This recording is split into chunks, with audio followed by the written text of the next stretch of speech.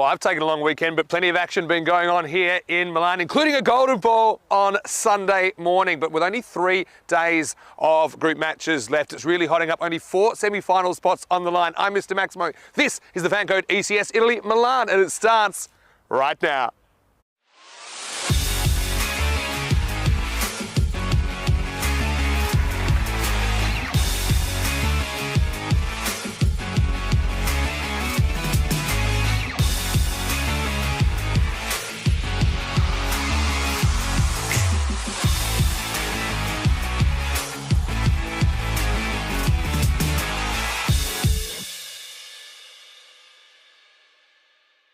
The European Cricket Series is proudly brought to you by HCL Software, Fancode, and Grizzly Bear Sports.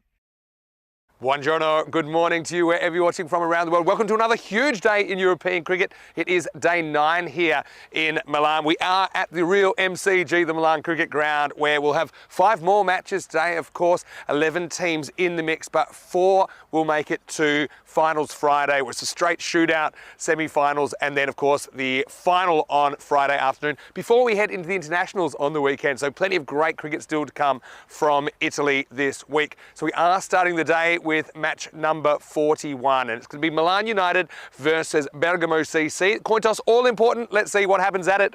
Rob Kemming has the 2 captains. Let's see the coin toss for match number 41. Your call.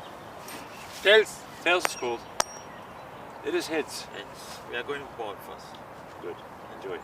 So Ishan Jayakody of Milan United has won the toss. He's elected to bowl first. Probably to do with the conditions. We'll talk about that in a second. Well, both these 2 teams, though, they have suffered 4 losses along the way. Milan United still have 5 games to play, though. So with plenty of matches in hand, it still is possible. Potentially 6 wins can get you into the semi-finals. But certainly I think both teams have not had the kind of tournament that they wanted so far. Bergamo CC, though, Baljit Singh, of course, that means that they will be batting first, and he's certainly a talented player to watch, and he's captained Italy in the ECC before. Don't think it's a bad thing to bat first, although, yeah, the outfield might be a little bit slow. A lot of rain overnight, that's the thing. Obviously, it's caused a few issues this morning. More about that in a second. But Bergamo, the same thing. They can get to 6 wins, but they need to be perfect from here with 3 matches left in their group campaign. So we're kind of getting to the stage now where teams are going to be finishing up their matches. Let's see how everything looks at the end of Thursday night, in which case we will make the chop, and 4 teams will survive to Friday. Conditions today, well, like I said, pretty damp in the morning, but I don't think we're expecting any more rain. 21 is the expected maximum temperature. Currently it's about 14 to get this one going. Danny Hudacek is in the commentary box, or the marshmallow as we've been calling it. Danny, you have been magnificent in my absence, but I'm back to help you out today. And both these teams, they need a bit of help, don't they? Because they really need the points. I think it's certainly curtains for whichever team doesn't win this match. Match 41, it is Milan United winning the toss. They've sent in Bergamo CC. Over to you. Let's get ready for the start, finally, the start of day number 9. Well, thanks, Vinny, and welcome to everyone from around the world. And good morning from Milan for this Fancode European Cricket Series here in Italy. A match between Milan United and Bergamo CC. Should be a good one. Bergamo. It's just as you see the ground staff coming onto the field. We've just had a word that the game's been delayed by 10 minutes. There's a bit of puddling around the pitch, so apologies for that. Just trying to put a bit of sawdust and sand around the bowlers' run-ups and around the edge of the pitch. But it should be a really good game here between Milan United and Bergamo CC. So we're going to have a look at a little recap of what happened yesterday in a very entertaining day's cricket. That was the first game between Ginebrescia and Trentino Acquia. Ginebrescia, business as usual for them. Big win against Trentino Acquia, who weren't really at the races yesterday. They were a little bit outgunned. The team from northeast Italy, and they went down 105 to 74. Mirza Umair there with a nice 29. Good scoring all round from the Brescia side. Then we saw Trentino Acquia again against Kings 11. and they went down to, or they beat Trentino Akia 102-65. Jagmeet Singh there with a nice 34. Picked up a couple of wickets as well. Just went to the pick of the bowlers for Kings 11. It was a good day for them as well. Kings 11. Next game we saw a very close game. We'll see that in just a minute. So Kings beat Trentino Akia by 37 runs. And it was an interesting day's cricket yesterday. We was threatened to be washed out at one stage with heavy overnight rain. That we had a nice full day's cricket. Cricket Stars came back. Ginebresha, really close game between Cricket Stars and Ginebresha, who eked out another win. They went 2 from 2 for the day. Cricket Stars, they just missed out. They're gonna find it difficult to get into that semi-final now after that loss, and then they saw them a little bit later again in the day. And even though Rashmani Sandhu scored a very nice 40 off 19 to give them every chance, Ginebresha reined them in with 3 balls remaining. So Ginebresha also went 2 from 2 at that stage. Match 4. Cricket Stars again against Kings. Kings again just in the last 3 runs. Cricket Stars very unlucky. 2 narrow losses yesterday. Cricket Stars, they played pretty well, but Kings 11 got ahead of them. Really good innings from Simranjit Singh, and he featured yesterday. And also Dipender Shekhawat, 2 for 10, did very well for the Kings. And the final game of the day, a bit of a classic really. It was a tale of very different innings. Kings in there were batted first. They were 16 for 5 at the 3 over mark after the power play. Simranjit Singh with a magnificent 63 off 28, and Abdullah, who ended up with a man of the match, contributing well, and they ended up winning that game.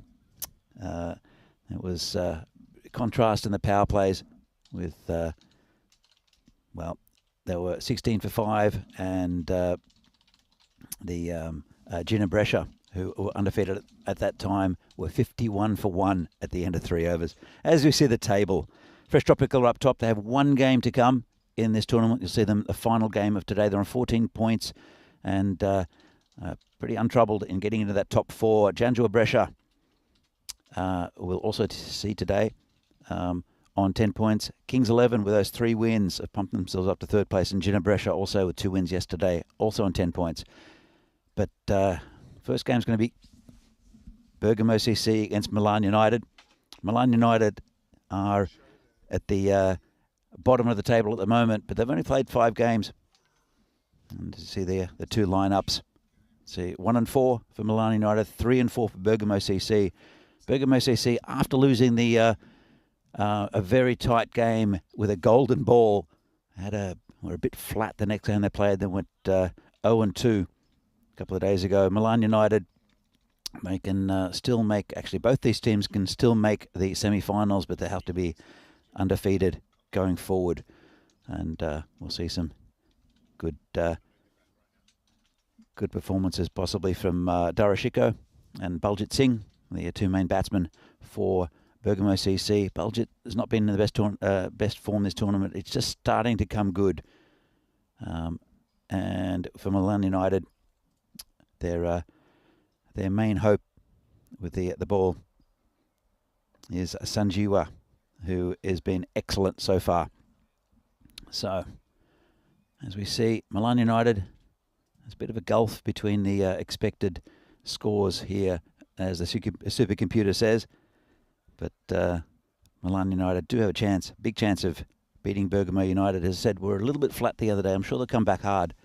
But Milan United, they're at the bottom of the table at the moment, but they have played fewer games than any other team. So as I said, there's going to be a little 10-minute delay to this game.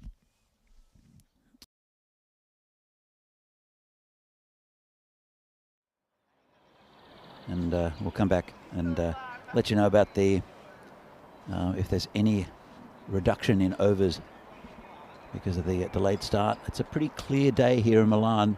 Bit of high cloud. You can see the Alps in the background for the first time in a couple of days, which is a good sign. So hopefully a clear day's cricket. But as I said, a little 10-minute delay.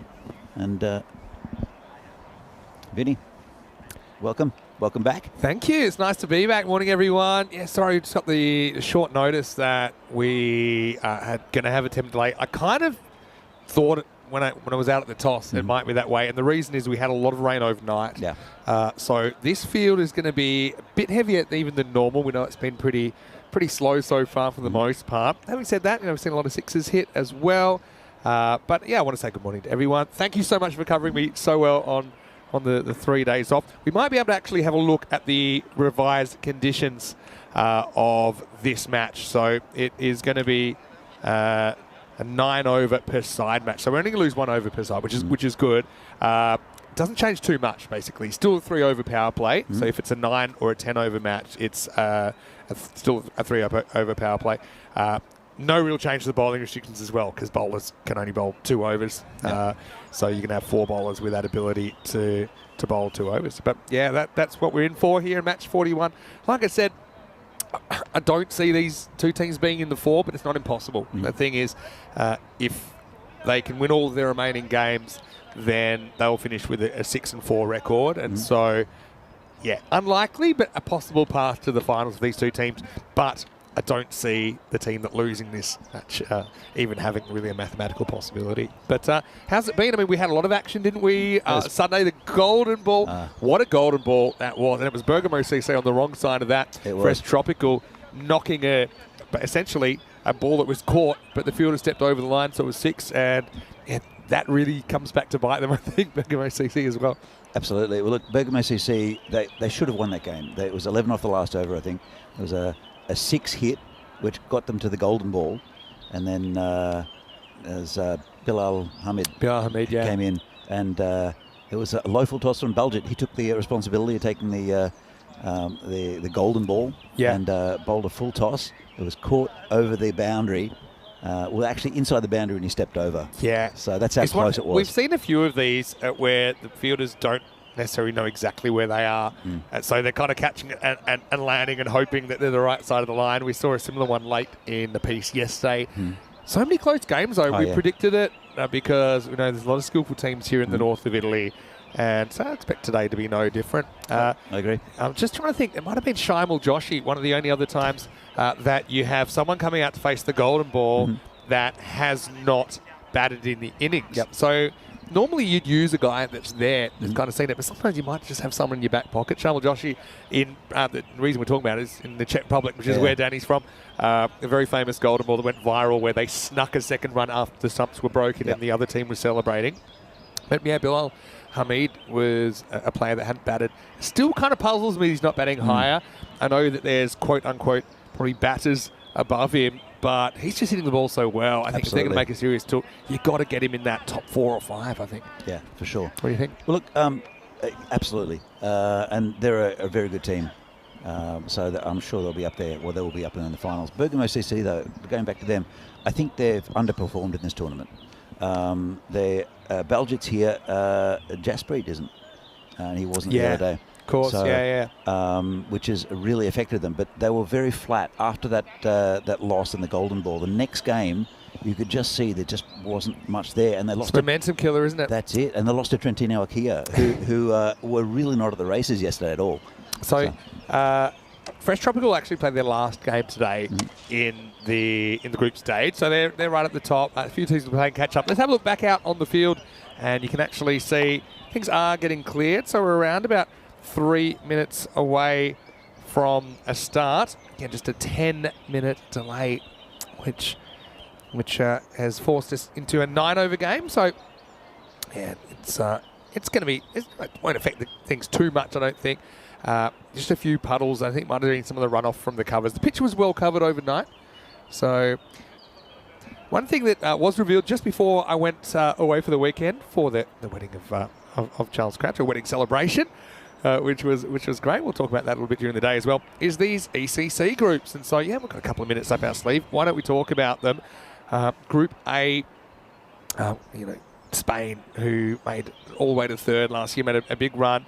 And it potentially lining up, you'll have Spain and Isle of Man going head-to-head in Group A. Of course, they played a very famous T20 international recently where Isle of Man were bowled out for 10 and Spain chased it in 2 balls. So the first ball was a no ball off the pitch and then there was a 6 and a 6. So that's certainly going to be an interesting rivalry. France we'll see this weekend in ECI action, so great chance to have a look at some of their players. Czech Republic, of course, your native country, and yeah, we're talking a little bit about the national team on the way here, weren't we? Yeah, Greece, one of 10 teams making their debut in ECC cricket. That should be a really good one. Any particular teams or groups that you're interested in following? Obviously, Czech Republic goes without saying. For sure. What sort of teams do you like to watch there? Oh, look, it'll be interesting to see the Group A. Spain are a very good team to watch, but I think the Jersey-Guernsey match-up in Group B looks fantastic, 100%. especially with Belgium playing Belgian ball as well. That'll be a really good group, I think. It's going to be a tough one for Croatia and Bulgaria, actually. Yeah. Italy, of course, Group C, and they've got a pretty tough one as well with Denmark and Sweden. No kind of British Isles teams, but still some very good players there to watch in the ECC. It's the Euros of cricket starting in about 148 days or something like that, I think. Anyway, let's get out to the middle. And what's the team sporting? Their Czech Republic colours of the bright blue and the red. Milan United out there. Again, haven't had a great tournament as far as the results go, but they've got 5 matches in hand. And I think you can't underestimate that. If they can put something together, they've played the fewest matches of any team in the entire competition. So if they can put a winning run together, they could still make it into the 4. Hard as it is to believe. And yeah, Bergamo CC, likewise, they're 3 and 4 with a net run rate of -0.6. But if they were to win their remaining 3 matches, then they could go 6 and 4, and you'd imagine they'd have a positive net run rate if they were to win all 3 of those games. It's going to be Kudama Duagi Sanjeeva to get us going. And just a reminder, maybe we can put up the match playing conditions as well. If you've just joined us, we're running 10 minutes behind schedule, and that is due to kind of some wet areas. But this is where we're at. It's 9 overs per side. Still a 3-over power play, and 4 bowlers will get the opportunity to bowl 2 overs. Of course, you don't have to bowl 2 overs. And, you don't have to bowl 4 bowlers for 2 overs each. You can bowl 9 bowlers, 1 if you wanted. But yeah, I don't think of match reductions, this is obviously the most minor. So almost ready for the start of day 9. Well, maybe fitting that we start with a 9-over match. Deep backward point and along off the 2 outfielders. Time to get going. The first one doesn't really get up from Sanjeeva. Hasn't he been a bit of a live wire? Milan United, for a team that are 1 and 4, they certainly have provided more than their fair share of highlights. And we've seen some brilliant catching from them, some Superman stuff. They're wearing the Superman colours, of course, for Bergamo CC. The Darashiko out there, he's off the mark straight away. Archam Javed, the upper opener, about to face up. Yeah, it's interesting they pumped Javed up the order. We've seen Pramod Sudhita mainly opening the batting with Darashiko. It's just been hit into the covers just for a single. I like taking on the ring for a 1 here because it is pretty slippery conditions. We had a lot of overnight rain. And so, I mean, that's pretty much hit straight to the fielder, but they still get away quite easily. You need a clean pickup and a direct hit, I think, to run you out from there, and both are pretty unlikely. Yeah, we saw a couple of direct hits yesterday, but we haven't seen that many in the tournament, to be fair. I saw a bit yesterday, and I got to say, I enjoyed the second face assist run out. Harkamal Singh, I think it was, to Shagawat for Cricket Stars. Yeah, just some great finishes. Oh, there is the direct pickup and missed direct hit, but this is a full toss. Yeah. It's going to be tough for everyone, I think, when it's a bit wet because the ball does get heavier. This might be the best time to try and hit the ball in the air right now before it gets too waterlogged. Oh, this is an outside edge, which is running away. It'll test the outfield, but it still will go for 4. The first boundary of the day, Darashiko aims to the leg side, hits it to the offside, and 4 runs the result for Bergamo CC. Darashiko is such an important player for this Bergamo CC team, both with the bat and the ball. But we haven't seen much of Archam Javed, especially not opening the batting. Yeah. What do you think he brings to the party, Vinny? Yeah, I just think he's a genuine hitter, and they, like I said, maybe it's the best time to try and go over the top with the field restrictions, with the ball perhaps travelling a little bit further before it gets too heavy. Yeah, so probably still see Bulge in his normal number 3 position. Pitched up and driven. And these balls that run along the ground, they can pick up a lot of water. And we don't really get too many replacement balls here, except if they go over into the potato field. So that's one way. If you can manage to get one over the fence, you might get a ball that's a bit drier, which I think, well, yes, it favours the batters. It's maybe a bit easy to hit further, but also, you know, the wet ball affects the bowlers and the fielders negatively as well. So I don't think anyone really enjoys when it's wet conditions. That one gets past the keeper. And yeah, even the keeper, Trishan Silva, where he's standing, it's not particularly easy. Of course, you're not wearing the metal spikes that you would be on a natural turf pitch. I just want to say a quick hello, though, to Rob Thompson, who's watching from New Zealand, and to Kroom, and to Ivan, who's with us, Nick Devonshire as well, to Kai. Well done on your first comment. And I've been watching and lurking a fair bit over the last 3 days. Milan United, well, just shows you their top run scorer, Ishan, only 59 runs. So it's that kind of tells you all you need to know, doesn't it? And, from Bergamo CC, and Darashiko, really important, like you said. He's their top run scorer. He's their second top wicket taker as well. Yes, Adida, not in the opening spot today. Sanjeevi, just saw him bowling his over. He's also got a very good economy rate of 7.8 over the first 5 matches for Milan United. So that's the first over in the bag. Time to get back to the action. It looks like it's going to be Ishan Charkodi who's going to bowl. Yeah, you mentioned Belgic before, and he's a very correct batsman. He just hasn't been much in good form. He's starting a little bit, but we saw yesterday and also the day before, some of the top batsmen in the tournament are very correct. They play straight and they're coming into good form. Simranjit Singh yesterday batted beautifully. Zain Ali for Chivadate has been fantastic, and also we saw Baba Hussain starting to hit the ball very cleanly, and that's when the top batsmen start coming up and really showing their worth in the tournament. Yeah, starting the second over now, and Jay Cody, like I said, coming in. So into the first, score was 7 without loss after 1.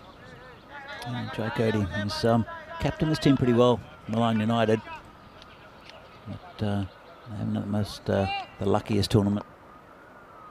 Down the bottom of the table at the moment. He's just been poked out to the gully, picked up cleanly. But they've played fewer games than any other team. Yeah. So maybe their position, well, with Albano, who went 0-5 at the start of the tournament, picking up 2 wins. Milan are at the foot of the table, but I don't think it really reflects the quality of the team. No, definitely not. I think if they were to make it from here, they can have all kinds of momentum going into the finals. This is hit straight and hit pretty well. It's a pick-up shot, 1 bounce 4.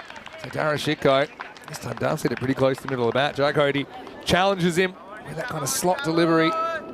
And a nice, powerful straight drive in these conditions brings him a boundary.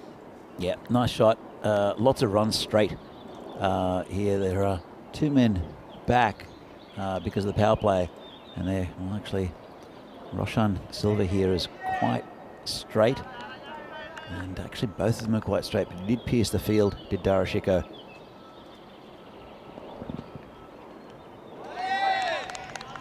Another area that produced a lot of runs yesterday was through third man. There's no one back there. There is a wide slip, in probably about a 4th slip, just to protect that area a little bit. But it's quite significant that different areas get targeted on different days. Well, yeah, well, finally we get the wicket, don't we? And it's been built up for a while as Bergamo CC taking on the outfield in the power play. Shows the man that's going to have to go. Yeah, driving in the air, but this time very good catch taken by Sanjeeva. Holds it well in these conditions. So first win of the day falls, and it's 13 for 1. It's a big wicket there for Milan United. Darashiko is the main man of the bat at the moment for Bergamo CC. We'll see him bowl as well. But talking about main men, here's Baljit Singh, as I mentioned. Really hasn't gotten going in this tournament, but he's a very correct batsman, and I think that's what you need here at this time with the tricky conditions. The ball might keep a little bit low occasionally. If you play across the line, you've got a chance of exposing your stumps and being bowled or LBW. It's happened so many times throughout this tournament. And as I mentioned, a lot of the correct batsmen are now starting to get some form, and this is exactly what Baljet needs, is a bit of form and some runs here for Bergamo CC to keep their hopes alive in the tournament. Yeah, no doubt about it. They've got a fairly straight kind of wall of outfielders for Baljet. Swings at this and misses first up. Cody to wobble a little bit into the second over. It's a pretty good one. Did bring the wicket of Darashiko 2 overs into this 9-over contest. The score is 13 for 1. Yeah, pretty good start here for Milan United. It's a big wicket out of Darashiko. And let's have a look at the table. You can see Bergamo CC is 7th at the moment. They're 3 and 4. They've still got an outside chance of getting into the finals. Yeah, I'm looking at the loss column. So teams that hit 5 losses, I think they've got pretty much no hope. Even 6 or 4 probably won't be good enough to get you in unless you've got a really good net run rate. But you can see both these two, I suppose, with a, when they say a snowball's chance in, you know what, of getting there, but they'd have to be perfect from here. Sanjeeva's going to come back in over number 3. And it's a drive that gets through the field. I don't know if this will go, though. It's going to pull up. That kind of illustrates our point about this outfield being pretty wet. Well, come back for a couple. If you look at the tables, only 2 teams who have lost 2 games. Fresh Tropical are pretty much there in the top 4. And they've lost 2. They're on 14 points. But and Janjul Beshra have only lost 2. But Kings and Gina Brescia CC, Chivadate have lost 4. So there's 3 teams that have lost 3. If they lose another game, they're in that same column. Yeah. So they'll have to play well, all these teams, to get into that top 4.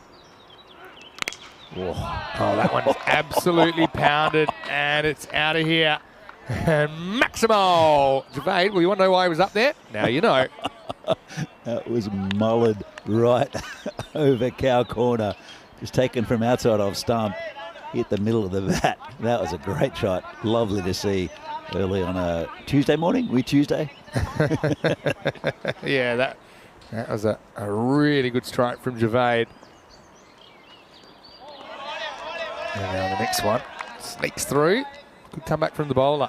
Yeah, very good. He's a good bowler, Sanjeev. He's easily the pick of the Milan United bowlers. And we'll have to see what they come up with afterwards.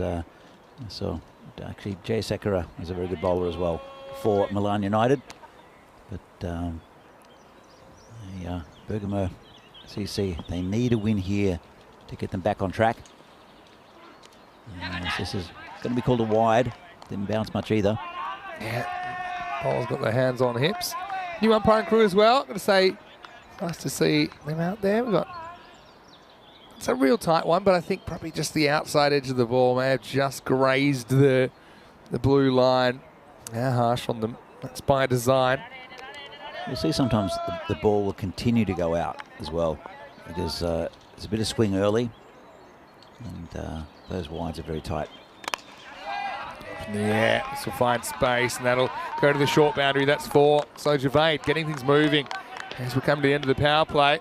Sanjeev just offered him a bit of width there. Decent shot as he's able to kind of manoeuvre that one up and over point, and another boundary for Bergamo CC. It's a pretty even power play, actually. 26 for 1. It's a big wicket, that of Darashiko, but 26 so far. It's pretty good going for Bergamo CC. It might get up to about 10 and over. Yeah, this is well bowled. Oh, Baljet's up the river and he's going to be gone. And so it's a miscommunication. I think it's a slight concentration error from Baljet, who was just kind of wandering with the hit. Javade, not sure if he ever kind of represents that he'll be going for the run. Let's have a look at it on the replay. I think he says yeah, but then quickly tries to turn Baljet around, but it's too late. And there's that pick up and direct hit. Nice work from Fahad Mohammed. So that's a big blow, isn't it, for Bergamo CC, who lose their skip up for a duck.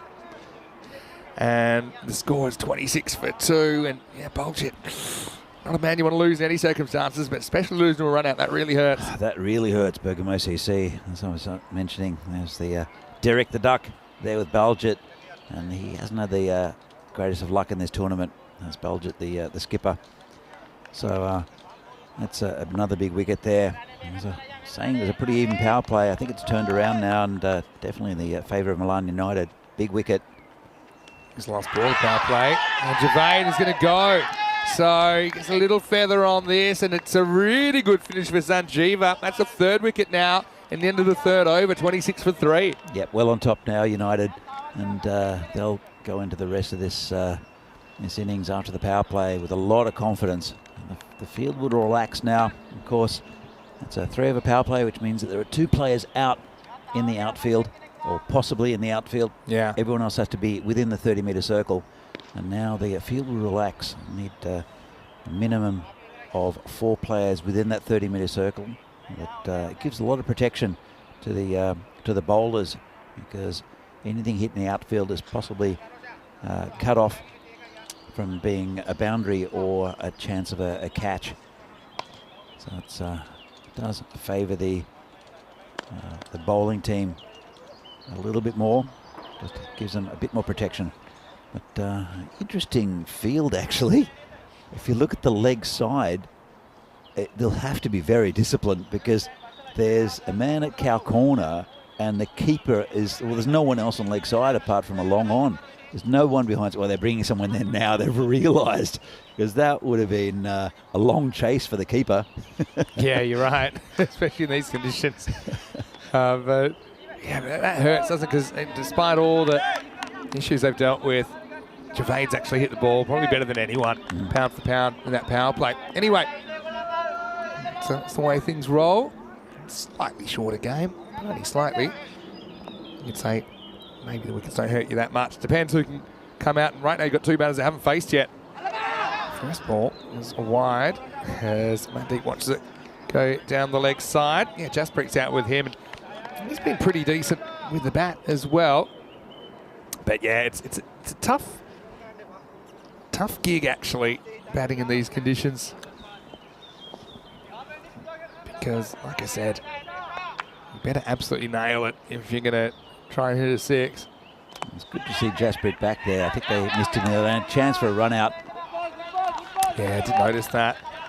He's a bit MIA, Jaspreet, but he's a guy with Italy national team experience. Don't forget, you get to see the Italian national team in action in the T10 format this weekend against France and Romania. Looking forward to that. It'll be really good. Should be really good. I want to say hello to Julian Dawson as well, who's joined us in the chat. Nice to see you, Julian, as usual. Nick saying good morning to Derek as well. Well, I don't really understand Roshan Silva. He's got away with a couple here because he doesn't have much protection on the leg side, and 2 of the 3 balls he's bowled have been wides outside leg stump. Yeah, that's true. He's also sneaking across quite a long way, Mandeep. Got to be careful he doesn't get bowled around his legs. I've seen that happen on occasion in this series.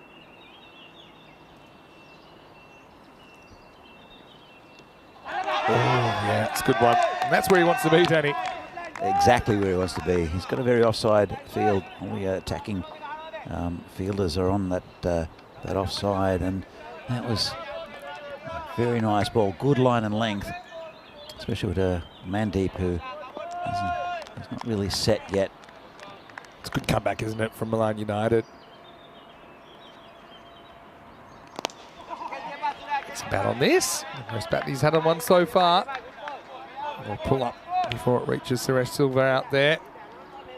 But Milan United, they're a team which have been kind of around the traps a couple of times. But in Milan, in the last couple of years, because they've been one-week series, but still normally involving quite a lot of teams, some teams haven't got a lot of games. Yeah. So I think they played 3 matches in 2021, maybe about the same last year.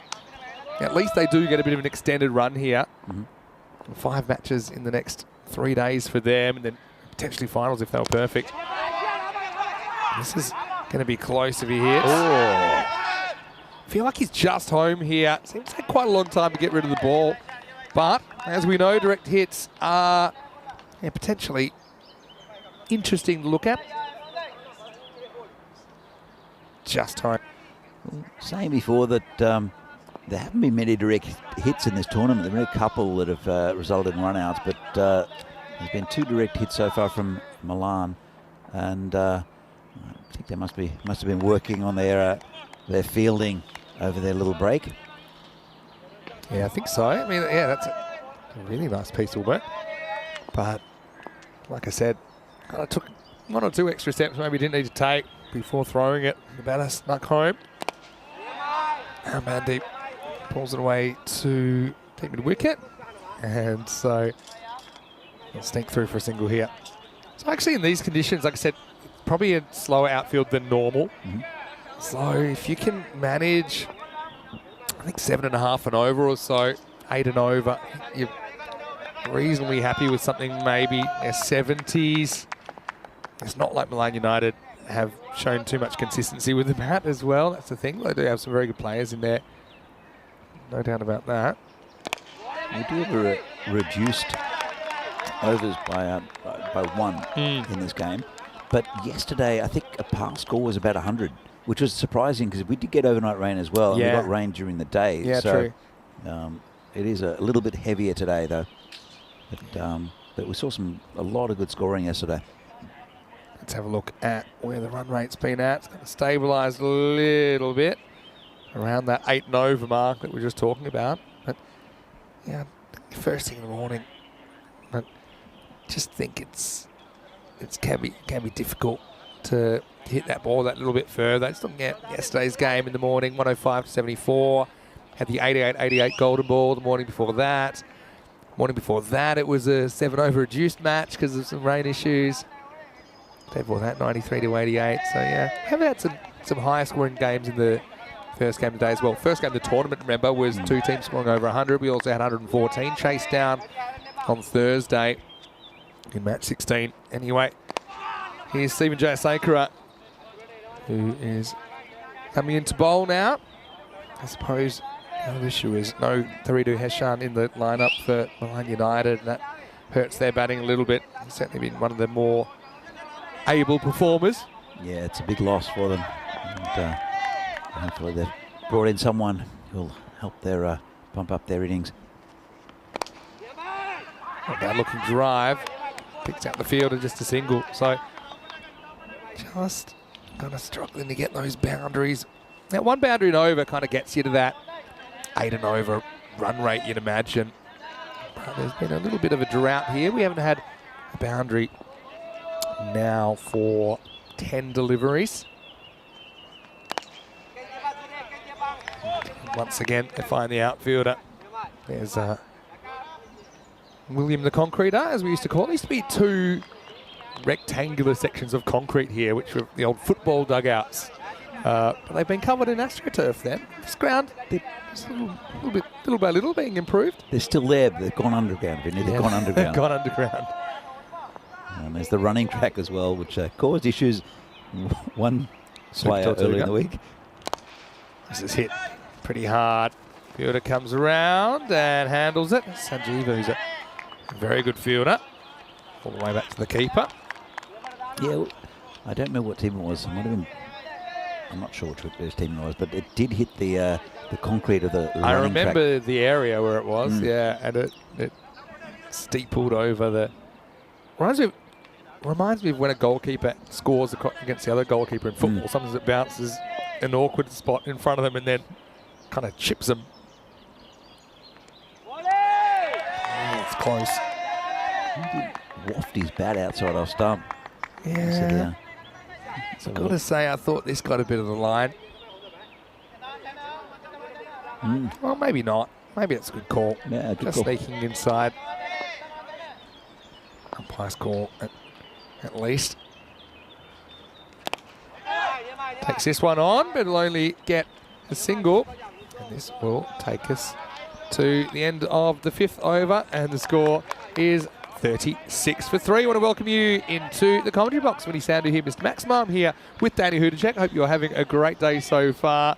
And yeah, really looking forward to 5 T10 matches once again into the last 3 days of group play. So we are going to really see things tighten up because 7 teams will be chopped at the end of Thursday night. Absolutely, especially the teams who have really pushing for those top 4 spots. I think we'll see some great cricket and some very close matches. We've seen a lot of really close matches in this tournament too. Yeah, I think, pound for pound, I don't think you could see a tournament with more close games and games going right down to the last over. Some really exciting finishes. Of course, 2 golden balls already.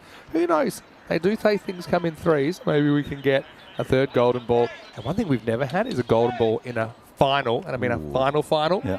If you're ever going to have it, could be here in Italy. Anyway, let's get back to the action because it looks like it's going to be time for over number 6. And it's going to be Ravindu Senvaratne who's coming in to bowl. First one just wafted across. And not going to get a run there. So can't be easy for the spinner in these conditions as well. Well, if there's any moisture on the pitch, it'll skid through.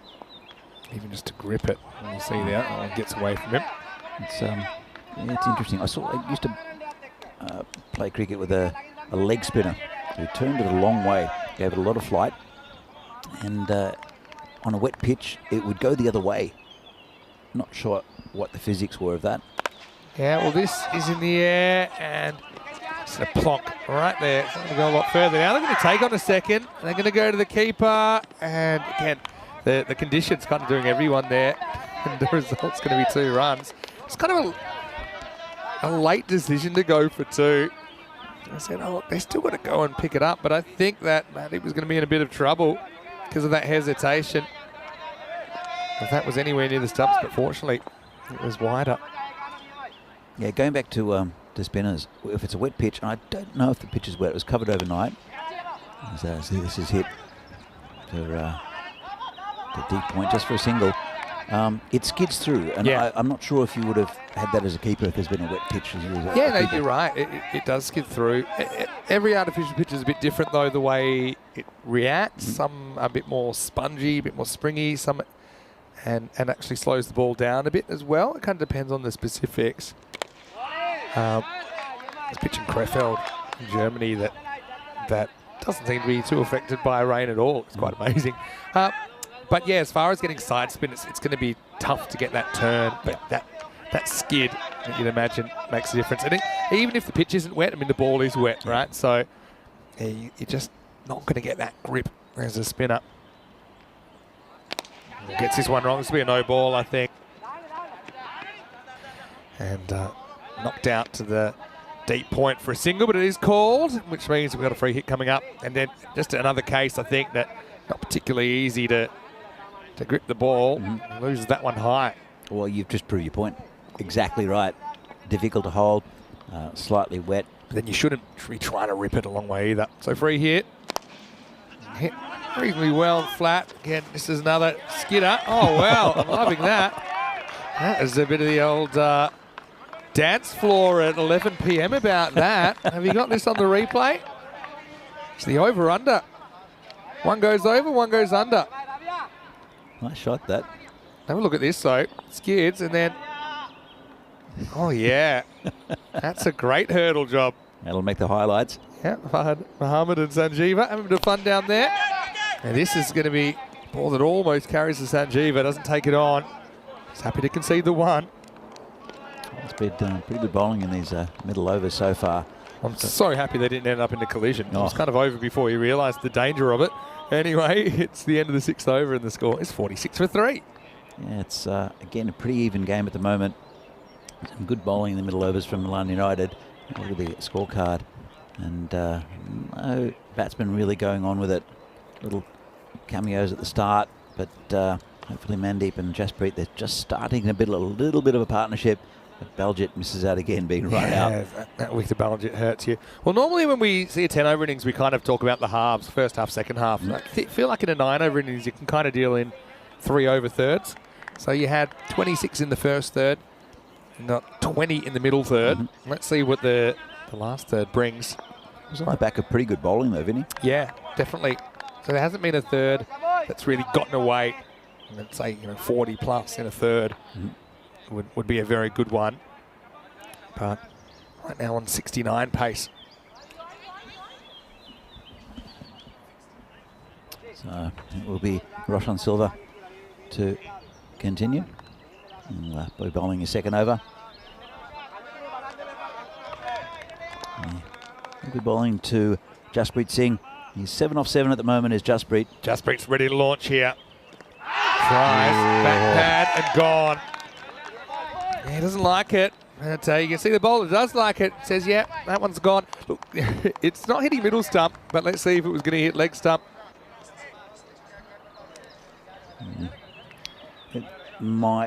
It probably was hitting leg stump. Let's have another look at it.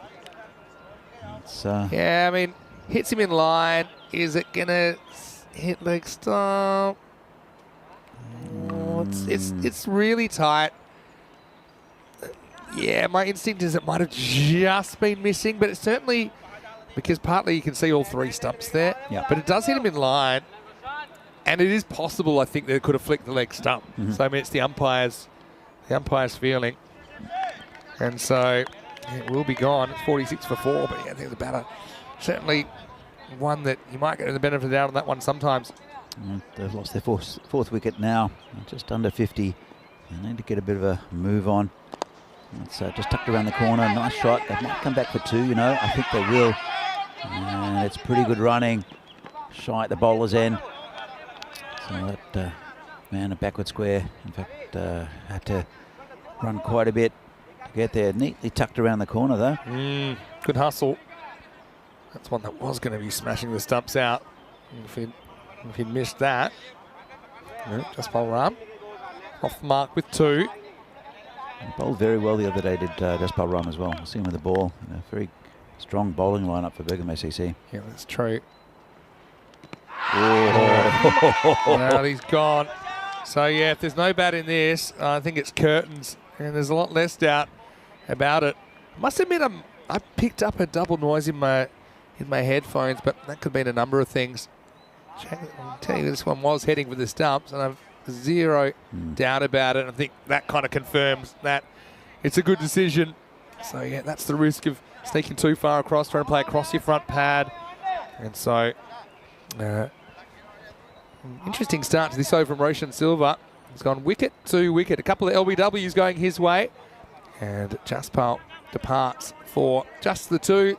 Have a look how quickly his finger goes up. He had absolutely no doubt the umpire. And you have to be 100% sure as well as an umpire. You can't just say that might be out. It has to be that is out. Itchy finger to that time.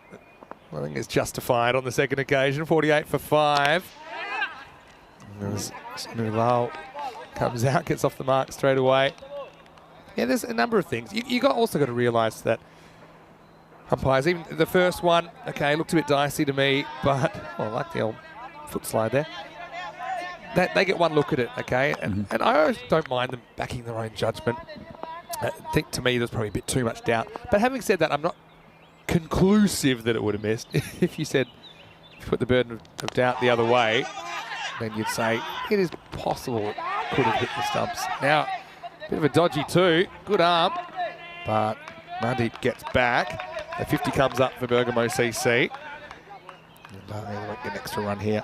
Here's one thing he missed during the weekend is that both the keeper and the bowlers absolutely destroying stumps. There's 2 that went down then, but so many times saw all 3 stumps destroyed. Yeah, and the further we get into this tournament, the more difficult it is to set them up. And we got the secret formula, the Cartmer compound, as we call it, which helps jam the stumps in a bit more. But yeah, it's a tough one.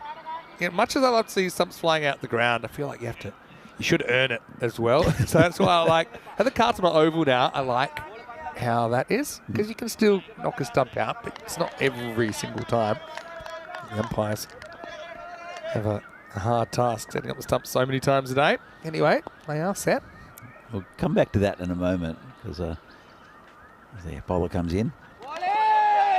Ooh, that one would have been out. He completely overbalanced. Now they're going to get a bye.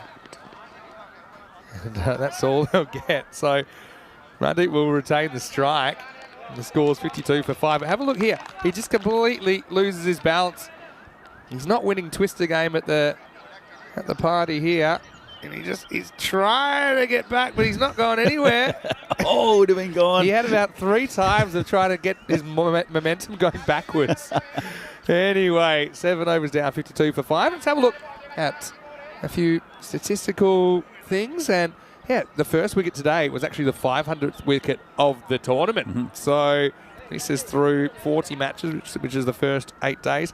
Now, Zayn Ali is the leading run scorer, and he has the highest individual score of 77. Jagmeet Singh of Kings 11, the leading wicket taker. And yeah, the highest score was way back on day 1. It was Zayn Ali that was critical in that 143 for 5 from Chivadate. That was a high-scoring match all round as Albano scored 95 in response. So we are 13 runs away from 7,000 runs as well. That could come up before the end of this innings, you'd imagine. Anyway, 2 overs to go. This 9-over contest to start the day. Ratner comes back on with his off-spin and goes for a single. You know, they say in a 9-over game, it all happens in the 8th. So here we go. Sonny Lal. You're hoping to get something he can lift up and over the top. Steady. French cuts one back past the stumps. That's the opposite of going over the top. Dodgy inside edge. Yeah, it was a bit dodgy and also turns blind. And, I mean, they're looking to run hard. I mean, when it's hard to hit boundaries, I think the run between the wickets becomes crucial. Especially in the last couple of overs. I feel there's batting to come. And I think they're looking for some runs that probably aren't there. But that's a risk you take towards the end. Throws his hands at this and he's gone. So, well, he likes it, doesn't he? Jayasekara in the right spot at the right time. He had a bit of a juggle himself. It's a ball that might have even been called a wide. All good here. And he just didn't have that control reaching. He had to take one hand off the bat to pretty much reach it. And I don't really know what that is. That's a little bit of a jig. Almost like the slalom at the Winter Olympics there, going down the hill. But it is the 6th wicket, and it's 54 for 3. This will bring Kamaljeet Singh to the crease. Yeah, look, it's a good effort so far from Milan United. And Bergamo, after losing those early wickets, especially Darius Hiko, and then that run out of Baljit Singh, just really haven't got going yet. Over and a half to go. Kamaljeet, he was the man, if I'm not mistaken, that caught the golden ball the other day. Then stepped over the line. Still no Sedita. Interesting. He hasn't batted in the top 8 here. I don't know if he's got a bit of an injury that's hampering his batting. He's opened the batting for a whole tournament for them. That's what I mean. Is there something specific? So it'll be. I think this has got to be interesting. This must be a no ball for height because it never bounces. So let's have a look at it. Yeah, that's what it's for. It's for no ball above the waist. Or waist or above, technically. Free hit coming up then. And, free miss. Kamaljeet lines up but can't make any contact. So Ratner gets out of jail. There's an opportunity missed, and they need the runs, don't they, Bergamo at the moment. It's just not enough. I said we saw a lot of scores around 100 yesterday. I'm not going to get anywhere near that. He gets under this, but I don't think it's got the journey. Won't be an easy catch at all. And it's been taken. And so, Kamaljeet, he went for the fence in one of the longer pockets of the ground. But Bergamo CC lose a 7th wicket, and the score is 55 for 7. We've seen a lot of wickets in this tournament, and a lot of teams just dramatic collapses. I saw a game earlier in the tournament where both teams lost 8 wickets. 16 wickets went down for 30 runs in the first golden ball game of the tournament. But we've seen some dramatic collapses, and Bergamo CC, I wouldn't say this is a dramatic collapse, but it's not a great one either. 55 for 6 now. And really, I think Milan United are giving him gifts as well. It's not really good bagging at all from Bergamo CC, and still no Sudita. It's notice that the time's up as well. I don't know if they've added the extra minute which they would get for taking a 7th wicket. came back up there with 2 minutes. Okay, so So- there we go. They've just added it, so they should be okay. It's be a wide. That hurts them a little bit. There we go. So yeah, every time there's a wicket after the 5th wicket, there's a minute allowance. So that's kind of what saves them, I think, on this occasion. I haven't felt that it's been a slower over rate, though. It just Hasn't felt like it, yeah. But the clock doesn't lie. You can't argue with time. You're back from the brink. Last ball for Ratner. Does have a couple of wickets for his name. Might have a third one here, and he does it. Oh, that's a wipeout job from Jai Cody. And he had it, but when he hit the ground, it spilled out. And so, again, check this one out on the replay. Had it. Oh, didn't have that much of it in the end, I suppose. It will be a single. Shazad's off the mark. It might have been gone for a golden instead. 57 for 7 after 8. So, yeah, I mean, you can get 10 off this. It's competitive. I wouldn't say it's a great score. I talked about the kind of 7.5 to 8 and over that's just eyeballing it. I just think it's hard to hit boundaries this morning. First game of the day, they did find themselves 7.13 as the run rate. But, yeah, those 4 wickets in the last 2 overs, turning the batting order over pretty quickly. I kind of agree with you that it's a competitive score because you can't get boundaries, but they'll have to bowl very well, Bergamo CC. Definitely. Well, maybe everyone's all right there in the tower. Here we go with last over. And the first ball's a wide.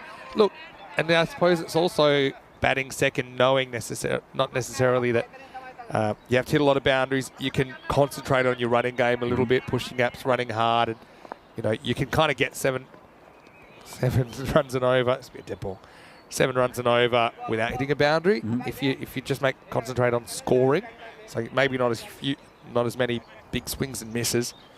The batter might have just had something in his eye there, so that's why he pulled away. And As I said before, I don't think the conditions are too much different to what they were earlier in the day yesterday, and there were lots of runs scored. Well, this one is going up in the air. It should be taken, and it is. So in danger of running out of wickets here. Jay Sakra, he's got his dancing shoes on, doesn't he? Here on day 9, Jay Cody with his 2nd wicket of this match. And the score's 58 for 8. Yeah, it's really going Milan's way. They've taken most of their catches, and it's just not been any fluidity in the innings at all from Bergamo CC. Good word. But that's why I totally take your point that there's been higher scores in these conditions, but I just think that's kind of bucking the conditions a little bit. You need a guy to come out and really drill them. You have one batter that comes out, makes a big score, that can get you over that 10 and over rate. But I think as you can see with the new batters coming out, it's a real hard time. There's something to run, comes out at 10. I think what we'll see, which will be a good indication with Bergamo CC, I mentioned they were very flat after losing the golden ball against Fresh Tropical. And we'll see it in the way they take the field, I think, Bergamo CC. Yeah. You'll see it in their body language, whether they've resigned themselves to the fact that they can't make the finals. They still can. Yeah.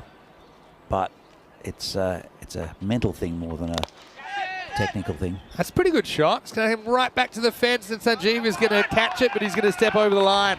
Maximo! Again, it's just a bit of hope from Sanjeev that he's in the field of play. And don't necessarily mind this. If you don't know where the field is, then catch it and hope for the best. And it's just that last step. And then, of course, then an extra step, he's over the line. But this is where, if you knew where he was starting, you could maybe jump and try and keep that one back in play. The next one, he's going to send him back. Sunri Lal deciding, well, I've hit a 6, so I want to stay here. And with 2 balls to go, up 65. Well, there's an important stroke. It just pumped the score up a little bit. Yeah. 65 now. But added 10% of the score in one shot. I like the way that Sanjeeva looked back behind to see where the rope was, and it was in front of him. And he didn't see any rope behind him, that's for sure. But yeah, if you were kind of static inside the line, you knew that's where you were able to start from, and maybe you could make a play of it. This could be another wicket drop, though. Probably wants 2 here. I'll be taking it on and have to run him out, and they don't. Again, that's good running from Sonula, reading the play. They had the wicket to play with. And yeah, really, that's on the fielder. He put it down initially, but then he kind of ignored the ball. So they're able to scramble back for a second. Every run counts. He looked up saying, they're not running, are they? But then, yeah, should have been out anyway, but a tough throw for the keeper to handle. Swing and a miss. Should be gone, you'd imagine. And it will be gone. So they get the one extra off the second last ball. They don't get anything off the last. 67 will be the score for the loss of 9 wickets. Sonu Lal, with that handy Maximo, he's able to contribute 10 to the cause. Smart work from the bowler. Just running it in, not trying something crazy, like throwing at the stumps from 3 or 4 metres and missing. So, yeah, 67 the score, 68 the target. And that kind of translates to around about a 75 score in a 10-over game. So, yeah, very defendable, but I agree with you 100%, Danny. Let's see what kind of energy there is about Bergamo CC when they hit the park in the second half of this game. A 9-over match. It's an N9 game to start the day here on day 9. Bergamo CC inserted. Certainly didn't have an easy time of it. Narashiko came out there. That was a fairly clean strike, but they were few and far between early. Ended up getting caught at cover. Pretty well held by Sanjeeva. And, man, this disaster. Baljit run out after he'd only faced 1 ball. Nice bit of fielding from Fahad Mohammed. So, look, they do have a defendable score on the board. It wasn't spectacular, especially when Javed went. He was one guy that was hitting the ball better than most as well. A little bottom edge to the keeper. But still, they're near enough if they're good enough. 2 teams that desperately need the points here to start the day. You're absolutely right, Vinny. As we see that little hurdle, which is one of the highlights of this innings. And a couple of LBWs there to Roshan Silva. But good effort from Milan United, to be honest.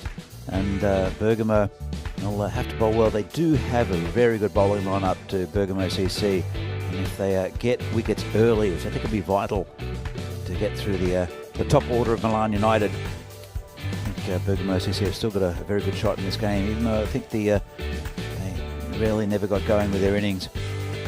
But Milan United, all credit to them. They took 9 wickets. And that was part of the reason why Bergamo CC really never got going in this innings. That, and they lost 2 of their top batsmen in Darashiko and Baljit Singh very, very early. As we see their final ball, the comfortable run out. So, just have a look at the scorecard in a moment for Bergamo CC. We'll see that no one really got going. Darashiko 11, Javed on with 14, Mandeep with 10, and also Sonu Lal with that 6 at the end on with 10. There were 6 wides, but really it's a story of Darashiko and Baljit Singh, also Javed up the top, who just didn't get enough runs between them. It wasn't a great start for them, especially with the run out of Baljit. And 67 for 9. We'll see if it's enough. About 7.5 and over they went for. Tough conditions though, a little bit heavy the outfield because of the overnight rain. Let's have a look at the bowling. The Milan United, they bowled pretty well. It's pretty tight. Let's have a look at that in a moment. Here we go. And Sanjeeva, a little bit expensive actually, considering he's normally the pick of the bowlers. Just went for a couple. Javed hit him for a big 6. Jai Cody, the captain, bowled well, 2 for 16. Also 2 wickets for Roshan Silva, 2 for 10. And at the end with Ravindu with 2 for 15. Jai Sekra was pretty good, just 5 off his over. Only bowled 1 because of the reduced over game, only 9 overs. So in this match 41 from the Fancode European Cricket Series in Milan, here's the match summary, just to give you an idea. 68 needed of 54 balls. It's been just a reduced start to this game because of overnight rain and just a bit of puddling around the pitch. So down to 9 overs a team, but 68 needed, 9 overs for Milan United. Bergamo CC got a very, very good bowling lineup, so we'll see if Milan can get the 68 they need, or whether Bergamo can stave them off. Both teams still fighting for that 4th place in the semi-finals. We're back here in a few minutes' time in Milan for the second innings of this game. See you soon.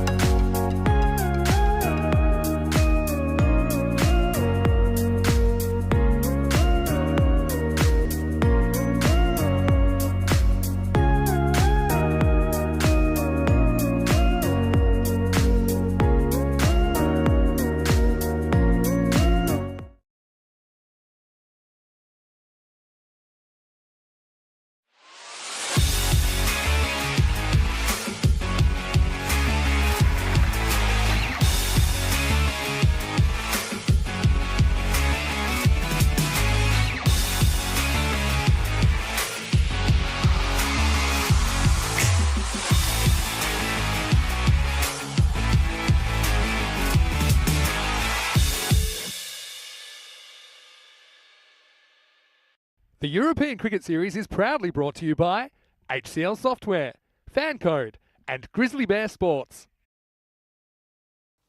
And welcome back to this Fancode European Cricket Series match between Milan United and Bergamo CC, live from Milan, Italy. It's match 41. We're at the business end of the group stage, and Bergamo CC posted a score of 67.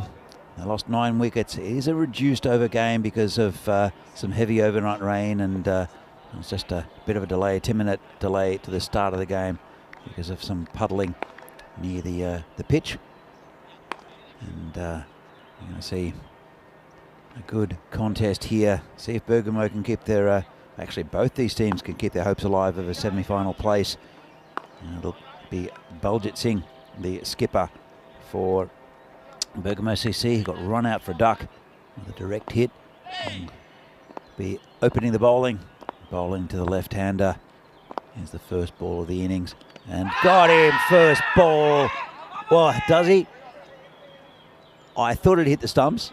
Then I thought it was LBW. Well, it was a big appeal. It looked pretty adjacent. Let's have another look at this one. And pitched outside leg, missing leg. Well, I got a bit too excited first ball. Baljit, he'll come in again. He's bowling to Sanjeeva. And this one's been tucked around the corner, just a single. And 68 the target. And as you can see, it's 9 overs per side now. 3 over power play still. 4 bowlers may bowl 2 overs, so it's not much of a change. Just 1 over less. And I'll have to bowl pretty well, Bergamo CC, to reduce Milan to under 68. Baljit comes in again. This one's a well-pitched ball outside off stump. Bowling to Suresh Silva.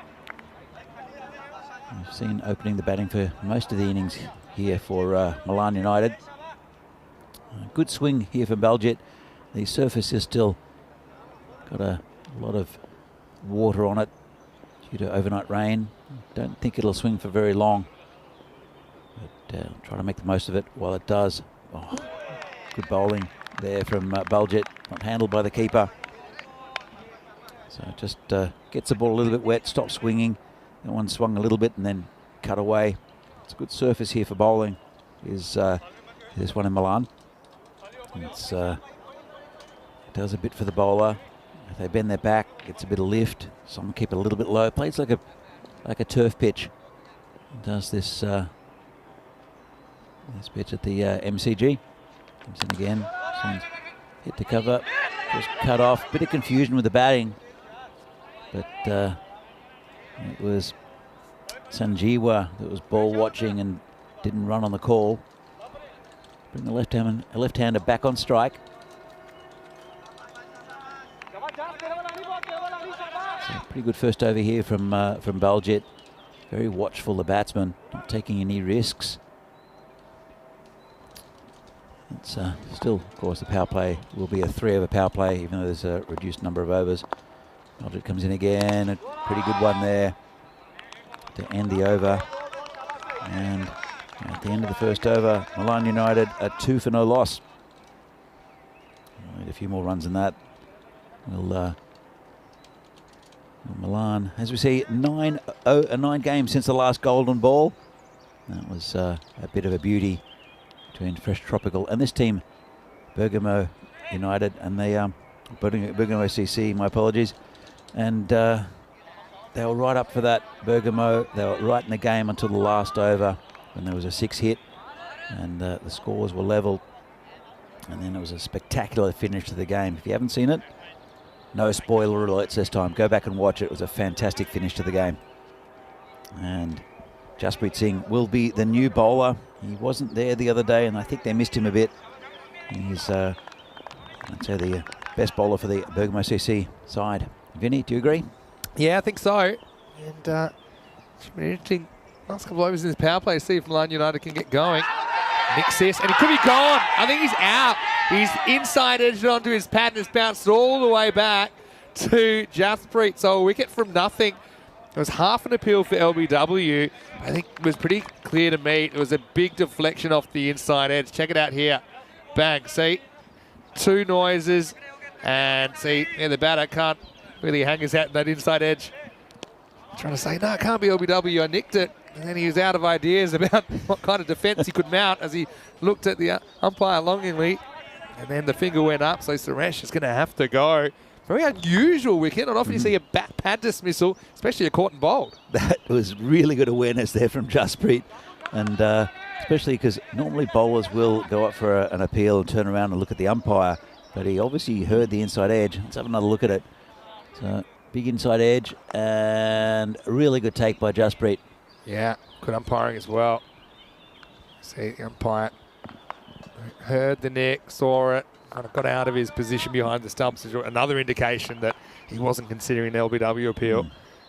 And yeah, Jaspreet did pretty well to spot that hung in there a long time. So bit of an unlucky one for the batter as well, because just hit his pad at an angle where it popped up and hung up there for a long time. So 2 for 1 and a very strong start to Bergamo CC. Maybe they'll feel that's kind of luck factor going their way as well, as we're going to rock into the next phase of the game.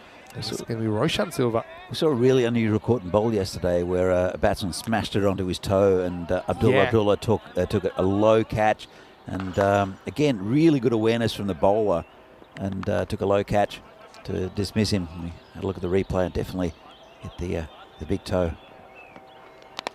Wow, this could be another one, you know, hanging in the air, should be, and gone. So just like that, Jaspreet's on a hat trick, and Roshan's going to go for a golden duck. And so disastrous start now, Milan United 2 for 2. Yeah, look, they missed him the other day. He's come back to the team, Jaspreet, and he's showing his quality. And Milan United, just in the second over, seem like they're in a lot of trouble. There's a long way to go in this game, though. But Bergamo United, you know, we mentioned how will they look in the field. They're looking pretty good. Yeah, they are. A bit of a Sudita update. He wasn't feeling particularly well, so that's why we don't even see behind the stumps here. They've got Kamaljit Singh behind the stumps. But there's the golden Derek, every batter's worst nightmare. Milan United certainly behind the 8 ball now at 2 for 2 in the second. And Jaspreet Singh, I'm sure he'd love to join the Hall of Fame. If he could get a wicket this ball, it'll be hat-trick taker number 12 of the year. So it's going to be the captain, Ishan Jayakody, facing him. Of course, we had Rajmani take 1 for Cricket Stars against Trentino Aquila back in match 12, the only hat-trick so far of Milan. Here we go. And it's a kind of late-ish square cut. Jayakody gets off the mark and breaks the tie. 3 for 2 now. Yeah, great start here from Bergamo, and they need a steadying innings from these two, Sanjeeva and Jayakody. And the skipper coming out, I think, is the right time for him to come out, even though he probably wouldn't have liked to have come out to face the bowling for quite a few more overs. But he's got a good head on his shoulder, does their skipper, Jayakody. As Jaspreet comes in to bowl again. This one seems way a bit quite a wide. I admit, didn't strike me as that wide when I first saw it. Let's see what we think it's pretty harsh. But I mean, the batter's kind of snuck outside leg stumps. It probably looked a bit wider than it was with that away movement. By the time the keeper takes it, it's well wide of the line. But I think he pinpointed where it was at the popping crease. Might have been a bit of a harsh call on bowler, but I don't think Jaspreet will mind having an extra ball at this stage. This one, a little bit close to Sanjeeva. And so it's a very interesting kind of period of the game with Sanjeeva there. I mean, he's a guy who can whack it around, but he's had a less than fast start, put it that way. Jaspreet, what an over, 2 for 2. Talking about the thirds, weren't we? The 3 over thirds in the first half of this game. Come back to that in a second. Now he's after it, and this one is smashed long and high and out of here. Maximo! But might have been a pretty bad start, but a couple of those, and they're right back on track. So, yeah, what a good shot that is from Sanjeeva. Lovely shot, and they needed that just to get them going, get the ball rolling in this innings.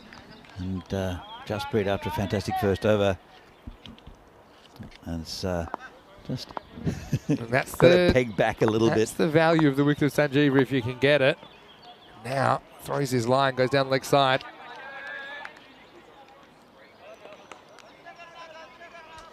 Justpreet, certainly a guy we've seen do some mercurial things in an Azuri shirt as well. Mm-hmm. And yeah, Sanjeeva, that was a class shot, wasn't it? He might have had 4-dot balls before that, but absolutely smoked that one. It was all the way up to us almost. Yeah, it's he doesn't often get treated like that, does Justpreet, especially with a new ball. Last ball to second. Sanjeeva again misses out at the off stump. So, well, all things considered, still a good start for Bergamo CC, but there was one shot in anger there. 11 for 2 after 2. Just looking at the table, we kind of have this theory that if you lose more than 4 games, you're out of the running. As for both these teams, they have lost 4 games. Milan United, hey, they're 1 and 4, but plenty of games in hand. Fresh Tropical, they'll play their 10th and final game a bit later on today, so they seem a lock for the top 4. Jandra Brescia, who are in second, we'll see them in the next game against Trentino Aquila. Another one of those teams that have 4 losses. So those teams with 4 losses, they've got to be perfect, I think, to have a shot. Baljit comes into the attack. First one moves away a little bit. Just be a single. It's just interesting just looking at that table. They've lost a couple of games, have Fresh Tropical, but they're on the top of the table, 14 points, but their net run rate's not very good, and it shows that they've just been eking victories. And that's what a good team does, is they, even if they're not playing well, and I don't think they're at their best, Fresh Tropical, but they've just been eking victories, like that golden ball, for instance, and they had a tight win later in the game. Very good observation, Danny. He's hacked away from off stump, but won't get a run. Yeah, winners win. As one of my teammates used to have this expression where basically saying winning's a habit. Find ways to win games. And golden ball game's a good example of that. Baljit was the man who bowled that golden ball. Have a look at this. Sanjeeva's a long way out of his crease. Let's have a look at, he's a good, healthy step out of his crease, isn't he, there? Wants to get the front foot this time. He goes back and he punches it over the top. May have got a finger on that, the fielder, Darashiko. And then we just have a wipeout. So Dara's looking a bit sheepish there, but the result's going to be 2 runs for the batting team. That was just over the top of him. I think he could have probably taken that. I feel like it was a little bit high, wasn't it? I feel like he must have touched it, judging by how quick the ball pulled up. Then, well, they say get down low when you're trying to field those. Can't get much lower than that. Been the issue sometimes, been a bit loose in that off-stump channel, or just outside off-stump when it's been pitched up a little bit. Baljit wearing his sleeveless vest there. These teams are all pretty well dressed, I've got to say. I like these kits. I like all the kits that have been on display. They've been fantastic. Fair few of the alternate strips coming out as well. Oh, yeah? I don't know, we'll see Trentino Aquila in their yellow, predominantly the yellow number coming up, and Jandra Brescia in their blue strip compared to the red that they were wearing earlier in the week, earlier in the tournament. This time he walks at it and he's going to get 6. What a shot.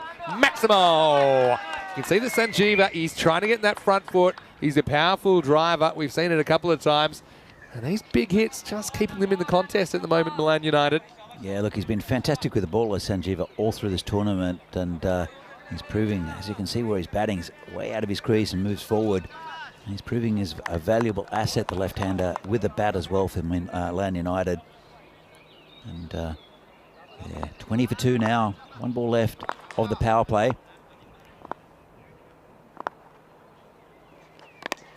Yeah, this one's pulled back a little bit. Sanjeeva's forced to go back on the back foot. And it gets 1, retains the strike. So 21 for 2 after 3. 15 of those 21 runs off the bat of Kudama Sanjeeva. Yeah, have a look at the kind of 3-over splits, if you like, in this 9-over game. In the first innings, Bergamo CC scored 26 off the first 3, 20 off the next 3, and then 21. So all kind of hanging around the 20s. Milan United, obviously 21 here. So it shows you, despite those 2 wickets, especially with Sanjeeva there, they're very much still in the contest. Well, what happened with the Bergamo innings is that they were about 26 for 1, roughly. It was, I think, if I'm correct. And then they lost 2 quick wickets. That's and right. 2 big wickets as well. And then that sort of stifled their run getting. Well, you know, they wouldn't actually score another boundary until the 10th over. So it was a lot of 1s, some 2s in there, a couple of sundries, but there was a long run without any boundaries. So it was 34-ball run in a game, which is essentially a 54-ball game. Anyway, Darashiko, it's the bowl over number 4. Big burden on Sanjeeva, I think. Goes after this first ball and hits it sweetly. What a shot. Maximo! And wow, he might have got catch. that. He's wiped himself out. Well, he's dropped it at the last moment. Shub. And time to pick up the pieces. I thought he got it, I but thought he got it. let's go to the review. He's dropped everything this week, as Shub. He sure has. He's Let's have a taken a look. one-handed specky, I think. No. Off the wrist. And to make it worse, he knocks over somebody's kit bag. A few witnesses there as well. Clever bowling. Oh, corner wide. They've been super harsh. Shiko can't believe it. Keeper's saying, look where I took this. And wow. It's not wide. And keeper does finish kind of outside the tram line with his feet, but that's, I think, where the error came. Well, he held that back. It was Bulgit who picked up the ball. Actually, yeah, it is Bulgit there. And he was going to try at the stumps. It could have been a chance for a run out, but there was no one backing up. There's a fielder back on the deep square leg boundary. He was the only one anywhere near being able to prevent any runs. As Shiko continues. Oh, well bowled. Really well bowled. Almost overbalances. It's good batting as well, though. You've got to make sure that you stay in your crease until the keeper's disposed of the ball. So often we see batters just lifting their foot fractionally. Keepers are waiting for that. Kamaljit deputising behind the stumps. Shiko. He's not mucking around, but taking the pace off. Kamaljit can have a throw here. It's a proper pin the tail on the donkey job, because he did not look where he was going to throw that. He just launched it, did Kamaljit Singh. And there were several things under attack with this throw. Not one of them was the stumps. The umpire mainly. Like he was watching the ball there. Now, Shiko come over the stumps, the right-hander. Yeah, as an umpire, I think most of the time you kind of be watching the stumps, not the ball. I'm glad that he kept one eye on the ball there, because that's closer than he was comfortable with. I saw one yesterday. We'll come back to that in a moment. Yeah, Shiko certainly jamming them in here at the moment. Yeah. It was the batsman got hit in the leg, so he was running to the other end, and then he got pinged by the keeper in the back. Yeah. Good old-fashioned. The one in the back, and there's no protection back there either. Oh. Well, there's going to be a run out here, and it's just complete mess-up job. I think that the non-striker there runs, Cody, is looking to get Sanjeeva back on strike, but you do have to still watch out where the ball goes. He hits the keeper, and just keeper's pads bounces back to the bowler. And so, yeah, quick work from the bowler. Assesses the situation, takes the bails off himself. So the captain, Cody's going to be run out for 3. And it's the end of the 4th over, 30 for 3. Both captains getting run out in this game at the non-striker's end. I tell you what, that was really good awareness from Darashiko. There's a lot of players would have been tempted to either just throw it straight at the stumps or run up to about a metre away and launch it at it. But he just ran up to the stumps, took the bails off, and very good work there from Darashiko. Good quality cricketer. Yeah, definitely. Let's have a look at the the worms, or maybe they're not appearing. Sometimes the worms have to be coaxed out. I mean, I'm not seeing it, but I mean, you can see there that they're pretty much right on the rate. Right now they're 7.5 and over, which was pretty much the required rate throughout this innings. So Mandip Singh's going to come on for over number 5. Good game, this. Really good game, and it's a good one to start the day with. Mandip normally pretty cool under pressure. Yeah, so he bowled well. Did Mandip a couple of days ago. Things pretty tight. And bowling out of the left-hander. There's not much protection behind square. In fact, none at all. You want to keep it outside off, will Mandip. It's way outside off. Yeah, this one pull up as well.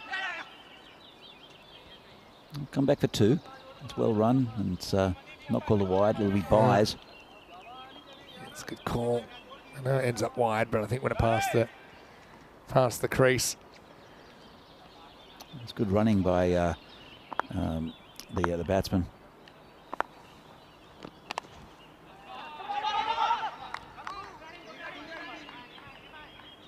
So Danuka is the new batsman. He's faced 1 ball, or 2 now. And left-hander, he's still in. Mandip will bowl to him. Just pokes it out in the covers. Chance for a run out, and could be gone. No big appeal. Yeah, it's tight for Shahan Danuka. Let's check it out.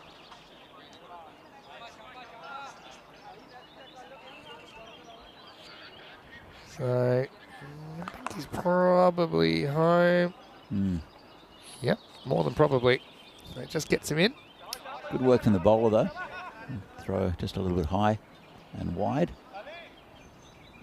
Yeah, super interesting game. So that required run rate started in the mid-7s, and so as long as it's in the 7s, I think it's a bit of a toss-up.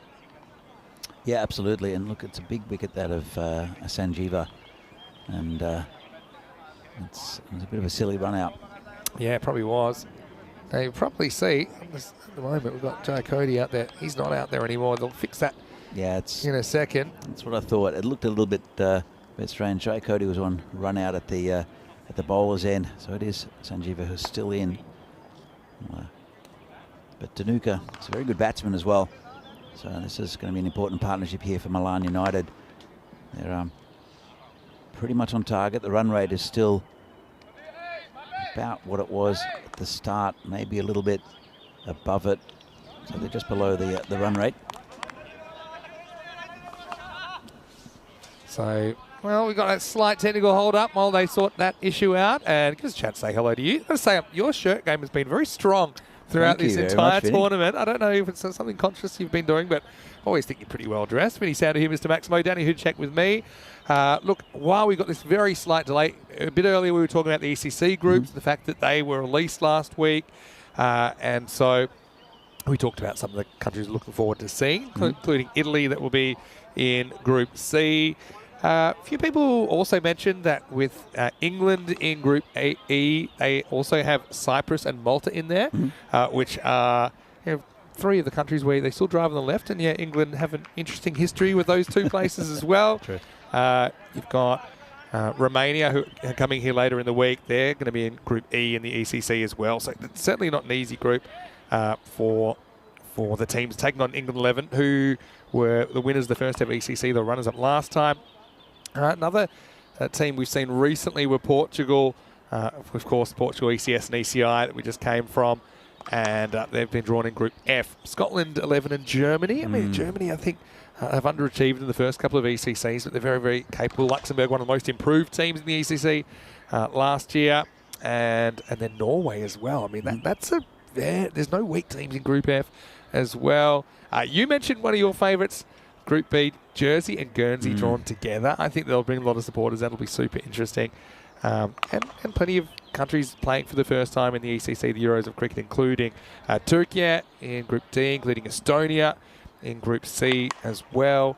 it keeps on getting bigger and better, isn't it, with 31 countries represented this year. And Netherlands 11, they get straight through to Championship Week. I was speaking to some of the Dutch guys at the ECI, and I said, how would you rather qualify through your group or go straight to Championship Week? They kind of said with it just being a 3-day group, I think it's pretty unpredictable. So they're pretty happy that they have locked in one of those Championship Week spots. For sure. They said if it was a 5-day group, then some of the other teams obviously playing 8 or 9 or 10 matches, and they feel like the other Championship Week teams get a bit more of an advantage having played together. But I think whatever happens, it should be interesting. And let's see if we have an existing champion, England or the Netherlands, or whether we have a new champion in the Euros. One thing I love about this tournament is it's a leveler. And the Czech Republic on the first day, when I went down there with Phil and Terry, they beat Italy, which is a huge result. And then Italy beat England. Yeah, exactly. So Czech Republic are better than England. That's it. Well, they did get thrashed. In fact, the Czech Republic made it into the next round, into the finals, and they scored 140 something, 145 or something like that, and Italy got it comfortably. They did, So, and it was Amir Sharif and Zayn Nakfi, if my memory serves me correctly, that put on a bit of a show. Yeah. We were talking a little bit earlier, a bit of change of subject about caught and bowls, unusual caught and bowls. Yeah. We saw the one off the knee there, or off the leg that popped up, and you mentioned the other one that was off the foot of the batter. Yeah. Zayn Nakfi took a bit of an unusual one where he ran into the stumps on the way. Yes. On the way to taking a caught and bowl, and just completely demolished the stumps. Did well to keep his composure, didn't he? But he almost demolished himself as well. But look, this is certainly something which players are aspiring to play in, of course. Everyone that's eligible, of course, the ICC criteria are in play for the ECC, and even in the ECIs, you need to be able to qualify under the under the ICC criteria. But there is a bit of an exception in ECIs, which is that if you are going to be eligible on residency by the time the ECC comes around, then you can play in ECIs during the season, which I think makes sense as well. Because we're just hoping that the national squads kind of, I suppose, create a bit of a sense of team so that they are playing together even more often in this format of the game. And also, as we know, I think the first year of ECC in 2021, a lot of countries kind of picked their T20 squads and that was it. Yeah. I think we're seeing a trend towards trying to pick players that are suited to the T10 game, and maybe even, I won't say specialists, but certainly tailoring your team to the format that you're playing if you want to do well. Well, especially with bowling, you get bowlers that restrict runs, that are wicket taking, and it's a different format to T20. But T10 is a real leveler, and it doesn't require depth in the batting. What it does is it requires stroke making, great fielding, and it's just a different format. And I know that some teams struggle to adapt from that T20I to the 10-over game. So it is really good that you see different players come in. For me, I think the middle over or the middle order batters, that's one real key difference of what you need to be able to do. I think in T20, often your job is play a supporting role, and you're kind of just trying to give the strike back to give the strike back to your partner. Whereas in T10, I think you're trying to hit sixes from the get-go. You need players that are comfortable hitting boundaries early in their innings. Well, speaking of sixes, here's the Maximo Power chart. Let's see which teams have done well. This is average sixes per 10 overs. So, average of 5.5. That's pretty typical. 5.5 to 6 across the board in ECS cricket. 5, 6 sixes per 10 overs. And you can see Milan United, this is one area they've struggled with, just 3.4 sixes per 10 overs. Sanjeeva trying to buck the trend there. As far as the teams that are up the top, I mean, obviously, Fresh Tropical 5.4. I mean, they're about average. You mentioned the fact they are up the top, but they've just eked out a few wins, haven't they? Yeah. So that's a pretty interesting one for me. Gina Brescia hitting a lot of sixes. Chivadata hitting a lot of sixes. Of course, Zayn Ali hit 6 in the over earlier in the innings. So, here's the good news. Everything is sweet, and it will be Mandy to continue. And we come back with a dot. So, apologies for that slight delay. Sanjeeva, his left hand is going pretty well. It's 22 off 18.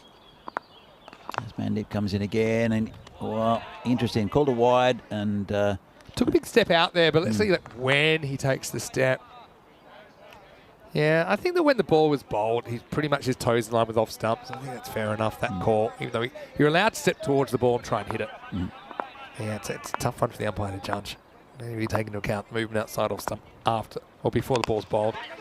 Mandeep gets this more or less on target and takes us to the end of the 5th over. The score is 37 for 3 after 5. So we've got a game in our hands here. Who are you favouring, Vinny? It's so 31 or 24. It's very achievable, but it's been pretty slow going. I mean, this is a proper sit on the fence job. I think Sanjeeva bats the next 4 overs. They probably get home. If they lose Sanjeev, I think it's going to be really tough. Well, he's the only batsman who's really taken to the attack this this bowling. But here's the thing. He's hit 3 sixes. So if you take those out, he's 5 off the other 17 balls he's faced. True. Right? So that kind of tells you all you need to know. Jaspal Ram is going to bowl the next over. And this is a nice shot from Sanjeeva, who just times it beautifully. This is kind of an area he's struggled, to be honest, for a lot of the innings. It's that kind of foot outside the off stump. But that time he gets plenty of bat on it. Off to the short boundary, 4 runs. His first 4 in his innings. Lovely shot. Didn't try to hit it too hard, which is important because that's what a lot of batsmen do when they lose their wicket. And just picked an area and hit it towards there. Comes Jaspal Ram again. Goes a bit straighter. The thick bottom edge on this one. Just going to get the single. Well blocked by Kamaljeet. Mentioned that Sadida not feeling particularly well, so Kamaljeet in that position with the gloves. Yeah, wondering what happened to him. We did get news that he wasn't feeling well because he normally does open the batting for Bergamo CC and can hit the ball nicely. They missed him a little bit in the order, I think. The other thing is, I think that clock is updated because then we had that significant stoppage. Yeah, I'm sure that'll change. But Sanjeev will come back on strike. Dhanuka 3 from 3 at the other end, playing a bit of a support role.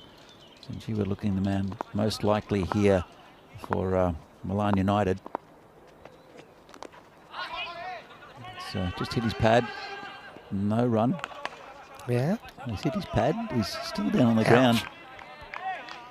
Did he hit his ouch fitting? I think. Let me see. Read this one. Here's the left hander. You don't get a great look at it. I think he's bottom edged that onto the outside of his knee, and because his leg's bent, that's why there's no padding covering that. Oh, this is a good shot though. Steps in, doesn't really get up from Jaspal Ram. Disappears. Maximo as Dhanuka gets in on the action. There's Sanjeeva whacks another one away. And Jaspal Ram has been taken to the sword there. Yeah, we've seen him hit straight sixes. Saw him hit a nice shot in front of square through the covers, but he hasn't really picked up too many runs behind square. Nothing clean. That was very clean. That's a run out and could be out. You know, he's hit, direct hit. We've seen a few of those today, and I think the keeper likes it. We'll have another look. In fact, the batsman's walking. Yeah, it's not a confident look from the batter, is it? And yeah, direct hit. Or is it a direct hit or is it? I think it is, because look at the way the stump. Yeah. Yeah. There's a shot here. Yep. Is it the stump going back? There we go. See there, because Well, it's got to be, I've doesn't got it? it. Yeah, I think it is a direct hit still. Yeah, because you can see the stump start to wobble. And so I don't think that the pad actually hits the stump in the end at all. No. So Well, it's hard because the pad and the foot might have hit, but the stump rocked back towards the keeper, so it couldn't have been the pad. unless he had magnets in it. Yeah, exactly. No, but yeah, it's definitely going to be out. But you can see that it's definitely worth a look. But yeah, you'll see this one again. This might give us another look at it as well.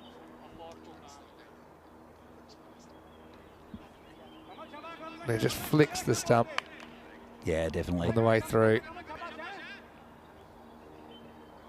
And so it's a good piece of fielding. We've seen a couple of direct hits already this morning, and as I said before, we haven't seen too many in the tournament, so I think the fielding's starting to pick up during the pointy end of this group stage. So it looks like another wicket. You could see what Danuka was trying to do. He was trying to get Sanjeewa back on strike for the next over, because it's I think it was the last ball of that over. And Milan United eking closer with that big 6, and still waiting on the decision. But it should I think he's been given out now. Yeah, so take the time, have a look at that. That's fair enough. But yeah, that just throwing things out a little bit as well. And so 50 for 3, the score, end of 6. I remember we're talking about 3 over kind of splits. We had 21 in the first, we had 29 in the second 3. So a lot of that's to do with Sanjeewa. You can see, I think it might have even bounced off the pad, then back on the stumps again. But I think, yeah, initially you could certainly see the stump got tilted back. Anyway, so now we're hitting the last three overs, and so 49 for 4, I should say. That's the scores. Obviously, a 4th wicket going down. And so it looks like Mandeep's going to come back in the 7th over. He put a pretty good first over. Went for 7. 2 of those were buys, so you can't really blame him for those. So now we've got 19 required off the last 3 overs. So it's pretty much a run of ball, Vinny. So anything they can get at Milan United, any boundary will help them as well. But dot balls and wickets are what Bergamo need. Jesse Krutt, new batter, who's out there.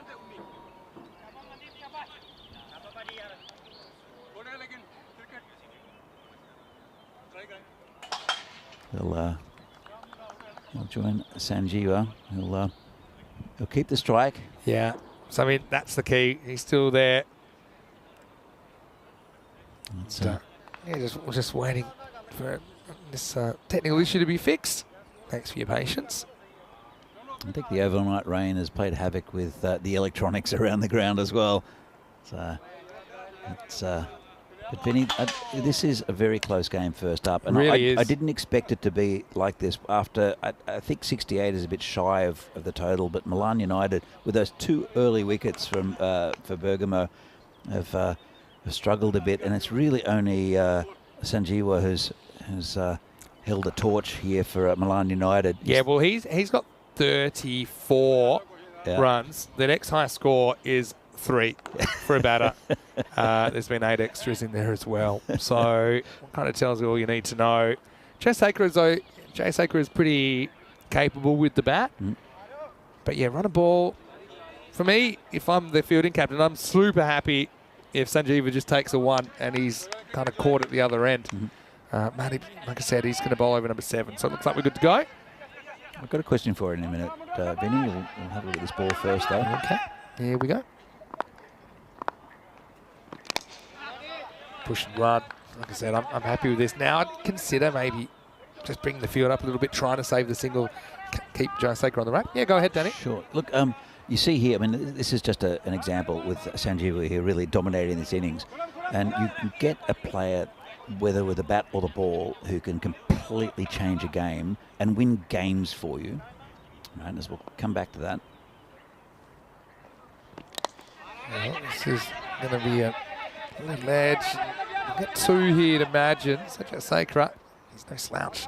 Like I said, with the bat, he gets a couple to get him started. Yeah. It's very rare, though, that just on the back of one player that you get a team winning a tournament. It's a team game, and often you see players miss out. Who do you think is the most consistent and well, your favourite team for this tournament. You've seen them all week. That's a tough one. They're so evenly matched, these sides. It's really hard to... It's a difficult question for you, Vinny, on a Tuesday morning. Partly, I also then look at kind of history as well, not just this tournament. As Boljet handles this, keeps it to 1. I just think it wouldn't count a team like Brescia. They spring to mind as a team that just know how to win, and they know how to win under pressure. They won the ECS in Brescia last year. So yeah, I kind of then gravitate towards teams that have shown they can do it on the finals day.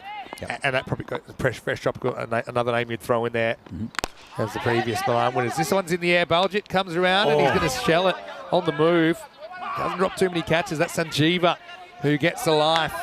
So I just think the case that Boljet's on the move doesn't go to the boundary, so there's that. But this was a definite opportunity to get rid of the left-hander. It was very much unlike Boljet. He wasn't set for the catch. He was still moving around to his left. And that could be a turning point of this game. This is more work for Boljet. This time he won't be able to get there. So this will be for Joe Sakura. His turn. I mentioned it's a good time for him to come to the crease. And so, nice shot through the line of the ball. Milan United sneaking towards ascendancy. This takes us to the end of the over. And the score's 58 for 4. So it makes it 10 required off the last 2 overs.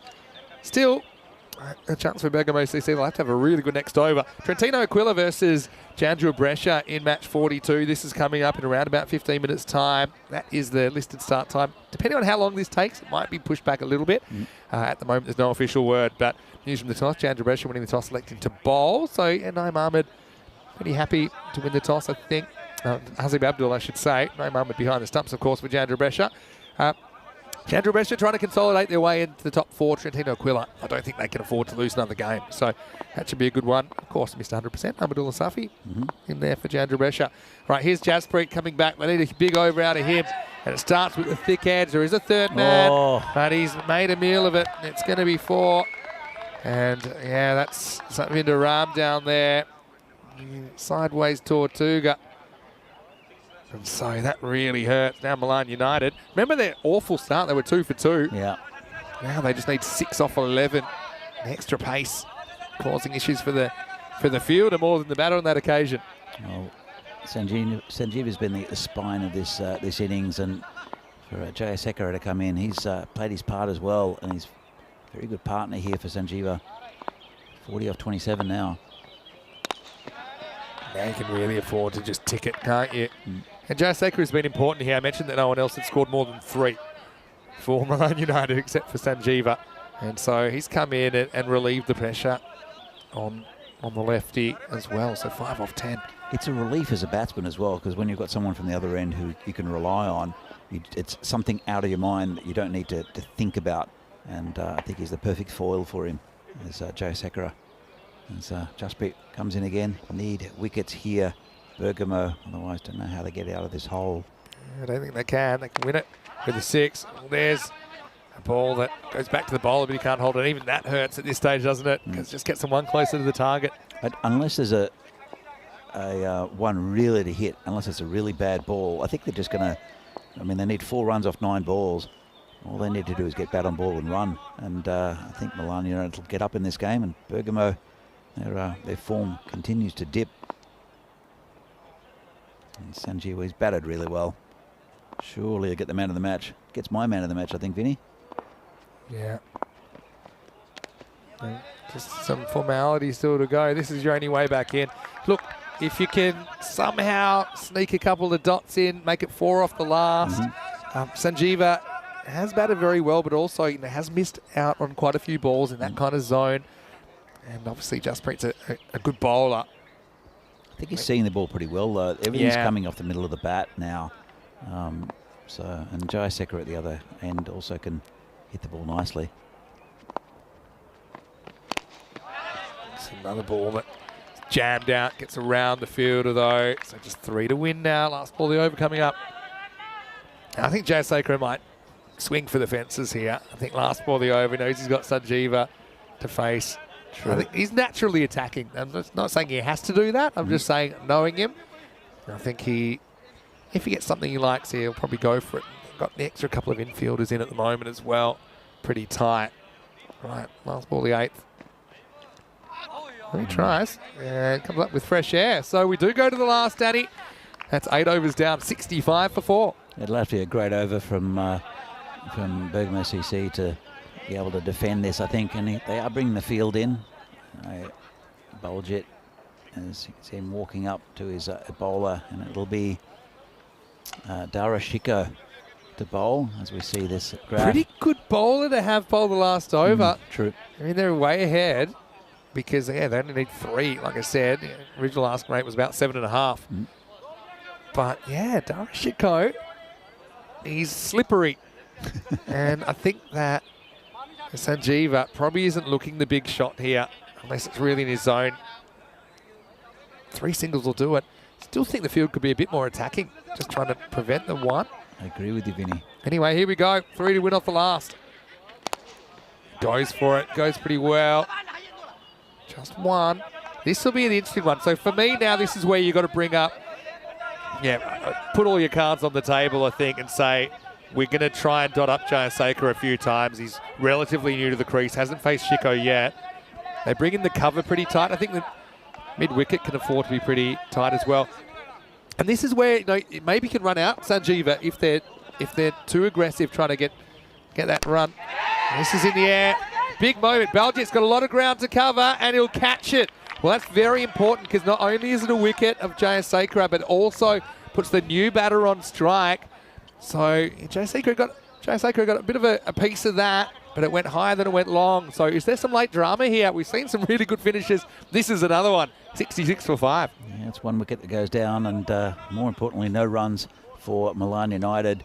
They don't have many to play with to Bergamo. And you can see what he's trying to do. The field is a little bit up. It's such a difficult balancing act, isn't it, at this stage to know whether to bring fielders up. Because if there's a boundary, the game's over. But I still think you'd rather tilt that way and be too aggressive, knowing it's not a particularly fast outfield either. Baljeet, credit to him for taking that catch. He spilt one earlier. That one was super important because I think he can kiss the game goodbye if he spills that. Well, as long as Sanjeeva's not on strike, I think Bergamo have got a chance to reduce the runs, but surely they'll have to take a single here. All right, they're going to take it no matter what. And there's going to be a run out. No run? Yeah, there's no run there, but I mean, what they do is they get Sanjeeva back on strike, so it's a bit of a sacrifice. Sanjeeva obviously had said, if you hit it, I'm running, and I'm going to make sure that I'm safe, even though it's going to be a golden duck for I think it's Fahad Mohammed. But, I mean, as far as golden ducks, though, that's a pretty good one because, Sanjeeva is able to get back on strike. That's why I think if I'm fielding that, I suppose I'm assessing in the play, but if I think there's any chance I can get Sanjeeva, I'm going to the keeper's end, seeing if I can run him out, because that becomes a very different proposition.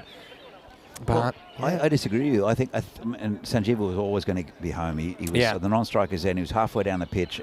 No chance for a run out, I don't think.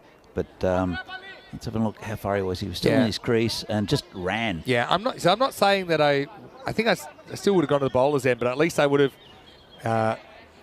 been calculating, which I think the fielder did. Am I a chance to get him out? I'm looking to get him out if at all possible, but it wasn't possible because he got such a good jump. It's good cricket from both teams, I think. Really good thinking from Sanjeeva. They leave leg side wide open. Any score ties the game. In fact, they may come back for 2 here. A winning run. Oh, could be a run out here. I think he's run out, He is. Umpire so, puts the finger up. It's given out on the field. So you can understand what Trishan Silva is thinking here. Thinking, look, are we going to come back and try and win the game? But again, you don't want to run out Sanjeeva and put a new batter in that situation. So, he takes off for a second. He gets sent back by Sanjeeva. Kamaljit takes it, and you can see he's a long way out, isn't he? He drops his bat at some point as well. That's really good work there. Nice throw back in. Keeper takes the ball well. So, I love a good tense finish. That's going to be 67 for 7. There's 2 balls left. Scores are tied. So you do have a new batter on strike. I suppose in your back pocket, even if there were 2 dots, which would be a golden ball. You've still got Sanjeeva there, you'd imagine, unless he's run out in the next 2 balls. Yeah, look, I didn't think it was going to be this close, actually, as I said. But at the start, they did pick up early wickets, did Bergamo.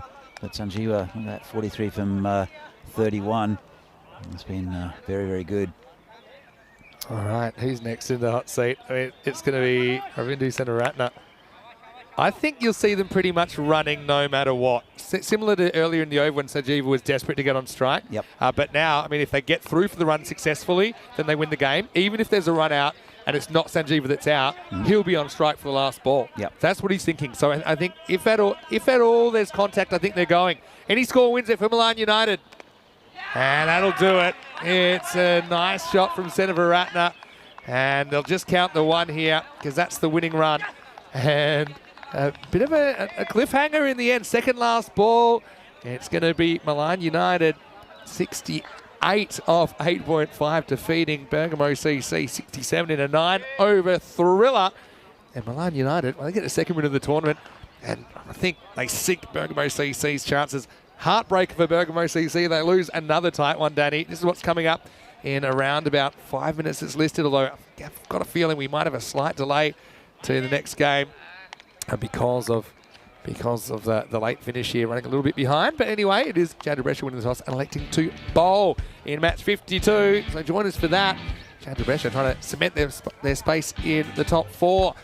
But having a look at this one, it was an unusual innings for many reasons. Unusual dismissal. As the bat pad looping back to the bowler.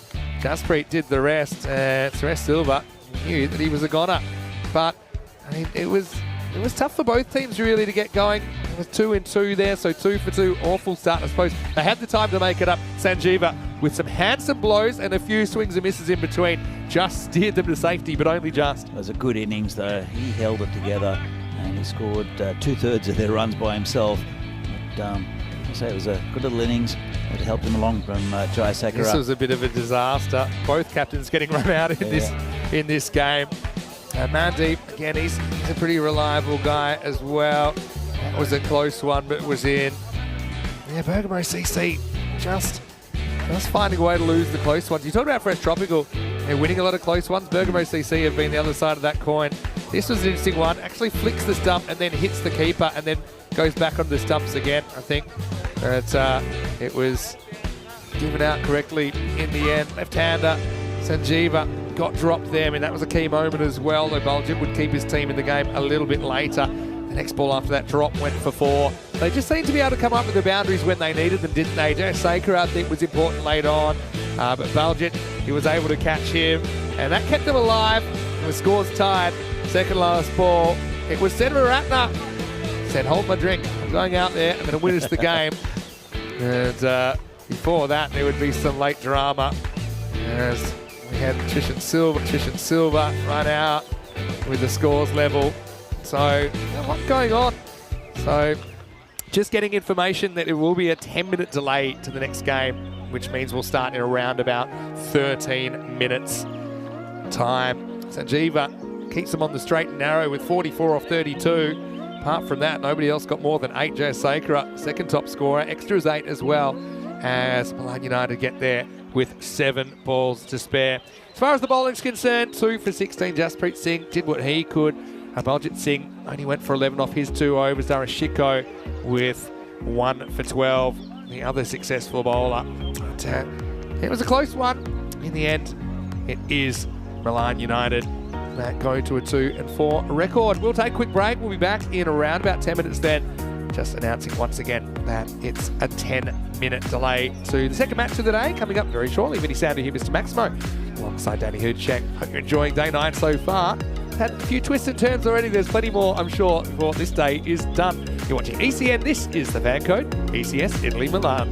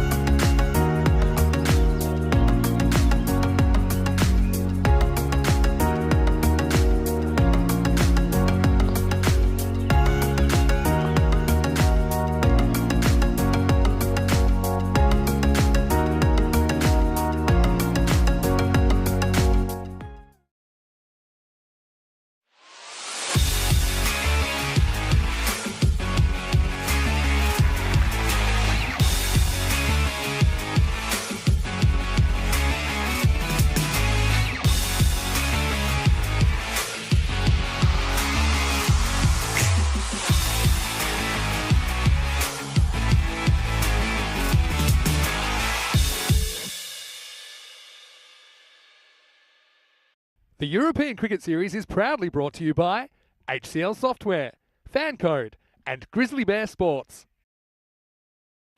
Hello and welcome back to Milan, and it's time for the second match of the day, match 42 on the calendar, and it's going to be Trentino Aquila taking on Jandra Brescia in this one. Let's see what happens at the coin toss. Rob Kemming has the two captains. Let's see who wins it. Head. Bring out ball first. So it is Jandra Brescia that win the toss and they elect to bowl. Seems to be a bit of a trend. Obviously, I think the field will dry out to an extent over the day, although a lot of clouds still hanging around, so I can't see that happening anytime soon. Jandra Brescia, they're flying though. They're 5-2. They can really consolidate their spot in the top four if they can win this one. Again, they've got just the 3 matches to go. Trentino Aquila though, 2-4. They'd have to be perfect, you'd imagine, to be able to snare a spot in the semi-finals. I suppose it could start here. Ali Skibashad, I think, is a really dangerous player to watch. Watch out for Ashik Awais as well, who scored a lot of runs in ECN cricket. And well, I just think you've got two teams that have had their ups and downs along the way, but still this 10 overs will decide it. And it's a bit of a 4-point swing, I think, between these two teams as well, depending on who can get the better of the other. Danny Hudacek will take us to the first ball. News from the toss, match 42. Jandra Brescia winning the toss and bowling. Over to you. Let's get ready for the start of the second match of the day. Well, thanks, Vinny, and welcome back to this Fancode European Cricket Series here from Milan, Italy. Second match of the day, and it will be Trentino Aquila against Jandra Brescia. Trentino had an off day yesterday, really not at the races, and Jandra, one of the top teams, looking to get into that the top 4 that will play on Finals Friday as the players come into the field. We'll have a look at the two teams, and it's Jandra Brescia who decided to bowl. Pretty good one, actually, just to try to reduce Trentino Aquila. And they're well led by their captain, Lovepreet Singh, and Adil Ahmed, and Ashik Awais, and also, well, got a decent batting lineup to Trentino Aquila, but Jandra Brescia have a very strong lineup of bowlers. Yadav up top is good with the bat and the ball, as is Mr. 100% Ahmadullah Safi. So Trentino Aquila, according to the supercomputer, look like outside favourites. Have a look at the top, though. 2-4 for Trentino Aquila, 5-2 for Jandra Brescia, who are in the top 3 at the moment. In fact, will cement their spot up there in that top 4 if they have a victory here over Trentino Aquila. So it will be. Looks like it's Hasib Abdul to open the bowling. We'll have another look at it in a moment. And as we saw the second game of the day now, in fact, Ahmadullah Safi is having a chat as well. And it will be the left armer Safi, Mr. 100%, who will start up. As you hear the call, Safi.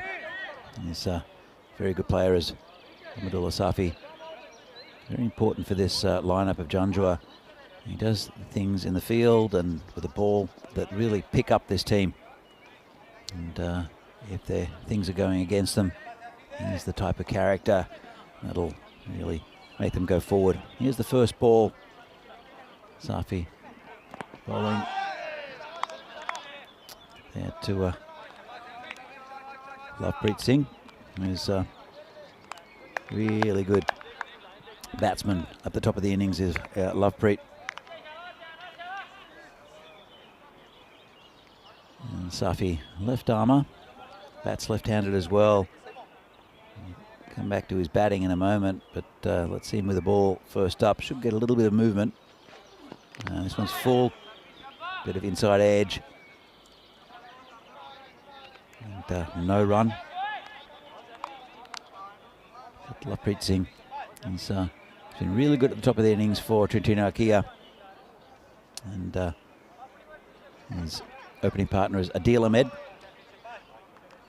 He's been a bit hit and miss, I think, Ahmed, in this series. So if he comes in again, and this one's beautifully hit over the top, and that's gone all the way into the grandstand. just gave him a bit of width, a bit of a half volley, and that's the power of Lovepreet Singh here for Trentino Akia. Gets down quite low, stretched a bit for it. That's the first runs on the board. Pretty good shot. That'll give Safi a little bit to think about. As he looks like he blames his bowling mark. Safi changes it, and no doubt will come in at 100% again. Safi bowling to Lovepreet Singh. And this one straight back at the bowler, and no run. Well, it's been 3-dot balls and a 6. This one's nicely pitched up.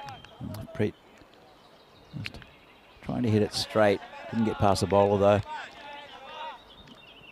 2 players in the outfield at the moment because of the field restrictions.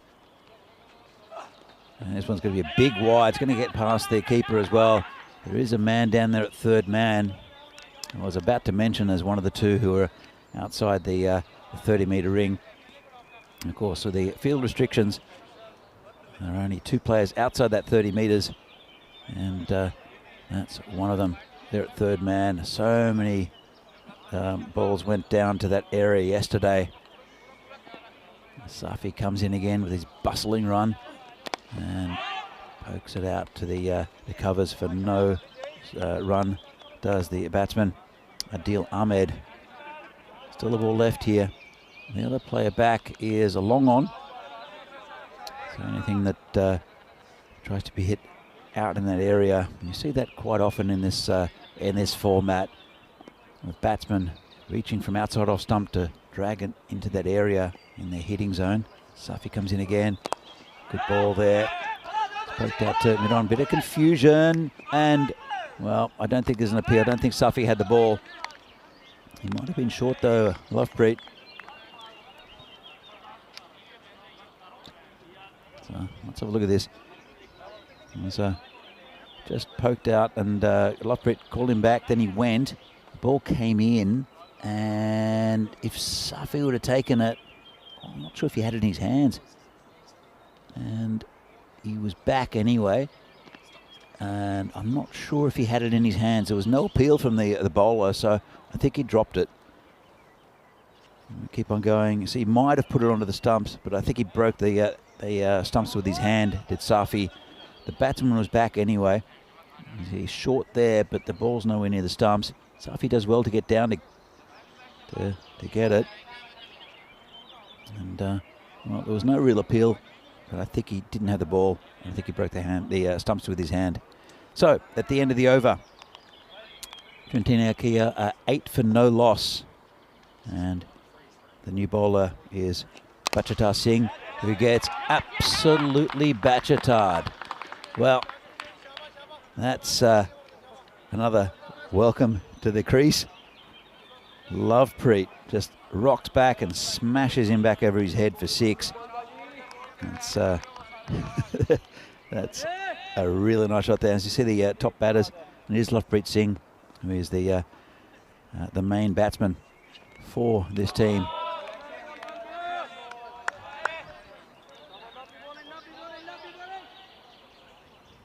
As you can see again, Lovepreet and Awais and Ahmed just struggling a little bit. Yadav has taken 2 5-wicket hauls for Janju Brescia. Bachatar 7 wickets, and Zahid Ali also the top bowlers with 13 wickets for Yadav. 2 5-wicket hauls in this series already. So that's a good ball there from the bowler. Bachatar, he's come back pretty well after that initial blow from Lovepreet. And good contest, 14 for no loss. And Lovepreet gets it just over the fielder. Outstretched hand there. Got it right at the end of the bat. It'll go for 4. And you saw the fielder there put his hand up, try to take that catch. Just out of his reach. Yeah, that's another 4 runs to Lovepreet. Bit of luck, bit streaky that shot. See how Bachata can come back from this. It's been hit out towards a man at deep point. They've taken that player out of third man. They've got a deep point for these two. Still a man at long on. One ball left for the second over. 1 over left of the power play. And it's Adil Ahmed will be facing, still yet to score, as the bowler ties his shoe.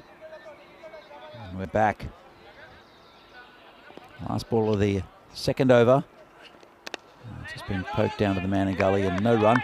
It's a pretty good one again for Trentino Akia. They are 19 for no loss, going at about 9.5 and over. And that's a pretty good one for the men from Trentino, who, as I said, had a bit of an off day the other day. But, 11 off the over from Bachata. It'll be interesting to see who they call to next. I think Safi will come back later in the innings to bowl his second. Oh, will he? In fact, it does look like Yadav. I'll confirm that in just a moment.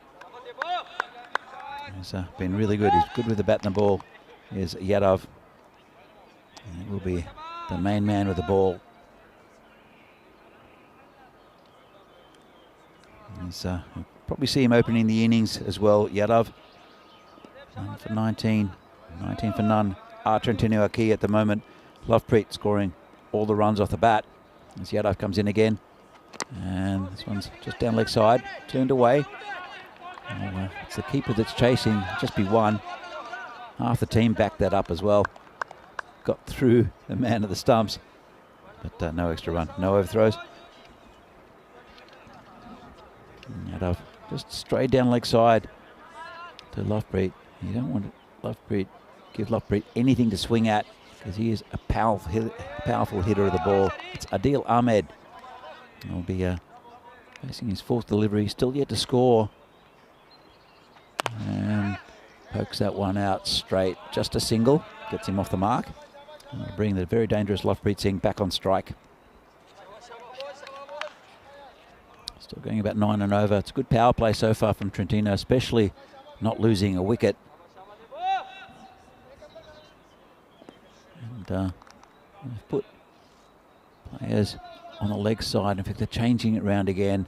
They're dropping a man back at the deep point for Lovepreet. He's pretty strong in that area. Saw him hit a nice 6 over there into that grandstand earlier. This one's a bit short, mistimed a bit on the pull shot. Just be a single. And it's a good start here from Yadav. He's a wicket-taking bowler. He's taken 13 so far in the tournament. As I said, 2 5-wicket hauls. So when he takes them in clumps. Bowling this time to Adil Ahmed. That's it, straight. Player coming around. Don't think he'll get there. Safi giving 100%. Not able to reach it though. In fact, it wasn't Safi. Safi probably would have got there. That was Safi. And good effort. He patrols that area well, cuts off a lot of runs, takes neat catches, does he? He does there. Ahmed Safi. Ahmed gets a boundary. This one's hit to the player in the covers who drops it. And that's Zaid Ali.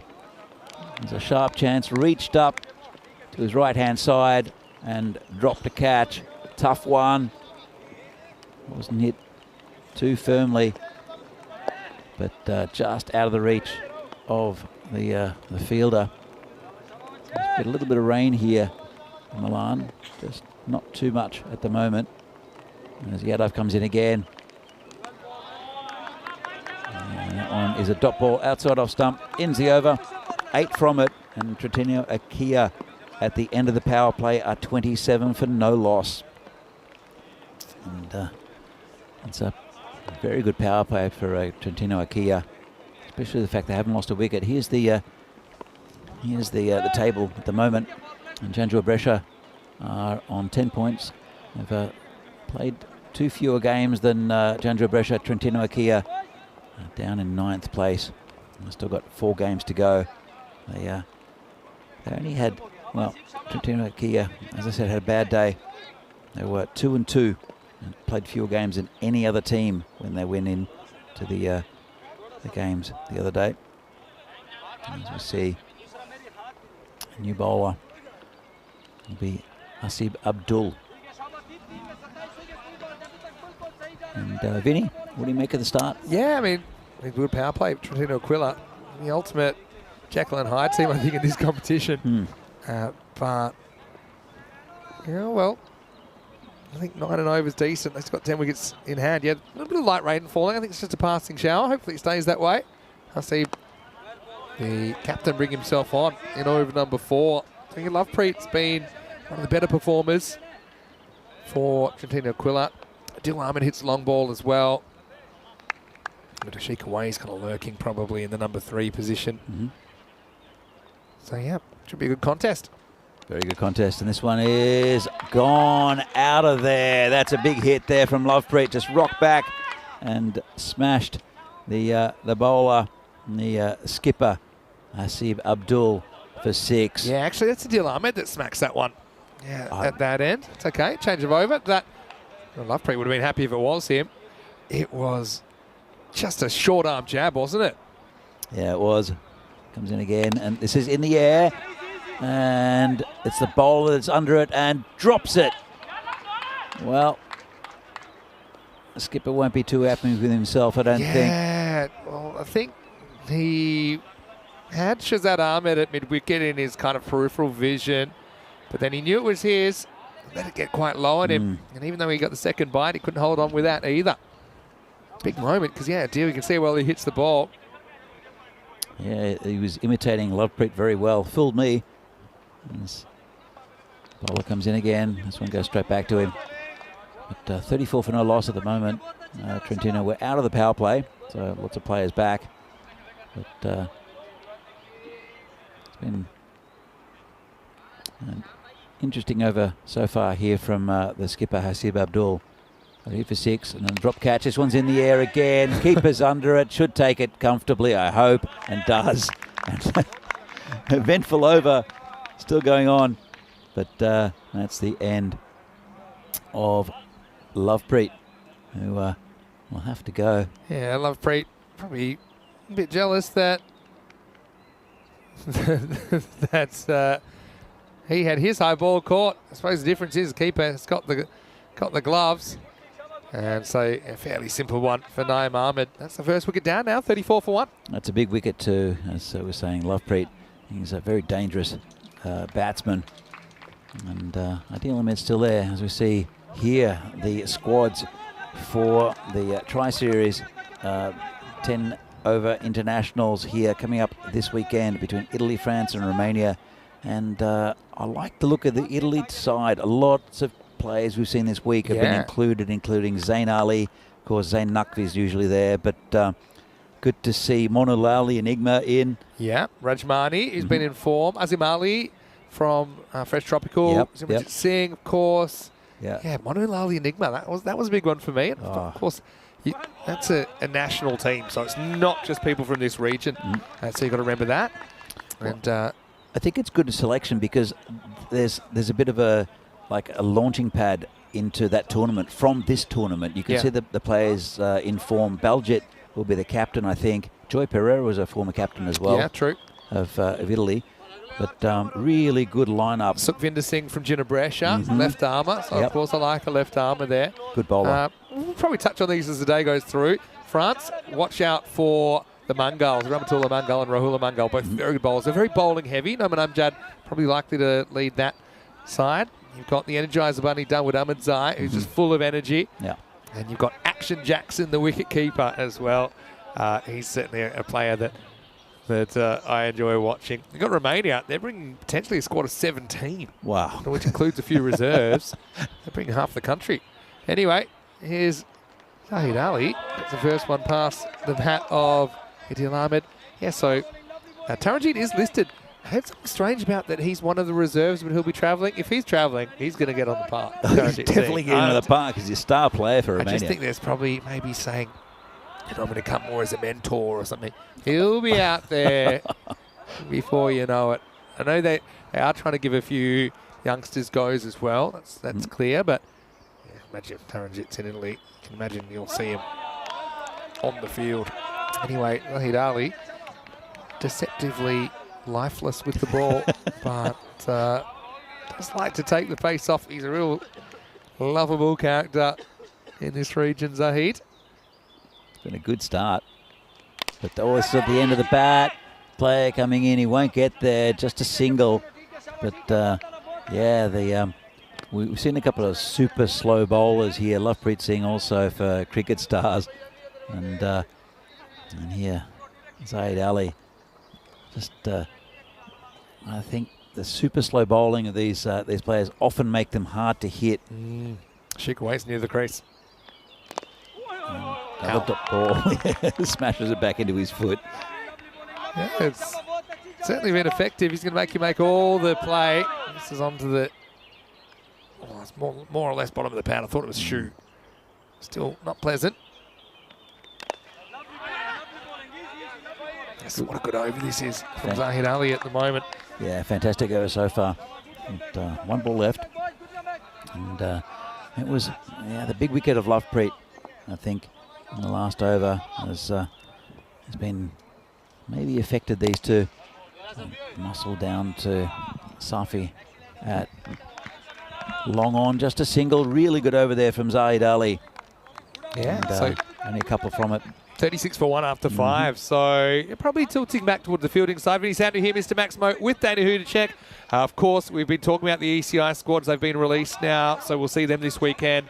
We didn't talk about the Romanian squad too much. Ramesh Satheesan likely to lead the side. I mentioned Taranjit's in there. I imagine we'll see him. Fasusaini, some really good hitters as well. Anand Rajshekhara has shown he can do it against good opposition. Played for Cluj in the ECL last year. Sabuknada Godla, keeping option for them. Also, we've got Abdul Shakur as another keeping option there. But Safi Ahmed, really good youngster. Sivakumar Periyar, well, nice to see him back. He's been battling injury a little bit. You've got the Kumars, Rajesh and Rohit in there. Aftab Kayani, bit of a live wire with the ball. And a lot of native talent like Nick Tanase, like Luca Petre as well. So, yeah, stay tuned. Should be a really good series. France probably haven't played a lot of T10 cricket, but they do have that raw talent. I think we saw that in the ECC, where they took a while to get going. But the question for France, where will the runs come from? I think that they were literally the best bowling team and the worst batting team in one group. Not often you have one team kind of both those hats on. Asif Abdul coming back for a second over. It's a bit of a tangle with Ashika Ways, but they do get through for a single. Cricket's one of those sports where you have to be good with both batting and bowling to be successful. That's right. Not necessarily the same people, but as a team. Well, so I described France as having 11 number 8s with the bat. So it wasn't anyone that was super terrible, but I think at the international level, you need people that can deal with kind of being up in that top 4 role and taking that responsibility. Although they were all capable of hitting a ball. Yeah. But they were super unusual. Well, looking at the lineup for Italy, it's a bit of as this is hitting high in the air, and that'll be 6. And that's just turned around the corner. And lovely shot there from Awas, the new batsman. Let's have a look at this. Yeah, Awas is a boundary hitter, isn't he? Perfect timing required on that shot, but he gets the hands out in front and sends it well over the square leg boundary. Zahid Ali in the foreground there saying, see, off me you can't do that because I'm only bowling it at snail's pace. Going back to what I was saying is Italy have got the opposite problem, I think. They've got some good bowling, don't get me wrong. As bowler comes in again and it's hit down the ground, just should be a single. It's picked up and thrown back to the bowler. Don't get me wrong, Italy have got good bowling. Yeah. But they've got a bit of an embarrassment of riches with the batting. I don't know how they're going to pick an order for this. Yeah, to what extent do you tinker with it, I suppose, as well? And to go with guys that have been playing currently versus guys that are, from other regions that we might not have seen in this series. But even with the players we've seen in this series, I mean, if you look at that lineup, it's super strong. How do you pick a how do you pick a batting lineup? Yeah, good You know, question. And which I think what it means is they can really go from ball one. That's right. It's that Belgian ball philosophy where you've got kind of at least eight genuine bats. So you can be uber aggressive. 46 for 1 after 6 overs here, Trentino Aquila. But that's the difference for me also with internationals for the most part. I've talked about, France maybe struggling for a few runs, but for the most part, I think they have more confidence in the batters down the order. Whereas here at the club level, although some teams do bat pretty deep, typically once you get up through the top 3 or 4, it changes significantly. And that in turn changes how the top order bats and how aggressive they are. Yeah, exactly. How risky they are. Anyway, here's Zahid back for a second over. And question asked has got him. Little outside edge. Don't know what the batsman's doing. He's looking at square leg. Yeah, well, it was a noise, and it was almost like everyone originally wasn't that interested, but then they thought about it for a second. Even the keeper said, hold on, I think it's out. And then Zahid says the same, and then Silvio agrees. So he hears a little noise when it goes past the bat. It was well held behind the stumps from Naeem. Yeah, but the batter, I guess he'll have a fair idea of whether he nicked it or not. But enough people were convinced, and most importantly, the umpire was. So Zahid Ali pipes in with a wicket, and it's 46 for 2. Yeah, Ashik he's missed out quite a few times in this tournament. And that would be interesting character coming in now, Vinny. Ali Saqib Arshad. Yeah. He's built for it. He is built for it. He's been limping with a foot injury, right foot injury, over the last couple of days, and he's powered through, and it's been a bit of an inspiration for his team. But he's bowled as well. He's always in the game. Yeah, he's their spiritual leader, Saqib Arshad. And so if they are to make an unlikely run to the semi-finals, where you think they need to be perfect from here on in, sure he'll be a big part of it. Here he is facing Zahid Ali. And, it's been a good spell from Zahid Ali so far. Just 2 runs from it. Took that wicket last ball. And footwork's so important against slower bowling. So when you've got a bit of a dodgy foot, that doesn't help. Just tosses it up again. Super slow. And it's picked up by Kuldeep Lal there on the boundary and just tossed back to the bowler. So Chandra Brescia played in the first ever ECL, which is the Champions League of European Cricket. It's the first tournament we ever really did, the serious tournament we ever did on the European Cricket Network in its modern iteration. And Zahid Ali was captaining Chandra Brescia in that tournament. Oh. Well, he's got hold of that one. It's the only one that has been hit anywhere against Zahid Ali. Yeah. Just picked it up and launched it, did Adil Ahmed. Gave him enough room to free his arm. See, it's wide of him. So even though he hits it leg side, he's able to get a decent swing on it. It wasn't really cramped for room. But still, he's going less than run a ball, Zahid Ali. Hit straight again and with no run, picked up in the covers. 50's come up for Trentino Aquila with that last shot as well. Let us shrug. Nice to see you in the chat as usual. And to everyone else, hopefully having a great day so far. Interesting game this. Last ball for Zahid Ali now. It's a full toss, dragged onto the leg side, square, just for a single. It is a good game here, Vinny. And Trentino Aquila gave themselves a good start with a fantastic power play, but the runs, I wouldn't say have dried up after the dismissal of Lafpreet Singh, but it's slowed down a bit. Adil Ahmed's still out there. You can see he hit this ball, and this is what's coming up here. I'm looking forward to seeing the tournament in Gibraltar, T20 Eyes. Won't be too long. We're just 2 days away from the start there with Gibraltar, Portugal and Malta taking part in those matches over 4 days. And yeah, Charlie Hunt will be there, and Joey Marple's going to give him a bit of a hand as well. So you'll have double trouble from Thursday through to Sunday, because not only will we have our cricket here in Italy, but also Gibraltar T20 Eyes. So you get double international action on the weekend as well with the T10 and the T20 format. So yeah, looking forward to that. And plenty more locations as well, including Austria, which is only a week away, less than a week away now. And Bulgaria after that. I believe the next place we go after that is Sweden, Stockholm.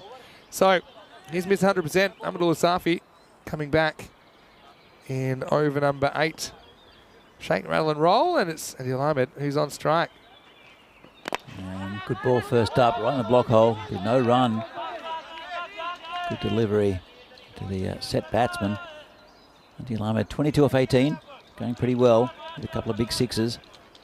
He did a Lovepreet impersonation earlier by hitting a 6 right over long on. And Safi comes in again. Big swing and a miss there. I think Safi's unlucky not to get the nod as well. He's a good bowler. Then again, and he's hit one of the biggest scores of the tournament, has Safi.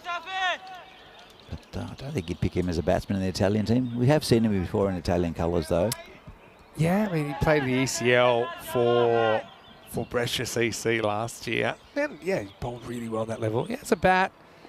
I suppose he's not that technical the way he's going about it in this series, but he's capable. Anyway, this is a capable-looking shot, and it's going to disappear out of the ground. Maximal! And the alignment's there to hit sixes. That's what he does. And just keeping Aquila on an acceptable run rate. These sixes are helping. That's a lovely shot. Just took it outside, from outside off stump, and hit it over that man there at cow corner. Quite a few men back, actually. Lots of fielders on the boundary. We're into the 8th over. 60 for 2. Safi again, coming around the wicket this time. Changing the angle, and that's worked for him, and that's out. Yeah, must have a little edge. I thought maybe he was going to hit the stumps, but it's a little further. Another catch for Naeem behind the stumps. Checking it here in the replay. There's a little bit of inseam, I think. So goes down the way he lived his innings at Ahmed, swinging. And he's the 3rd wicket to fall, 60 for 3. It's a big breakthrough, I think. He was set and looking likely to go on with it. He did slam a 6 the ball before, but Safi, he decided to come around the wicket, and it's done the business there for Janjua Brescia. This new batsman is Mirza Beg. Safi's now 1 for 14. Couple of balls left in his spell, and it's pretty good going from Tritino Akia. Slowed down a little bit. It's just under 8 and over the run rate.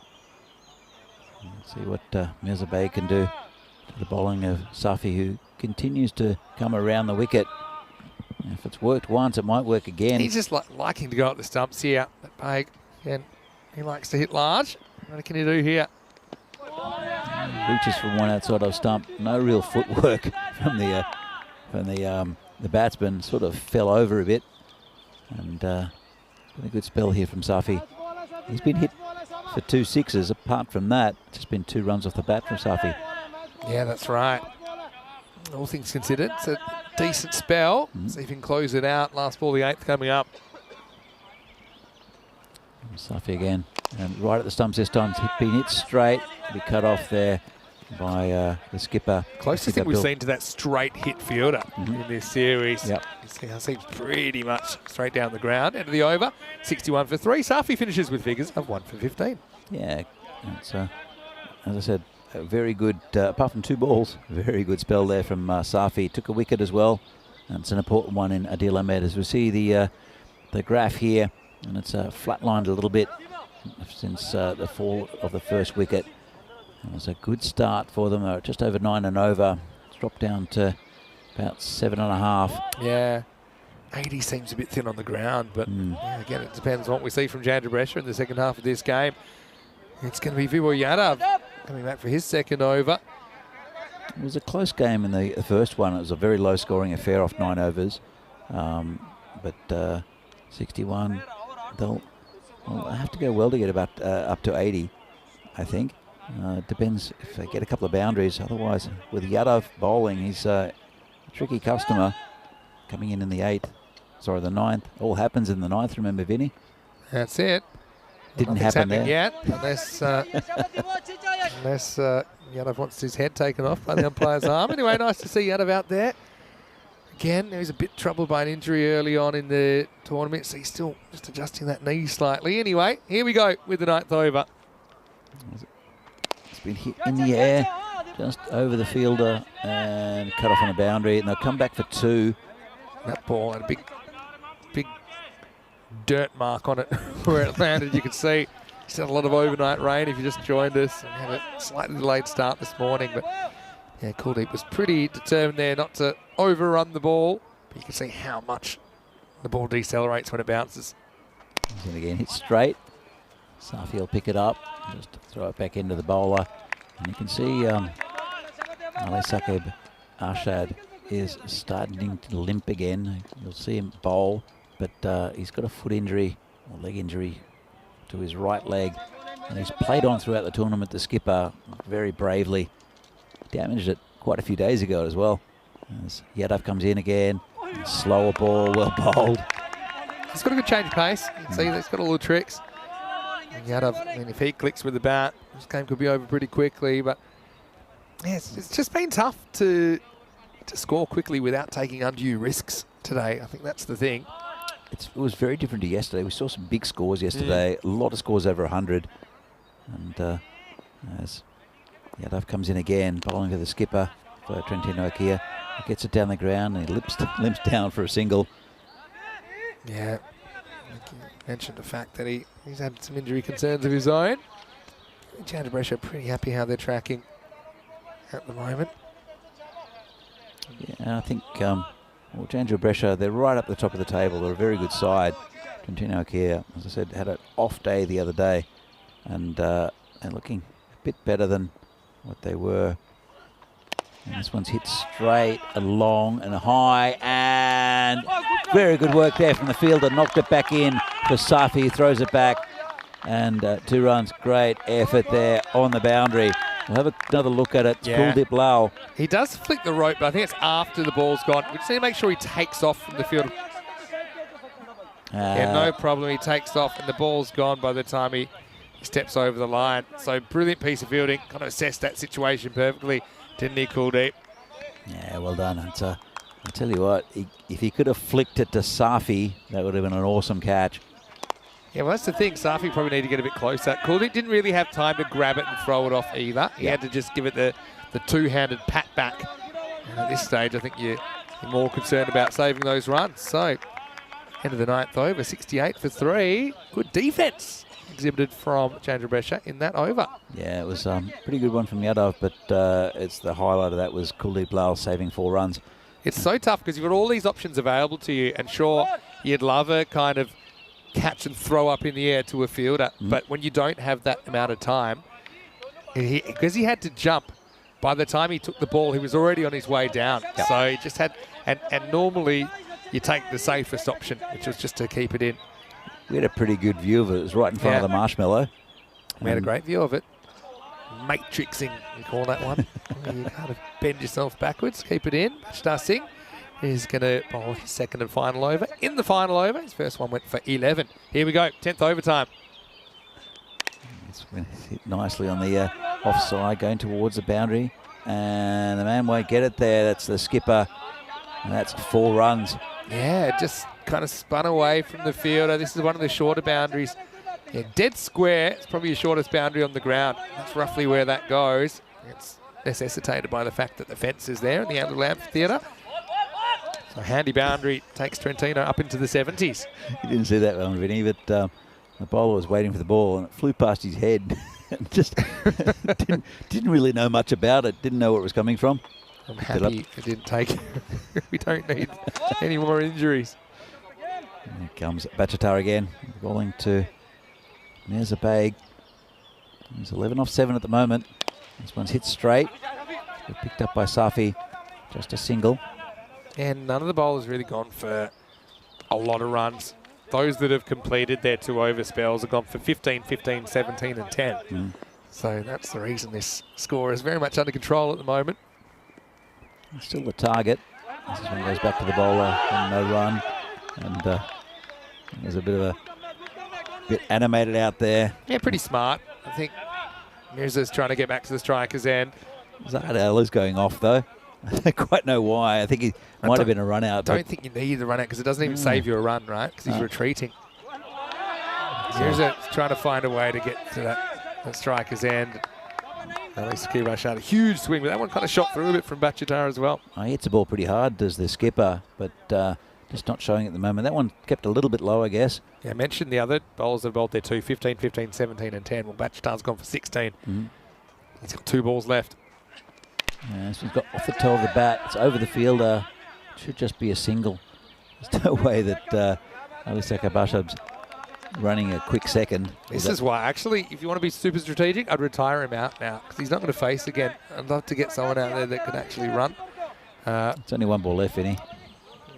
One's a lot when you've got a broken foot. Anyway, won't really make a difference here because they're just going to get a 1 and they won't be able to get another. So 75, pretty good holding job from Jandra Brescia. They're in the box seat to consolidate their place in the 4. Trentino Aquila. It's a pretty rocky road to the finals. If they were to do it, they have to play perfect cricket, including defending this 75. It's hard to see it happening. Still, they'll be out there, and runs haven't been particularly easy to come by so far in match number 9. Having said that, it was a pretty bright start, wasn't it? As Lovepreet Singh and Adil Ahmed were able to strike a power play without losing a wicket, even though there was a bit of coming and going there. They survived. The opening partnership of 34, I mean, they probably needed it in the end because they kind of got bogged down a little bit after that through the middle overs. But yeah, particularly Adil Ahmed, he was pretty brutal with 3 Maximos on the way to his 28. He was the top scorer in the first half of match 42. Yeah, it's a fantastic power play for Trentino Aquila, not losing a wicket, and Lovepreet and Adil looking really good. And when Lovepreet went, slowed down a little bit. Adil did hit a couple of big sixes, but in the end, Safi who got him. And then it slowed down a bit, just dribbling a few runs. It was just on the back of that good power play that Trentino Aquila got up to that 75. Only lost 3 wickets. And this is here, Adil Ahmed with 28 of 22 and Lovepreet Singh with 19 of 14, doing most of the heavy lifting there for Trentino Aquila. Good bowling performance for Jandra Brescia though. Zahid Ali, the skipper, he ends with 1 for 10. Very good display of ultra slow spin bowling. Safi with 1 for 15. As you see the scorecard, most of the runs coming up the top. Good little innings there at the end from Mirza Baig to pump them up to a score of 75 for 3. And pretty disciplined also from Jandra Brescia, only 3 wides. So look at the bowling. So Safi up the top with a wicket. It's a big one too of Adil Ahmed. And wickets there for Hasib Abdul and also Zahid Ali, who's the pick of the bowlers, I think. And only 5 from each of his overs. As we see the summary play, Jandra Brescia need 76 to win at a run rate of 7.6 to get over the line against Trentino Aquila. Both these teams want to win for different reasons though. Trentino keep their tournament hopes alive, trying to get into that top 4. Seems pretty far away for them at the moment. But Jandra Brescia, they want to cement their place in the finals, which will happen on Friday.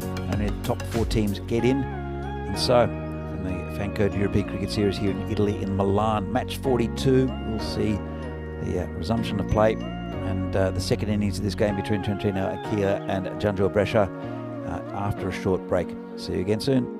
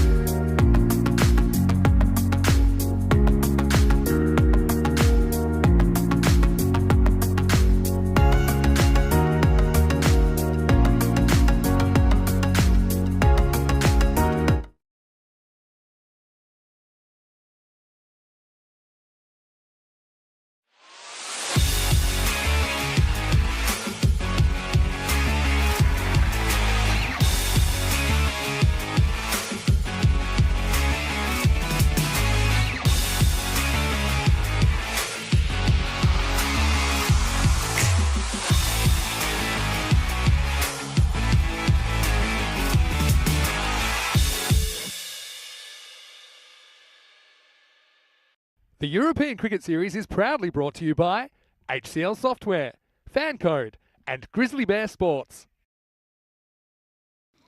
And we're back here live from Milan for this Fan Code European Cricket Series game between Trentino Akia and Janjul Brescia. Pretty evenly poised at the moment. 75 for 3 the total for Trentino Akia after a good power play. 76 the target.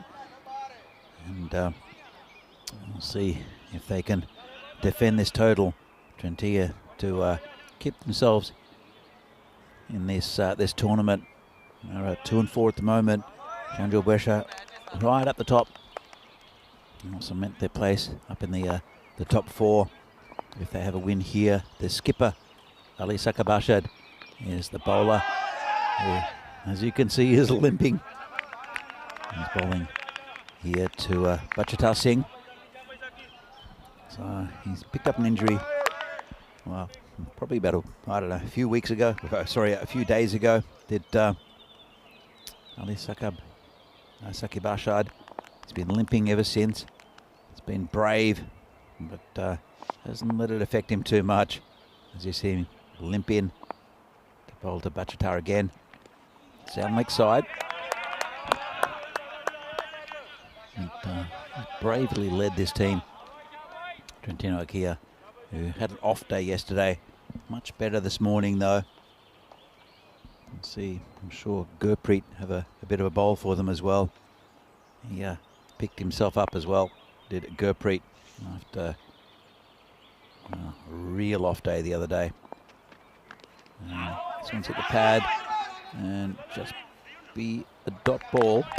There's a man short at fine leg, which you'll often see in this this format. There's also a third man. A lot of balls went there yesterday to that third man area.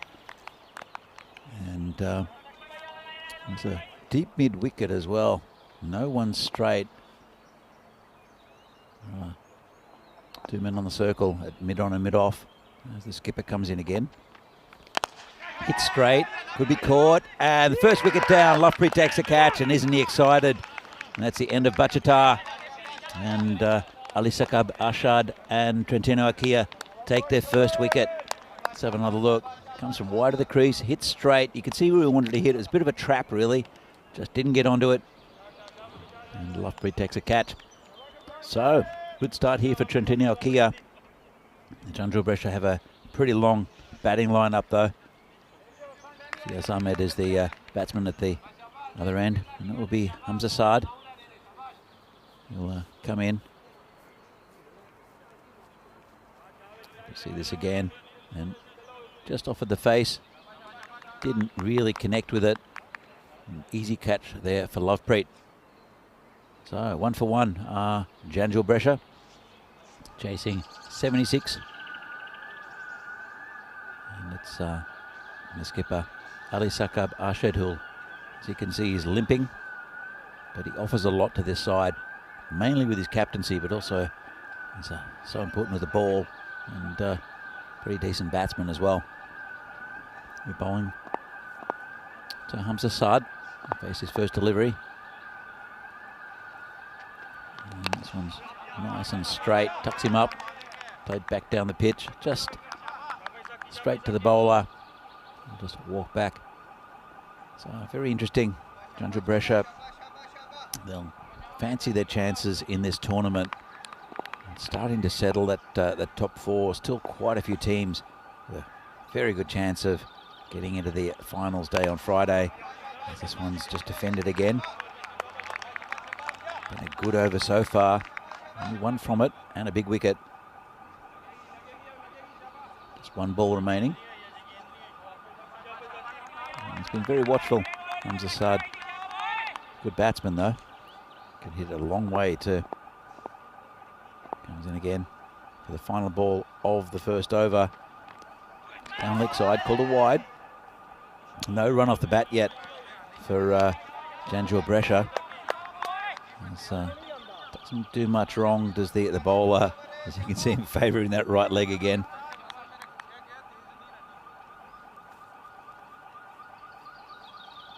So the limping skipper Ali Sakib Arshad has to bowl another one. Comes in. And called it wide again. It'll put a lot of pressure when he bowls, because when you land on that left foot, it's a lot of the weight is on the right foot, but then you're applying pressure on the left foot, and it's painful, and you can see it in his face as well.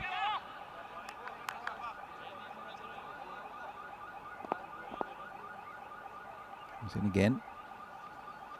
And it's a better ball. Just defended again by Hamza. That's the end of the over. A successful one there for the bowler and for Trentino Akia. And Janjua Brescia are 3 for 1. 10 matches since a golden ball. Again, this is a pretty good score of 75 to aim for a golden ball. We've seen 2 in this tournament. And the last one was an absolute ripper. Very contrasting games. The first one with 2 massive collapses, with both teams losing 8 wickets. 16 wickets went down there for 30 runs in that game. And the one the other day between Bergamo CC, who we saw in the previous game, and Fresh Tropical, the top team at the moment, was an absolute beauty. So, Gurpreet Singh come into bowl, and it's a good start from him. Might be a run. He struggled a few days ago. Gurpreet was launching them everywhere, couldn't control the swinging ball, and then with the bat he got a golden duck. So he went for 40-something in his 2 overs. But he's a very good bowler as Gurpreet. Just sometimes struggles to control the swinging ball. Bustles in, got good pace as well. Just exactly what I mentioned. He does find it hard to control the swinging ball. And Gurpreet bowls his first wide. If he had more control, Gurpreet, he'd be a top bowler in this tournament. Just struggles. And he does get a good amount of swing out as the sun comes out here. Beautiful day at the moment. Gurpreet comes in again. And it's a better line. Just be a single. Lovepreet steams in from mid-on. It's the first runs off the bat for Janjua Brescia. It'll bring Hamza back on strike. So Fiaz Ahmed is the batsman at the non-striker's end. Gurpreet following to Saad. There's a slip in for the outswing. Gets it off the end of the bat to cover. Skipper picks it up, no run. It's been a pretty good start here from Trentino Akia.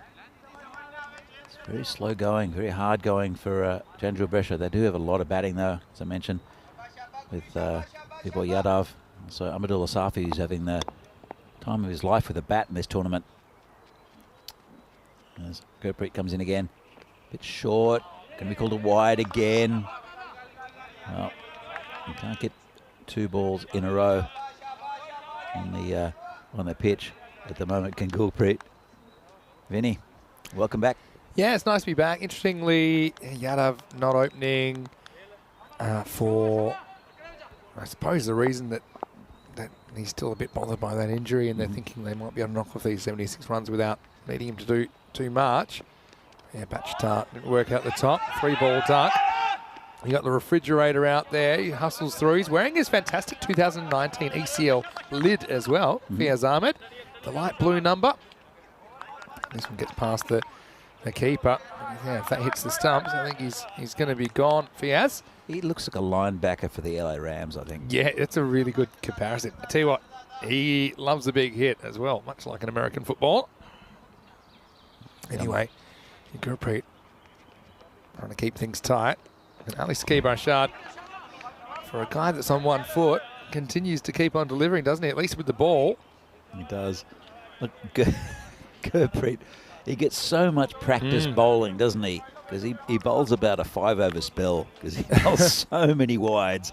And he doesn't need to be bowling in that lane. He gets natural outswing. Yeah. If he pitches on or just outside off stump, he'll still get natural swing and cut. It's a better line. Hit down the ground, just over Lovepreet. He'll go towards the boundary. He'll stop it. Good effort. Well, he's flicked it to nobody. The problem is, I suppose, with pace-wise. Fiaz not going to run a 3. I think he had two Hamza Sards out there. You're probably running 3 here because he flicks this back into open space. I love the dive into the pool. Great effort there, and then launch. Yeah, it was a bit of a bomby job, as we used to say. A bit of a cannonball. Gurpreet, that one didn't swing because it was a bit shorter. Well, last ball, the second over coming up, hopefully. Maybe. Good ball, that's it. That's exactly we should be bowling. And, well, big appeal. The bowler didn't have any interest. Yeah, there's a little tiny edge. Sometimes as a keeper, you might pick up little noises that they don't in front of the wicket, but you won't really be able to tell here. So it was a much better located delivery, though. Yeah. Fiaz certainly had the body language saying he's playing it ice cool, saying, no, there's no way that I've nicked that. Just so you know. I don't think the keeper wasn't convinced either, but there was a perfect delivery there from Gurpreet to end the over. As you see the table, Janjua Brescia right at the top. And Trentino Aquila, again, they haven't lost more than 4 games. I think once you have your 5th loss, you can pretty much kiss it goodbye, but I suppose Trentino Aquila would be about as unlikely a scenario as Milan United making it. We'll see next. Those 2 teams going head-to-head. That's a beauty from the skipper. I saw him do that yesterday as well. This climbs and moves back towards the keeper. Cameron Hussain behind the stumps. Have a look at it. Seam. And yeah, right at the end of the fingers. That's a nasty one for the keeper as well. Ouch. Yeah, not much you can do with that delivery. And a bit of a nothing shot from the batsman. And brings the Fiaz Ahmed back on strike. And this one's back to the bowler. And it's been a really good spell here from Ali Saqib Arshad. He really should be getting that foot looked after sometime after the tournament. He comes out and he walks normally until about 3 balls into whatever he does, whether it's batting or bowling. Then he starts limping. So this has been dragged onto the leg side. Should go to the boundary, I think, and it will. 4 runs. And that's hit just forward a square. Side things are quickening up a little bit as well. There's a lot of kind of surface water hanging around due to that rain overnight, but that one rolled reasonably well, all things considering. Well, we saw yesterday, it was similar. We get overnight rain, but anything hit along the ground, as long as it doesn't dig into anything, tends to run on this surface now, and it skids through sometimes as well. When it comes from the sky and it plugs, it really stops. Anyway, Fiaz cramped for room here, but won't get a run. And say hello to Nico Fernando, who is watching. And so, yeah, I mean, just a little bit behind the rate, but with 9 wickets in hand, you'd fancy that they have this under control. But Trentino Aquila just trying to hang in there. And, it's called wide. This is actually a wide. It's a good call. Look, it is a wide, but Silvio took a long time to think about it, and you know, credit to him because he could have easily kept his arms down. When he ran it through in his head again, he said, you know what, that is a wide, and he's spot on. So good umpiring. Yeah, it was a straight ball, and that's exactly who he bowled. He bowled it wide, from out wide, went perfectly straight, and was outside that line. Good call. Comes the bowler again. And this one gets a dodgy edge. It's gone towards that 3rd man area. Man back there, just a single. And it's a really good spell here from Ali Saqib Arshad. 17 for 1. Janjua Brescia with 1 ball remaining of the power play. It's a pretty good power play here for Trentino Aquila. They were at the same stage, quite a bit ahead of that. As he comes in again, last ball, his spell. Got him! Well, good reward for a good bowling there. Inspirational from the skipper.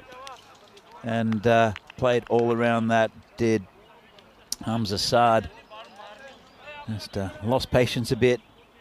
Let's have another look. Comes from way out wide, angles it in, kept on going in, and takes middle and off stump. Not the first time, not the last time we've seen this kind of length hit the stumps. I mean, on a pitch with a bit more bounce, that probably goes over the top. And yeah, on this pitch though, it hasn't really been getting up, and that makes a total mess. And it's the 7-ball Derek, which is kind of worse than a golden because he's burnt an over and put his teammates under a bit of pressure. And Hamza, talented player, but not his Innings this time around at 17 for 2. Well, we've seen quite a lot of players playing across the line and getting bowled or LBW in this tournament. And you see that the better batsmen will just play straight and play proper cricket shots. We saw that yesterday with Simranjit Singh, who batted beautifully. Also Tanvir from in the last game smashed the ball everywhere in the power play. And it's just good cricket shots, but they weren't playing across the line, and that's one of the things that players pretty much have to learn. It's a tough ball to know what to do with, because it's not an easy ball to drive either, is it, that one? Yeah. Play through the line, trying to be attacking. Sadakat Ali comes on, over number 4. He has run a ball 8 so far, make that a run a ball 9. He's been joined at the crease now by Vibor Yadav. Yeah, Sadakat 2712. You said, Vinny, something to do with the date, apparently. Yeah, 27th of December, potentially. I could look that up. Yeah, because when he was wearing the blue strip, and I think he was just wearing number 12. But his birthday's June 4. So maybe it's a family member's birthday, perhaps. 27-12. Comes in again, and good ball that. Straight through him. Really good area, isn't it? First up to Yadav. Well, Yadav's a quality batsman as well. To beat him like that, first ball gives him something to think about. Sadakat, he's been really good for this side actually, as Sadakat Ali bowled good lines throughout this this tournament. And come in again, bowling to Yadav. We'll see, come down a little bit down the order. Gets that away on the leg side, just a single. And we'll bring Fiaz Ahmed back on strike. So, yeah, Sadakat, we didn't see him with a bat today. But he's handy in this bowling lineup for Trentino Akia. 19 for 2 now. Of course, the power play ended at the end of the last over. So nice little way to the leg side. Same player out there. Picks it up and throws it in. Nice throw into the keeper, good arm. So they relax the field. 4 players required to be in the 30-metre circle. But it's a bit of respite for the bowlers. It has got protection now on the boundary. Comes in again, and well, just wide of the man there at slip. There's no one at third man. As I mentioned earlier, a lot of balls went down in that area. I was just about to mention it actually. They've put fielders back, but no one at third man. I saw a ton of runs there, both yesterday, and quite a few have gone down there also this morning. We're in the afternoon already, aren't we, Vinny? We are. 45 minutes into the afternoon, 1:45 local time at the moment. It's losing track of time. I can't believe we're almost to the end of the tournament, at the group stage at least, a couple of days left. Yadav thinks he's at the box social because he's been flirting with a couple, but it's the end of 4 overs. It's 24 for 2 after 4, and I still think Chandra Brescia behind the run rate, probably ahead in the game, but Trentino Aquila doing a good holding job so far through the first 4 overs. Absolutely. Look, let's have a look at this. So it was a good start and a good power play from Trentino Akia. Then started going down a little bit. They lost the wicket, dipped down before their rate, and then they brought it back up slightly. But it was pretty hard going for Trentino Akia, especially after Lovepreet Singh and Adil Ahmed departed. They were the 2 run getters. But they've got, even though they're behind at the moment, Chandra Brescia, look at the batsmen they have here and also the ones to come. You still have to favour them. And oh, that's a good shout. Not out, says the umpire. Having a really good think. Pose angling towards leg stump. I've got to admit that live, and we're not in a perfect angle here. I have my suspicions. I mean, mate, it's on the way up, but I mean, not many balls going over the top. Didn't see it missing leg stump. I think I was a bit lucky to still be there. Just an element of doubt creeping into the umpire's mind there, but yeah, hard to see it getting over the stumps. This one. There's the umpire thing again. This time he's gone. Well, the weight of the appeals eventually swaying the umpire. Let's have a look at this one on the replay. Always Azkar with the ball. This one's coming in a bit. Oh, see, that to me is one that certainly may have just been clipping leg, but it's a bit of a... It's a classic 2 big LBW appeals in a row, isn't it? It might have straightened a bit. Let's have a look. It was angled down leg, and I think it might have straightened a fraction. Oh, I mean, it's not impossible that it would have hit the stumps, but I think that all things considered, the batter can't be that aggrieved after looking at those 2 balls and having to unstrap his pads. Anyway, I mean, didn't really get going in that innings anyway. Let's see what Safi can do. Missed 100%, comes out at 24 for 3. Oh, the way I look at it, he just had one extra ball to be out there and to have fun. Because the first one... I don't know how much fun it was getting another ball cannoning into your pads. First one was pretty close. Yeah. So For anyway. me, it's the right outcome that Fiaz is sitting down. Anyway, Safi comes out. I think maybe it's not a bad wicket to lose either for Jandra Brescia, 10 off 12. And not really getting much going. Safi turns out around the corner, just a square leg, just be a single. And we'll talk about Safi in a moment. But at least Ashgar was one game where he took a bit of stick. But apart from that, he's been excellent for Trentino Akia. He's been economical with the run rate. He's taken the odd wicket. And again, in these middle overs, that's what you need, just to keep the run rate down. And he's done a really good job.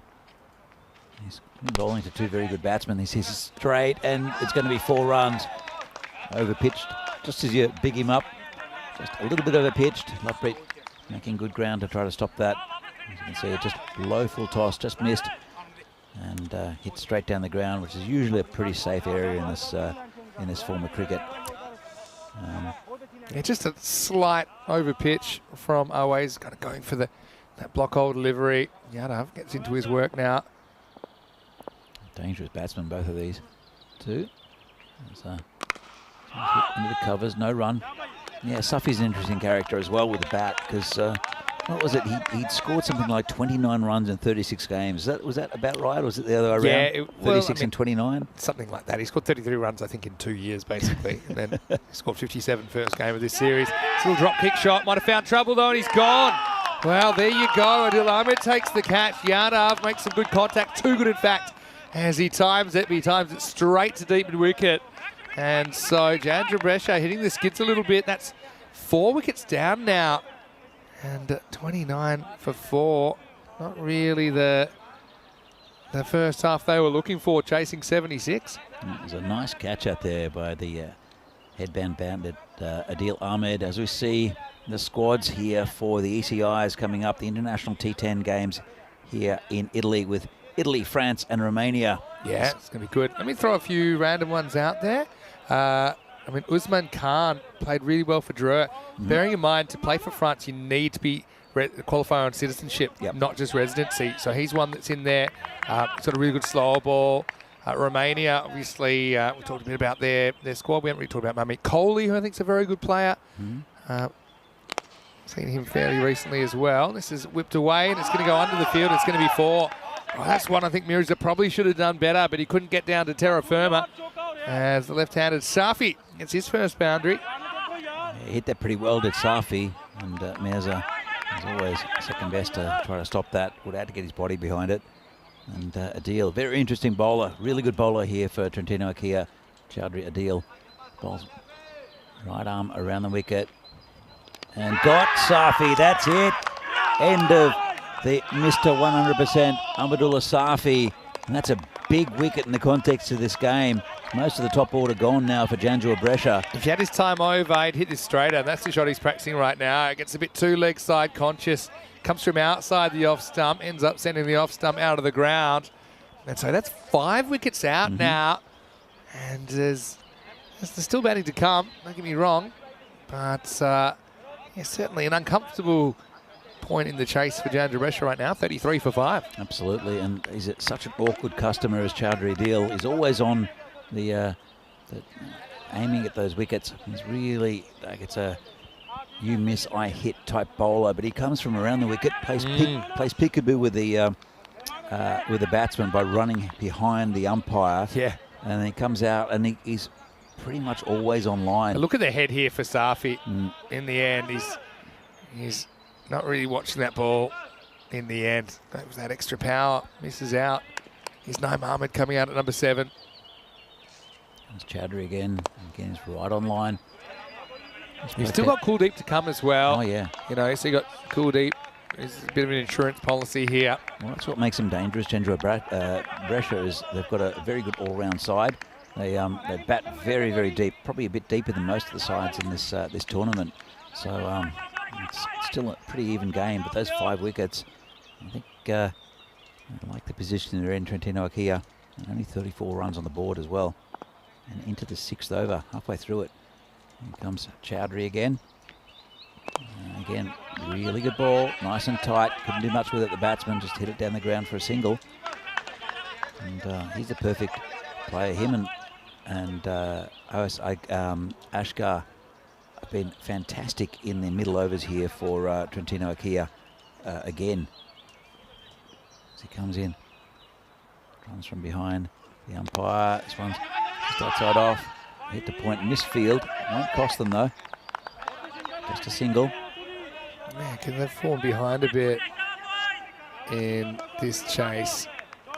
Now needing around about the 9.5 and over mark. Well, they need boundaries, but have to see off a very good bowler. Look for the loose ball, but there aren't too many from a deal. Another good ball, stopped with his foot by the keeper. They'll go through for one chance. Oof. Run at the stumps. He hurdled the ball and living dangerously there. The batsman running at the keeper's end. Let's have another look at this. He kind of dives to avoid the ball, but had he already made good his ground? Otherwise, it could have been in even more trouble here. Let's have a look. Did he take it from outside the crease? Yep. Yeah, I mean, he was going to be out anyway, I suppose. He just said, well, I'm going to be out and get hit. But anyway, it takes us to the end of the 6th over. 37 for 5. Barely run a ball pace so far. Yeah, it's unusual. Janjua Brescia, they're normally pretty aggressive and pretty fluid as a side. You see the scorecard. Fiaz Ahmed with 10 from 12. Apart from that, no other batsman reaching double figures. Yadav 9 from 7. 7 wides, probably the second highest score, which is saying something, seeing they've lost 5 wickets and we're into the 7th over here. Comes in again and just gets it with the toe into the bat. The skipper picks it up, just a single again. And Ashkar's been great in this spell, taking 2 for 7, including a couple of big wickets out of Yadav was one of them. Been impressed with Ashkar in this tournament. Comes in again. And this one hit straight. Kind of reminds me of Barty Banger for Albano. That similar frame with the glasses. Yeah. Barty Banger not wearing his gold rimmed glasses this time though. That's true. Must have got his contacts in.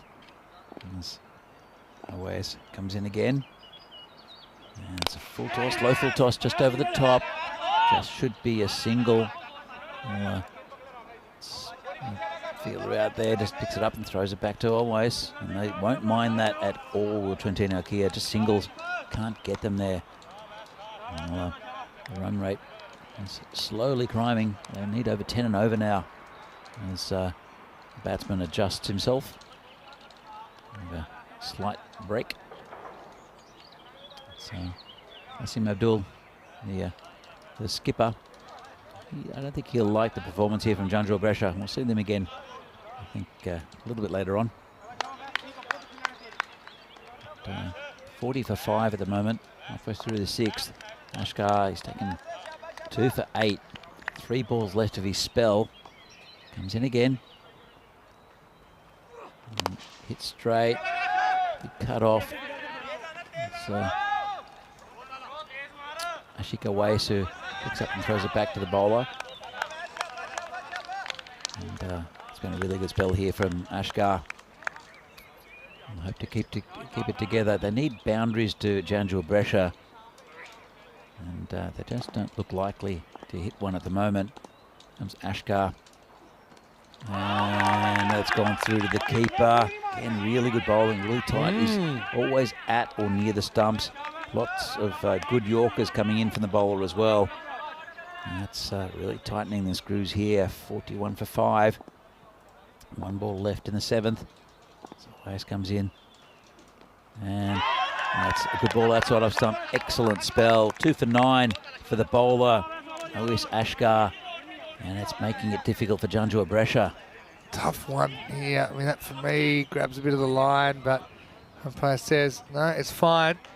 And yeah, when you're falling behind the chase, they're the kind of calls you need to go your way. 41 for 5 after 7. Let's have a look at what's coming up next. Milan United, Trentino Aquila. And as it stands, both these two with the same record, 2 and 4. And so this match is coming up. We should be back on target, I imagine, which is a 1:30 local start, which is 5 o'clock in India. And it starts in 30 minutes. So, yeah, Milan United survived a few hairy moments to get the points in the first game of the day. They'll be back on again. Trentino Aquila playing back-to-back. Chadri Deal comes back, slips this one through. Now, I think, especially with a cool deep up your sleeve, you got to get moving now. You need over 10 and over. In fact, it's over 11 and over. And after that, it's gone over 12 and over. So, yeah, trouble for Janjua Brescia. Absolutely. It's been just fantastic spells of bowling from these two in their middle overs. This one's just hit out to long off just for a single. But Awais Ashgar and Chowdhury Adil, they both picked up wickets. Ashgar picked up 2 and Adil's got the wicket of Safi. But they've just dried up the runs, and you can feel the frustration from the Janjua batsmen. They just can't get away the good bowling. It's nicely pitched up. This one's a nice shot though. Go straight to the man at point. It's finally one that's out of the middle of the bat. Yeah, and it's frustrating when you hit one that well and you only get one for it. Yeah, exactly. But really good bowling, and that's I think what we didn't see yesterday with Trentino Aquila. They seem composed today. I think that's probably the best word for it. They're not doing anything out of the box. They're just playing good cricket. And this one again is hit straight, just be a single. And that's what they do well. They're not taking too many risks with either the bat or the ball. They're bowling in the right areas. And they've still got some good bowling to come up at the end of the innings too. It's a good start from the skipper. So Ali Sakabashad, and it's just dried up runs. It's been difficult to score. This one's in the air. Could be out. Love Prince getting there and takes it, and a little forward roll and a little smile for the cameras. I feel that's a complete rhythmic gymnastics routine, and the catch was the easy bit of that. Then came a proper roll, gets up dancing, doesn't he? But it's down towards the bottom of the bat, elevated, and Lovepreet does the rest. And the Chakadef style celebration. So just when they are trying to get going, they lose another wicket. And that is 6 down now, 44 for 6. Yeah, you mentioned they bat pretty deep to Janjua Brescia. They have to dig deep, I think. And it will be Kuldeep Lal. He's a good batsman as Kuldeep Lal, but is he going to rescue the situation for Janjua Brescia? Because they're in a lot of trouble. Only a couple of overs left after this. 1 ball left of the 8th. I know it all happens in the 9th inning, but there's nothing much happening for Janjua Brescia. So again, just really good bowling right in those right areas from Chowdhury, and great celebration. Again, that'll make the highlights. What's with the slapping of the thigh, Vinny? So it's a Punjabi style celebration. I think it's something to do with kabaddi. It denotes a successful raid. So yeah, goal achieved there for the field. That last ball of the 8th coming up. Comes Chowdhury again and just poked out towards. Have to hurry, bit of a fumble and well, this game's kind of had it all, except a lot of runs for Janjua Brescia. Let's have a look at it on the replay. Chance for a run out. Nope, pick it up. Quick throw. He lost it, looked back, it was forward. So yeah, case of a famous highlight a couple of years ago that you're involved in anyway. Yeah. 8 overs down, 45 for 6. That red line's not challenging, but Janjua Brescia making it look a bit of a stretch at the moment. It is a stretch, and well, Gurpreet Singh's coming back on. He's always a missed back from Gurpreet. He normally bowls 12 ball overs because of the amount of wides he bowls, but the ball won't be swinging as much, and he's having a chat. A big hug there from Ashik Awais. I know that they've got a very good chance of winning this game, and Gurpreet is a really good bowler. All happens in the 9th, but he he does tend to spray them a bit, does Gurpreet. All right, need a big over now, don't they? Can Gurpreet be on target? Right on target. I think in a way, when he hasn't had a new ball, he's kind of bowled better because he doesn't have to worry about the movement. Yeah, exactly right. And he does get a lot of outswing early on, but just can't quite control it. And when he bowls that off-stop line, he's pretty quick and gets the ball to move away, and it cuts off the seam as well as goes in the air. That's the line he should be taking, but he just hardly ever finds that line. Good start for his over though. So he comes in again, and this one's a wide down leg side. So he continues his trend of good ball and wide. There's Gurpreet. Ball on his way to his 12 ball over, and it affects the time as well. As you can see, there's 6 minutes left in this innings, so it shouldn't be a problem for Trentino Akia. But we've only seen one lot of penalties. A couple of sixes could change everything as well, don't forget. True. And that's one of them. It's a good shot. I was about to say, I don't see a six coming, but that one was nicely taken off his hip by the batsman, Naeem Ahmed. Yeah, Ali needs to get his gumboots here, considering where he lands. It's a little bit short. I said that. Certainly got two genuine bats still there. That's the short boundary as well. So Maximo time. Is it more into the zone of possibility, doesn't it? Well, they need a huge over here, Chandra Brescia. This will be the most measured of run chases if they get there. This one's hit straight again. Player under it, Awas, and he takes it. Gurpreet gets a wicket. Ashik Awas with the catch, and it's another batsman down, and it's Naeem Ahmed. 7 down now, Chandra Brescia for 53. Puts it in the right area there, Gurpreet, and the fielder does the rest. Neat catch, pretty easy one. Yeah, couldn't really miss him, could he? Ashika Ways does the rest. Well, Simu, thank you for your information. Just give me a bit more information about the Thigh-style celebrations, a tribute to Punjabi legend singer Sidhu Moosewala. So yeah, I've heard that as well.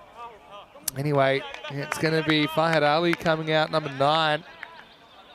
It's just been a pretty miserable day for batters so far. Yeah, it has been, hasn't it?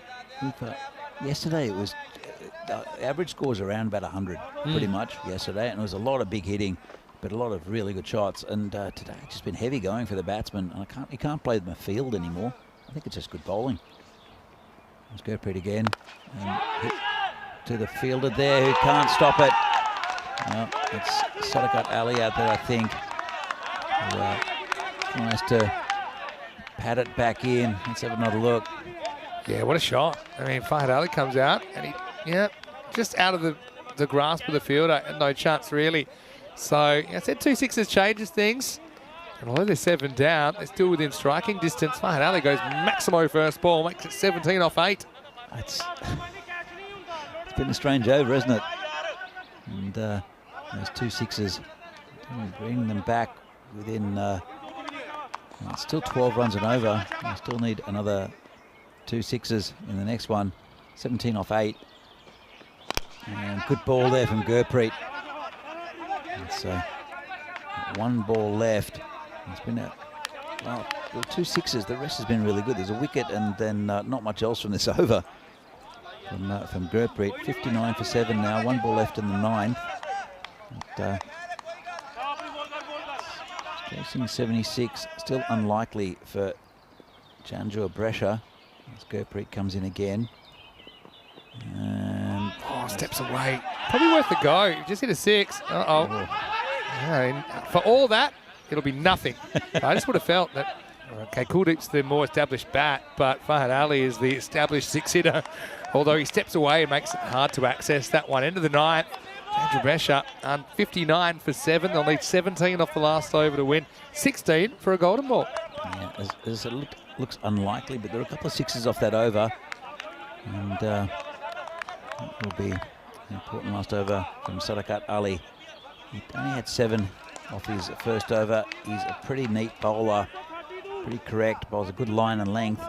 But sometimes your strength is your weakness. Yeah, for sure.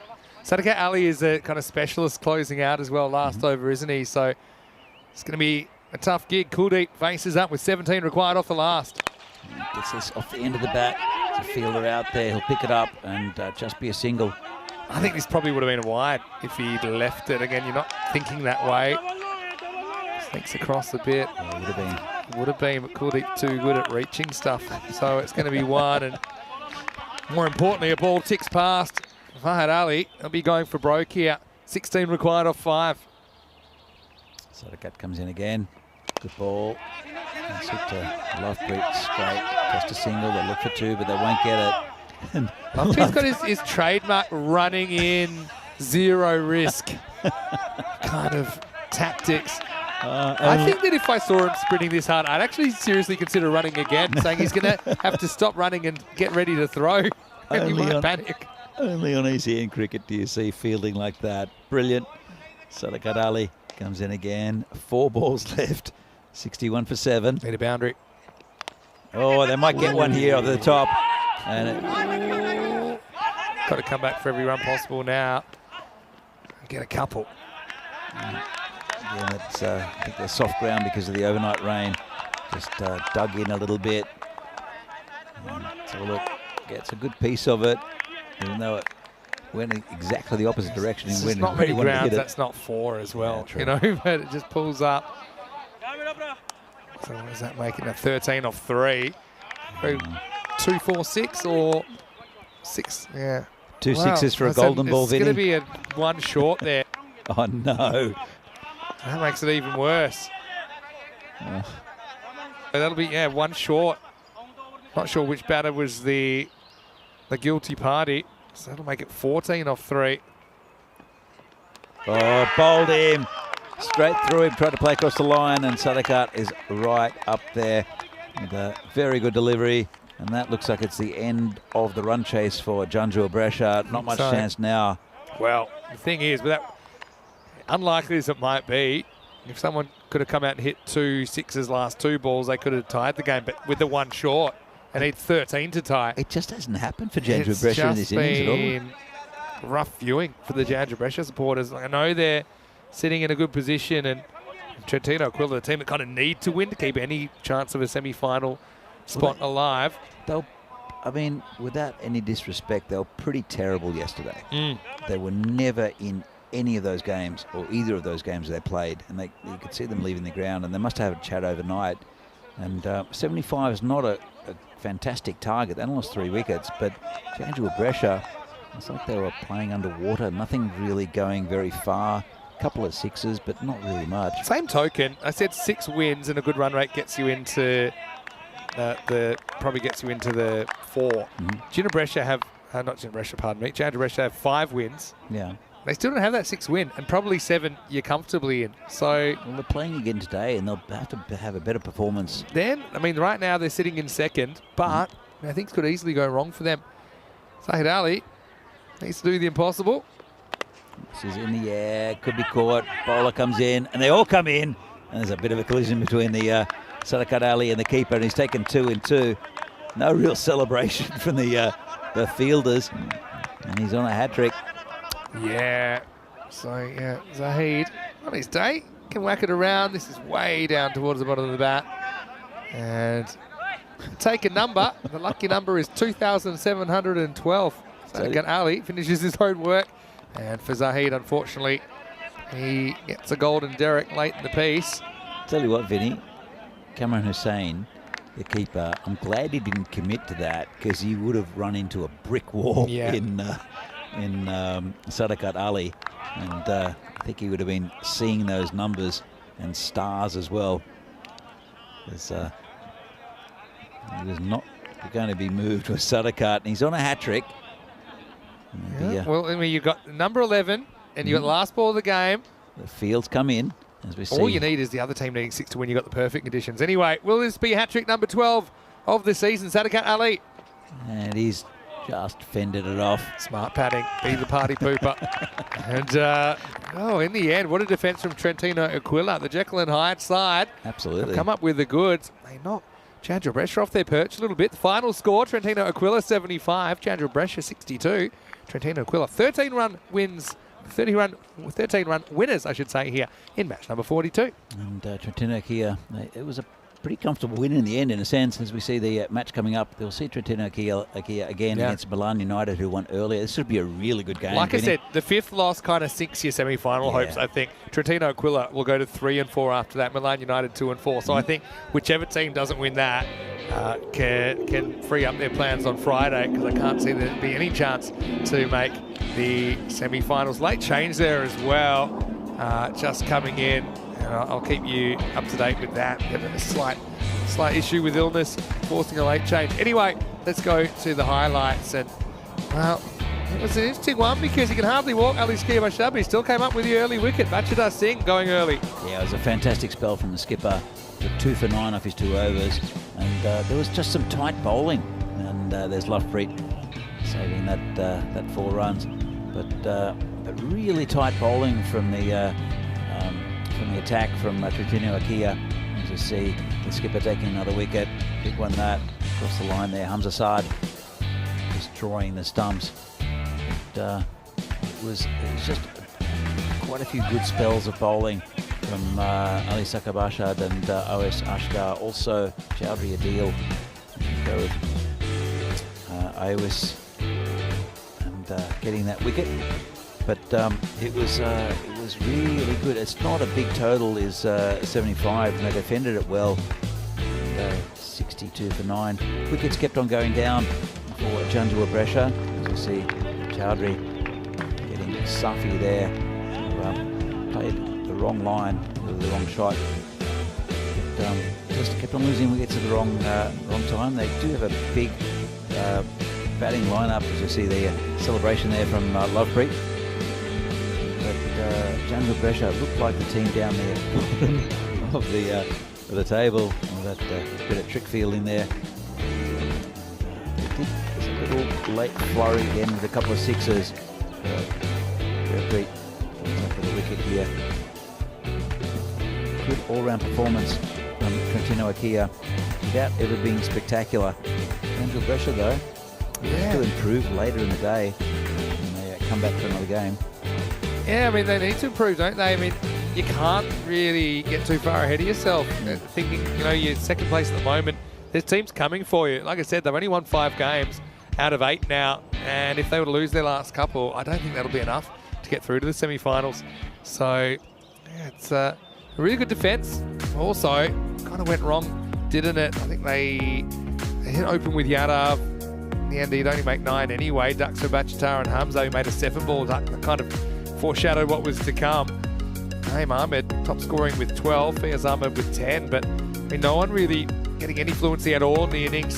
Kuldeep bats very low, ends up with 4 or 5. It was already a bit out of control by the time he joined the innings. 2 fizz all round. Ali Sakib Ashad with 2, same with Sadiqat Ali, Asghar and Chowdhury Adil. 1 for 20 Gurpreet. Bit hit and miss, but he went for 10 and over. Everyone else was under a run of ball. So fantastic work from Trentino Aquila. They'll hope to double down against Milan United, 2 teams that are desperate for the points. Otherwise, I think can put a fork in their semi-final chances. We'll be back in about 10 minutes to take you into the 3rd match of the day. Until then, it's Vinny Sandu, Mr. Maximo, and Danny Hudacek will be back with me very shortly for the next instalment of this Fan Code European Cricket Series in Italy, Milan.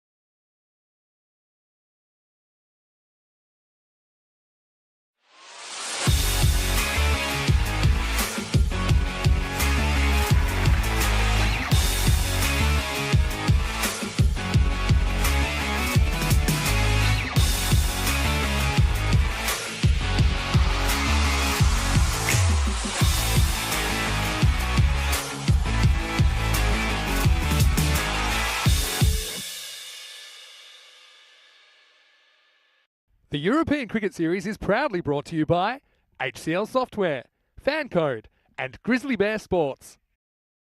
Hello and welcome back to Milano in Italy. Beautiful day here now. Sun's starting to poke its way around the clouds as well, and it's time for the third match of 5 today. So it's going to be Milan United, fresh of their win in the first match of the day. They're taking on Trentino Aquila. Let's see what happens at the coin toss. Rob Kemming is over there. He's got the coin in his hand. He's got the two captains. Let's see who wins it. You're cool. It is hits. We back first.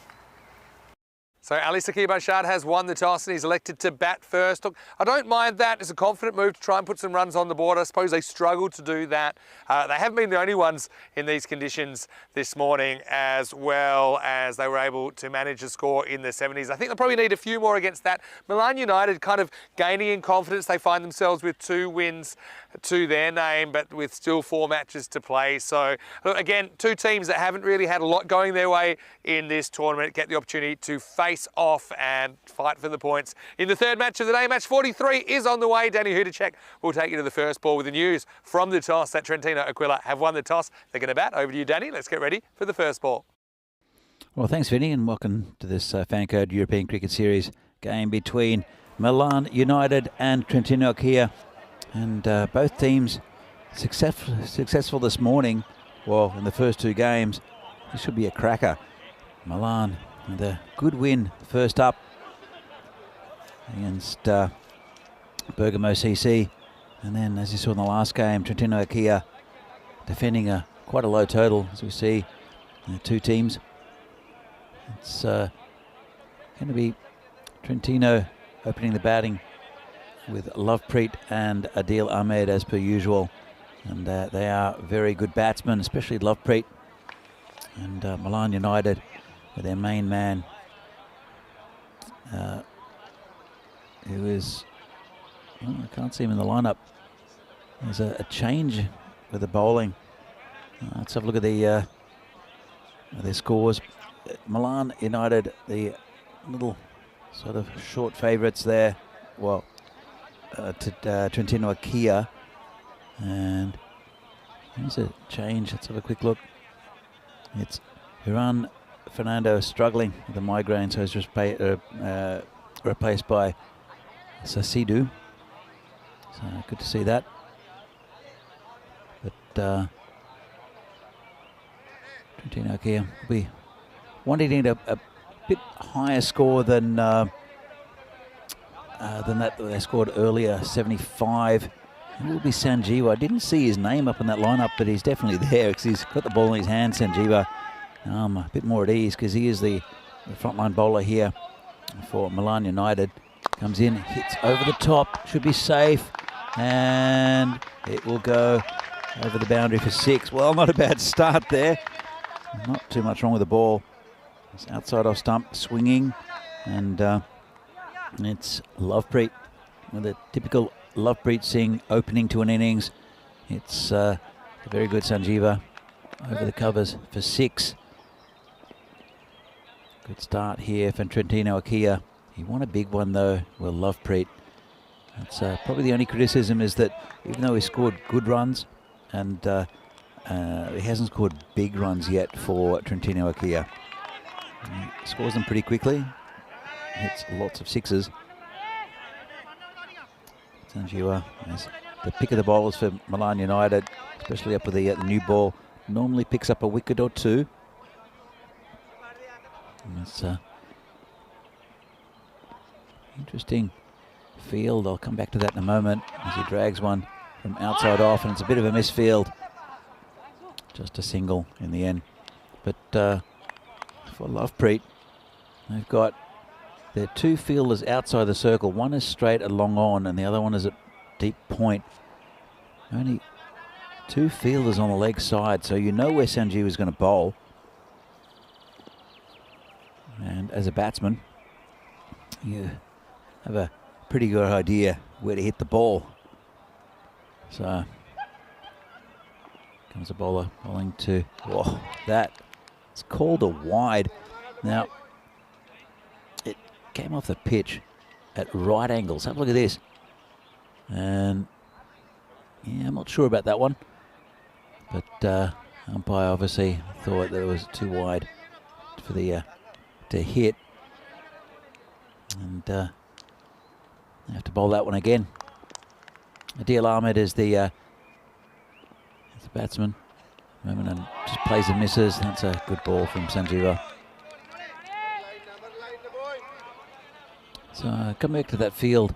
They've got a very attacking field on the offside, and they've just got a couple of players on a wideish mid-on and a short mid-wicket to protect the leg side. So you know where Sanjeeva's going to bowl. He bowls with a bit of swing, and it cuts away, as you saw earlier, with the swing. So he comes in again, and this one's hit straight, and that's 4 runs. Well, Adil Ahmed has seen where the gaps are, and he's aiming for those gaps. It was a little bit straight there. Didn't swing as much there from the bowler. Yeah, it's straight down the ground, and that's quite an easy 4 runs for Ahmed. Not any protection there. So pleasant conditions now. The sun's out again, which is fantastic to see. And this one has gone through to the keeper.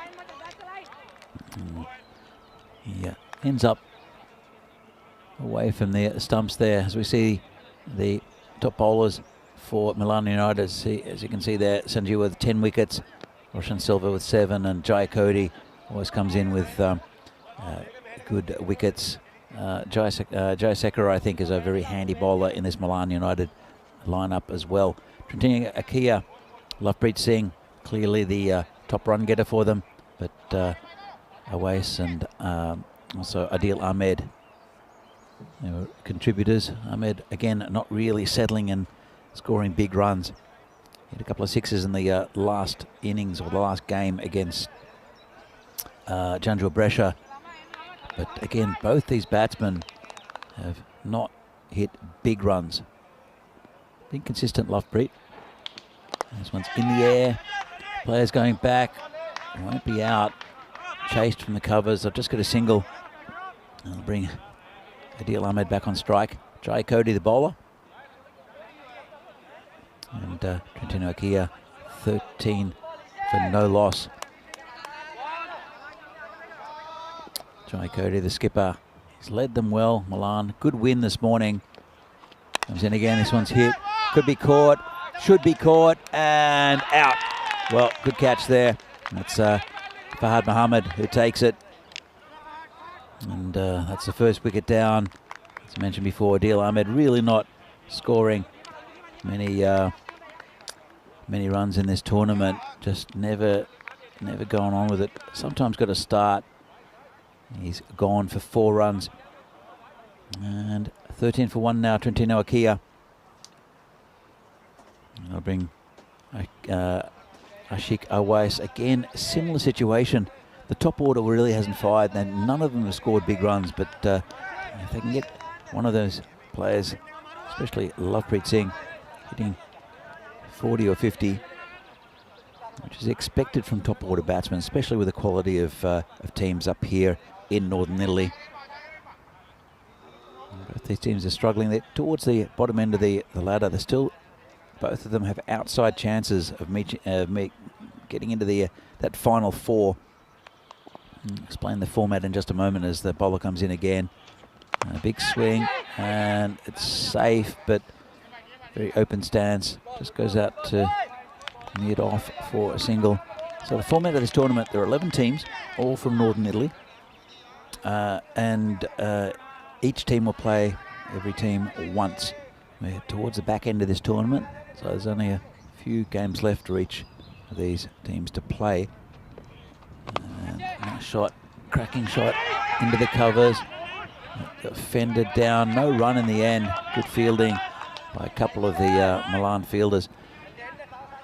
So the top 4 after the rounds, the group rounds, will go into finals Friday. Just the top 4. And this is a good piece of bowling from the skipper, Jai Cody. Been a really good over so far. Nice and tight. Picked up a wicket too. And so those top 4 teams will get into the finals Friday. Then it'll be first against fourth, second against third. There's a bronze final, and then the big final on Friday afternoon.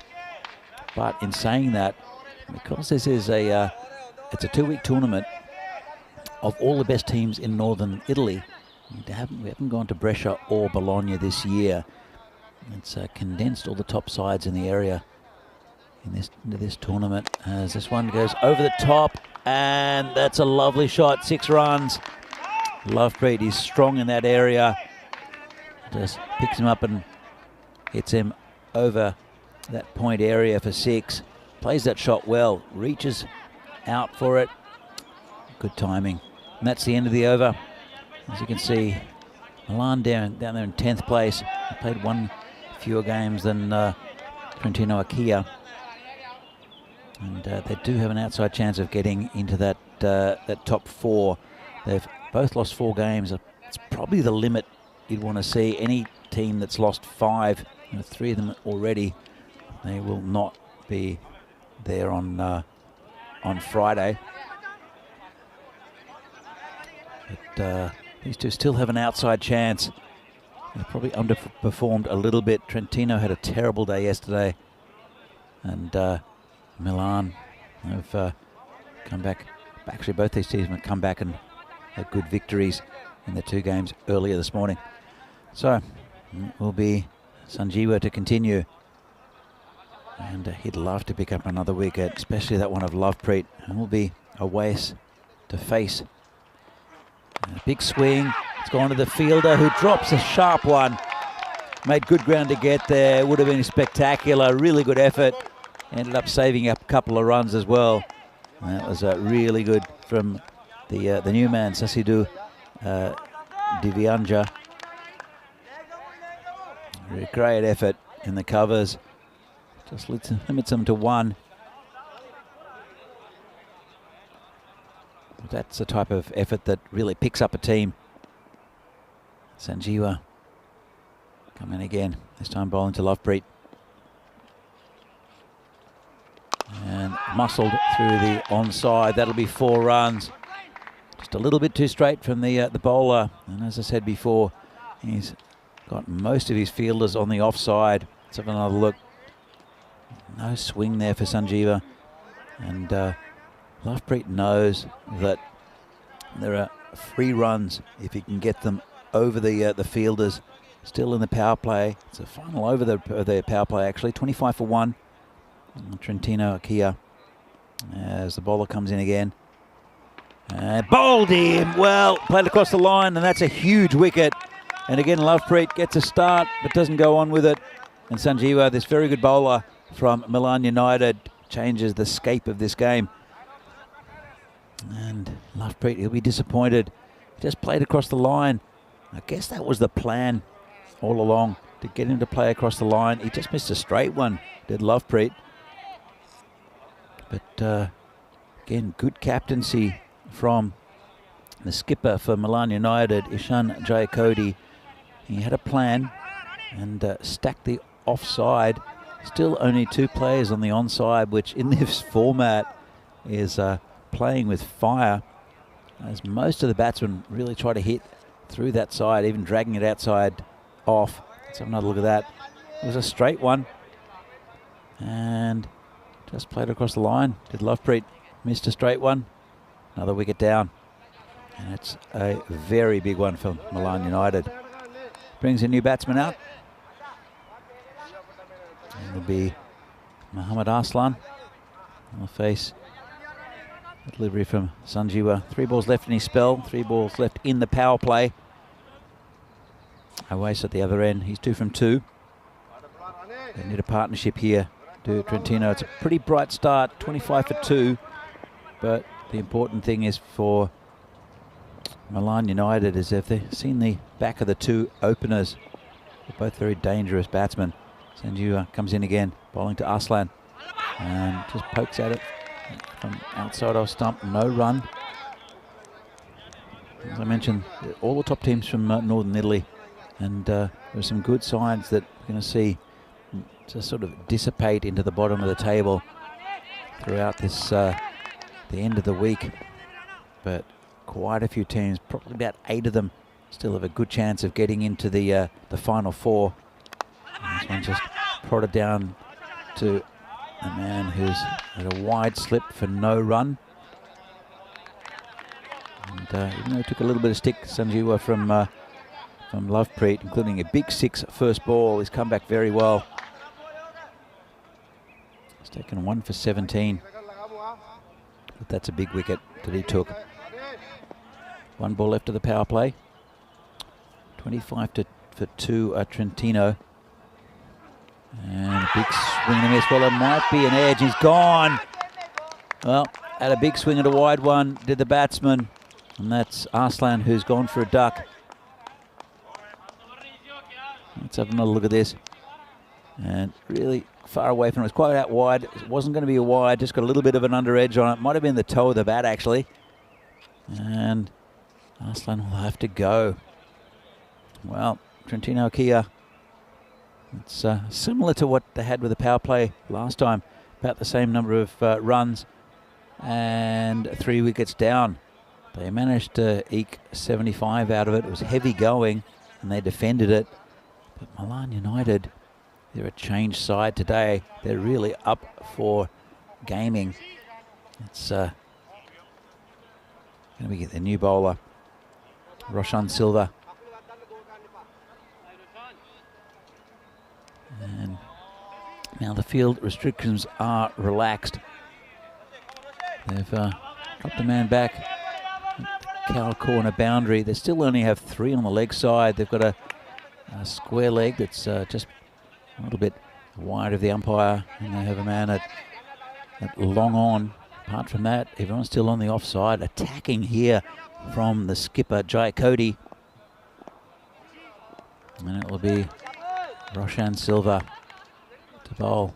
Good bowler, Roshan Silva. He's bowling to Awais.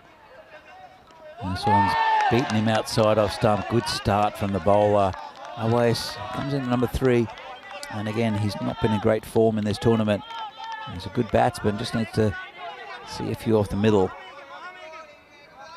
Mirza Baig is the other batsman, yet to face a ball. Projected score 76, which was pretty much what they got in the last game. As Roshan comes in again. And this one's outside off stump, called a wide. Good call there from the umpire. Let's have another look at it. And just maybe, well, it's going away from the batsman. I think a fair call there from the umpire. There is an indication line, but sometimes you have to judge it as an umpire rather than just looking at it on face value. And bowling to Awais. He's hit that beautifully. That's gone a mile. Well, finally got one where he wanted it. Did Ashik Awais. And that's the power of the man, as you can see it. Just outside off and hammered it. Well, that's what he can do. He needs to do a lot of that, though. As I said, he really hasn't had a score of any note in this tournament. But he smashed that over cow corner. And Roshan, he'll have to see what he can come up with this time. Comes in again. Same sort of area, bit pitched up a little bit more. Get straight onto the offside, just for a single. Good response from the bowler. And bring the new batsman, Mirza Baig, on strike. 33 for 3, off 3.3. It's a bit of symmetry there. As, well, Roshan checks his run. 30 for 3.3 from 3.3. The current run rate, 9.43. I can't find any other threes. As Roshan comes in. And good ball outside off. Died a little bit.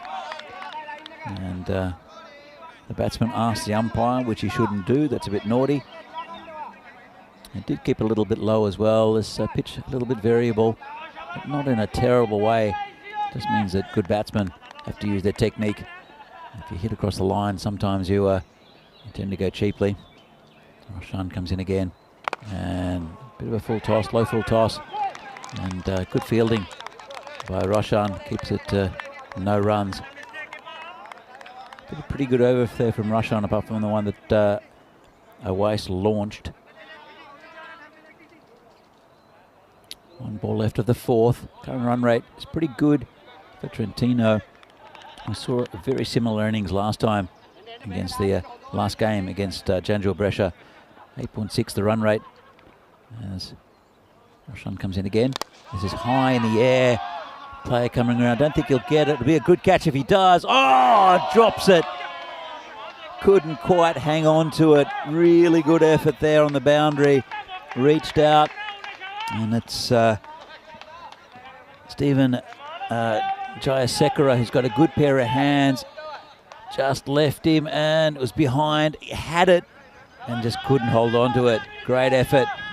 He came back for 2. That went high in the air. Good shot there from Awais. And that is the end of the over. Let's have a look at the graphic. See a good start and then slowly going down. Very similar again to what we had, as I said, in the last game for Trentino. They lost 3 wickets, 2 and 1 over as well. So Awais is living dangerously. He's 9 off 5, and Merzabag is on 2. Ranasinghe, the new bowler. And Vinny, what do you make of the start? Yeah, typical Trentino Quiller. Few runs, few wickets. I'd say Awais, he's just a bit of a 6-inning machine, isn't it? Isn't he? And that one went a mile off the bat. Mira's up there, very capable as well. 2 teams with eerily similar tournaments at this point as well. Anyway, here we go with over number 5. This one bites in significantly, doesn't it? Off the pitch. And the Singer getting a bowl. It's been a good performance. I mean, again, it's eerily similar to the last game they played. And they'll probably end up with a similar total, to be fair, unless Awais can build an innings, which he hasn't done all tournament. But there's still a lot of good batting to come for Trentino Ikea. Yeah, that's for sure. Just a bit low-scoring day. I feel like now that the sun's out, seems just a bit friendlier for batting. Field's gotten a little bit quicker. 84 pace at the moment. Again, that good in movement. He takes that angle to the extreme, doesn't he, Ashan? The way he comes wide of the crease from around the wicket. Yeah, you see all sorts of different angles coming from bowlers in this competition. And left arm around the right hander. It just changes the angle a bit. It makes it more difficult. Often move it in towards the batsman. Not much protection on the leg side for him though. Has to be disciplined. And, again, it's gone down to that third man area. There is cover down there. End of the bat there from Awais. The Singer only going for a single though so far in the first half of the over. And yeah, for both these teams now, they've suffered 4 losses, and that's kind of maximum we think that you can afford to lose and still have a chance of making the semi-finals. So feels like it'll be curtains as far as whoever doesn't win this game. Trentino Quiller in a predominantly yellow shirt. That's a bowler again. Yeah, really comes in a long way. It's right in on the hands of Mirzabag. So yeah, the thing is here, you can't really back away to him because he's just going to follow you. Have a look.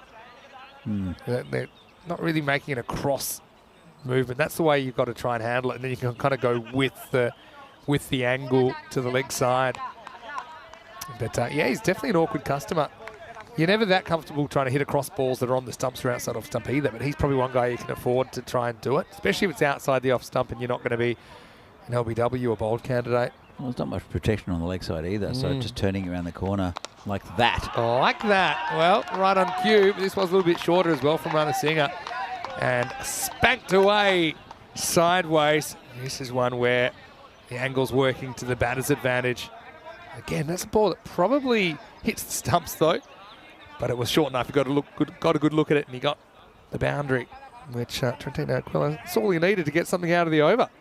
Yeah, absolutely, and they need that. They need to pump that score up. 40 for 3 at the moment, halfway through the innings almost, and so, well, if they don't lose wickets here, I think they'll end up with a pretty good target, the Trentino. But again, they've It's a little bit of a partnership starting. Mazabeg on 6 and Awais on 10. Nice ball the over. It's pitched up. Nice square drive. This will be 4 as well. So this is a really nice shot because this one doesn't come back as remarkably as the others. Just kind of trusts his hands. It's a shot that's away from his eye line a bit as well. Yeah, and just inside the boundary to bring a 4, and that will be the end of the 5th over. It's 44 for 3. I want to say very, very well welcome to you wherever you're watching from around the world. Any sound to hear, Mr. Maxim. I'm here with Danny Hudacek, and you know, it's funny, we talk about the conditions. Obviously the outfield means that the 4 rate is a lot less than it typically has been. We always wondered, would we ever see a day or across the board whether we'd see 10 and over scored. Just looking at these run rates by a day, you can see still haven't quite cracked it. Since I was away, kind of been hanging in the 9s. So 9.4 yesterday. But yeah, that shows you 9.2 for this series overall, 9.4. It does seem like that kind of 90s or so is the par score here. Yeah, absolutely. And we did see quite a few scores hover around 100 yesterday. And but today it's been very low scoring, and there's no apparent reason why. And the thing is, ECS 22, that was when there was no grass on the field, and that was even lower. That was 8.8. Yeah, I think crazy. partly it's this pitch not particularly predictable as far as the bounce, and sometimes there isn't a lot of bounce in it, which assists batters getting the ball in the air. There you go. That one is the proper cartwheel job. It's going Silver that comes out, and he sends the stumps flying all over the place. Again, trying to cross bat a ball on the stumps. It's fraught with danger, and Ashika Waste pays the price.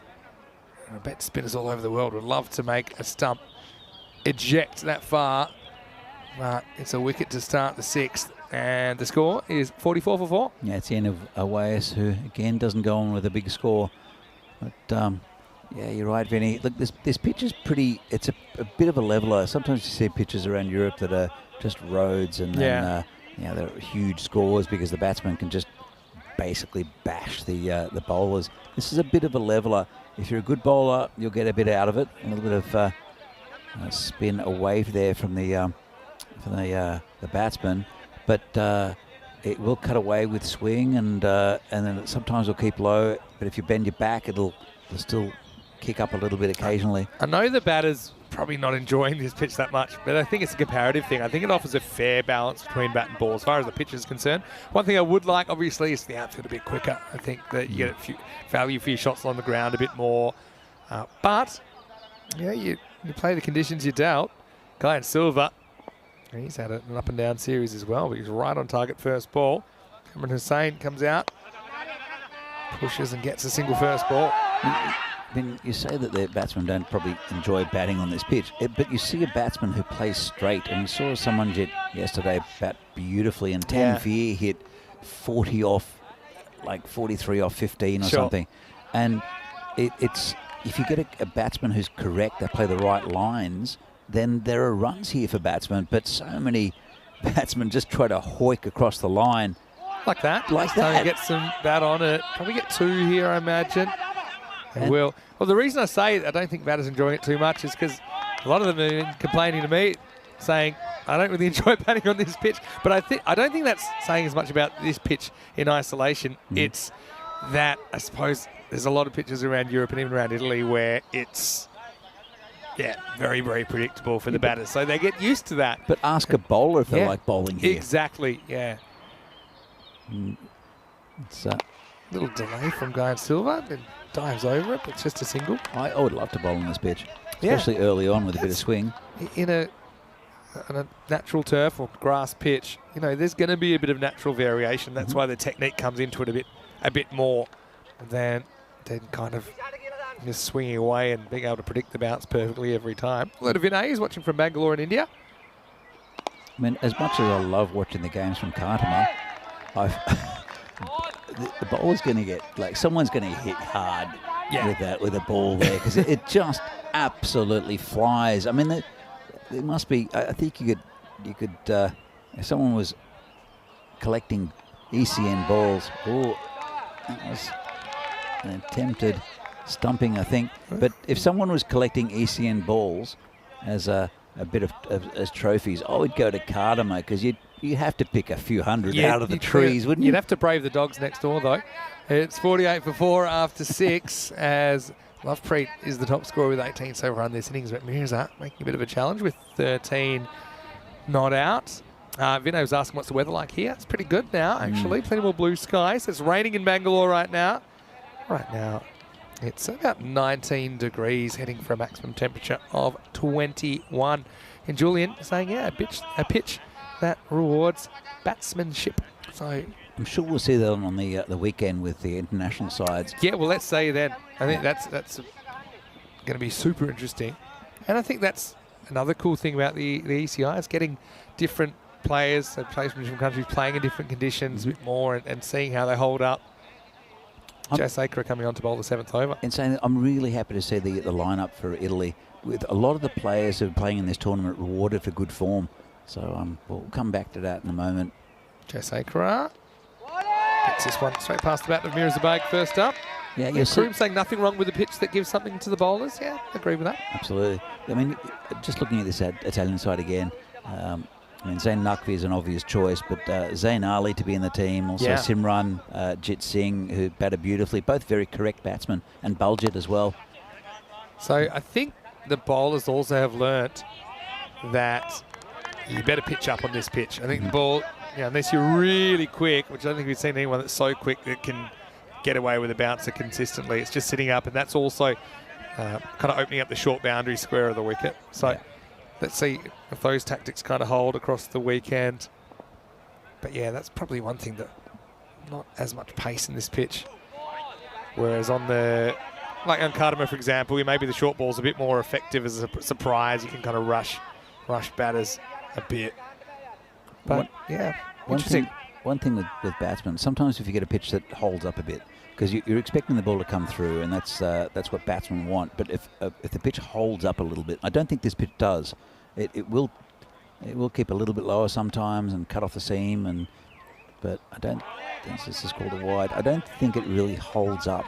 So what I'm saying is that it just plays slightly with the batsman's timing occasionally, and you'll see it. We had it in Prague when the pitch was new; it would hold up slightly. And then, but now it's worn in, and it's a pretty good pitch to bat on. It does keep pretty low in Prague. And remember that this material is quite an unusual material for a cricket pitch underneath. It's Calchestra. Yeah. It's this kind of quite hard rubber surface. This is hit pretty well, but the fielder comes around, completely misjudges. It's going to be 4. And that was Fahad Mohammed, who just kind of came half a step in when he probably needed to go half step back to buy himself some more time. That's a powerful strike straight down the ground. Gets around the fielder, gets 4. Yeah, it's we've seen quite a few shots going down there, especially later this week. Batsmen have worked out that if he hits straight through the line over the umpire, you'll get a good boundary. You've seen them go for 6 just, and you've seen lots of 4s as well. It's hard to work hard for those because the ball's not exactly flying off the bat. And partly it's because of the surface holding a lot of water, making the ball a little bit heavier and harder to hit further compared to some 6s down the ground that sometimes we see almost tapped down to the ground. But you do need to give it a bit of welly to get the full value over those outfielders. Long run, long off. Come back to that in a moment. About to say, this has been hit a long way. That's a big 6. Well, that's exactly what I'm talking about. That one did have plenty of welly from Bayek. It goes maximal. Jasakra kind of puts in the slot. He gets every piece of this, steps and hits a long way. Yeah, nice shot that. Yeah, I was just saying that as we had these conditions exactly throughout the week, and moisture came out of the surface of the outfield, and it was getting faster and faster, and then it bucketed down overnight for a couple of nights. That's right. Goes after this, inside out, long chase for the fielder. It's going to be in vain, and it's going to be 4.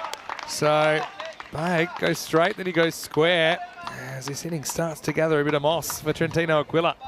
Yeah, just over the top, pretty safe in a weird way, in a risky way. No fielder out there. It's a safe risk. Safe risk. There we go. It is the boundary to target if you can, though, when you do have a bit of width outside the off stump. End of the over. It's 66 for 4 after 7. Speaking of the ECIs this weekend, You mentioned the Italian team. We get to see a few players. A bit of a Kent Lanka feel about that as well. Dimith Kasala's a player from Padova that we've seen before. A left-arm spinner. Jagmeet Singh, another left-arm spinner. You mentioned Zayn Ali and Zayn Nakvi in there. Zayn Ali from Chivadante having a very good series. Troy Pereira, veteran, comes back. And Baljit Singh, I imagine he would be leading the side. Anyway, let's get back to the action. Oh, he's gone here. Well, very interesting that, well, number one question was, has it hit the pad? Let's have a look at it on the replay. Yeah, I must admit, yeah, for me, I got to say I got a suspicion here that, yeah, I mean, it's even that's hard to tell because he's turning around the corner. But my suspicion was that was straight off the bat of Cameron. But Guyan Silva was convinced, and it's a bit of an optical illusion with that one. Obviously, Silvio was convinced as well.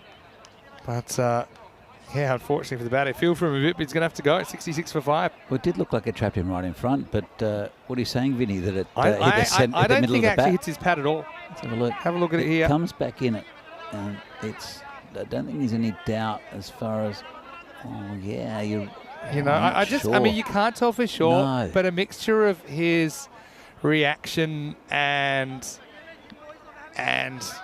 just things you can look for is it might be that it's just come straight off the bat. But the other thing is Guyan Silva is right in front of the umpire. Maybe not right in front of the point of that, but he was convinced, and then the umpire was eventually as well. Next one's pushed through. And it had a look. It wasn't even like the batter was claiming inside edge. I don't think he was trying to be deliberately. I don't think it was an edge. If it's hit the bat, it's hit the full face. Yeah, so it wasn't the kind of look that was like I had an edge. It was like it was the very quizzical. Imagine you got given out LBW and it never hit in your leg. You'd be puzzled, right? To be fair, the variation shoots through. Oh, just looking at it, we don't know if it hit the bat or the pad straight away. Obviously, the umpire thought it didn't hit any bat, but I think it was a good decision if it didn't hit the middle of the bat. Yeah. But then the other thing is, tell you a few things, just forensically looking at the situation. Yeah. Keeper never really appealed. Keeper has a pretty good idea what it hit because he's only a metre or so behind. But it's one of those ones from front on. And I've seen it happen a few times where it just looks, that's where it would have gone if it had hit the pad, where it bounced off. So you can only call as you see it in the end, I suppose. And down that end of the pitch looks pretty out. Unless Keeba Shad comes out to have a bat. We know that he's a bit of a 1-foot Frankie at the moment. He just smash that onto his good foot? Yeah. And then he'd be even, wouldn't he? So a bit of a break, I think, for Milan United anyway. Let's ball the over. Launches it sideways, but it's straight to the fielder. And so Ali Sakiba Shad's going to go. And Guyan Silva grabs a third wicket in the end. He finishes with the wicket of the Trentino skipper, and that's the end of 8 overs as well. It's 68 for 6. That's a really good spell there from Guyan Silva, 3 for 6 off his 2 overs. And not only did he pick up the 3 wickets, but 6 runs off 2 overs in this format is pretty incredible. Yeah, brilliant work. See that run rate sliding when they want it to be accelerating through the 8th over. Yeah, so batter looks around after that first LBW. And you feel like someone's got to save you. You know, you're looking around saying, hey, it's good. And I've even seen that happen at test level. I remember Ricky Ponting got given out straight off the toe of the bat once where it looked like it might have hit the foot, but actually it hits nothing but bat. That was in the days before reviews and things like that. So, well, we saw, remember the Stuart Broad one, that's still an international incident where he edged one to first slip. And that one, look, it was bad, but it wasn't as bad as people say. People say the first slip, but it did bounce off the keeper's gloves right on the way through. But yeah, he's made some interesting comments recently as well. Stuart Broad? Yeah. He's saying he doesn't really count last Ashes series because of the COVID situation and the lockdown. They couldn't go out. He's not very well liked in So then Australia, a few people man. saying, you know, that they're not recognising tests from 1877 until, you know, for example, Ireland saying, we don't recognise any tests before political we correctness, Vinny. Political correctness. It's gone crazy. I like it. Yeah, it just adds a bit of spice. I think there's bit of stirring on the pot both ways with the Ashes series coming up. It is coming up, isn't it? Yeah. And the World Test Championship, Australia versus India at Lords. This was a tight one. I think it's a correct call. Yep, it is. And, So, yeah, big fan of all cricket, of course. yeah, I like Test cricket, though. I don't really watch much unless Australia's playing. That's the see thing, though. point. Test cricket seems to be the big series, yes. So, and involving, quote unquote, the big three. But I mean, yeah, sometimes outside that struggles to grab headlines, even though it is, you know, the purest test of your cricketing ability. I mean, would I watch a match between England and India? No, because I've got no interest in it. You've got your team that you follow. Yeah. That's it. I've watched a lot of cricket over the years, and that was my summers were sitting and watching cricket. But I, you know, generally it's watching your team you support, and that's true. And I suppose it's rare that I watch a whole day of Test cricket now. I tend to, sometimes on the plane, I'll watch some highlights. So the whole day maybe in 7 minutes or 20 minutes. But I'm an Islander in Sri Lanka at the moment. Listen to this for a game. It was the highest score ever for a team to make, but then lose following on. Ireland against Sri Lanka. I'll tell you in a second, but yeah, it's a bit crazy. Knocked him over. Now Roshan, he shoots from the hip, and Chandra Deal is the man that's going to have to go now. So they continue to pick up wickets here, Milan United. There's a 7th, as it's a first ball duck for Chandra Deal. The score is 71 for 7. why don't they just give him Merzabag, the man who's set? He's 26 off 16. Why not give him the strike? I don't understand this batting. It's just a wild swing. And just a walk back. Gurpreet will probably do the same. Probably. With an over and a half remaining. Here's Golden Derek appearing and following Chandra Deal back to the pavilion, 71 for 7. Yeah, so listen to this. This was last week. Caught my eye. Ireland scored 492 in the first innings, batting first. You're feeling pretty good there. Feeling pretty good. Pardon, it wasn't following on. Oh, no, so it was following on. That was after Sri Lanka had made 704 for 3. And then in response, Ireland made 492. So they were behind by 212.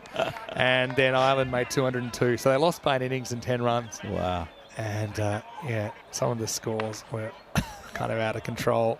I mean, Sri Lanka still hold the world record for the highest test score. Yeah, they do. Yeah, back in the day, 953 for example. Oh, there you go. Well, you don't have to give him the strike if you do that. Gurpreet loads up and smacks into the potato field. Maximo! 77 for 7 now. It's been one of those innings where we've seen some repeating digits. I think that Gurpreet will be hoping he can repeat the dose once again. Well, Gurpreet, I think he's going to be called Mr. Hit and Miss, doesn't he? Because he'll bowl a great ball, he'll bowl a wide, he'll hit a 6, then no doubt he's going to miss a straight one and get bowled here. Okay, pardon me, Ireland didn't follow on. I was right the first time. They made 492 batting first, but it's the highest first inning score to then lose by an innings. Yeah. That's crazy. That was the statistic. Tries again, misses. Yeah, so Sri Lanka, there was a 205 for Madushka. There was a 245 for Mendes. In fact, all top 4 scored hundreds. At one stage, they were 496 for 1. And then they got that wicket, so it was 496 for 2. But then there was another partnership of just around about 133, so 629 for 2. Sounds like a pretty nice pitch for batting on him. I Then think you get the third wicket, you're like, maybe they'll declare. No, they waited for Angelo Matthews to get his 100. Another 80 runs away. Anyway, Gurpreet should come for 2 here. The throw might get him down. Ooh, that's pretty close. Just took a little time to turn. They're going to have a look. It was quick work from the keeper, Trishan Silva, to get the ball down onto the stumps. Gurpreet's pretty quick. Let's have a look. It looked like a really good throw. Takes it just in front and brings the ball back onto the stumps quickly. Yeah. And he's okay. Yeah, well. I think there's no problem. I think we'll have a bit of a look at it. Where does the line? He's taken it. He's over the line. That's That's that shows pretty he's good. just in. Yeah. Good camera work, but it was a tight one, wasn't it? Yeah. Really good running there from Gurpreet again. Very, very well judged second yeah, well, run. you had to go for 2, really. You have to. Yeah. So there's 1 over left. 79 for 7 are Trentino Ikea. They've beaten the score from the previous game. I want to bring it up closer to the 90 mark. Let's have a look at the bowling. It's pretty good bowling there. Guyan Silva, 3 for 6. Yeah, so 79 with an over remaining. And it's going to be Jai Cody to come back. And just having a look. We've got a few options of who they want to bowl here, because they have bowled 6 overs along the way, 6 bowlers along the way, I should say. So yeah, maybe you can swing away in the 90s. Bag has been the silent partner in the last few minutes. He gets tied up here. He'll sneak through for a leg by. Check it out on the replay. Again, this is one that doesn't really get up from the bowler. It's probably missing leg. Pretty good shout though. Just sliding, yeah. Seen him given. Matthew Humphries was playing for Ireland in that test, by the way, that we just talked about. It's part of history. Well, that's a proper backwards drive, but the fielder is going to run all around him. I saw this coming a mile away. Have to account for the spin. It was a little doosra for the man at fine leg. And so Gurpreet's come out, and we know he can be unpredictable with the ball. He's pretty unpredictable with the bat right now. Well, they're pretty valuable runs though. Yeah, exactly. It's 12 off 4. It's a good little innings. And those 26 off 17. He's swinging hard. Oh, yeah. Swinging so hard at the moment. I think he only has one way, does Gurpreet. There it is again. And this time it's going to be a brilliant catch taken to his left. Well, it's been a bit of everything, hasn't it? As this one just kind of curving further and further away from the fielder. Check it out there. Yeah, I'm liking it. And dives away. That's Shehan Dhanuka that takes the catch. Rolling away to his left, but Gurpreet, I mean, pretty handy dozen from him. He's the 8th wicket to fall, though, and with 3 balls remaining, he's 84 for 8. Yeah, good contribution from Gurpreet, and it was quick too. Only took 5 balls for that 12, and it'll bring Sadakat Ali into the middle. And Bag's been a bit of a spectator, as you said. But it's been good from him as well. So Just can't get the strike lately, can he, Mirza? Yeah, good contribution from Gurpreet. If every batsman gets 12 off 5. Yeah, you're in good shape. You can make 144. Mm-hmm. Yeah, they run one to the keeper. They might get 2 if they hustle. And I don't think that Bag wants it. He says, I've been down that other end long enough. Leave it to me. I'll get a bite. That's a bit of an annoying one as well, because he probably should be stopping that. Trishan Silva's a decent keeper, but I think again for the footing for the keeper is not that easy either. So it's easy for us looking on TV, but it's slightly slippery back there. It's a pretty good spell here. Pretty good wicket from the skipper. A pretty good over from Jai Cody. Don't want 2 here or a boundary. Bag running hard. Doesn't really attack it. Oh, trouble. Come back. Trouble. And I think this is actually, well, he's wiped himself out, Sadakat Ali. I actually think it's quite clever in a way. He deliberately held his ground to try and make sure that Mirza was going to get back, but I don't even think he had to, because the throw didn't have much on it at all. You see here, he's saying, come at me, and saying, so you're safe. And I think he almost makes it, maybe not quite. He is. I think he's made it, you know. That's brilliant. He's home. Great effort there from Sadakat. Well, I think you've got to give him benefit of the doubt there, absolutely. based on that. Absolutely, yeah, he's home for sure. We're continuing. All right, so they do get 2. Here's the last ball. And it's the bottom edge to the keeper. And now they roll back to the bowler. And at least he's consistent. That time he doesn't make any mistakes. So Bag's going to be run out of last ball. Kind of clever play from Trentino Aquila at the end. Tries to run in between the wickets. Again, bowler, this is not as easy as it looks because you're going to make a bit of a fool of yourself if you miss. But he doesn't miss. It'll be 87 for 9. 88 the victory target for Milan United. Be a tricky one. It's been that kind of a day. It's probably consistent with the run rates we've seen throughout today. Game of the balance. Two teams that can't afford to lose. Sun's come out and we're ready to play. Could be another close one on our hands, Danny. I think you're right, Vinny. And again, Trentino Kia did eke that score up to 87. And they had a pretty good start. It was very much like the game they played before. They had a good start with the power play. Lovepreet hit a few big sixes. And then there's that drop catch, which was unfortunate. Good effort. And then a couple of wickets go down. And that was Lovepreet just playing around one. And he hasn't got on with big scores, unfortunately. None of these batsmen really have. Mirza Baig, they're 28. Not a bad effort off 19. And as you see that catch go down, it's a good effort there on the boundary from Danuka. But all in all, pretty good score from Trentino Akia. And Milan United will have to bat well. So, very good bowling lineup from Trentino. So, again, another player playing across the line. But fascinating game. Two teams who are playing for their lives really in this tournament. They want to get into that top four. They both lost 4 games. Looks highly unlikely for either of these two teams to be up there in the finals, but the winner will keep their hopes alive. Will it be Milan United or will it be Trentino Akia? And you see just a big swing and a miss there. And that was Chaudhry Adil, the bowler, who bowled really well today. So Milan United, this is one right at the end with Gurpreet going there. Nice catch out there, but a couple behind the wickets to pump up the score a little bit. And a really good piece of running from Sadakat Ali, and this is the final ball where Mirza Baig loses his wicket.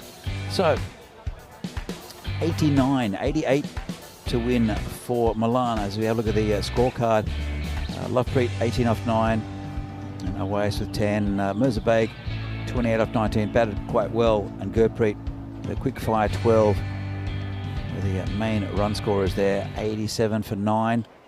Pretty good bowling effort from Milan United as well, and we'll see that in just a moment. You see the sun is out here. Sanjeewa, good as usual, picking up 2 wickets. Jai Cody, great last over as well, picking up 2. But Gaia Silva, the pick of the bowlers, 3 for 6. And so 87 for 9. Pretty good total there for Trentino Akia. Considering the low scoring nature of today's play, it's been a little bit unusual. And we'll see if Trentino Akia can defend this total. 88 to win for Milan United. Both these teams need this win. It's the Fan Code European Cricket Series here from Milan, Italy. Game 43. And we'll be back with the second innings of this game in just a few minutes' time. See you then.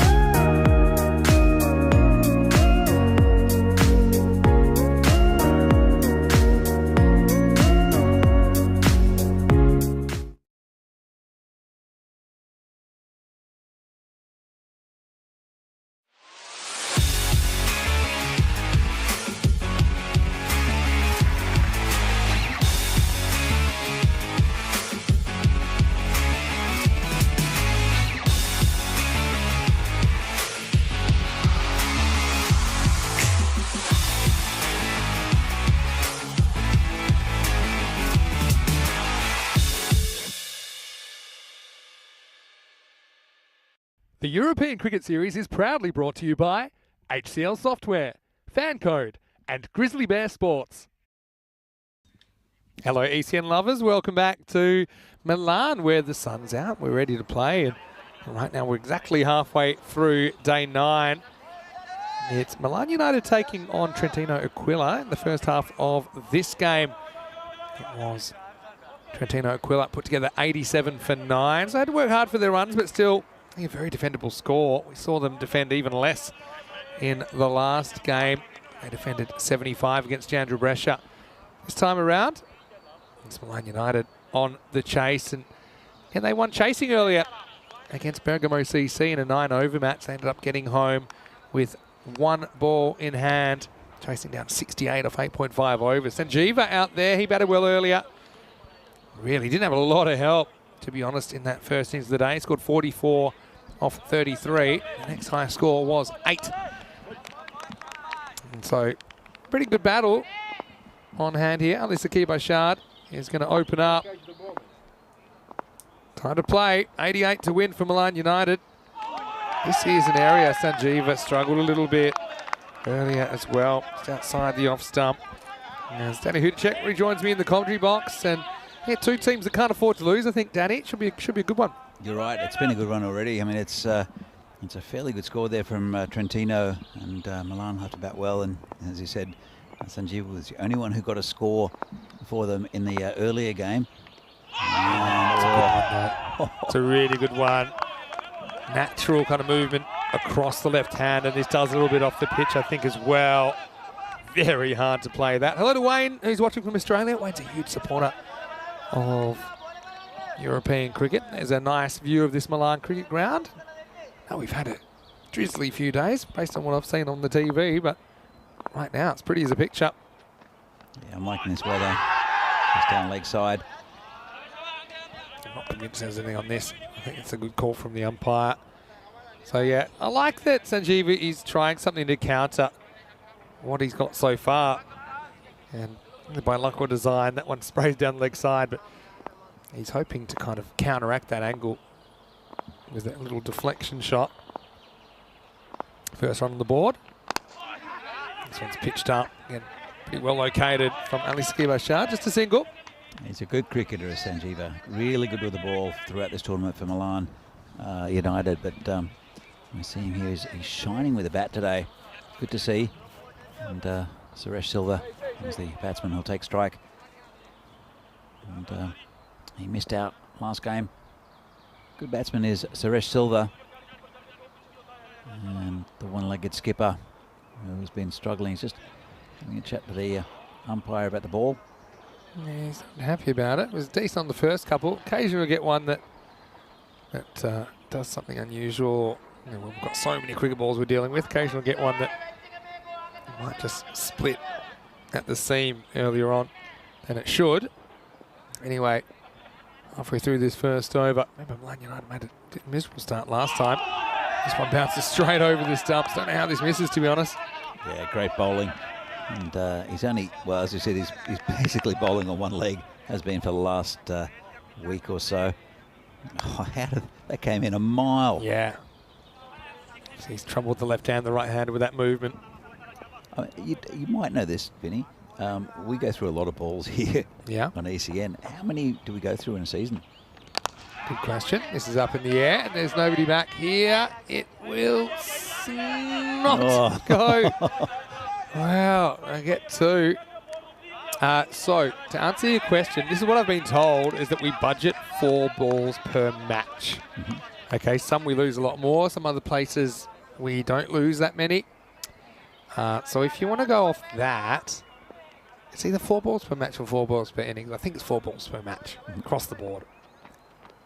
Because a lot do get found, right? There might be, we don't find them immediately, but they do get found.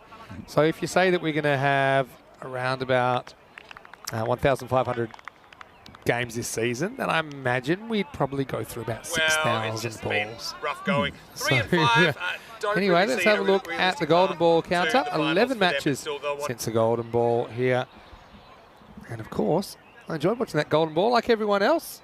It was 11 o'clock European time, almost on the dot, where I was walking into the wedding lunch and I got the alert. The golden ball alert went off. Another one for the bats. Not necessarily another one because they've been struggling a little bit. Were you a bit envious, Vinny? I'm not so much envious. I'm just excited. Yeah, That can happen any time. Remember, Charlie Hunt broke the streak of 405 matches without a golden ball 405 last year. really? That's the longest streak. No, golden balls belong to the game. So don't begrudge somebody else being in the seat. I thought it was a really good one.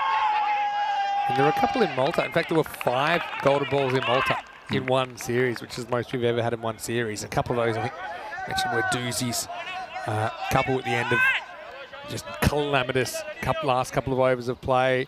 We had 2 dropped outfield catches where if the fielding team had held on to them, they would have won. But because they dropped it, they lost because they could easily get 2. This is when he pulled wide at Gurpreet. Surprise, surprise. Sometimes struggling with that wide line. Yeah, the mixed bag, Gurpreet Singh. First one went down leg side and the batsman just stuck his foot out and saved him. And this one is wide on the other side. So he's when he gets it right, he's almost unplayable sometimes, especially with a new ball as Gurpreet. But he does spray them more than most bowlers I've seen. And there you go, got it right and wicket. Well, there you go. There you go. That's the danger of Gurpreet. And there's a bit of luck, I suppose, about where you put this man at 45 on the offside. As it is, it's perfect. Just had to get up off ground, fighting gravity a little bit. And Gurpreet comes up with the goods. I think it's Chowdhury Deal in that position. So Suresh doesn't have a great time of it here in match 43. He'll go for 3. And the score 6 for 1. Yeah, really good catch there. At high over his head, just put his hands up and it stuck. But as I said, the first one was wide down leg, and somehow the batsman contrived to stick a leg out to stop it from being wide. Second one was wide, off stump. Third one, bit of a beauty, and takes a wicket. Just did enough, didn't it? I think It's Mirzabag as a who bowler, takes the catch. as an outswing bowler, you'd allow nothing more than getting a slips catch. Oh, yeah. That's the new slip, I suppose.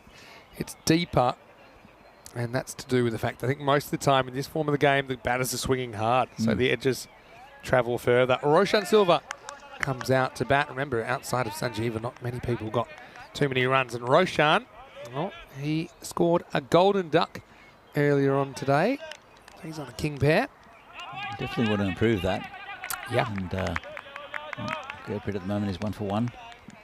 Yeah, going back to that slip, he is far back. Normally they'd be probably level with the keeper. Yeah, second slip's probably about level.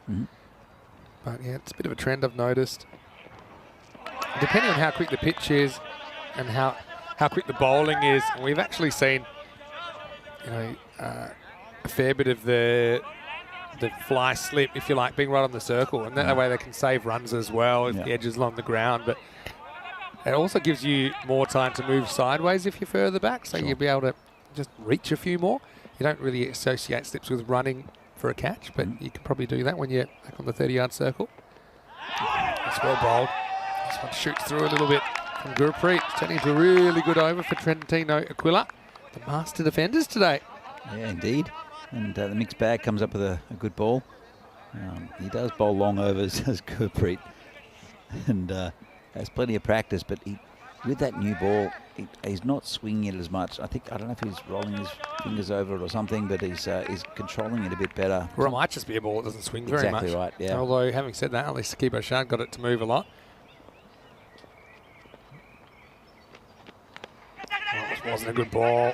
I don't think it'll go to the boundary. They'll think of 2, and they'll think again. Or they probably would have gotten away with it.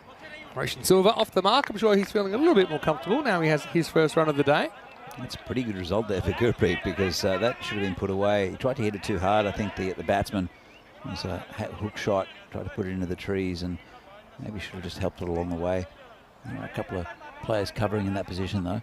Sanjeeva now will face his first ball in the last 7. So he's been down the other end. Let's see if he takes on Gurpreet. You should just straighten it down the line to him. This one kind of holds its line. It's a little back cart, running away for 4. So smart batting.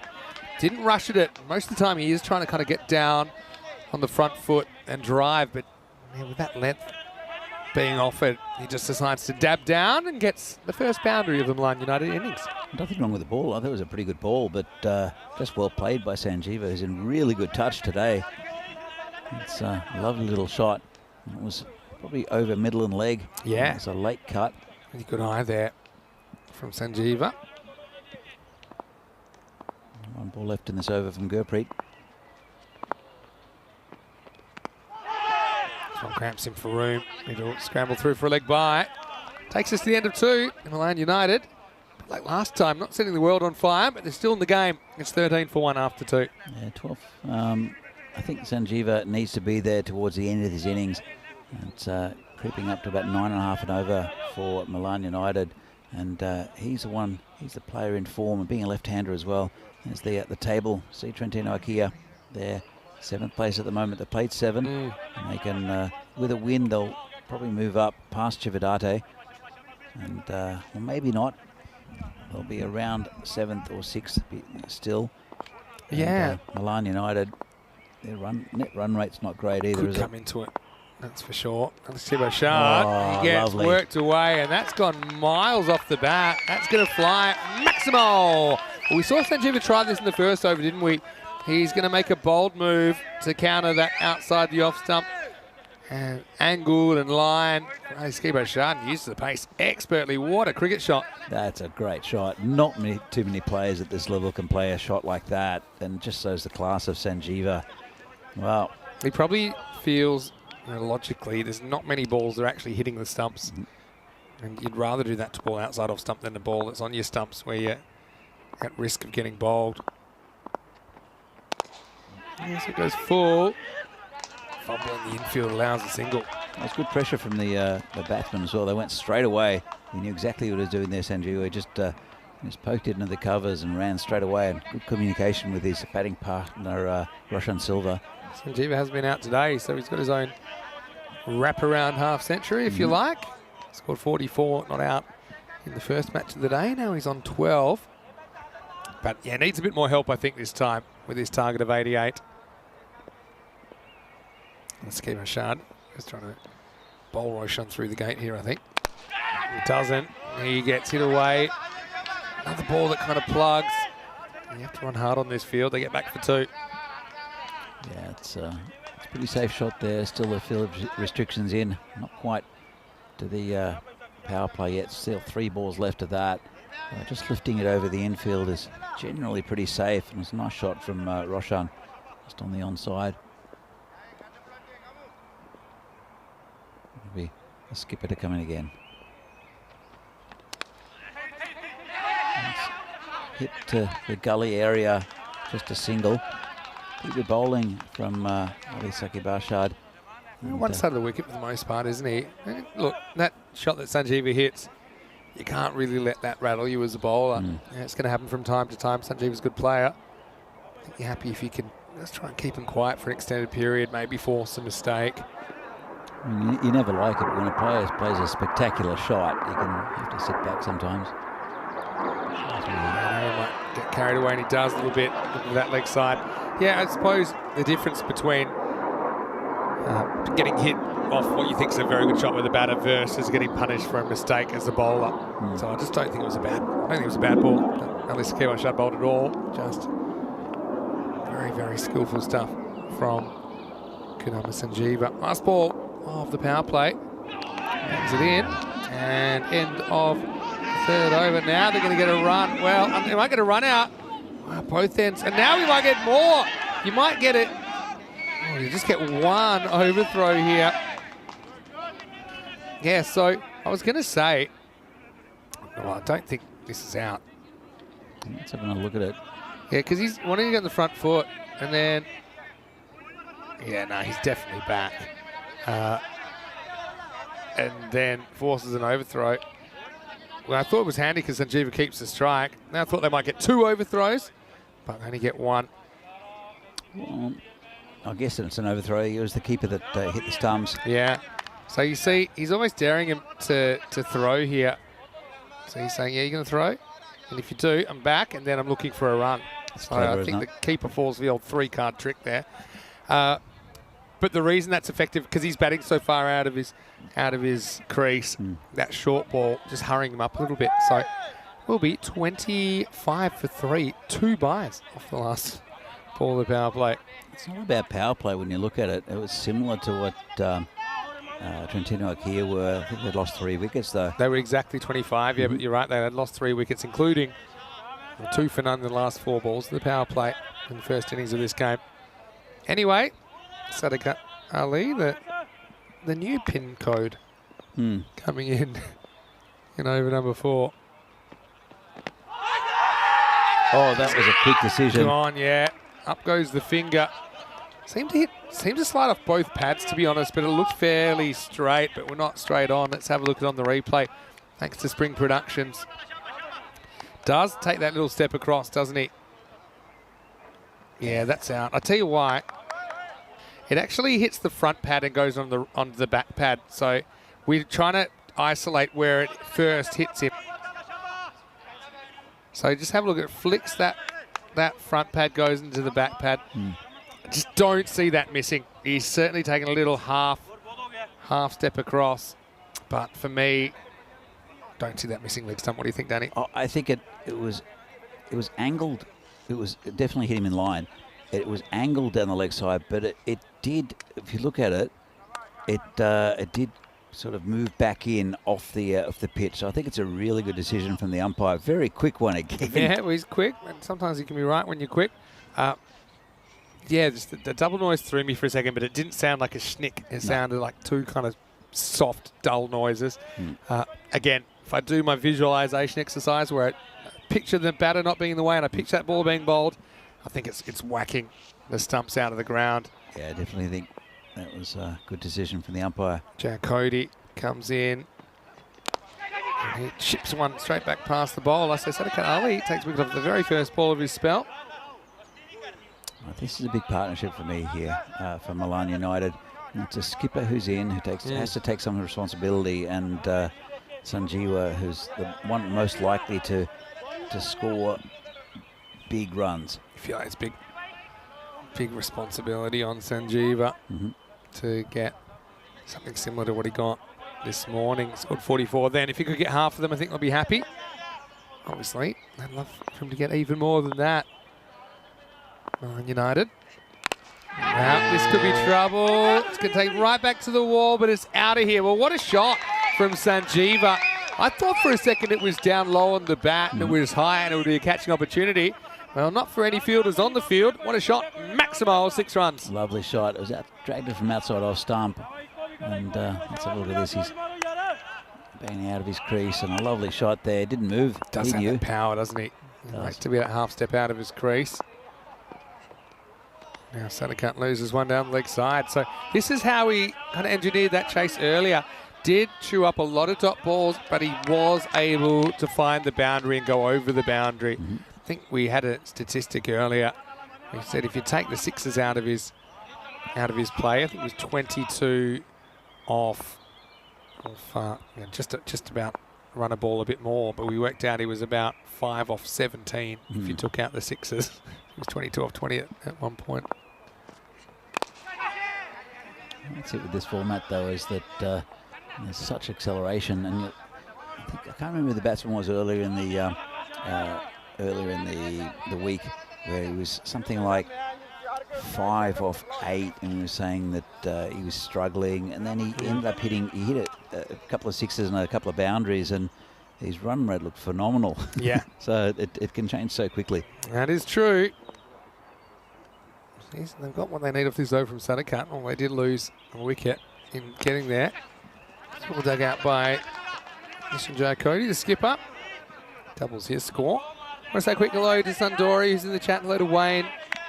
Meyer saying he'll give that decision to the umpire. I think, look, unless there's something that we find it's very obvious, you got to give the umpire the benefit of the doubt there. Seeing it once. I would just like to see, just in general, even if you're sure, just to kind of count to 3. Just kind of double check in your head if there's any reason. Go through that kind of checklist. Make sure all the boxes are ticked. Make sure we make the right decision.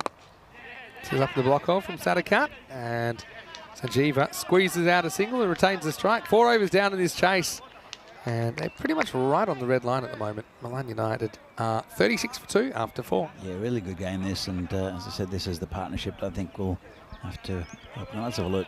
Well, And, so they're right on the red line. Yeah. Pretty close, right? So the overall, that red line's at 8.7 and over. It's the golden ball line, if you like. Just hair's breadth ahead at the moment, going at 9s, Milan United. It's such an even game between these two. Of course, very good teams up here in northern Italy. And these are 2 of them. Very competitive. And some quality cricketers. I'm seeing it here with Sanjeeva. But here's a good bowler coming in. It's Awais Ashkar. Yeah. And I've only seen him once take a bit of stick so far in the games for Trentino.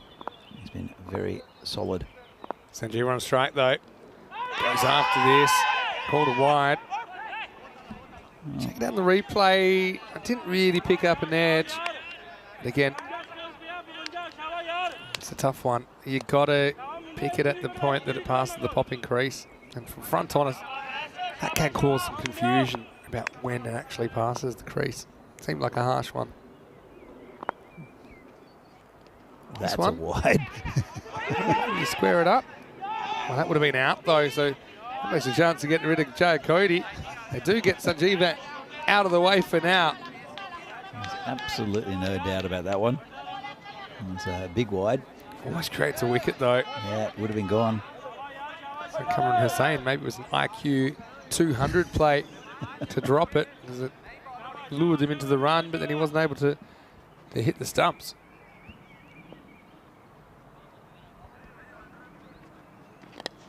This one's also towards leg stump. Glanced away down to Gurpreet Singh. Just a single. You feel like this partnership just,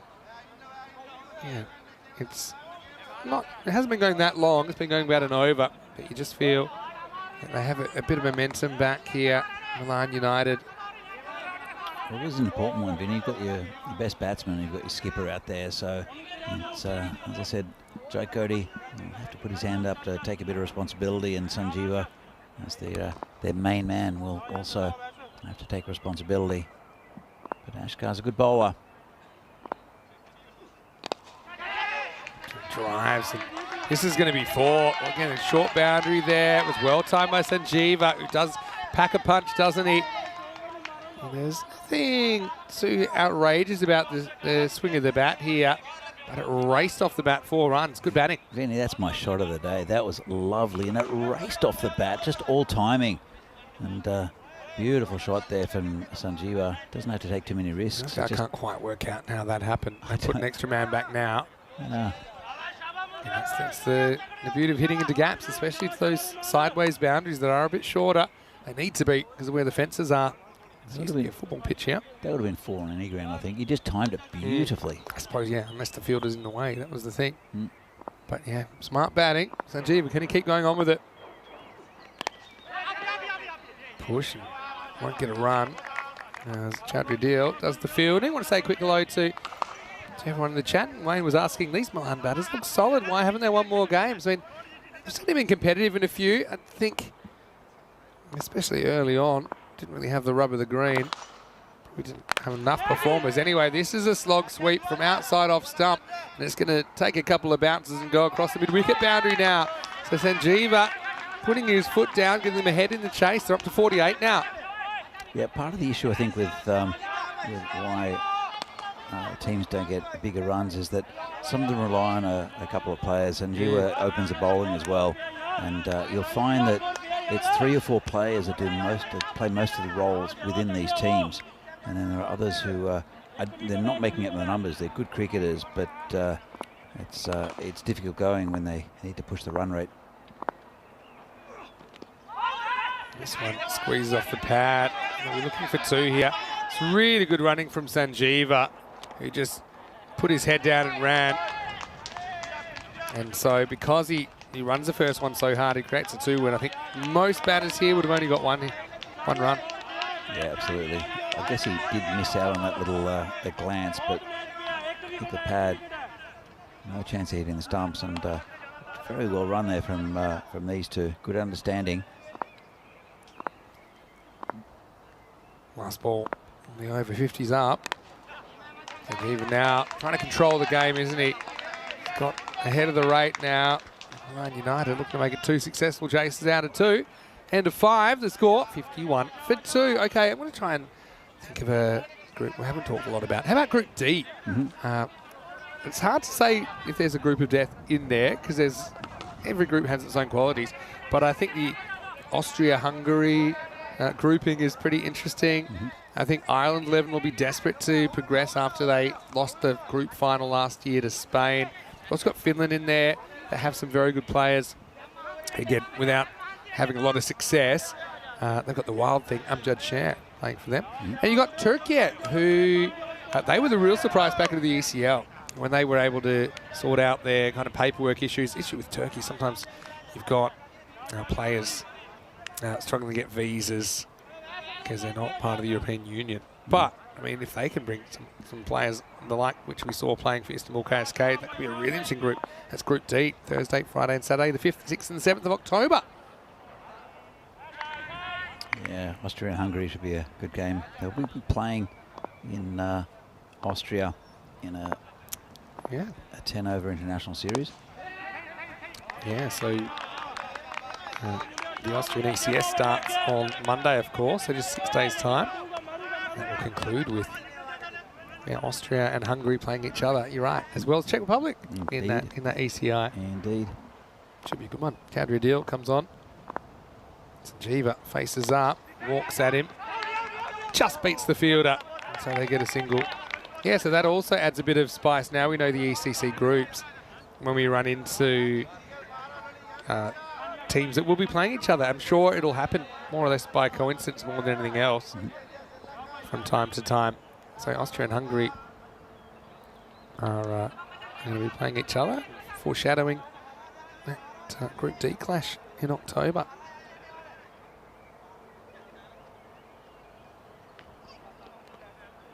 Almost chops on. Yeah, this week we've got Italy, France and Romania, but they're all in different groups. So Italy in Group C, France in Group A and Romania in Group E, so they won't meet each other in the ECC unless, of course, 2 of those 3 make it through the championship week and win their groups. It's possible. Could happen. Nice looking shot, hits the sweeper. So I suppose if you're the fielding side here, you need to just hang in there. If you can stop boundaries, keep it to singles and a couple of dots, you can kind of get back on the rate. And I suppose any time that more runs are required than balls left, especially on this field, the fielding team has a fighting chance. But Sanjeeva, he's looking for a boundary here. He tries to launch and misses. Bit of a premeditation to that stroke. He's facing a very good bowler, very awkward. Is Chowdhury Adil coming from left arm around the wicket. He changes the angle. It's not an angle you often see consistently, and he seems comfortable. It does take the LBW decision mainly out of the picture, but he's a very, very good bowler, very consistent, except for that one where it was a rank full toss. Didn't get all of it, did Sanjeeva. It was a bit of a gift from the bowler. Just a quick look. I don't think there's any doubt about the no ball. Yeah, it's worth a look though. Let's have a look. He's a long way over his crease as well, I suppose. So walking right far. Yeah, probably hits around about waist high, maybe just below at that point. But yeah, certainly I think was coming down into the 6th over, 54 for 2. Had a question from Nayan in the chat saying, why aren't the Netherlands playing? Well, they are playing. They just don't have to qualify via the group stage because they're straight through to championship week as the defending trophy holders. So they will play in week 4, and they will be one of 7 teams in championship week. So 6 group winners plus Netherlands, the reigning kings. One thing we haven't really mentioned, what do you make of Denmark as a team? Dangerous. Maybe we can put it up again because their group's super interesting. Here's always Asghar. Squeezed out for one. They're going to take on a two. And they won't. Probably lucky they didn't because it was a good throw. So just a single. Sanjeeva Cody has to face the music. Yeah, Denmark from memory. I'm going to say Group C. Am I right? With Ireland? Not Ireland, Group D. There's also people in the chat are asking us we should have a memory test to see how much we remember. The more I see it, the more I'm remembering. Another ball in the block. Oh, well bowled. I remember Group A. Yeah. Let's have a look then. So, Group C, it is Group C. Yeah. You've got Italy, Denmark and Sweden that all have a shot. All right, and you've got Estonia, and it looks like you should have Gibraltar as the other team that's still being confirmed. Now, as the diplomatic measures being taken to list them officially as participants. So, I think, yeah, you've got no huge whale in that group like an England or a Scotland or an Ireland. Italy are pretty good, But though. you've got Italy, Denmark and Sweden. Yeah. And I think all would feel that they're in the mix. Italy and Denmark, I think, pretty closely. I put them maybe equal favourites even, because Denmark played some really good cricket last year. And Sweden maybe a little bit behind, but not too far behind. Yep. I was at a international training course, ICC training course up in Denmark and Copenhagen, and the local club just down the road, Brøndby, I think, have a turf pitch. Yeah, they do. And lovely shot, tucked around the corner, 4 runs. Asking for it though, Askar. He needed to either go full in at the stumps and try and bowl him, or kind of needed to follow Sanjeeva, who was looking for that shot. Just made it too easy for him. Easy boundary. Yeah, going back to that. And then I found out that I think there's about a 130-year history of cricket in Denmark. It was Yorkshire rail workers that introduced the game when they came and built the railways in Denmark, and they stuck with it. It's not a major sport, but it's definitely, yeah, probably behind the Netherlands. You could argue it has the most traditional, let's say, cricket infrastructure. And you mentioned the fact there is a turf pitch up there. Magnus Christensen had a really good tournament for Denmark in the EC last year. Svanholm plays really good cricket as well in the ECL. This is going to be for Sanjeeva, back into the 40s again. And just keeps Milan United ahead. This is quite a good shot because he does back away a bit, so has to reach for it, and he gets enough bat on it. He's been controlling the innings today, hasn't he, Sanjeeva? End of 7 overs, the score 66 for 2. This is what's coming up next. Chandra Brescia disappointing earlier today against Bergamo CC, who I suppose will be disappointed. They lost a close one. And yeah, Chandra Brescia, they're not in the semis just yet. They are 5 wins out of 8 games. Bergamo CC, I can't see a path for them, but I mean, they'll want to play the role of spoiler. They certainly have the players to do that. So match 4 of the day coming up in just under half an hour's time. Baljit Singh of Bergamo CC winning the toss and electing to bat. Beautiful sunny day, a few fluffy clouds sticking around. But now, probably the most important over this match so far. Chandra Deal to bowl over number 8. And Cody just finding a way to give Sanjeeva the strike back at the moment. That's well played. And Chandra Deal only went for 3 off his first over. Very tricky customer. Bowling to main man Sanjeeva, who's 41 of 25. Got a couple of overs left after this. And he'll want to get a few here just to bump the score up into the 70s. High 70s would be great. And charges could be caught. Lovepreet's under it. And that's a big, big wicket. Well, it really throws it back to a 50-50 contest for me now with Sanjeeva trying to go up and over the top. But he finds Lovepreet, and there's that chuck of their style celebration. And they do see the back of Sanjeeva, who is dismissed for the first time today, not before scoring 85 runs. But yeah, for me, it feels like a genuine coin flip now. Still have a new player there. You've got Jad Cody, who's 7 off 8, so he's done his bit, but the main player is gone. 2 Maximos, 5 4s in that innings from Kudamaduagi Sanjeeva. He's the third wicket to fall, 67 for 3.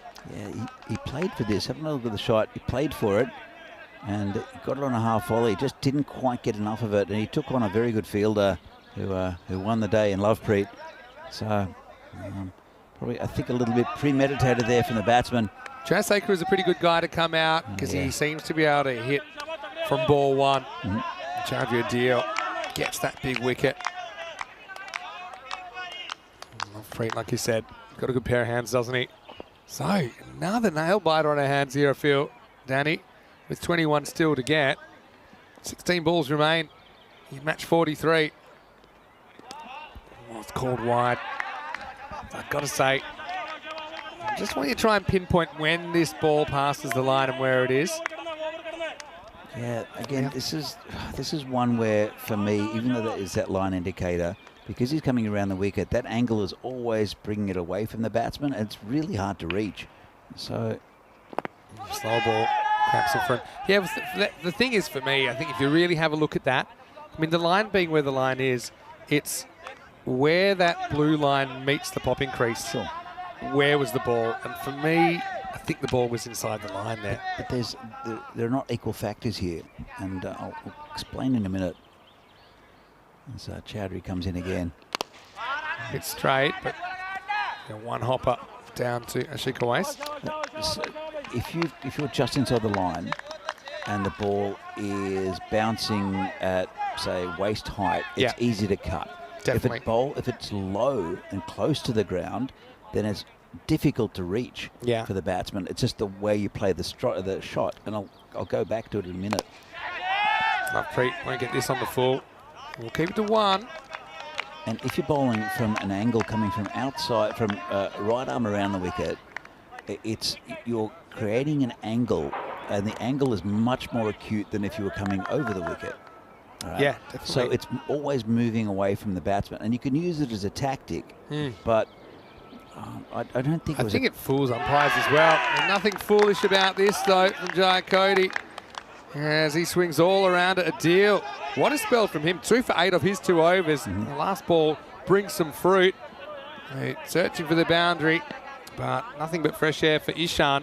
He's the 4th wicket to fall. 71 for 4 after 8. It leaves 17 runs required in the last 2 overs. Yeah, they're gonna find it a bit difficult now, Milan United, with that 2-set batsman between you. He'll be out there. Jayasekara, he's faced a couple of balls.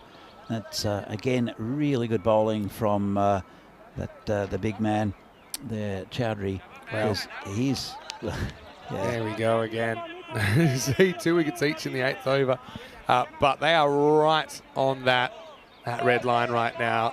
I don't know if anyone's got a golden ball tingle here. Let's go back to what you're saying finally. I think it fools umpires a bit, because that, to me... But umpires then see where the keeper takes it and they say, well, it has to be wide. Probably isn't.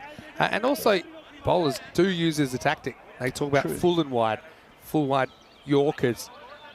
True, but when all I'm saying is that with the angle, you don't see it very often, right arm around the wicket. And if you're within that line, it's far more difficult to be able to reach it as a batsman. Well, that's the thing. But I mean, technically it's not a wide. That's why I think it's good tactic, if it's umpired accurately. Okay, let me come back to it in a minute. First, Olam's in the 9th, and this is going to find some space. Not sure it'll go because it's a proper plugger. Come back for 2. Scrambling here. Jayasekara becomes even more important. So are you saying you think it should be called a wide because it's hard to hit? I think it should be called a wide, because otherwise, if teams figure it out and they bowl as a tactic, right, where you get all your right arm seam bowlers coming around the wicket and angling it, it's going to get to be a pretty boring game. That's my argument. Oh, he's knocked him over. So it's going to be 2 and out. Jayasekara gets his leg stump removed as Gurpreet's come back, and we know we can spray him sometimes, but this one is right on target. This game takes another turn, and the score is 73 for 5. What a piece of bowling. Yeah, the mixed bag. It's been a really good spell, and the ball actually that came in a little bit and took the leg stump. Really good bowling from Gurpreet. Might have been harsh, a little bit harsh with his bowling earlier in the tournament, but he's brought it here in this game. Looking really good. So 2 for 9 at the moment. I suppose I get what you're saying, but I suppose one thing, because we have so much cricket, is we do have kind of hard and fast rules on the wide, Sure. which is why if you start putting judgment into it, it probably gets more inconsistent. No, I agree with you. Yeah. But That's why there's a good tactic, it is, and it's skirting, not skirting the rules necessarily, but it is something where, I mean, the ball's always going away from you. There's a very limited number of shots that you can play off that, unless you move your feet across to it. But this is where I like it, that we give the line to the batter. So it kind of already, the batter's getting some wide calls that probably wouldn't get otherwise, like this one. This is the kind of similar thing with the right arm over to the left-hand batter. See, for me, that's, I mean, again, it's very hard from front on to say where that passes the line. But, yeah, I mean, but it's different. I'm for positive. I agree with you. I'm for positive cricket. I hate to see this kind of race to bowl as wide as possible. Another one slides across, and right now I feel like Milan United are ahead in this cricket match, 14 off 9, with 2 batters that are yet to score. I agree with you, and they have to get bat on ball. Any run they can get at the moment, Milan United. I think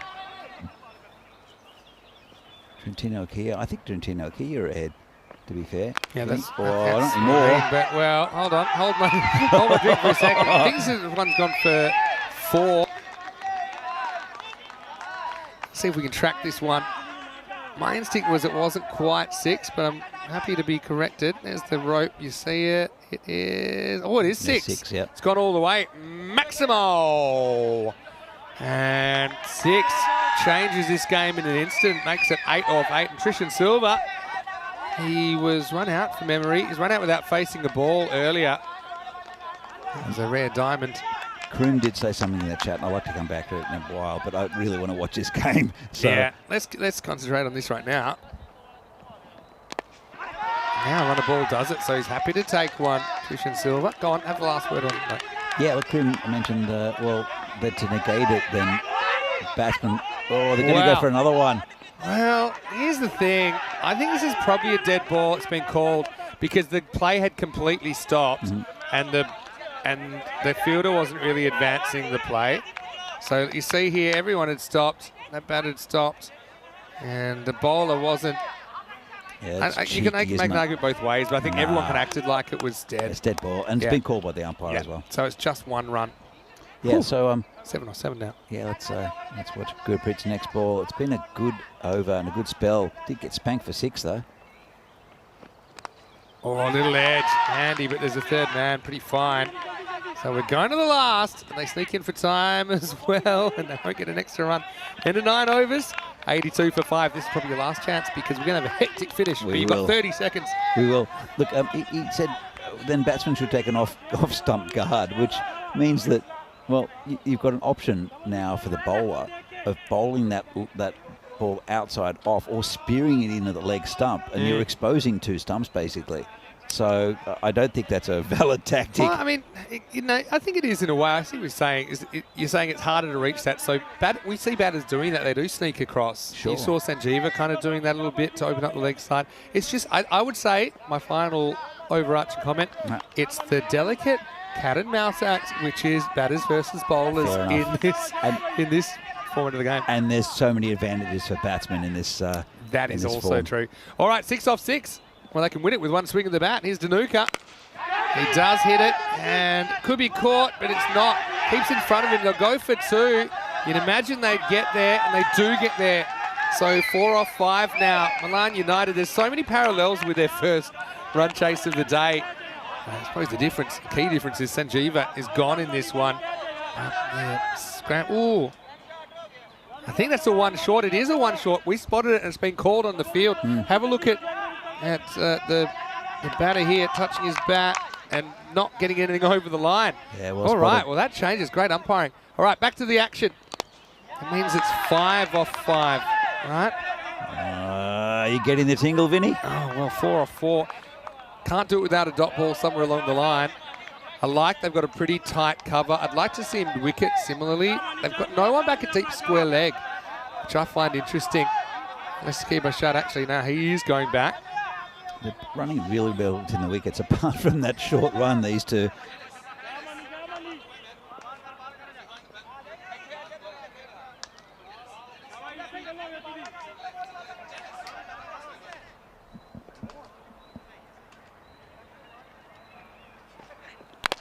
He's hit straight. Yeah. Well, they're going to go for two. Keepers on. They're going to go the long way. Oh, I think he just gets home. I think you're right. Because if you're behind the eye line, they get super grumpy. It's hard to be close to them. So, as we having a look at that replay. Yeah, I think he just slides in because the extra time it takes when the ball bounces. Yeah, he's well in. Good dive, it's too. It's a bit of a bat bounce, but you can see, definitely gets a bit of the ground. Mm-hmm. As soon as he touches down, as long as it... That point there shows he's in. Yeah, really good. Well done from Spring Productions there. So that makes it 2 off 3.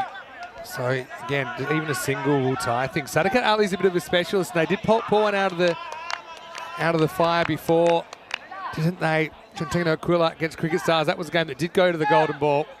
That's a big 2 taken there though as well, and they do run really quick between the wickets for these two. And but again, just one dot ball. Though. Yeah, the short run, but a dot ball will bring it back to a golden ball. If it wasn't for that short run, then the scores would be tied right now. Instead, I've got it as 87-86. 2 scored, barring a 1 short on that, which I don't think there was. All right, so single tie at 2, win it now. Milan United trying to sneak home again. Up, and this should be it. They're going to go for 2, and they're going to get the second. So Silva is the key this time. Trishan Silva is going to hit the winning runs. Another game, another last over finish. And Milan United, that's 2 of those last over chases they've pulled off now. And the final score is 88 off 9.4 from Milan United, 87 for Trentino Aquila. What a game once again. And Milan United putting together a bit of a run.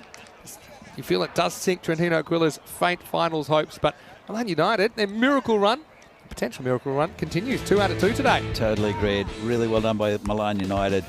2 from 2 today. Trentino Aquila had a horror day yesterday. The comeback swinging today. Good effort from them, but not good enough to defeat Milan United. As you see what will come up next. Janjua Brescia, who went down earlier today against Bergamo CC, who also lost. So different reasons for still playing these two. Janjua Brescia up the top of the table. Bergamo probably struggling as we see the highlights of this game. Nice catch there taken at that deep slip area. And Milan United, while that man Sanjeev was there, you could see with that beautiful ramp shot for 6. They were always a great chance. Lovely technique there. And they were getting there, and then Sanjeev lost his wicket.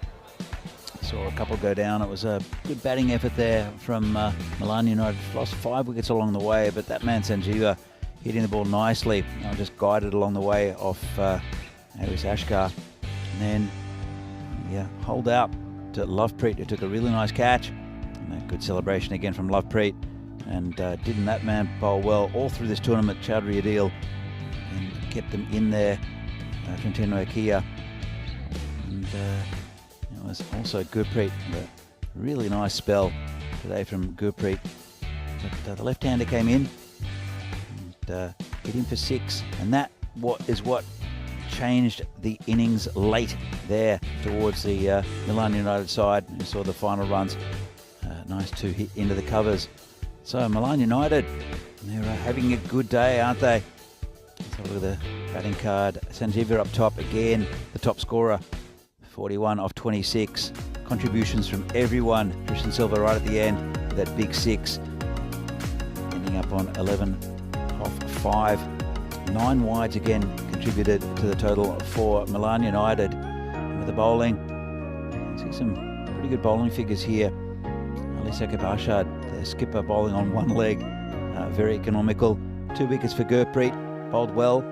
Sadakat Ali with one, but also Chaudhry Adil, fantastic 2 overs for 8 runs, kept them within a hair's breadth of winning this game, Trentino Akia. But in the end, Milan United got the score they needed, and very good game here in match 3 from Milan in the European Cricket Series. And Milan United, they'll be very happy with their day's work. Trentino Akia will go home with just 1 win today. So the next game will be Janjua Brescia against Bergamo CC, starting in about 10 minutes time. Should be an absolute beauty between these two teams. Janjua Brescia want to cement their spot up the top of the ladder. Bergamo CC playing for a bit of pride, and they're a very proud side. So from the Fancode European Cricket Series here in Milan, Italy, we'll see you in about 10 minutes for the next game of the day. See you then.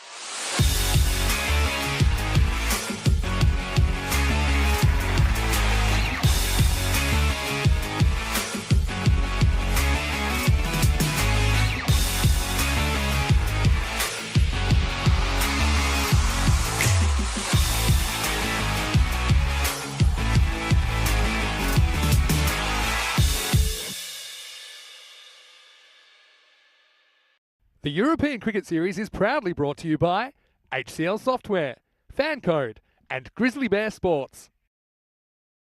Hello and welcome back to the Milan Cricket Ground. Good to see some blue sky around right now. I'm at the business end. This is where the batters do their work. Yeah, pretty short boundaries, square of the wicket, down the wicket, not so easy. We've seen that kind of throughout the course of this tournament so far. Having said that, I think things are quickening up a little bit. Let's see if we can get some higher scores as we move into match number 44. This is going to be an interesting one between Jandril Brescia and Bergamo CC. Both these teams failing to register points earlier today. Let's see who wins the coin toss. Rob Kemming has the two captains and has the coin right now. Here's the coin toss for match number 44. Your call. Tails is called. It is tails. We have bat first.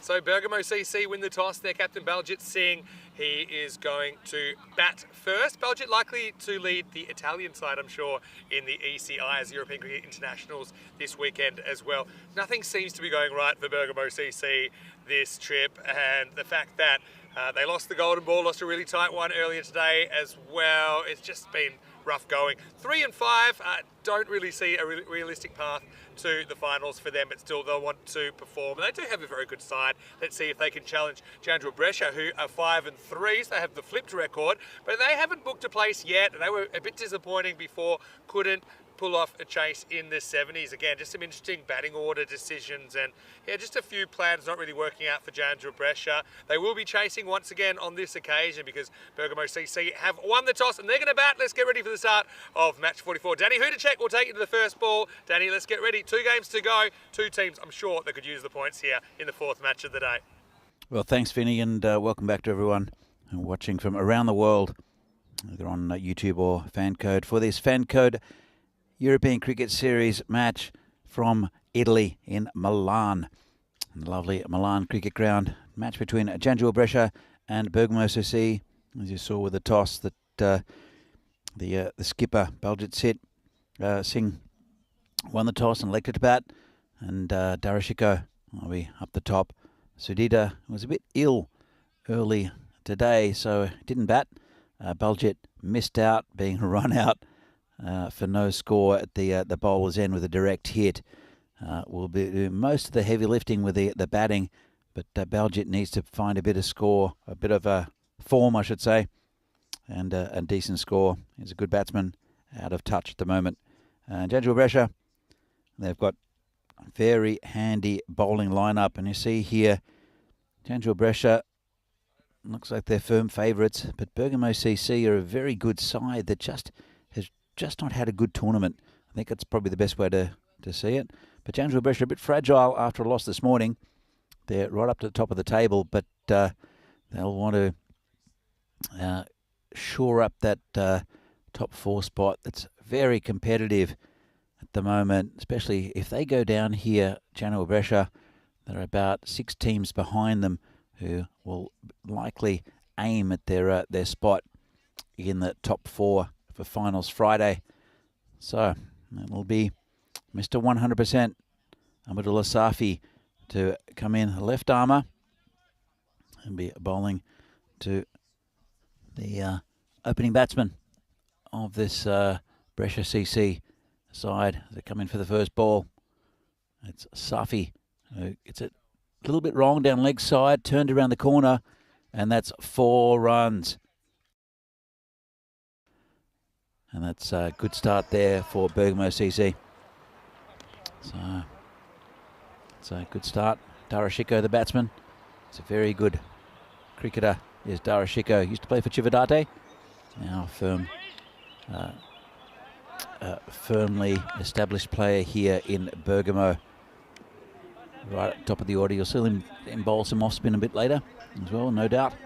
But he missed out this morning, did Darashiko. It's not like him.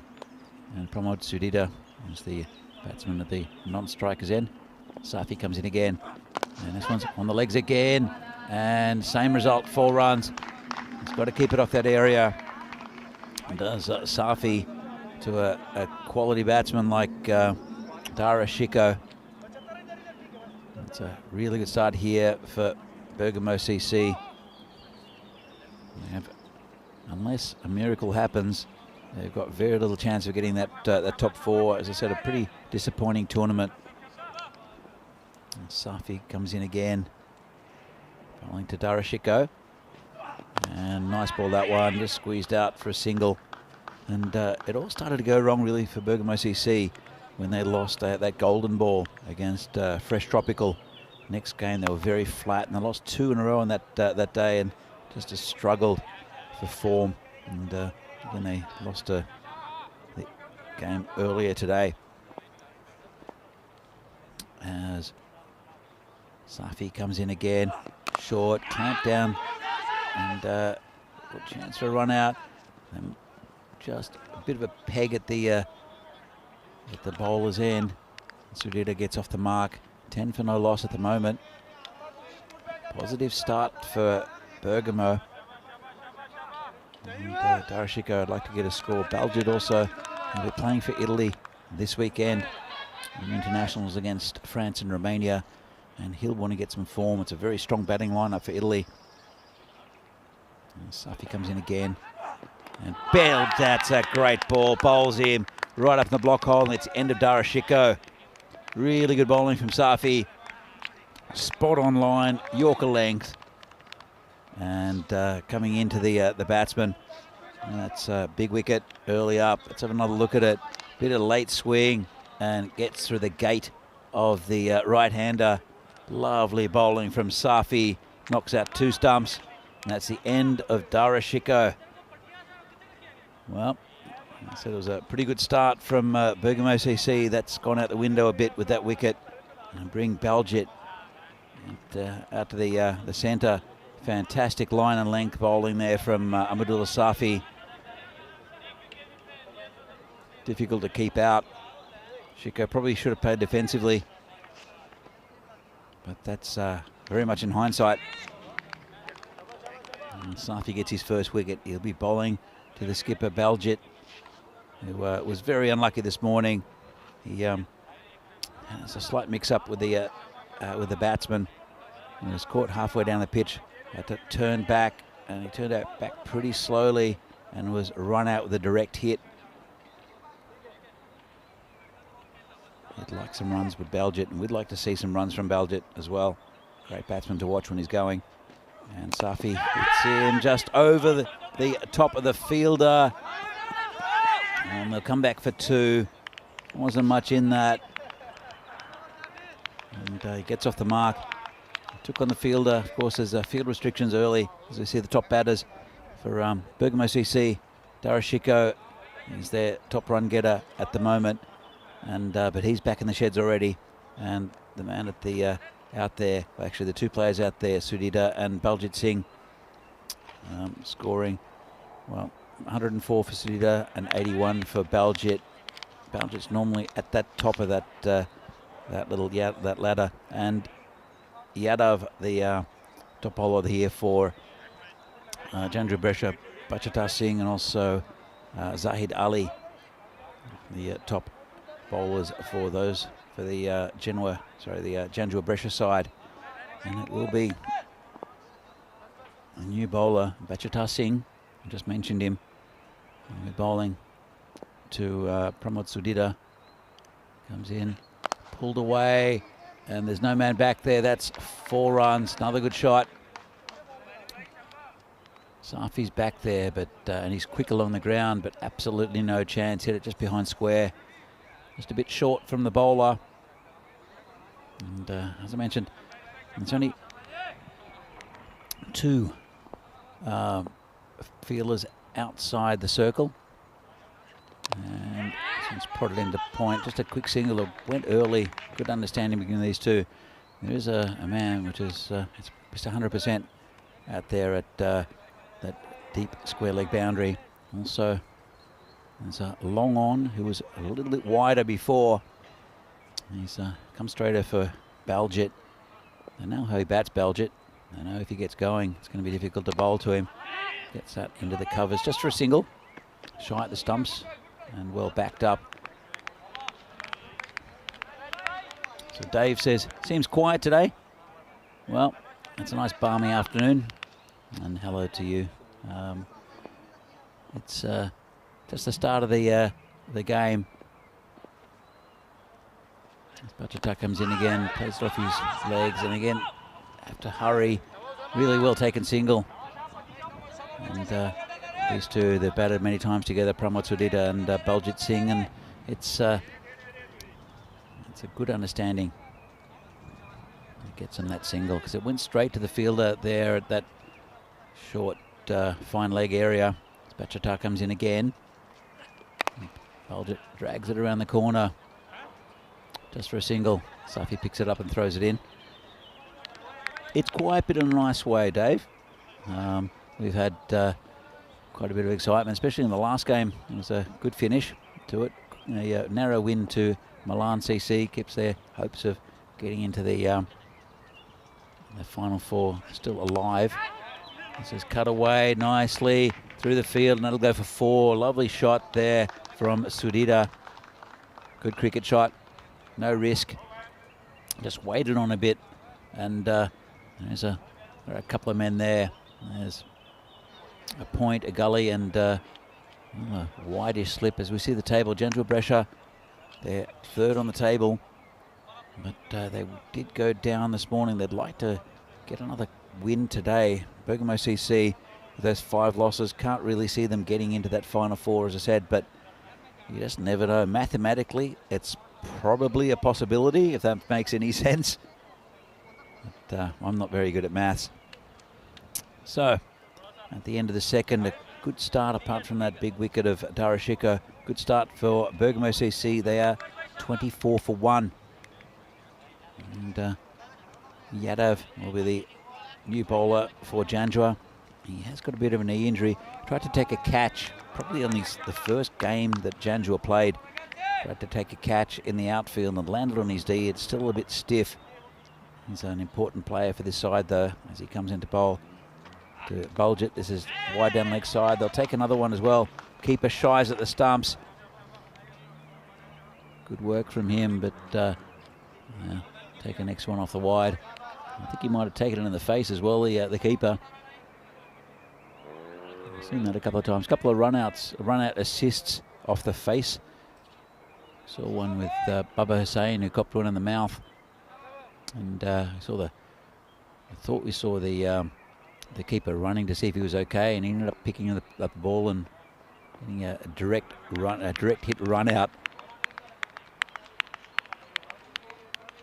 Sudhita, he's 11 off 5, looking pretty good.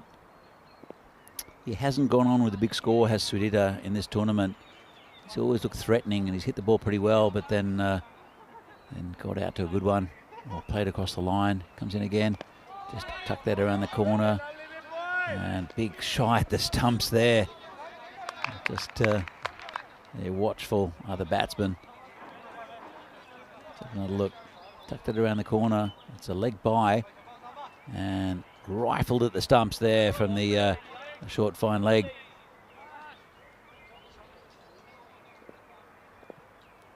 So brings Baljit Singh back on strike. He needs a score, does Baljit. Yadav bowls to him, just pokes it down to the gully. They have to hurry. Again, really good understanding between these two. Just a single. It's been a pretty tidy over so far from Yadav. We'll no doubt see opening the batting. Actually, he didn't open this morning from Janjua. They shuffled their pack a little bit and ended up losing that game. Yadav bowls to Sudhita again. This one's hit into the covers. Chance for a run out. Direct hit might have been interesting. It's well backed up and just a single. 29 for 1. Still in the power play though. And of course, after the end of this over, I need just 4 players inside the circle. Will Janjua Brescia, the rest can drop back on the boundary, which is invariably what happens in this format. Baljit plays a few tricks, hits it over the top. Lovely shot, and that's 6 runs. Lovely shot there from Baljit. And you can see what he does when he's in form, and he's starting to get a bit of form. Is Baljit. I've said it before, that correct batsmen playing good cricket shots will benefit from this pitch. If you play across the line, you're flirting with danger because the variable bounce here. It's a very good pitch for bowlers, but also if you've got good technique as a batsman, you can plunder a lot of runs. Yadav comes in again, and again just tucked around the corner, and Baljit, and it's been a good start here from Bergamo. I've got to say that I think they're playing pretty risk-free. Darashiko got a beauty from Safi. Apart from that, it's just good cricket shots and building an innings from these two. Yadav comes in for the final ball of his first over, and this is it over the top, and another 4 runs, I think.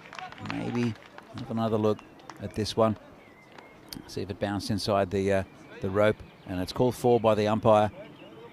It's a little look. It's gone a long way, and it is 4.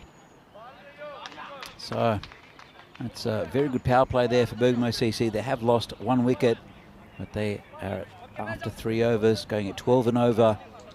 Actually more than that, 40 for 1. So Vinny, what do you make of the start from Bergamo CC? Well, dangerous as far as Baljit clicking. You know, he's hitting that inside-out shot nicely. Does have to do with the end of the power play now, though, so they'll be able to protect those boundaries a little bit better. But certainly scoring at a rate that we haven't really seen today too much. I mentioned yesterday, had a big power play in there. A dramatic last game of the day. But, yeah, Bergamo CC playing for pride, essentially. Chandra Brescia, they were just a little off, weren't they, earlier on today? Kuldeep Lal, though, who didn't get a bowl, he's going to get a bowl here in over number 4. I mean, this is a prediction. I'm not sure if it's going to happen. I think they're just going to hit bad balls. And apart from that, they'll just play just genuine cricket shots to look for 1s and 2s. And then they'll pump their score up. It's a great start. And there are always boundaries on these, with these short boundaries. There are always going to be bowlers bowling bad balls. But at the same time, these two are just looking very composed. And it's good to see, because it's been pretty rough to watch Bergamo CC during this tournament. Just not really been, just never clicked. And they're a very good side. Saw them 2 years ago, and they were one of the top sides in the tournament.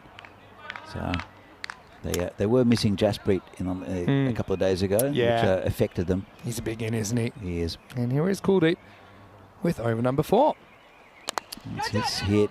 Over the top, and another 4 runs there, I think. Will it go? Oh, yeah, and Bachtar just didn't pick it up initially. He was very slow to get going, and I think those steps cost him in the end. Again, there's that inside out. That's what good players can do if they've got the wrist control to hit those square. It certainly is a shorter boundary, and away from the fielder too. Yeah, absolutely. Look, and the mindset of these batsmen, just to let you know, as Kuldeep comes in again. As this one's edgy, going down towards the boundary, and it'll be another 4. So the mindset of these batsmen generally, what happens is that for most batsmen, especially the top batsmen, is, can I hit it for 6? It's either yes or no. Yep. Can I hit it for 4? Yes or no. Yep. Can I get bat on ball? And then yes or no. Yeah. And then they'll take what they can get. Exactly. And that's, the complete opposite to, say, Test cricket, where you're starting, do I even have to hit this ball?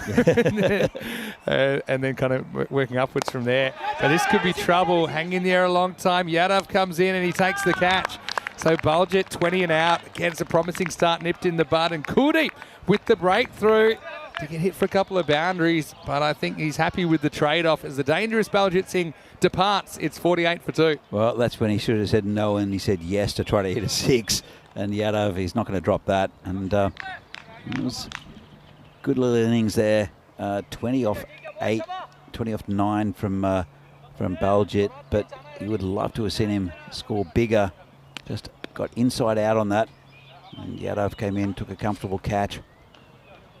So it's a good start for Bergamo, but they lost 2 of their key batsmen. Pretty good catch from Yadav. I mean, he's got 2 options there. You can kind of dive, and I think the catch becomes a bit easier if you do dive, because you're not having to kind of lean forward and the ball doesn't get below your eyes so much. But I know he's got that slight knee injury, so he's probably trying to avoid a dive if he can. Yeah, for sure. But anyway, here is Jasprit coming in at number 4. Yeah, good move, and Jasprit can hit the ball a long way. It's a good attacking move here from the skipper, Baljit. Comes Kulip Lal again. And just hit back to the bowler, no run. Nice to see Sedita back in action. And missing from those key roles earlier today, but he's up to the task. It probably cost him a bit as well because it was a pretty close game. Oh, it was a really close game. Made a big difference. We kept on wondering why he wasn't coming in. And we'll come back to it in a moment. A little appeal there. I think he hits this. I think he does as well. Wait for the signal. Quite hard to believe he didn't hit it. No, it sounded very woody, didn't it, Vinny? Yeah, it did. But let's see. Yeah, that's definitely come off the toe of the bat. Maybe onto the other toe. Hard to say. But yeah, certainly picked up. That's hit the bottom of the bat. Anyway, last ball of the over coming up. And this is straight back to the bowler, no run. We did see a catch off the toe yesterday from Abdullah. And the batsman has smashed it onto his left big toe. And the bowler had presence of mind to dive forward and take a one-hander. And I don't think it took the umpire by surprise as well. Yeah. Because there was an appeal and he was adamant, was Abdullah. So as we see the graph here. Pretty healthy run rate, hey? Very healthy. And they've kept it up too. They started it off in the first over and it's been going at a pretty good rate at about 12 and over. And it will be Jasprit to face. Just want to say a quick hello to Minajul Abedin Riyadh. As Abdul does come in. This is going down the leg side. Hello to Wayne watching from Australia. To Dave, nice to see you. And yeah, Dave was the first ever ECN tattoo getter. Oh, really? Did you know that? I might even find it for you. It's quite the effort. Was it a Nabi tattoo? It's not. It was actually done over the Christmas break. Oh, I'll dig it out for you. Gundy ball this time. Gets through the keeper. It'll be 2 wides. It's got a bit of a cult following, hasn't it? This league. Oh yeah. It's so much fun. But like a good cult, not an evil cult. No, like it's really good. And I got associated with it a couple of years ago. I didn't know what to expect, to be honest. First time I watched an ECA game when I was commentating. Yeah. That was Terry. Right back in the infancy. It was. And just hit over the top slightly. It's going towards the boundary. I'll run 2, I think. And I didn't really know what to expect. And came in with Terry, a good friend of mine. And it was great fun. It was great fun to watch as well, but no one really had any idea of what they were doing. It's so funny you mentioned that because over the weekend, when I was in Prague for Charles's wedding celebration, I actually pulled up your debut. Anyway, this is in the air. Fielder has to go right back. Don't see him getting this. Maximo! Sedita, again, goes square of the wicket, targets that short boundary, and he gets 6. Nice shot, that. And as I said before, he hasn't really gone on with a big score, has Sedita. He's had starts all through this tournament, and it's good to see him hitting the ball well. He's 24 off 11. Yeah, it was. If you look back at that first series, the Czech Super Series, it was very different to this in all aspects, apart from the fact we were playing the same game, just playing it differently, and the look of it was super different too. But, I love looking back sometimes, seeing how far we've come. Sneaks across with the angle. Just so, it was Prague Barbarians Visigoths versus United CC game that I was watching. And we're talking June 2020, so just after the break that we had to have due to the lockdowns across Europe. But we kind of, the company, I wasn't on board full-time back then, just due to circumstances, but trying to find places that we were allowed to play and under whatever restrictions were in place at the time. So Czech Republic, one of the first, it was actually our first T10 cricket that we played after that lockdown period. Anyway, this is in the air. This is a real steepler. Good luck. Down it comes and taken. Really nice caught by Osama Munir. That one came down with rain on it as a 3rd wicket goes down. So Jandra Brescia just coming up with the answers when they need to. Well, this run rate's still very, very healthy. They've lost 3 wickets now. Bergamo CC, 60 for 3. He had a lot of time to think about that one, the fielder, and really, really good catch.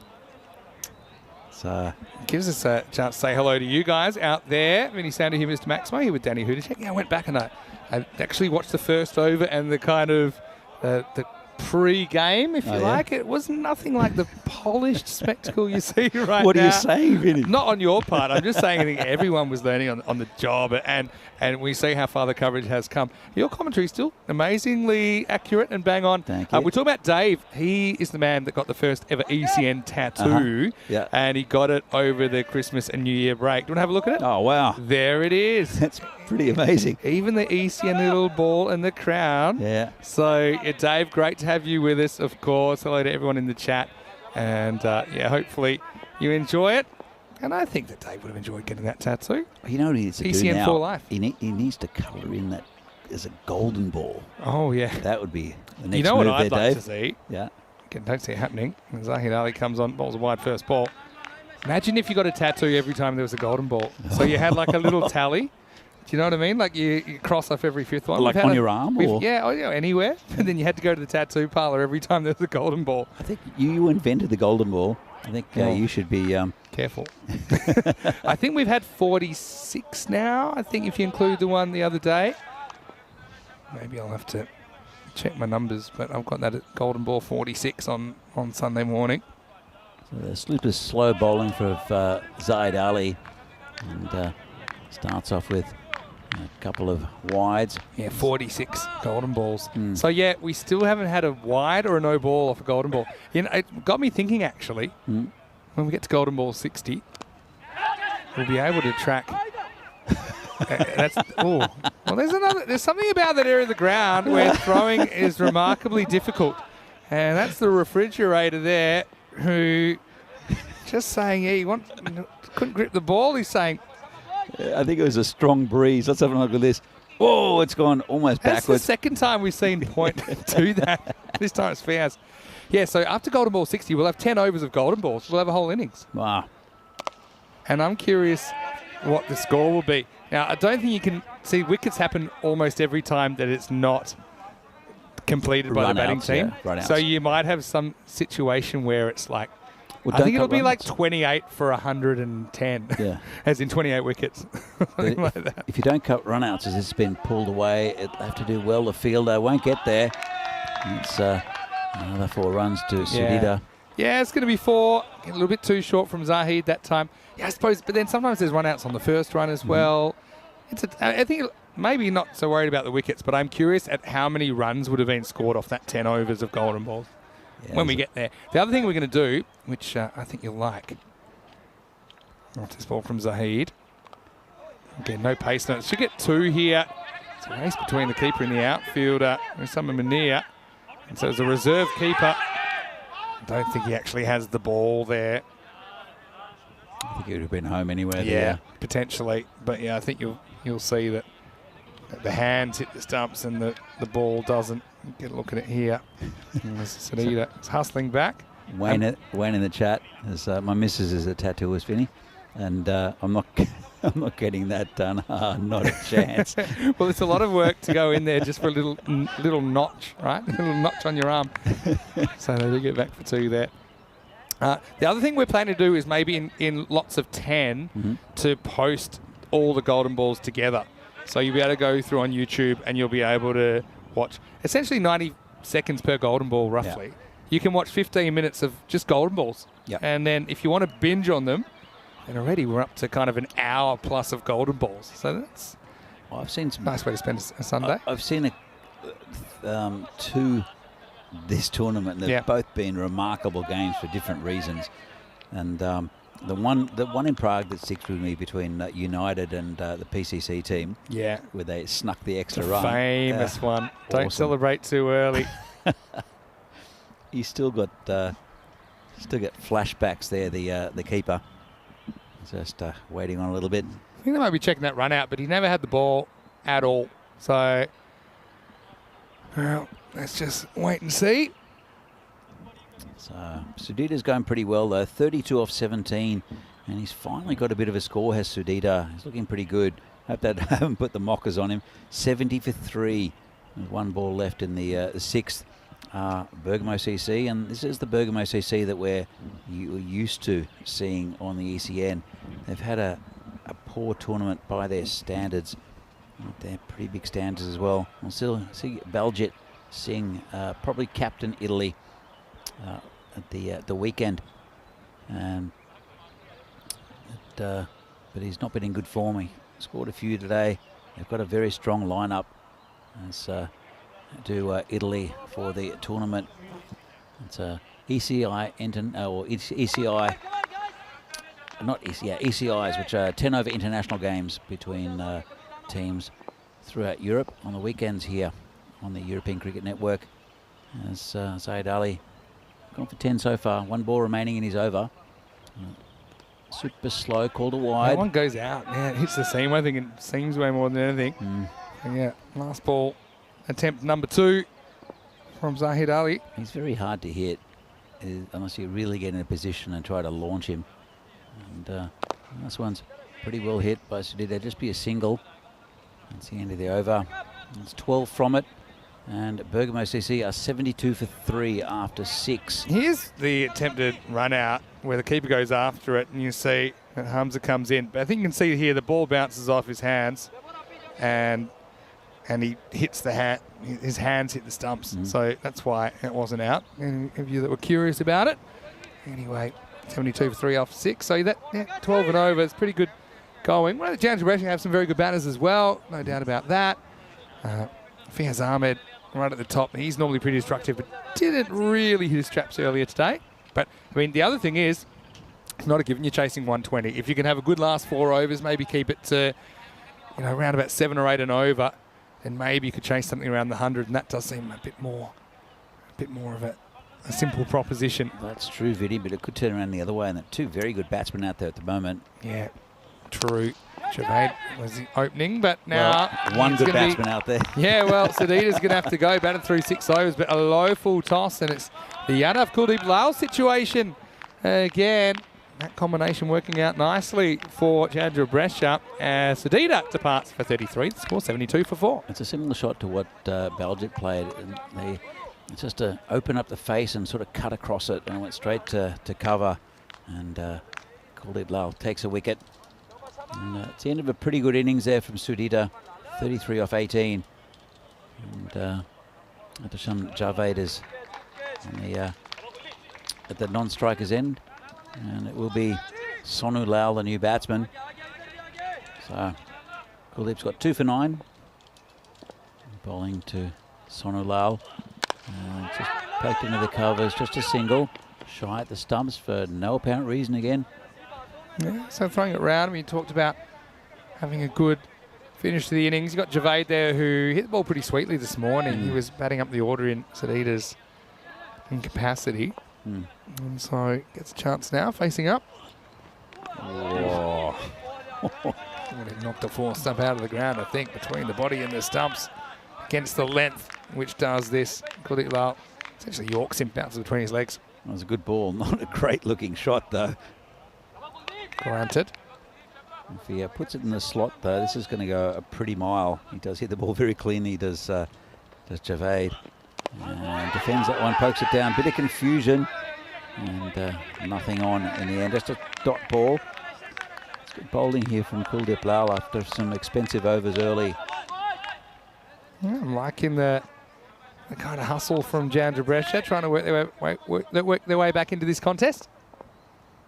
Yeah, and Kuldeep Lal, a couple of balls left in his spell. Down leg side this time. Called a wide, random appeal. I think that's a wide. Keeper's trying to say it hit his leg, but I wasn't convinced. No, I don't think so. Close, but not quite. And if you're not sure, probably should be wide anyway. There's always a bit of gamesmanship in these type of games. I think the umpires have seen enough not to be fooled. And we saw quite a few good decisions in the first week where there were big appeals for caught behind, called not out. This is in the air. There's a player coming around, won't get there. That's 6 runs. Good shot there from Javed.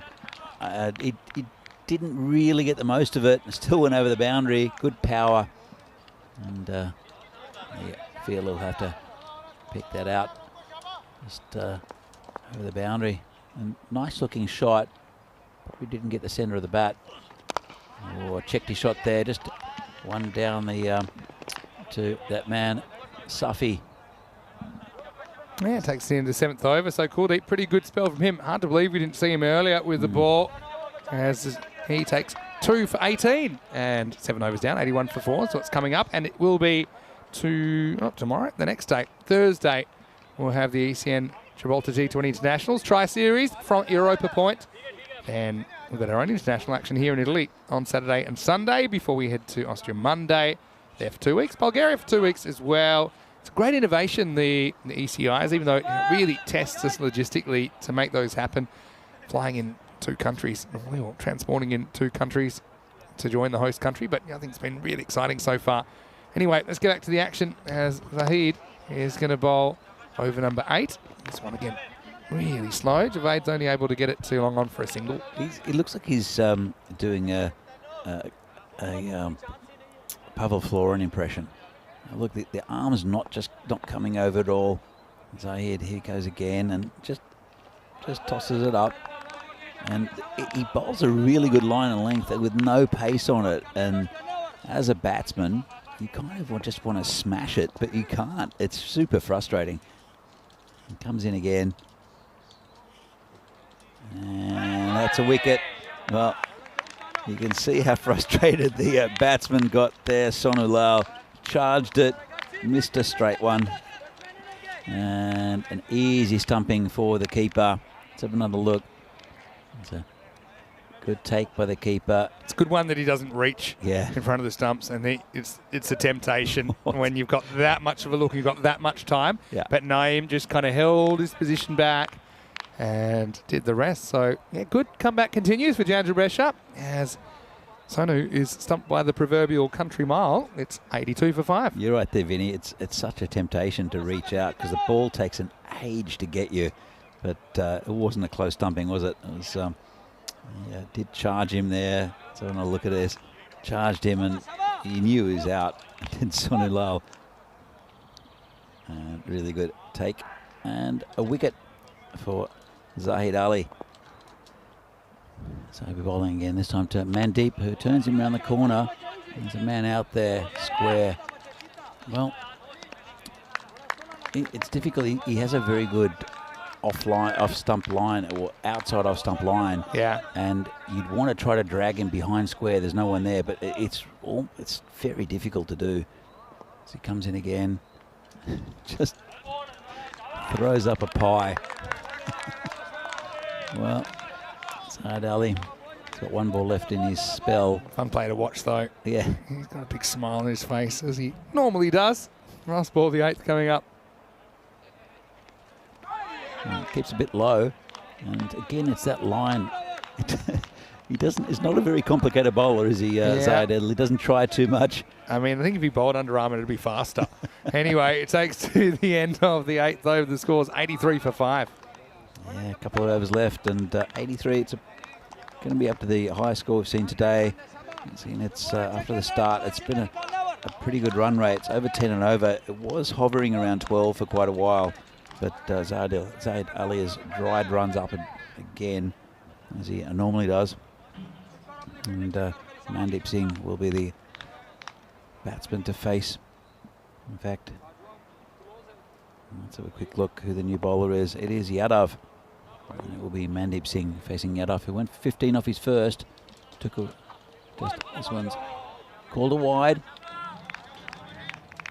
And Javaid at the other end is 9 off 8. Not really got going apart from that 6.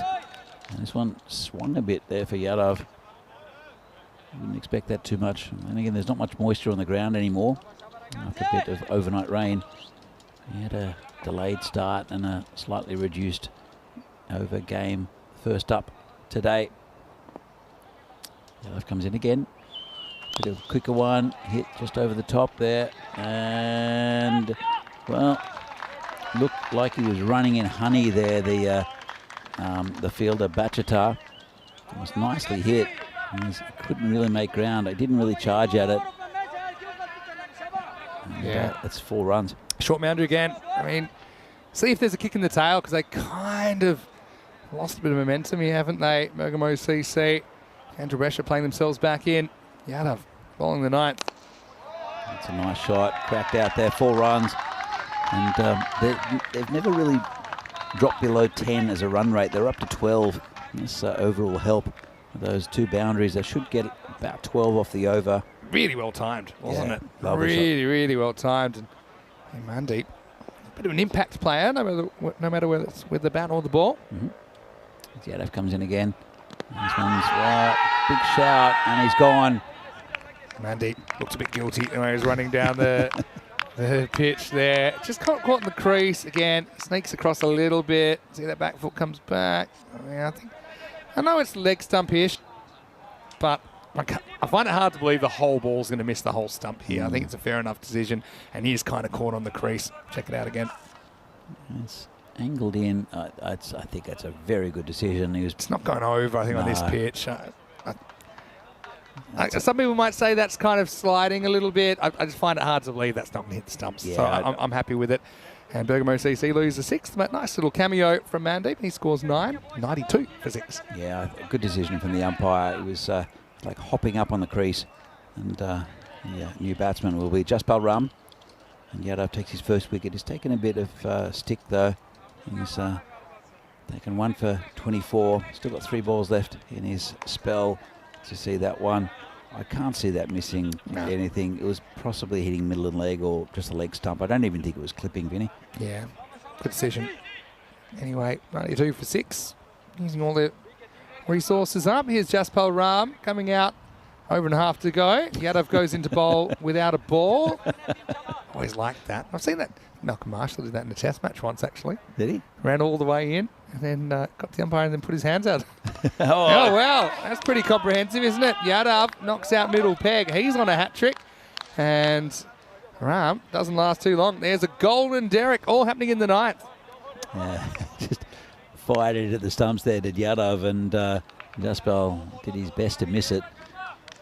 Big swing, big hoik, middle stump. I saw, actually, what you missed over the last couple of days, Vinny, was all 3 stumps getting destroyed. I think we talked about it. Like contempt in bowling. Yeah, and the umpires, there's a shot of one of the umpires at square leg where all 3 stumps get destroyed, where he's just put his head down and sighed again. Yeah, I mean, we saw it here. I remember Ravi Paul did it in the final, actually. Yeah. Against Fresh Tropical. I miss Ravi Paul. He's a great bowler. Very entertaining. Yeah, Ravi. He's off the continent now. Anyway, Yadav is on the 5-wicket Hall of Fame, but he's not on the hat-trick Hall of Fame. He's got 2 to come here. And I think this is just the kind of situation where there's a lot of things in your favour. You know the batter's pretty much going for it. Kuram Shazad coming out. There's only 2 balls left. 7 wickets down, so you got the number 9 coming out. As long as he doesn't choke, and you've got to get the ball on the stumps here. So, Danny, I know you're the specialist about getting bowlers to bowl wides on hat-trick balls. Yeah, well, Shazad, though, he's played some pretty agricultural shots. Get this on target, you're a big chance. Hat-trick opportunity for Yadav. Oh. Good ball. He didn't choke. Give him that much. Shazad's off the mark. It's a nice shot. Just played through the line, actually, did Shazad. Yeah, I mean, it's a good shot. Yeah. Gets the other end. Brings Javed back on strike, and they'll get towards that 100 mark. They should, if they keep their wickets, they should get about 105 here. Bergamo CC. Left holding the baby here, isn't he? Nice shot down the ground, just a single. They kept the strike. Halfway point, just checking where they were at. They were 60 at the halfway point. And right now, 34 off the second half, but there is an over still to come. Yadav has a couple of breakthroughs there, 2 for 26 his figures. And you can see the bowl's a bit expensive, especially early on. Safi did get a wicket, but his over went for 12. 12 also for Batchatar. Kuldeep Lal, decent spell from him, 2 for 18 wickets also for Hasib Abdul and Zahid Ali. And I think we're going to see Batchatar coming back to bowl over number 10. Interesting. I wonder why they're not bowling Safi, because he bowled pretty well. He did get a bit of stick, but that was from some pretty good opening batsmen. And, yeah, true. And the ball he got Darashiko with was an absolute beauty. Yeah, true. I mean, I suppose Safi and Batchatar both went for 12, so it's a bit of a toss-up. I thought, yeah, maybe the left armour is a handy angle to have. Anyway, Javed, trying to lift them up and over the 100. Here we go, over number 10. It's a nice shot over the top, and we'll get to the boundary. And it's Zahid Ali out there. He's not the outfielder I'd put out there, I don't think. Well, Bachata was out then. He was looking a bit slow. But I suppose not looking so slow anymore. Not Zahid Ali's out there. That pitch is after the running track, but before the ropes. That's why it's 4, not 6. And Bachata, they want to keep the runs down, but Javid's the one who they want. And that's coming straight at me, I think. What a shot. I mean, he's gone big Maximo. Javaid, powerful. This was the little off-cutter from Bachata, but it just cut straight onto the bat of Artisham Javaid. What a hit, and that does lift them up over the 100 in style. He's the batsman you want out there at the moment, Javaid, because he doesn't hold back.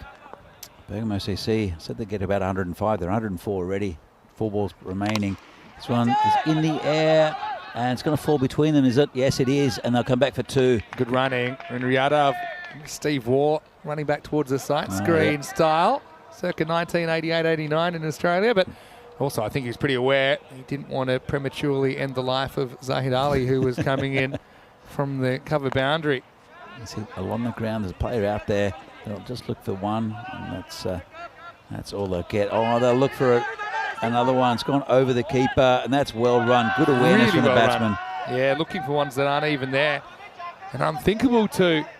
Bergamo CC just kicking along a little bit late in the piece. The 7th and 8th overs went for 9 and 2 respectively. The 9th went for 11. This has already gone for 14. Still 2 to come, so 108. 2 to come. Here we go.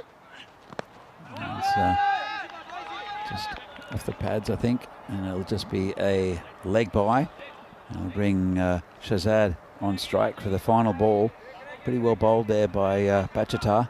Just fired it in his pads.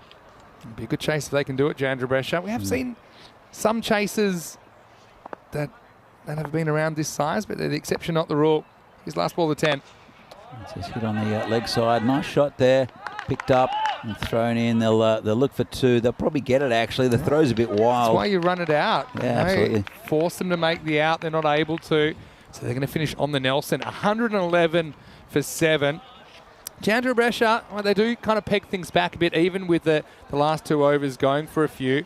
So 11 off the 9th, 17 off the 10th. But even so, the first half went for 60. The second half went for 51. So not really getting the acceleration, but they do have a very competitive score. Bergamo CC losing a tight one earlier. Jandra Brescia disappointing earlier on today. Both teams searching for their first points of day number 9. And Sadida at the top of the order. He made a big difference now that he was able to resume his rightful place for Bergamo CC. Having said that, Safi was able to rearrange the stumps of Darashiko for just 9. That brought Baljit to the crease, who looked pretty good for 20. Once again, a good start that he couldn't go on with. Yeah, but Sadida and Baljit just making hay in this power play. Baljit eventually holding out for 20.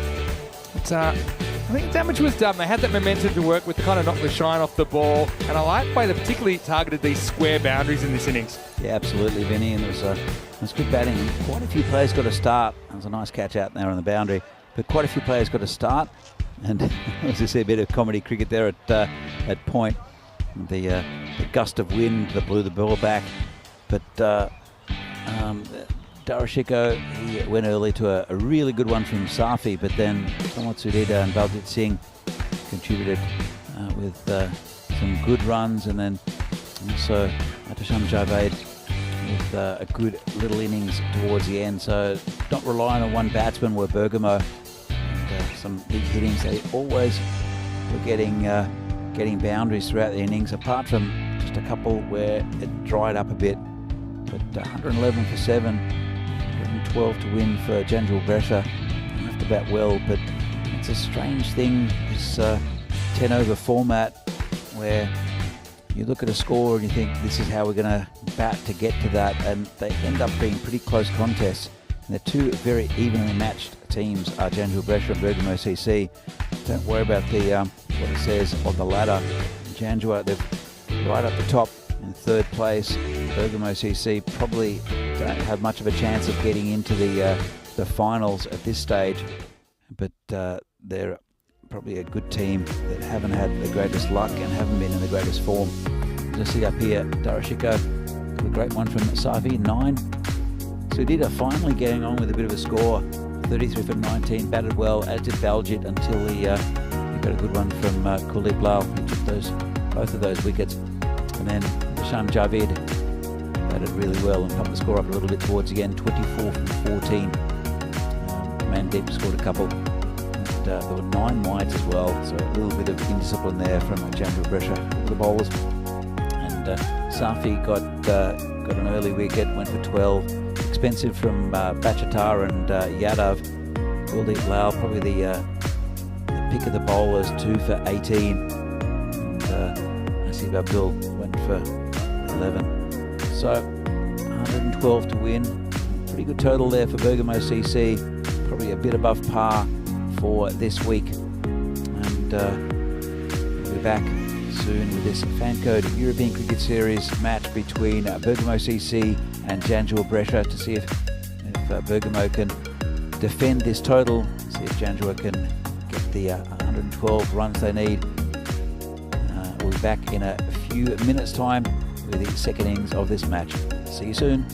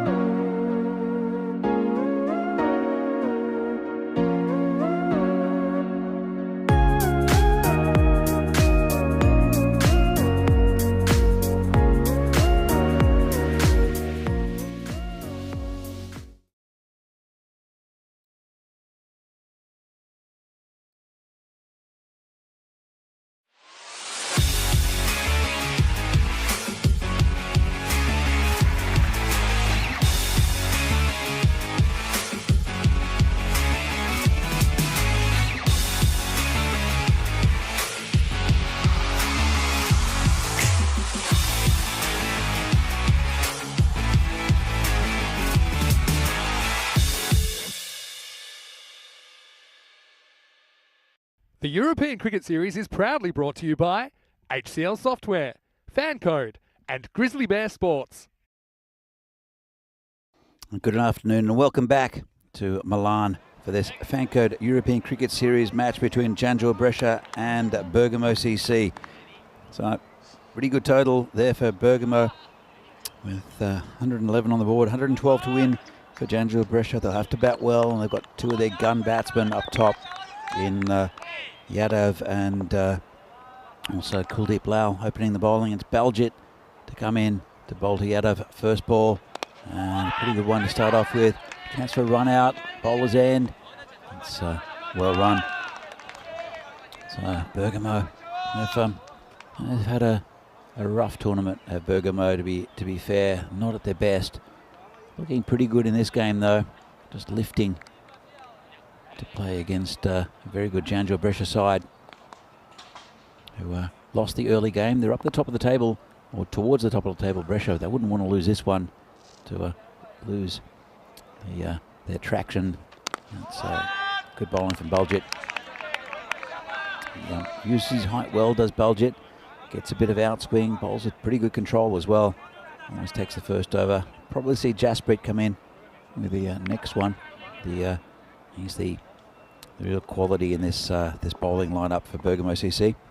Baljit, you'll probably see captaining the Italian team on the weekend with the ECI 10 over internationals. As Baljit comes in again. Tries to get it away on the leg side. Does Kuldeep Lal.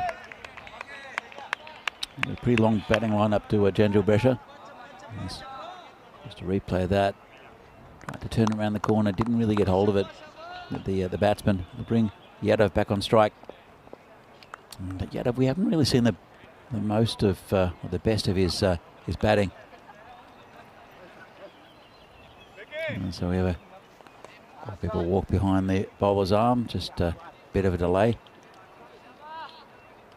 And Baljit comes in, bowling to Yadav. Tried to drag it across the line, just a short wicket, and that man there, it's Baljit. He's a bit of a character as Baljit. Sorry, not Baljit, he's bowling.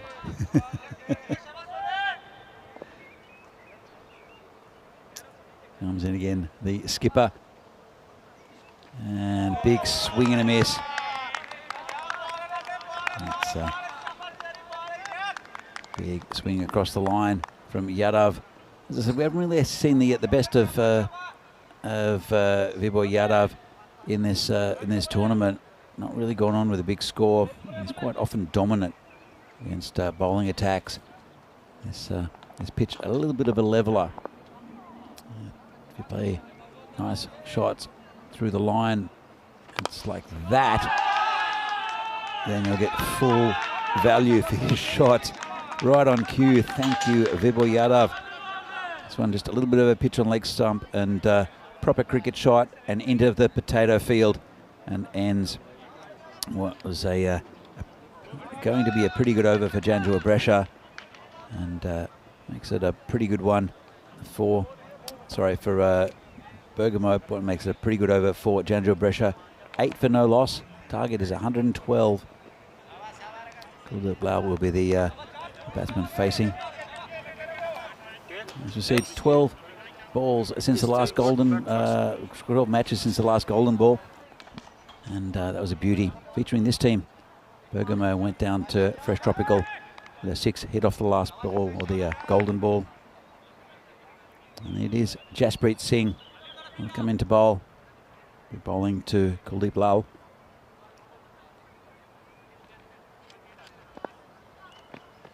And hit down the ground. Could be out. Will be. Simple catch. And that's the end of Kuldeep Lal. He'll have to go for one. Simple catch there for Jaspal Ram. And just off the toe of the bat. He took on the field. It's with the field restrictions at the moment, only 2 players back, and so if you can hit it over that 30-metre circle, then you'll get runs. But As you can see, he's checking the end of his bat, hoping it's okay.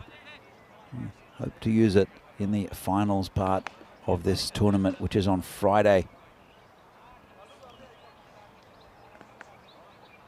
So thanks, Nish, in the commentary. In the commentary. Gee, it's been a long day. Thanks, Nish, in the chat for saying hi. And welcome, Nish, from Cardiff. We see Mr. 100% there. Ahmedullah Safi. We'll see him sometime during this innings. Hopefully not too soon for Janjua Brescia. As Jasprit gets a wicket first ball. Comes aside the new batsman. And again, it's a nice bright sunny day here in Milan, as we saw pretty much the whole of last week. As Jasprit comes in again. And good ball first up. Just tucks it around the corner. Just a single. They'll have to bat well to get there, Janjua Brescia. So they lost their opening game this morning and were really not at the races. They experimented a bit with their batting lineup, expecting an easy game, but there's no easy games in this tournament. So many good sides. Played Trentino Akia, had a shocker yesterday, and Trentino got the win over Janjua Brescia as Jasprit comes in again. And lifted over the top, safe shot. That should bounce over the boundary for 4 runs. Again, no risks taken by the batsman. The field up and just playing a really nice cricket shot there. It's Yadav, and this is what we would like to have seen from him all week. The main thing is that if they do make the finals, and they're looking pretty likely, Janjua Brescia, and we want to see more of this from Yadav. Cracked through through the covers, and Mandeep Singh is there. Not sure if he ducked out of the way or tried to take the catch. This was absolutely hammered at him. Let's have a look. Just over him. Probably, if he'd taken it, it would have been the catch of the century. It was absolutely hurled at him by the batsman Yadav, who moves on to 15. 17 for 1 at the moment, Janjua Brescia. It's a good over for them. And Jasprit, he's a couple of 4s hit. Good contest between Jasprit and Yadav. Comes in again. And right in the block hole. This could be caught this time. Much simpler catch. Went to the same man. And Mandeep takes a catch. And that's the end of Yadav. It was looking threatening. And slower ball just at the back of the hand. Didn't pick it. And comfortable catch there in the covers for Mandeep Singh. And Janjua Brescia, they lose a wicket. And that score of 112 with Yadav not there. It's going to be a difficult one. Still have a very deep batting lineup to Janjua Brescia. So Janjua Brescia 17 for 2. 1 ball left of the second. And really good bowling from Jasprit. He just rolled his fingers over it. Didn't pick the slower balls. Very subtle, actually. And I'll bring the new batsman. That's Bachatar Singh. Come out to join Hamza Saad. He's only faced 1. Comes Jasprit. And hit down the ground. Nice shot. That'll be 4. No protection back there. Just lifts it over the umpire and over the bowler, as you can see. Not a pretty sight when you're a bowler when you see it sail over your head. And that's another 4 runs. 3 boundaries in the over, but also there was a couple of wickets. As we see the table, Janjua Brescia, they lost earlier this morning. They've won 5, lost 3. They wouldn't want to lose another one. Whereas Bergamo, as I said, they won 3, but had a bit of a shocker after the golden ball, and then went down with a bit of a whimper in the next game to Trentino Akia. And it's not look the same side. They come back today looking pretty good, but they didn't get the victory earlier in the day either. As Bulgett comes in and tucks it around the corner. And just be a single. they've not had a great tournament of this Bergamo side. They're a good team, but I wouldn't even put it down to luck. I just put it down to a little bit of bad form, especially from this man, Baljit Singh. Not looked at his best with the bat, and just not going on with games. Comes in again. It's been hammered towards the boundary. Jasprit tries to get it. It's a vacant area out there around cow corner, and that's 4 runs. Not taking too many risks, these Janjua Brescia batsmen. They're just hitting nice cricket shots. That one pulled straight. So Bachata, we saw him opening the batting earlier on in the day, and didn't really work out that little experiment. Baljit comes in again, and this is high in the air. Player coming under it and should take this catch. Judges it well. Nice take there. And that's Jaspal Ram. He just got under it a bit, did the batsman Bachata. And Jaspal, instead of running backwards, he have a look at this. He got right under it, and he's just scooting backwards outside that 30-metre circle. Really well judged catch, as he gets congratulations there from Jasprit. And that's another wicket down for Janjua Brescia. Now 26 for 3 at the moment. So the run rate looking pretty good for them. They just have lost 3 wickets up top. And it's a new batsman coming in. Looks like Hasib Abdul. Check that though. Baljit gets a wicket.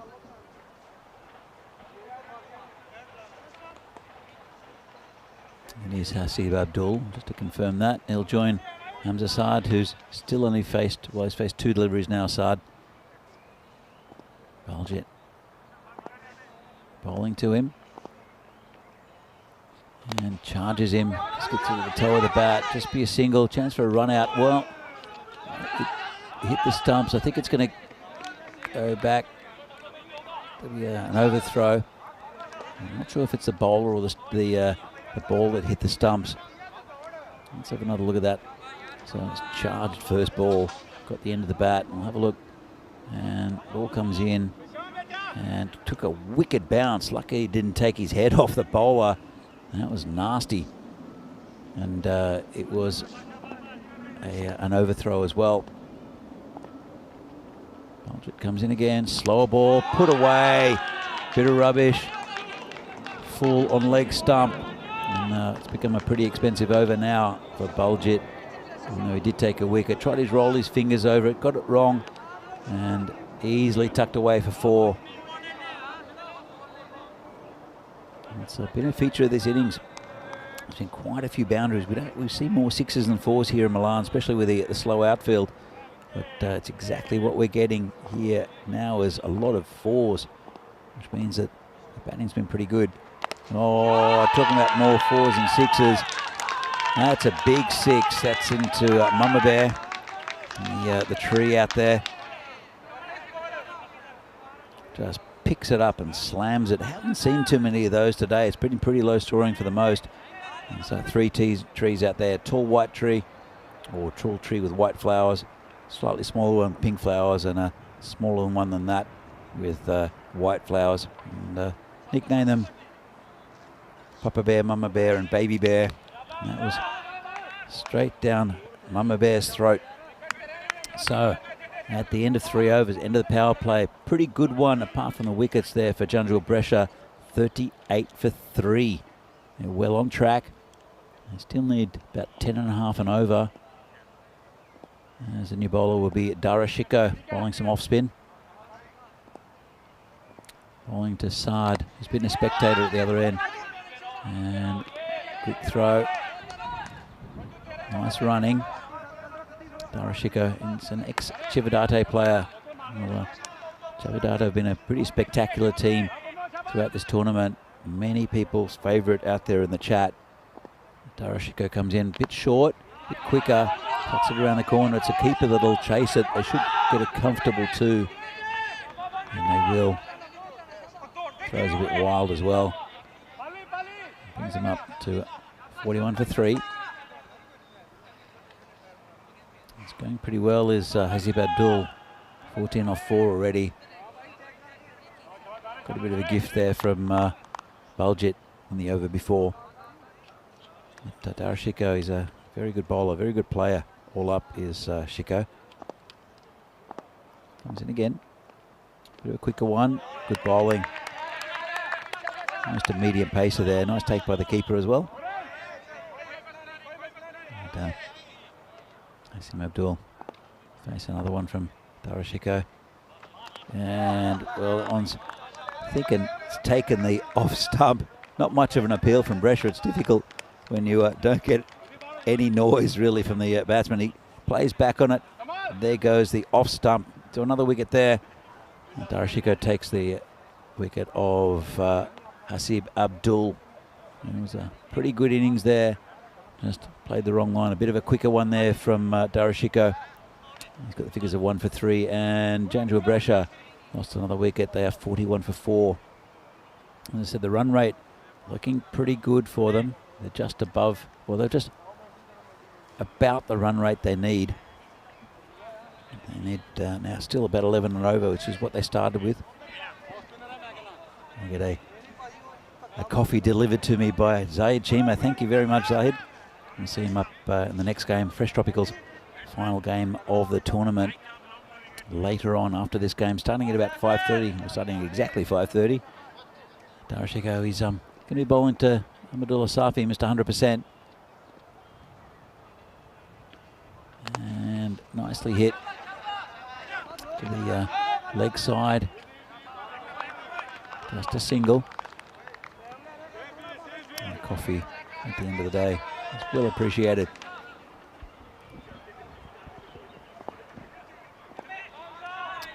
Shiko will turn around. They'll be bowling over the wicket to the right-hander. Came around the wicket to the left-handed Safi. And Hamza Saad, he's only faced 3 deliveries. Seems like he's been out there for quite a while. He tipped a point with no score. And a good over there from Darashiko. He's taken 1 for 4. Big wicket too. And now Janjua Brescia are 42 for 4 after 4. So let's have a look at the comparative run rates. And you see it crept above what they were supposed to be on, but with those 3 wickets it's dropped down, especially with the last one. It was a really good over. The run rate is at about just over 10 and over. They still need pretty much what they needed before they started. Janjua Brescia just over 11 and over now. It's creeping up a bit. Safi will face the next delivery. And charges, and well, not the greatest shot from Safi. Big swing and a miss. It's Mandeep Singh who's coming around the wicket, bowling to Ahmadullah Safi. We saw him with a big score earlier in the week. Interesting story there. I'll mention it in a bit as he moves around the crease, and it's that straight, pretty well hit. But Baljit's there, just be a single. He hadn't scored many runs at all, had Ahmadullah Safi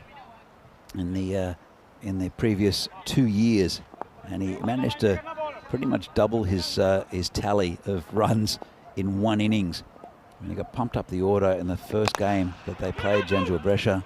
This has been hit straight. It'll just be a single, and hit I don't remember the score. I think it was something like 60, something maybe into the 70s. And Ahmadullah Safi just celebrated wildly. Very nice gentleman. Is Mr. 100%. He gets a bit of an inside edge there. The bowler does the fielding.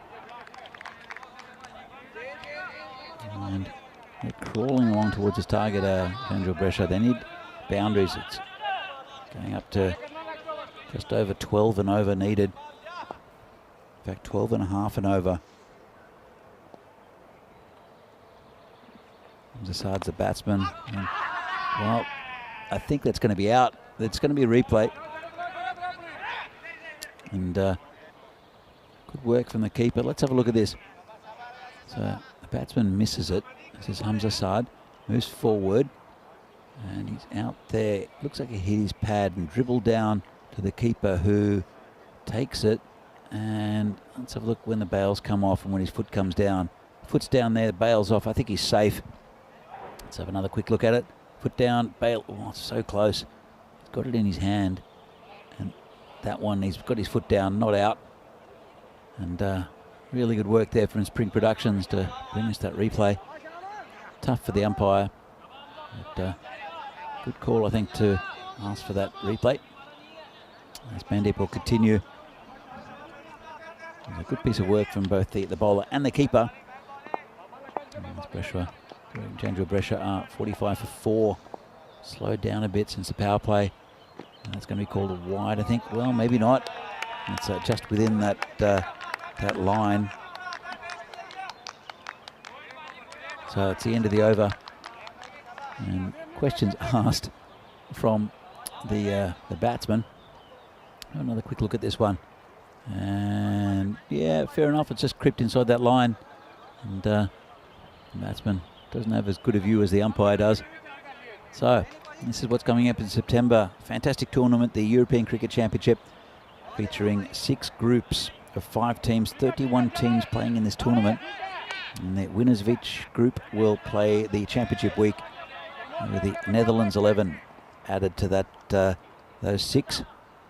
Looking forward to that. Was there a couple of years ago. Fantastic tournament in Khartoum. As Safi misses one. Should be buys. It's going towards the boundary. They're picked up there. Thrown in. They'll come back for 2. And a bit of a quicker one there from Darashiko. Got through the left-hander. Missed the leg stump by quite a bit though. Missed the keeper as well. Comes Darashiko again. This one has got him. Well, he was in sterling form at the start of the tournament. Was Mr. 100% hitting the ball really cleanly, but lately he's just been missing the ball, unfortunately. That's another one down for Genoa Brescia. They've lost their 5th wicket now for 47, and we'll have to see where the runs are going to come from. And Bergamo CC, where has this Bergamo CC been all tournament? And saying that, we have a very dangerous batsman coming in. It's the imposing figure of Fiaz Ahmed, who can hit the ball a mile. As can Mr. 100%, but he's just really picked the wrong ball there. Quicker one from Darashiko. Premeditated swing and a miss by Safi. And Darashiko bowling well, 2 for 4 at the moment. And he's changed his game a bit after the power play. Has the off spinner. He's a very, very good player for Bergamo CC, both with the bat and the ball. So coming again, he'll be bowling to Fiaz Ahmed, who looks like a linebacker.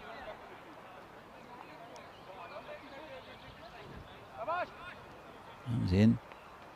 And, well, it's been hit well on the leg side, away from the fielders. That's 4 runs. Didn't quite get hold of it, but got a good piece of it. Did Fiaz Ahmed. Just hit with the line of the ball. It was angled into him and split the field. 4 runs to Janjua Brescia. He's got 3 balls left of his spell. It's been an excellent one so far. Get a wicket of Fiaz Ahmed though. This one's been hit straight back to him. Belgium, he'll pick it up. Just a single. He'll bring Hamza Saad, who has faced only 7 deliveries. He's 3 runs at the moment. Is Saad. I completely forgot he was still there because he hasn't really contributed too much. Well, hit in the air. Belgic should take this. And he won't contribute any more to this match, will Hamza Saad.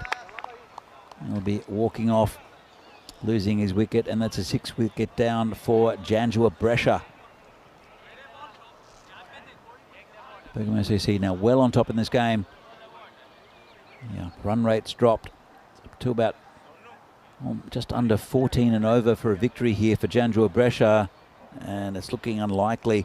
And the team that was well in that top 4 looked like losing 2 today, and they're in danger of missing out on the finals. Still got a few games left, though, do Janjua Brescia and Bergamo CC. Again, losing 5 games, I don't think they'll make the final. Anything can happen, though. And so, as I said, the top 4 teams will get into the finals on Friday. It's an 11-team tournament and very competitive sides, all the top teams from northern Italy. Darashiko bowls his final delivery. He's been hit down the ground, just a single. New batsman is Naeem Ahmed. So, end of a very good spell there from Darashiko. 3 for 10. And Janjua Brescia are 53 for 6. Let's have a look at the batting lineup here. Good start for Yadav. Not much of a contribution from the next 3. And then Hasib Abdul, 14 off 6. But it's been a bit tough going. They've lost 6 wickets also. But so after a very bright start and a good power play, Janjua Brescia need 59 off 24. It's going up towards 15 and over as well. And this one be hit just into a gap, just a single. And bring Fiaz Ahmed, and you have to think Fiaz Ahmed, he's a big hitter of the cricket ball. And if he gets going, he can pump this score up and give him a chance towards the final few overs. It's all on his imposing shoulders, I think. Mandeep comes in again. Nice ball right up the block hole. Should just be a single.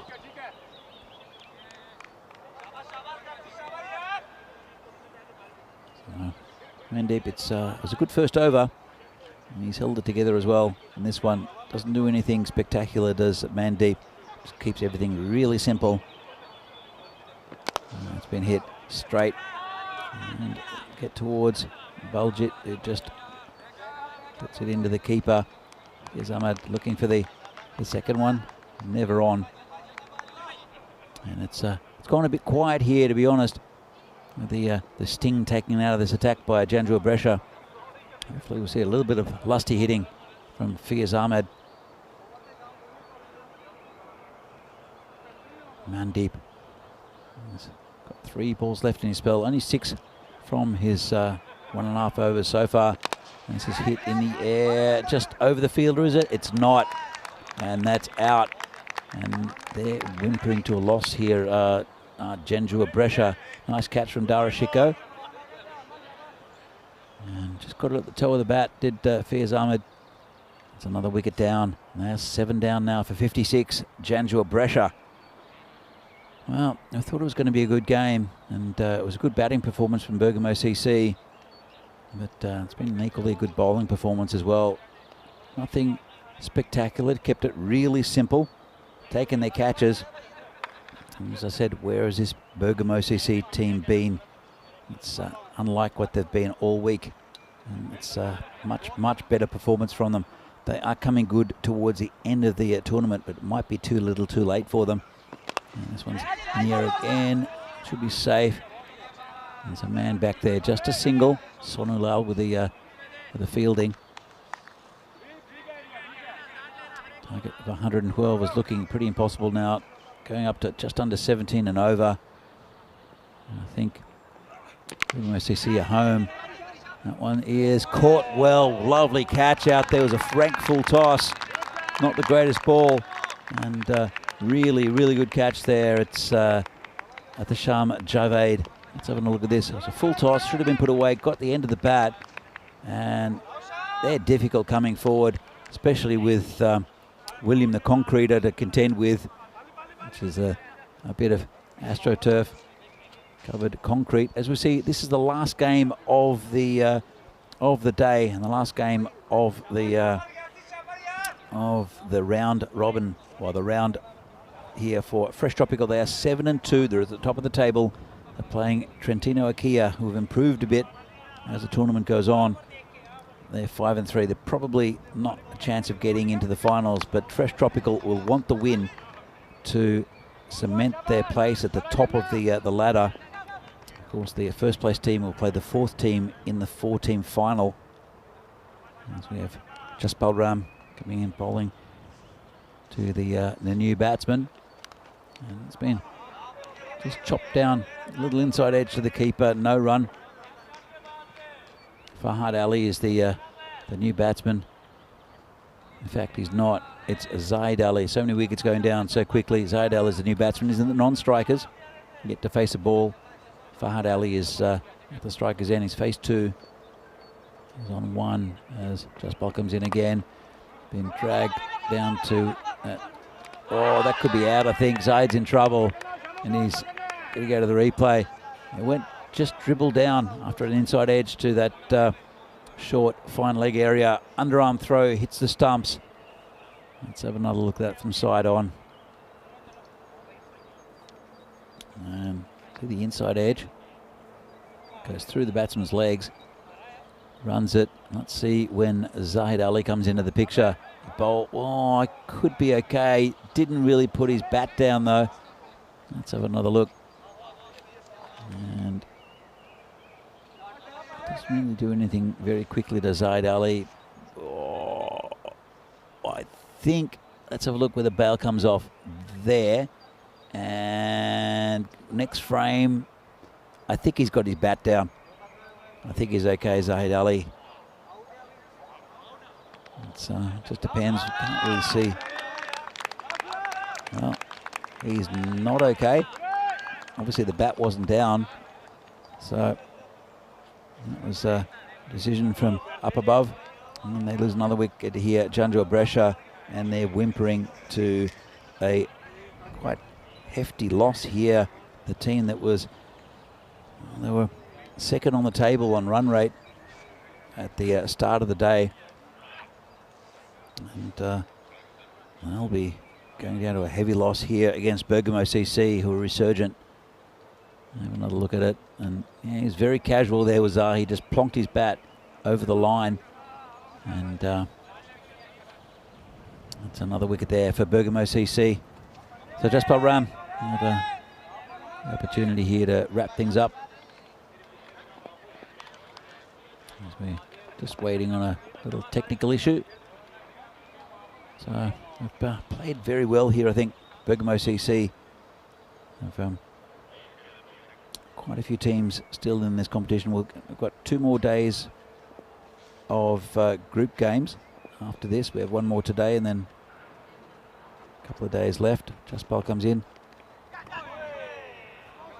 So we've got tomorrow. I'll be having a day off. It'll be Vinny doing the Lone Wolf style commentary. And then I'm back on Thursday. And then Friday is finals day. Top 4 teams will get through. And then there's the international tournament on the weekend. As Jaspal Ram comes in again. And that's a little edgy past the keeper. Go down towards the boundary and they get 4 runs. But this team taking out of this attack. Out of this run chase, I should say, from Janjua Brescia. Jaspal Ram bowled pretty well. But Sama Munir is the new batsman who got that 4 runs. Jaspal Ram, a couple of balls left in this this over. And just poked down towards point, just a single, shy at the stumps, again for no apparent reason. It's been a bit of a feature of this this tournament. Lots of overthrows. We'll bring Fahad Ali back on strike. 63 for 9. We're almost to the end of the 8th over. And Jaspal has 1 ball left in this one. Comes in and big swing and a miss. Well, how many times have I said that and it's been called a wide? He has another ball left and does Jaspal. Pretty fair call, that one. Started wide, kept on going wider. And Jaspal, I think both these teams want him to wrap it up pretty shortly. It's been edged down towards that sort of wide slip area. Just a single, and the end of the over. 9 for 8. Pretty good one from Jaspal. And Janjua Brescia are 65 for 9. Have a look here. You can see that they were ahead of the run rate for until the 3rd over. It started to drop when they lost a couple of wickets, and it's continued to drop, and they've lost 5 wickets in the last 2 overs. So It's not been great for Njanjua, who are really very strong at the start of this tournament. And they're fading a little bit. Hopefully they can bring it back in the next couple of days. And it will be Jaspreet to bowl this one. Edged out to that point region, just a dot ball. Jaspreet pretty well on the first over. Took a bit of stick though. 3/4 from his over, but he did take 2 wickets, so it's a good trade-off. He's got 2 for 13 at the moment. He'll be bowling to Fahad Ali. Comes in again, and edgy. Well, it's gone to the man at slip, who makes a meal of it. It's gone down to the boundary. Probably got a bit of an iffy bounce there. It's Mandeep Singh. Let's have another look at it. Yeah, just bounced in front of him and maybe took a bit of a kick to the left. 4 runs again.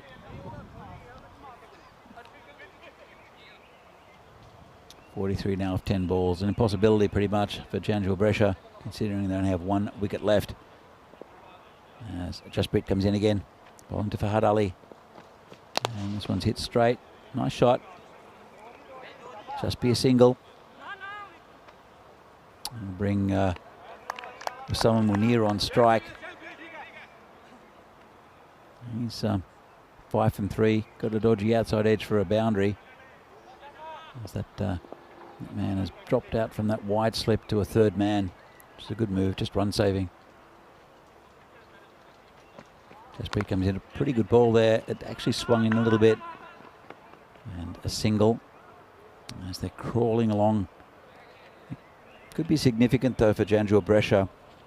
It's going to be so tight to see he gets into that top 4 that run rate could really come into it. And that's a pretty heavy loss there here, but any run they can get, I think is might be vital for Janjua Brescia. Their run rate looks pretty good at the moment, but not after this game. And it's been hit past the bowler. Just be a single. And I think they know the score to Janjua Brescia as far as this game goes. They're not going to win it, but that net run rate might be an issue, as I said, when it comes to seeing who gets in the top 4. We'll know that on Thursday evening. Should be clear over the next couple of days. The cream rises to the top, so to speak, I should say. And that's the end of Jaspreet's over. Pretty good one. And Janjua Brescia are 74 for 9, 73 for 9, 39 off 6 balls. Bit of an impossibility. And we'll see who bowls the last one. It will be, I think, Kamaljit Singh. Let's have a look. Pretty good bowling. Expensive up top by Baljit and Jaspreet. Going over 10 and over the rest. Really good.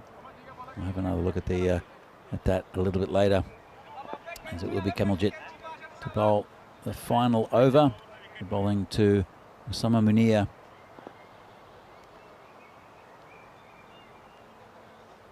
Comes the bowler and holds his wrist over it. Just tucked away behind leg. It'll be called a leg bye.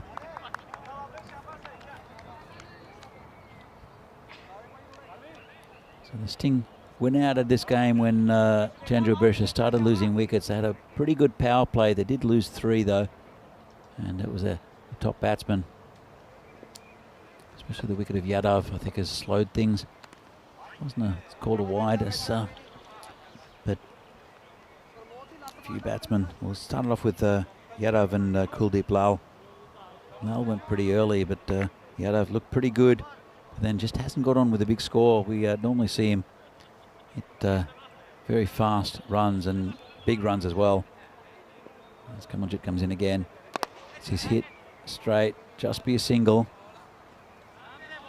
And a painfully slow end to this game. I think everyone around the ground wants this to end, but Janjua just eking up to a respectable score, nowhere near the 112 they needed. Kamaljit comes in again and hit across the line, just be another single. Well, we'll see if we'll come back to this in a few days' time to see if there's an important partnership for Janjua Brescia. Just odd run rate. He's still well within the race to get into that top 4, as I said. It's Kamaljet bowls again. And just hit off his toes.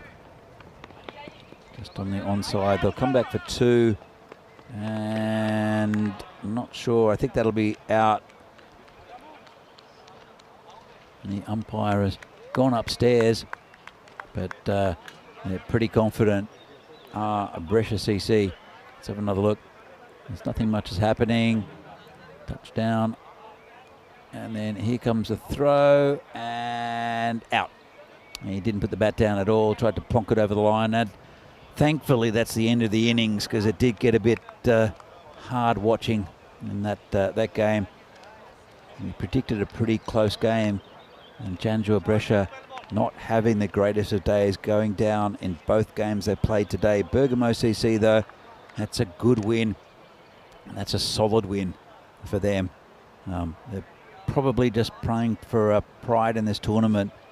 They're a very proud side, and it's what we'd expected to see all through this 2 weeks from Bergamo CC.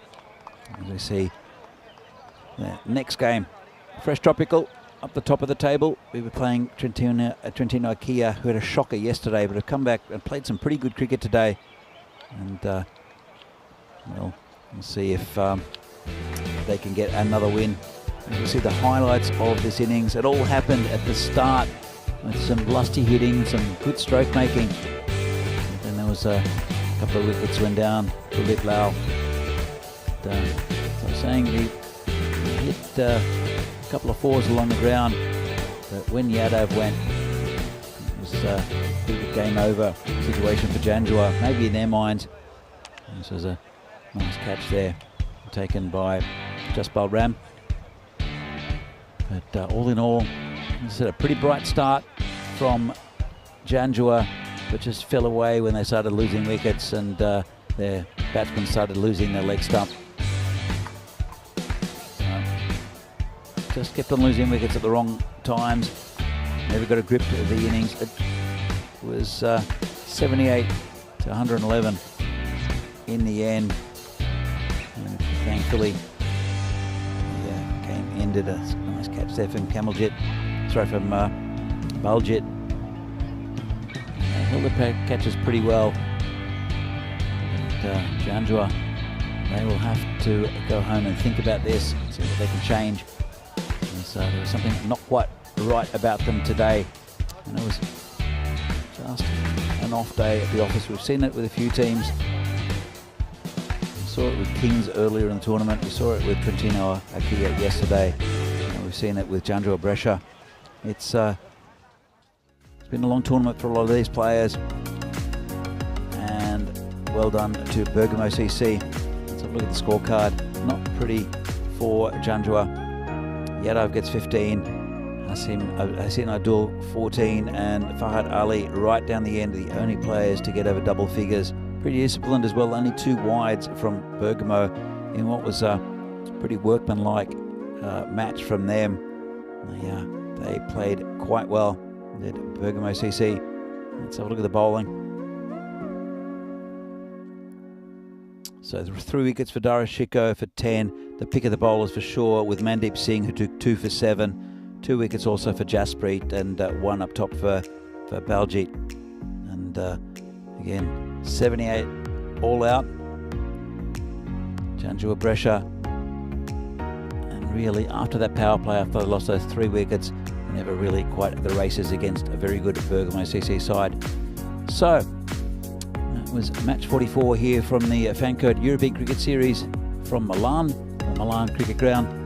And we're back shortly, about 20 minutes time, for the final match of today between Fresh Tropical and Trentino Ikea. Should be a really good one.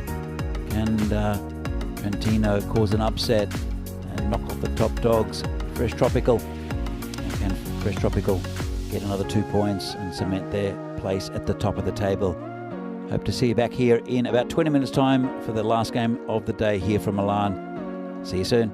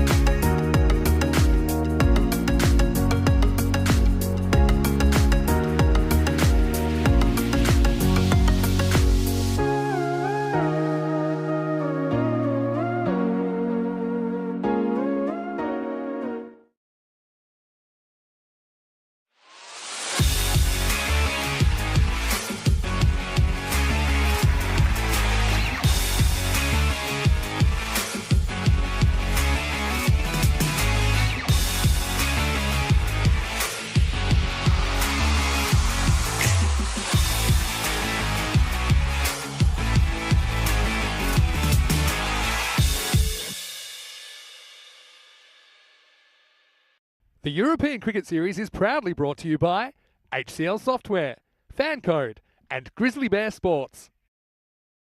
Hello and welcome back to Milan. Time for the last match of the day, match number 45. Fresh Tropical making their last appearance in the group stage. They are here taking on Trentino Aquila, who are playing their third match of the day. So I'm sure a bit of fatigue kicking in for Trentino, but Fresh Tropical, they have one more chance to get some points on the board. And if they win this one, they'll go 8-2. It'll be pretty hard to catch them, I think, at the top of the table. Rob Kemming has the two captains. Let's see what happens for the match 45. Coin toss. Your call. Okay. Tails is called. It is tails. We'll go to bat first. Ali Sakib-Ashad of Trentino Aquila wins the toss and he elects to bat, so he wants to put the runs on the board. They have kind of been the master defenders. They couldn't quite get over the line against Milan United in their last game. Earlier on in the day, though, they did defend a fairly modest 70-odd score against Jandra Brescia. So I think two teams that will want to finish the day on a high. Fresh Tropical, like I said, if they can win this one, they put themselves in a great position to top the table. So looking forward to seeing them for the first and last time today. Danny Hudacek, he is off tomorrow, so this is your last game for a little while, but we will see you once again on Thursday. News from the toss in match 45 is that Trentino Aquila, they've won the toss. They're going to have a hit. Over to you. Let's get ready for match 45. Well, hopefully the sun stays like this right now. Beautiful conditions for cricket. Over to Danny Hudacek. He'll take you to the first ball. Well, thanks, Finney, and welcome to everybody for the last game of the day here in lovely Milan for this Fancode European Cricket Series match between Fresh Tropical and Trentino Aquila. And Trentino Aquila, they're on the up. They've after a disastrous day a couple of days ago, they had come back with a good win today against Fresh Tropical, who just have this knack of winning games.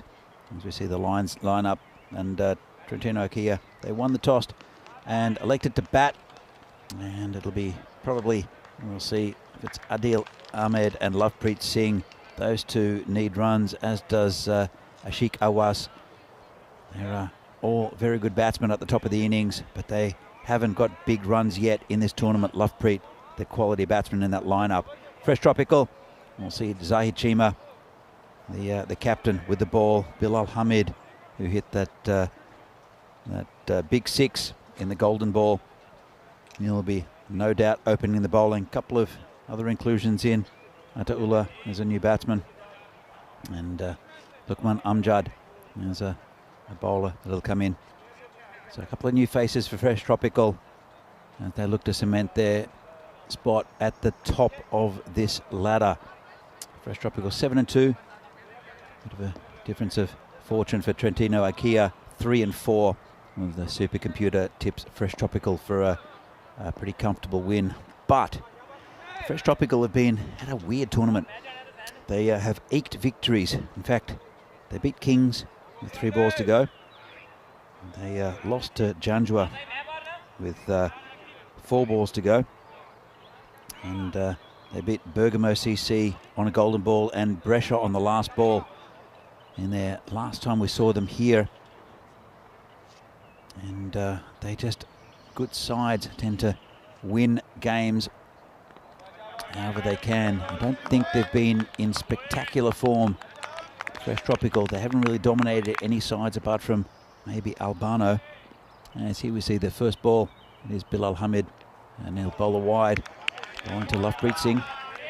He's a very, very dangerous batsman for Trentino Aquila. Hits the ball very cleanly, but again, needs a good innings here.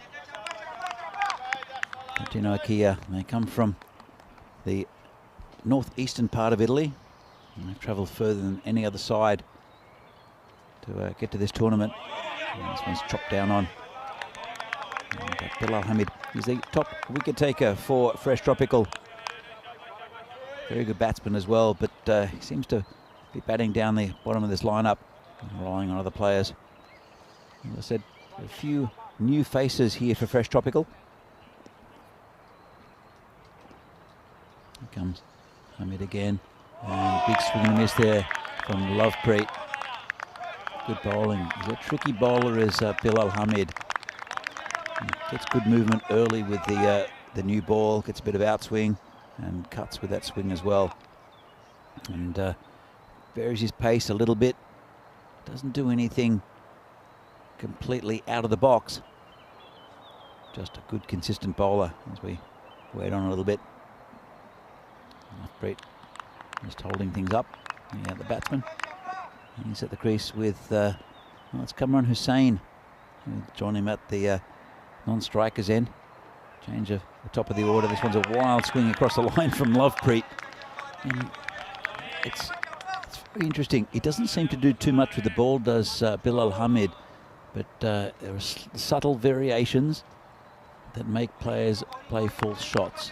And that's a sign of a very, very good bowler. As he comes in again, Lovepreet yet to really hit one. Charges, gets an inside edge, they'll get their first run. First run off the bat at least. And that'll bring Kamran Hussain on strike. So Hussain is the wicketkeeper for this Trentino Akia lineup. He's kept pretty well throughout the tournament, but he's been put up the order by the skipper Ali Saqib Arshad, who we'll see again limping around, no doubt. Bit of an inspiration for this Trentino Akia side. Injured his foot a few days ago. And just, well, a bit of a nothing shot outside of stump. Good leave, maybe. It's a pretty good ball there from Hamid. A little bit quicker. And a tentative start here from Trentino Akia. Sort of nothing to lose for Trentino. A bit of a free shot here at Fresh Tropical. And this one's just dabbed down for no run. So at the end of the first over, a really good one there from Bilal Hamid. They are, Trentino Akia are 2 for no score. Have a look at the bowlers for Fresh Tropical. Bilal Hamid and also Zahid Chima, both on 12 wickets for the tournament. Also, we'll see. Actually, we won't see Sikandar Abbas. He's not playing this game.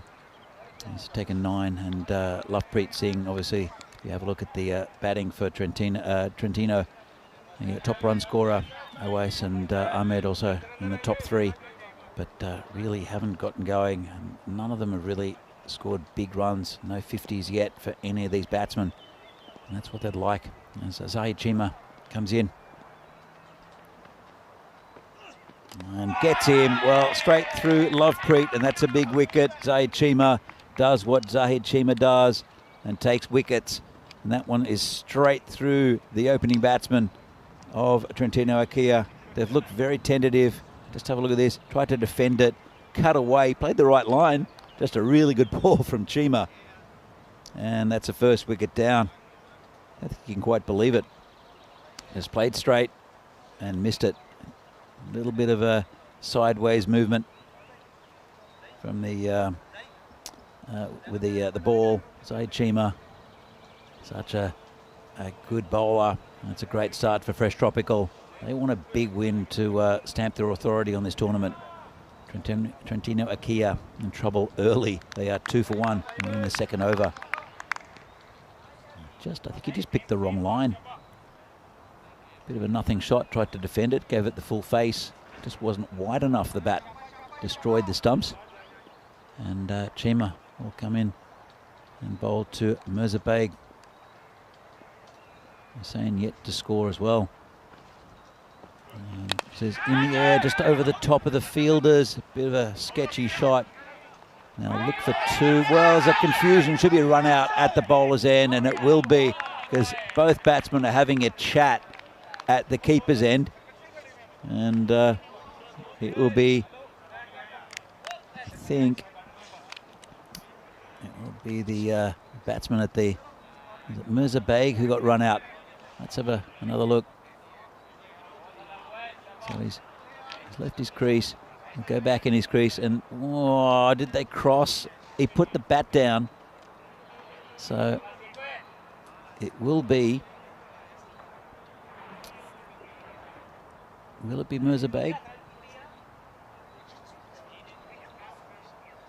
Let's have another look from side on. We're just going to see. Well, it is Mirza Baig. He'll have to go, and he gets must have A quick look at what kind of duck Merzabay gets. I think it's a diamond. Whoa, there he is, Derek the Diamond Duck. We've seen one before, and here we see another one. And Merzabay won't like seeing that. A diamond duck. It's just a terrible piece of running. Just on different pages of the book. Let's have another look. So you see him taking off, and then you just see both batsmen there having a chat. So just prodded down, just short on the offside, and a terrible start for Trentino Akia. They're 3 for 2, and we're in the second over. The current run rate is 2.25. We could have an early finish here if they keep on batting like this. And you can't afford that. And they're very tentative, Trentino. As Chima comes in again. Bowling to Kamran Hussain. Pokes that to that point area. Shy at the stumps. They have a bit of an appeal. Don't think it's out. Direct hit, which always tempts fielders to have a bit of an appeal. Goes for it. He's going back in his crease. Shy at the stumps, and he's back. Let's have another look. And yeah, he's back and just waiting for the ball to hit the stumps. No problem for the batsman.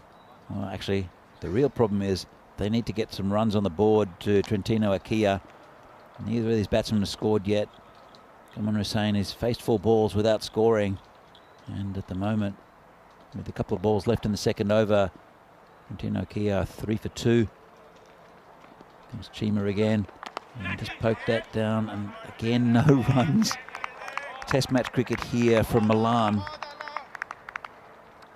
And Trentino Akia, I don't think they've got much of a chance of getting into the final 4. Fresh tropical though. As I said, they've had a lot of very, very close games that they've eked victories in. They went down to a tight game against Janjua, who we saw before. Comes Chima again. And this one beats a keeper. They don't go for the run. And that's the end of a pretty good over from Chima. 1 for 1. And after 2 overs, Trentino Akia are 3 for 2. Let's have a look at the table. Fresh Tropical up the top on 14 points. I think they're with a win here. This is the last game of the tournament, not of the tournament, of the pre-tournament of the group stage. And they'll cement their place at the top. Trentino Akia, they're in 8th place at the moment. Still got a couple of games one game to play after this on 6 points. And there's a bit of a gulf at the moment between what we're seeing between these two sides. So it'll be Bilal Hamid to continue. Bowling to Ashik Awas, and oh, that's dodgy inside edge. It's going towards the boundary, and they will get a boundary in this innings, Trentino Akia. It was an inside edge, and finally a batsman gets off the mark in not a very convincing manner. Just crawls over the boundary. And Ashik Awas is on 4 from 1, 7 for 2. Trentino Akia moving in a snail's pace. And a big hit there. Well, this might be caught, and it will be. Nice catch out there. It's Zain Naqvi tried to reach that boundary. And that was the first shot drawn by first hit in anger by a Trentino batsman, and went straight down the throat of Zain Naqvi. So that's another wicket down. 7 for 3 now. Hello to Kitty Hundley in the chat. Hope you're well as well. And a new batsman goes out for Trentino Akia. It's really not been the greatest start. He did pick up a boundary on the ball earlier in a dodgy manner, but the current run rate is 3, which is not great. Vinny, it's hard to watch. Has been. It's been one to poke your eyes out, really, if you're Trentino Aquila supporter. Also, Jandra Bresh had a bit of a shocker. I know I sat in the last one out. I was catching up on a few things, but look, yeah, the run-out compounds things as well, and then that kind of almost gets there but doesn't quite. Well, Hamid is going to come in and Preet only knows one way. Well, he doesn't catch up with this one. But yeah, you mentioned it. It's not just the wicket, but also the run rate is horrendous. Having said that, we've seen low scores stand up today. Trentino Aquila themselves have been pretty expert defenders, although they couldn't quite get across the line against Milan United last time we saw them. Fresh Tropical, this is their last group match. And swinger knocked down and almost another run out created. So hard work at the moment. Power play's only worth 7 at the moment with 2 to come. It is hard work, and but it's been very good bowling and good fielding here from Fresh Tropical. And I'm sure that there's still plenty to go in this innings, but I'm sure other teams are watching this. And well, comes in again. Angles in, yeah, well bowled. So we have seen some pretty low power plays at times. I think it's one of those grounds you can understand how you get bogged down because if you're not hitting boundaries, then the field is kind of all over you. It's a bit claustrophobic, especially the power play. So it can kind of work against you in a way because you're not able to get the score ticking. I mean, these two combined for 0 off 9 at the moment. Kind of tells you a fair bit about how this power play's gone for Trentino. Gurpreet hits it well. Nice shot. 4 runs. Really nice shot. Took him on and 1. So that takes a lot of guts, I think. You could have easily just kind of played out Bilal Hamid and said, well, it's gone pretty badly. Let's just eat it and wait for a new bowler. But Gurpreet attacks, and it doesn't surprise me. That's the kind of player he is. So looks slightly better at the end of the power play. It's 11 for 3. Yep, 11 for 3 in the power play. It's the I think it's probably the lowest scoring power play we've seen in this tournament so far. I think from memory. Unless Albano had one in the day off. Have a feeling that Albano only scored 7 in one of their power plays. I wasn't here that day. In the dark days. Oh, they had a Barry Crocker that day. I knew you were in the craft beer bar. I hoped you were sucking a few back and not watching, because then as an Albano supporter, that was hard work. Anyway, it's going to be time for Skandarabas, the coach, to bowl over number 4. He's there. I didn't see him there in the lineup. He's right up the top. Snuck in. But some new faces for Fresh Tropical. Do you know anything about... Ataullah, who's in, he's previously played for Brescia CC. Come back to that in a second. Well, Sikandar does it straight away. It's a 7-ball duck for Hussain. And funnily enough, it's not even the first time we've seen that today. But that's 4 wickets down now, 11 for 4. Skandarabas strikes very first ball. He's such an awkward bowler as Skandarabas. He comes from very wide of the crease and he angles the ball in. It's a bit of in-swing as well, and but he's usually very accurate at the stumps. And, well, there's a good example of it. And I don't want to laugh at Trentino Aquila. I'm laughing at the situation. And then Derek the Duck, because it's not been great for Trentino Aquila. I mean, I'm not a huge fan of batters failing, obviously, but I'm always happy that we could use the Diamond Duck graphics. A lot of work went into that. That was a bit of a shocker, wasn't it? But, here's the thing with Mirza. He got done for a diamond, but we didn't realise at the time, actually, he did hit that ball and they got 1 run. So he actually scored a golden 1. 1 off 1. But anyway, we're just trying to pull it out whenever we can, to be honest. Anyway, Shigaway's coming out. He swings for the fences and comes up with nothing as well. 11 for 4. Going back to the name Ataullah. Yeah. It's a very familiar one. There must be a few around like a million Ataullah, the most famous Ataullah contribution on ECN was from Ataullah from Riyan in Cyprus. And he scored 250 in a T20 match that we covered. So we were in 2020, we're covering a few T20s as well, domestic T20s in Finland and also in Cyprus. So 311 for 1, I think, was the score. And he scored 250. From memory, it was off, I'm going to say 60, maybe 80 balls. It was 80 balls, I think. That's ridiculous score. But it is crazy. I could get you the exact if you like, because I feel like you want to see it. There were murmurs. I don't know, was it the ground somewhere, or I don't know where I was, but I kept on hearing. It might have been on the WhatsApp group with Vitarati. This guy's hit 250 in a 20 over game. Yeah. Well, you can look over my shoulder at this scorecard if you like, but it's pretty brutal, and it's very different to what we're seeing right now in match number Match number 45. Yeah, add to all that, 251. It's just Rian versus Limassol Gladiators. 251 off 80 with 22 sixes and 24 fours. It's brutal. And scoring at 313. So I just remember they almost ran out of balls in that innings. 311 off 20 overs. Oh.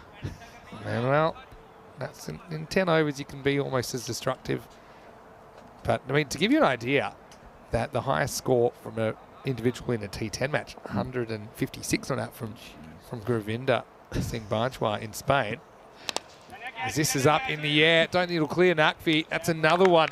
So 5 wickets out now, and it ain't looking great at the moment. Skander Abbas bookends the 4th over with wickets. So if you thought things were going to get easier for Trentino Aquila, you've got another thing coming. So Nakvi, safe hands down there at long on. It's 13 for 5 at the end of 4. Well, we saw yesterday a game where a team was at the end of the power play were 16 for 5, and the opposition were 51 for 1 at the end of the power play, and they ended up winning. Yeah, with a very good innings from Simranjit Singh. Yep. And Abdullah also contributing. I make a habit of not calling games in the first 5 overs, even when it feels hopeless, because all it needs is someone like Ali Saqib Arshad to come out there, whack a quick 50 or something like that. I don't have that habit though, Vinny. I'm pretty much calling this one already. All right. Well, I'm not saying that they're not huge favourites. Fresh Tropical again. They're trying to play themselves into top spot, and they'll be hard to catch. They're the first team to potentially, they are the first team that'll finish their 10 matches. Yeah, so just going back to that, to what we were talking about, the high individual scores. Govinda scored 156 in a T10. If you extrapolate that out, if he could have somehow done a miracle and kept batting that way for 20 overs, he would have scored 312 on his own. So, yeah, wow. You never know. And speaking of high scores as well, highest score we've had. So 311 in 20 overs is a pretty good score. I'm not saying it's not. But if you want to take the 10 over, I know you get 20 wickets to play with. If you want to take our highest scoring 20 over match, i.e. if you add up the first and the second innings, we had 403 runs in one game in Barcelona last year, in the Barcelona Bash, as we were calling it. So, yeah, imagine scoring 403 in 20 overs. That's magical stuff. Crazy. Anyway, this is almost another one. Sneaks past the inside edge of Ashik Awais. And in Nakvi, not an easy bowler to counter as well. He comes into the attack in the 5th over. Of course, the Czech Republic do hold a record for high scoring as well in a 20-over game in a T20I.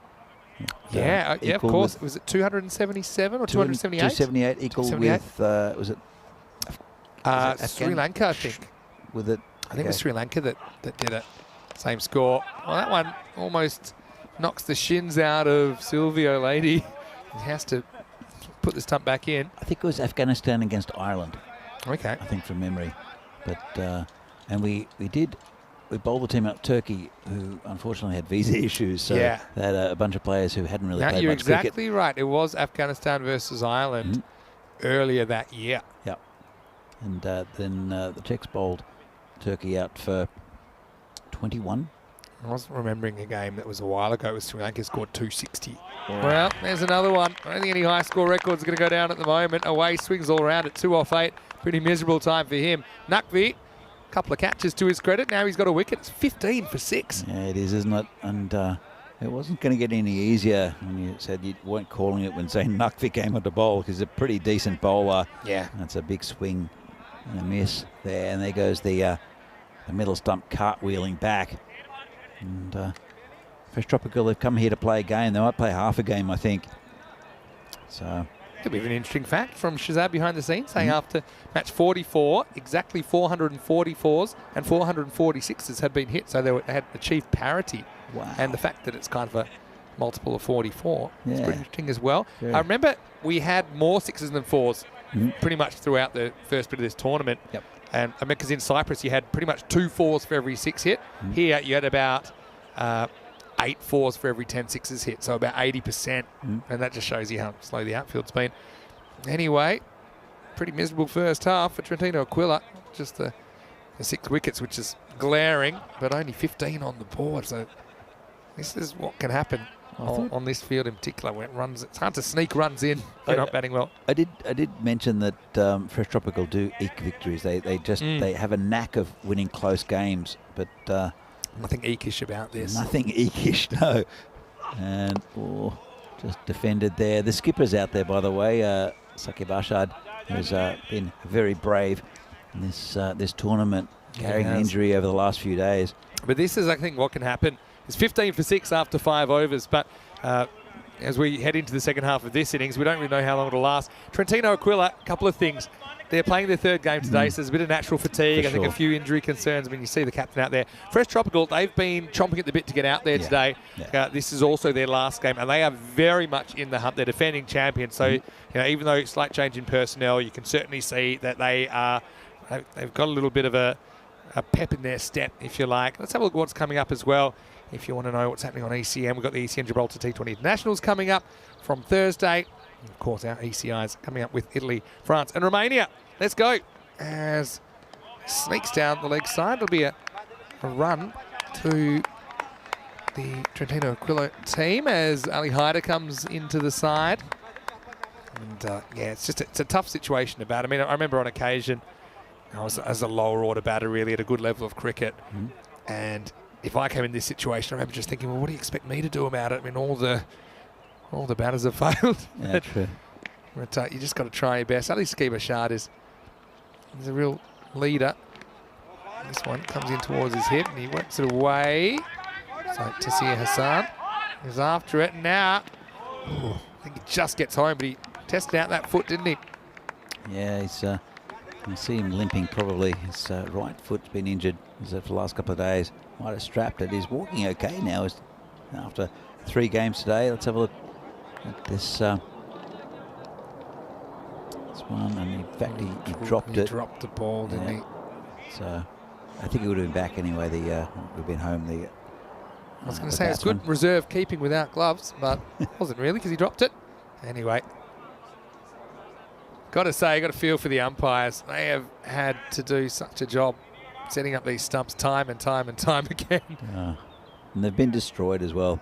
I saw some plasticine come out. Yeah, that's the Cartimer formulation. That's our secret flavour, but it's meant to stop the stumps flying out too often. But I think when you get to day 9, it's a bit challenging.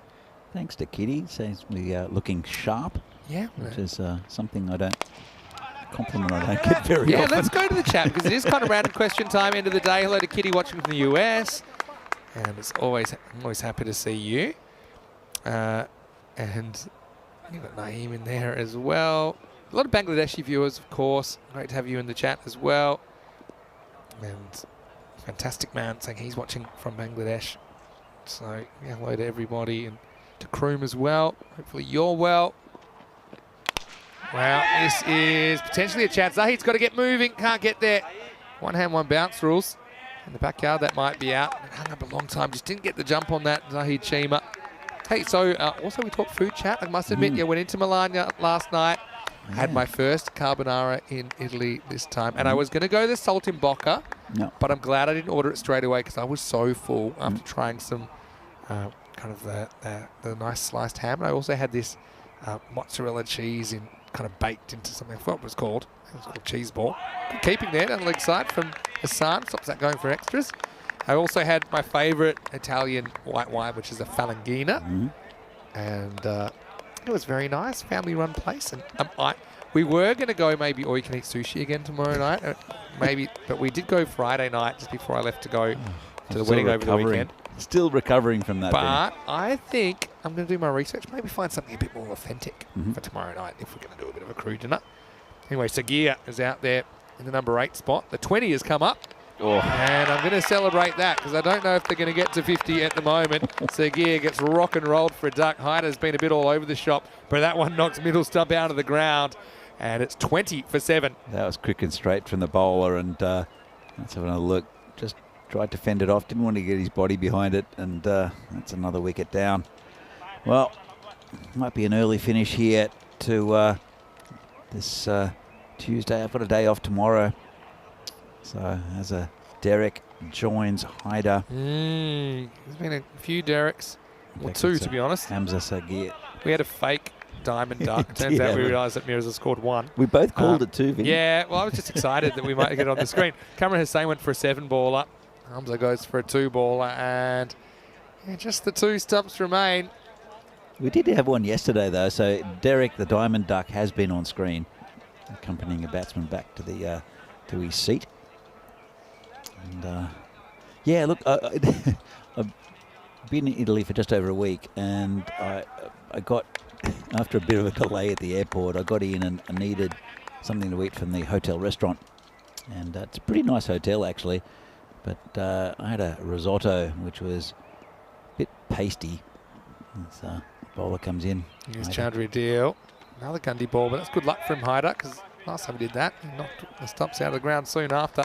Yes. A bit of a pasty risotto. It was kind of reheated and just sort of lumpy, and it was all right. I mean, it was food, which is what I wanted at that stage, because I hadn't had anything since lunch. It is a bit hit and miss, Italy. I mean, it does have a reputation, and rightly so for cuisine, but I will say it's a bit variable. I find it hard to get a good cup of coffee in Italy. I know it sounds awful, so depends where you go. True. And nicely covers. Deal to get off the mark.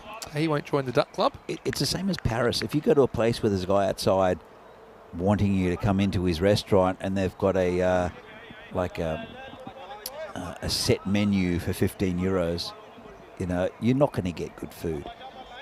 Yeah, even in Paris, and both Italy and France are noted for their food culture, and they're both fantastic food. But they dine out in that reputation sometimes, though, I think. Yeah.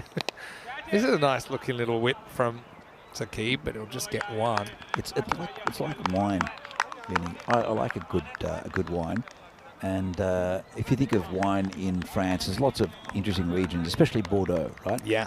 But there are 9,000 wineries, as we see. A very sad. 5 is the best so far, shared by Ali Saqib Ashad and extras. Hard to look at, isn't it? Yeah.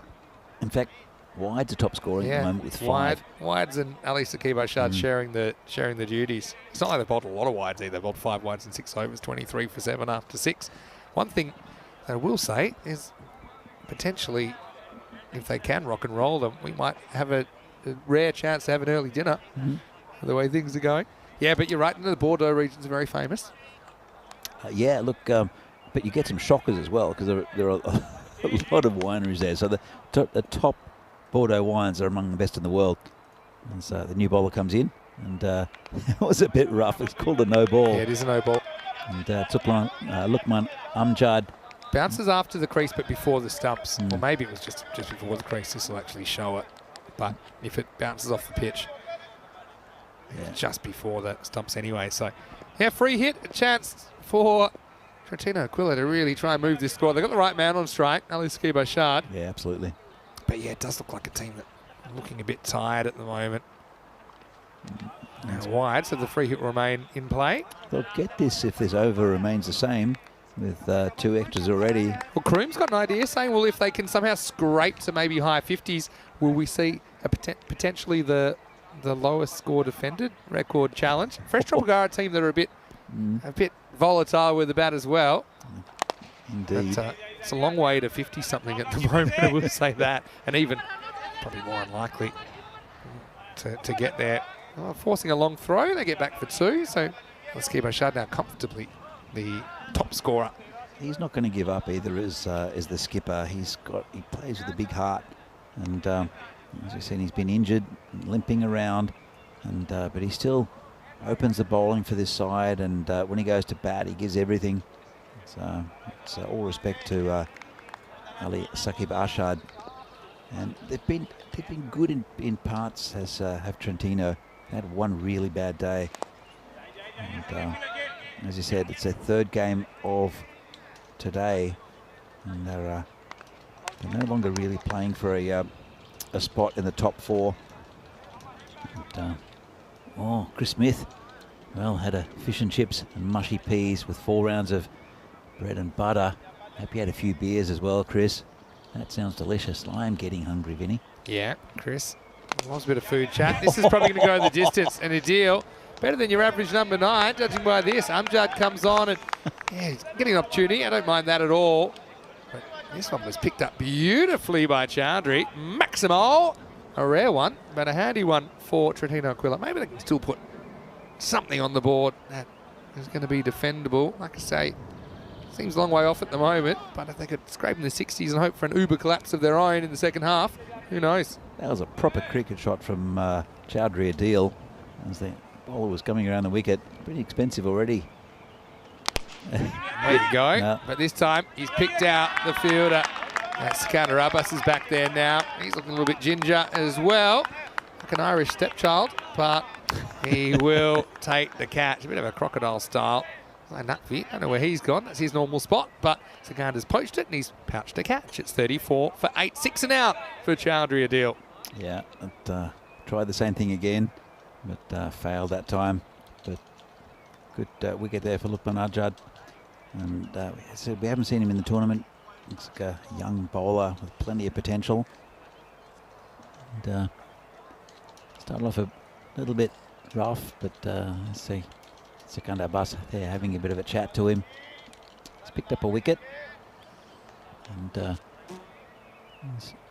started bowling around the wicket because the first one went off the pitch and then the other one, next one was wide for the free hit. So he's come around the wicket and picked up one. And let's see if he can get another good ball. That. Yeah, that one. In terms of a low full toss, it's pretty straight. New batter out there is Sadakat Ali. But yeah, kind of looking like they're running out of gas at the moment, Trentino Aquila. Anyway, yes, let's look for a nice Italian restaurant because I don't want my only Italian meal of Leave it with me. Good. Tomorrow night, if you can stay free and stay sober enough on your day off. I'll be fine. That we might be able to organise something. 7 overs down. Score is 34 for 8. Let's have a look at what's coming up tomorrow. Just 2 days of group matches left after this round robin matches. So Brescia CC will be on and they will be playing 3 times. Gina Brescia will be on. That's going to be a great first game in particular of Absolutely. the day. Milan United have been building something, haven't they? With a couple of successful chases today. Chivadate, get a chance to see them in matches 3 and 4. And Janjua will close out their tournament in match number 50. Join us tomorrow, 7:30 a.m. GMT, 9:30 in Central Europe, 1 p.m. in India. I'll be flying solo tomorrow to give Danny a well-deserved day off after you shouldered the burden over the weekend. And a bit of random chat. I can tell you a bit about Charles and Jana's wedding in Prague over the weekend. It was beautiful. It wasn't really the wedding, it was more of a lunch celebration. It was a very fancy kind of buffet brunch. We went 2 bottomless brunch. Yep. So whenever the first thing you're having in the day is Prosecco, you always know it's going to be a pretty good day. But I want to say big congratulations to them once again. And their wedding cake was 2 ducks. Saw that. So I don't know if they put that on the broadcast at the time. Yeah, they did. I sent that through. And it's actually quite a funny. I don't think they'll mind me sharing this story. It's not cricket related, is it? Because it's really not. It certainly isn't. Scissors glanced away. And probably 2, but he's got a broken foot, which means this is going to be tough. Oh, does he get the ball down? I'm not sure if he takes it. He might have knocked it onto the stumps, definitely. I feel like he probably did, Tasir Hassan. But then the question is he out or not? So first we're going to see if it's out or not, as if he's out of his crease, and then we'll have a look at does he have the ball. Bilal's got to get out of the way here. Let's have a look. I've got a couple of things here. Seems to take it okay. I think he might actually be home anyway. I think so. Can't really tell. This next one, he's almost out. And it's between frames. I think he's in. I think, go back one more time. And I'm just curious to see if he's got the ball because his backside is kind of obscuring it. Nice and slow here. Let's have a look. What happened to the ball? It's a good angle here. He's got the ball. I think he's got the ball. I think he's home. He does have the ball. Yeah, but he's between frames, which means I think you're going to have to go kind of benefit of the doubt because there's one. The first frame. Yeah, the first frame we saw. Let's try and really get these isolated. There, that's the first one where the stumps are broken, so he's home. So it's one of those ones I think you really break it down.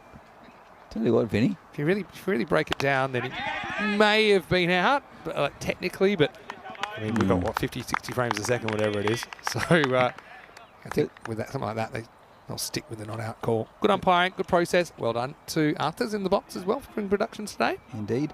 But that's pretty good running for a guy with one leg. You should get benefit of the doubt if you have broken bones in your foot anyway. Unconfirmed at this stage. He's a bit of an inspiration, I think, is Ali Sekab Arshad. Yeah, he is. Yeah, I'll go to the Ducks thing in a second. This sneaks past the outside edge of Sadiq Ali. So it's a bit of a running joke. Obviously, they're married, and Charles he's up in his 40s. You won't mind me saying that. Yeah, Anna's a little bit younger than him. But he said there was their running joke that they were Ducks because Ducks actually constantly change their partners every year. So he said, so that's why it was kind of a little bit ironic. They finally found he said they're more like swans. I think swans mate for life, you see. Well, but it is interesting they decided to put ducks on the cake. It's a bit of a running joke with them. So yeah, we had the two ducks there. As they're facing each other, this is called wide. And I'll take another one. Yeah, we'll get two wides here. They're creeping up. The just like swans, you see that the ducks came together. It looked like a bit of a rough love heart. So it was a nice looking cake. Who ate the duck? So this is what also made it a bit awkward. When it's time to cut the cake, essentially they were cutting one of the ducks' heads off. I mean, there was no easy way to cut the cake. No, but it was lovely. And then spent the afternoon at a bit of a wine festival. Yeah, Charles, of course, one of our tournament referees here at ECN. Also, regularly we'll see him umpiring at the Cardamom Oval. He's pretty well liked by all the players and staff alike. So yeah, we're super happy for him. And yeah, he's a nice guy. It was a long day. He went about 11 to 11. He plays for the wrong club in Prague, but apart from that, he's a valued member PCC. for PCC. He doesn't play that often though, does he? Not anymore. I think he'll be refereeing in the Prague ECS. Good to see. Towards the end of July. Joe Foster will be there as well. Yeah, Joe will be there. There's a good umpiring crew in Prague, actually. It's led well by Pistol Pete. Yeah, of course. Pete Vincent. Chris Tabb, I think, doing a fair bit of umpiring these days. Good umpire too is Chris Tabb. He's now the national team manager for the Czech Republic. So end of the 8th over. And I don't know, maybe they could pull out the 60. They'll have to bat very well. Sadiq gets off the mark, finally. And it's 41 for 8 after 8. Well, it's a pretty good recovery. Yeah. Seeing we didn't think they'd get 20. Yeah, well, they were 20 for 7 at one point. So they've had a partnership. Look at this. I mean, it's a bit of the Dow Jones about that, isn't there? But the thing is, the scale on that graph is only 6. So kind of at best, you could see them maybe getting to 60. But I will say this is the kind of game where it is possible that lower score defender could get broken, because it is possible that they're certainly a good enough side if they play their best and Fresh Tropical completely drop the ball to defend 59. And it's that kind of field there. Doesn't give the batters too much assistance. This is a wide down the leg side after Ulla coming on for the first time. Mentioned he's played previously for Bresh CC. And just sneaks past the pad of Sadiq Ali. Well, the other thing is that they do have a good bowling lineup, Trentino Ikea. That's probably their strength. And with their top order rarely clicks. And they never click together. They get scores maybe in the 20s, but not much more. Defended well earlier today as well. Oh, yeah. Against Jandra Brescia. When they just put 75 on the board, they kept Jandra Brescia to 62. I want to say hello to James Stewart, who's watching from Estonia as well. Hopefully you're well. Hi, James. Ulla comes in again. Oh, good ball, that. And leaves it. Finally gets one on target. Lost a couple down the leg side first up. I know that James has his son, Jacob, watching sometimes, so please give my regards to Jacob as well. James, hopefully you're well. And how's the weather there in Estonia? Is it warming up at all? We are into May, which means I think they can get their cricket season underway. We'll see Estonia in the ECC for the first time this year. James, if you see Terry, say hi to him for me. Yeah, of course. I'm loving some of the engagement that Cricket Estonia are doing at the moment as well. We've got Regner and Terry doing these Terry's Tips videos, and actually watched an extended feature on kind of the history of cricket in Estonia over the last 20 years or so. Super interesting. But I remember after spending some time there, They did say once we tried to start the season in April, but we couldn't because of the snow. So that kind of Bit tough with the white tells balls, you, isn't it? yeah, tells you all you need to know. But now notice it's clicked over to May. So yeah, it's a big day in my family. Actually, my father turned 70 today, so I gave him a phone call a little bit earlier. Congratulations to your father. Yeah. Does he watch much cricket? Not a lot. This one goes wrong. It's a slower ball, Good fielding. which is somehow going to be a dot. Sadaka can't believe that he's missed out on that. So it's interesting. So my dad, although he was born to Indian parents, but he was actually born in Malaysia. So he didn't really grow up playing cricket. He wasn't a cricket person. I was the one that introduced him. So at school, all the other dads were bowling to their sons. I was trying to teach my dad how to bowl. And he still throws. But he's still good practice. And he actually was pretty good. He played a lot of hockey growing up.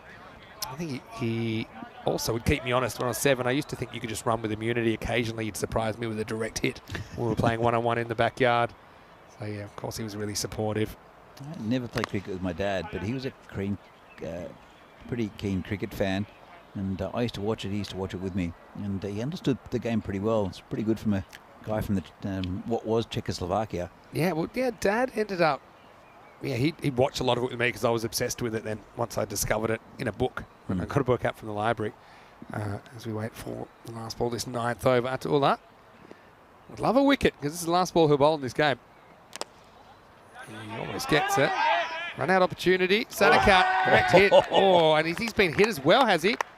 I think it's a deflection off the Has he run himself out? I think he has. Does he get an assist? What's happened here? This will be a very interesting replay. We won't be able to tell what happens here necessarily, but it must have hit him first if it's hit him. Well, yeah, he's gone. And then I think it might have been the bail that hit him. Could have been. Let's keep it going. He's with definitely out.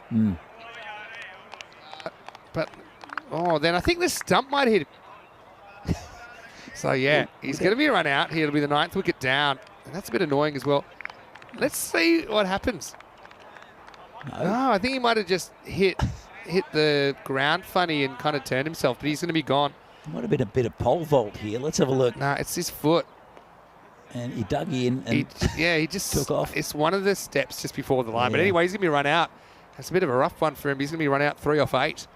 And it's 47 for 9 after 9 overs. It's not quite as brutal as it was at the start, but it's still not a great total. What's the lowest score we've seen this week? It's Good question. I think I was actually going to look that up might before. have got one about the same when I Yeah. wasn't here. Let me tell you what the lowest score is. Should be able to do that fairly easily. But, yeah, my guess would be, well, excluding the kind of, excluding the 7 over game, which I don't think is very fair to count that. The lowest score, just isolating it first, but yeah, 45 is the lowest score, I believe. I think that was Albano that scored 45 against Fresh Tropical, scored 95. That was in match 17 last Thursday, which I think was the day that you were off. That was the day. When you were in the Glad I craft beer missed bar. that one, actually. Anyway, Nakash Raza gets the last over as Waskeeb Rashad. Well, to be honest, he shouldn't be facing, right? It's the wrong striker facing because that was the end of the over and they should have swapped, but it's too late now, so you're going to have to allow it. With a run out? Yeah, so I mean, run outs. I don't think so. Yeah, so the reason is he was run out last ball the 9th over, and he was run out at that end. Yeah. So, yeah, I think no, run hold outs on. are Yeah, okay. you're exactly right. I've mixed myself up. That's all right. Doing too many things at once. It's been a long day. Yeah, man. you're right. It was the end of the over. That's what's done me there. Oh. Anyway, lucky he's on strike because this is going to be 4 and then 6. They get up to 58. They've got a fighting chance here. What an innings from the captain. Sorry for my Game 5 thought bubbles. I've been doing it all week, appearing, mate. It's okay. I was like, what's he doing down there? Well, I didn't realise why.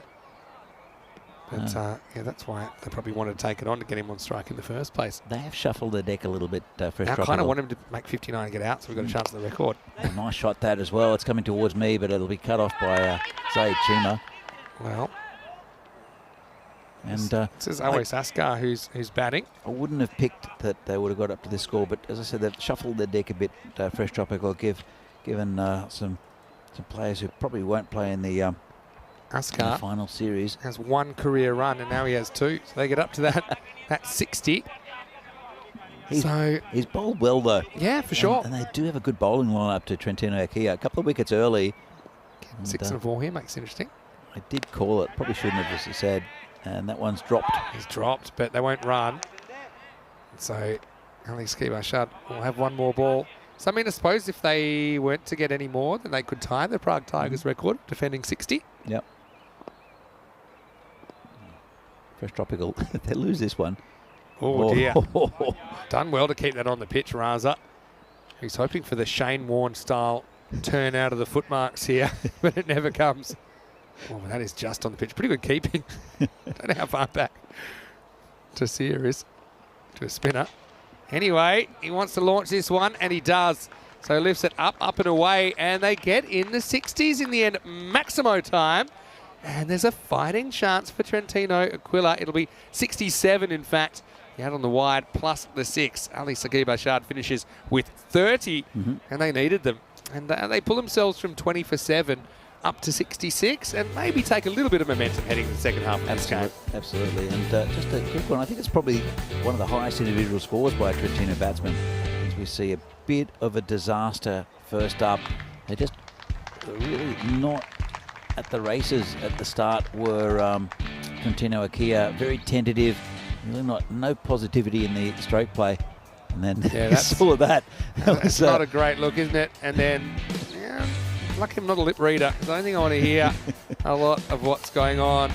And you can see plenty of time to just make sure that was one time the umpires didn't have to spend a lot of time fixing up the stumps. But yeah, you mentioned Trentino Aquila, just shorter runs at times. And yeah, it's actually the second highest individual score for them in the series. Lovepreet Singh did score a 44 not out over the weekend. But apart from that, no one else getting out of the 20s. So they've had to work really hard. I suppose they're used to these kind of defences. They defended a similar score earlier today, but this was the problem. The wickets just continued to tumble.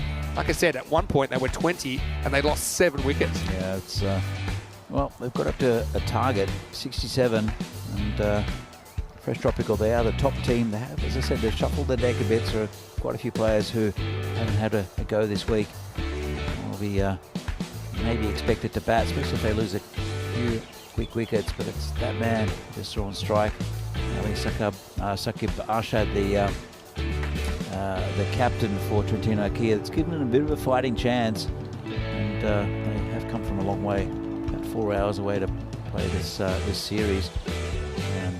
As we see the unfortunate Sadakat Ali get run out. Yeah, and just fell in a wormhole, didn't he, there? But, I mean, they went down. Fresh Tropical, they've come down to have the last game of the day. Obviously, I think it's a good opportunity for them to bowl maybe a couple of bowlers that haven't had too much of an opportunity in the series. But does kind of allow Trentino Aquila in with a prayer. We have seen Fresh Tropical completely bottle it with a bat on occasion. Do I expect it? Not really. But 30 for Ali Skibashad, and then Daylight next. Extras with 14, a contributor as well with 13 wides and a no ball in there. But Chaudhry Adil, 6 and out. Any other blow in anger really in this innings, which saw 3 Maximos, 2 from of Ali Skibashad, and just the 1 for Chaudhry Adil. As far as the bowlers went, well, like I said, they used a few options, didn't they? 8 bowlers in total, 2 for 2. Sikandar Abbas bookended his over with wickets, and apart from that, just 1. Zahid Chima, pretty unselfish actually. They could have brought Zahid Chima back and Abbas and Zain Naqvi, but they thought, no, it's a good opportunity maybe to get a few other names on that bowling scorecard. But here's the negative: there were 20 off the last over. It went magical, so they go from 47 to 67. Yeah. Gives them a fighting chance, but still, I think Fresh Tropical pretty comfortable where they're at here in match 45. Last innings just around the corner. Keep the random questions and random chat going. Bit of food chat as well maybe after this break. We'll be back in about 5 minutes taking you through the chase. It'll be 68 for Fresh Tropical to finish their group stage with a win. Vinny Sander here, Mr. Maximo with Danny Hudacek. See you very, very shortly for more Fan Code European Cricket Series.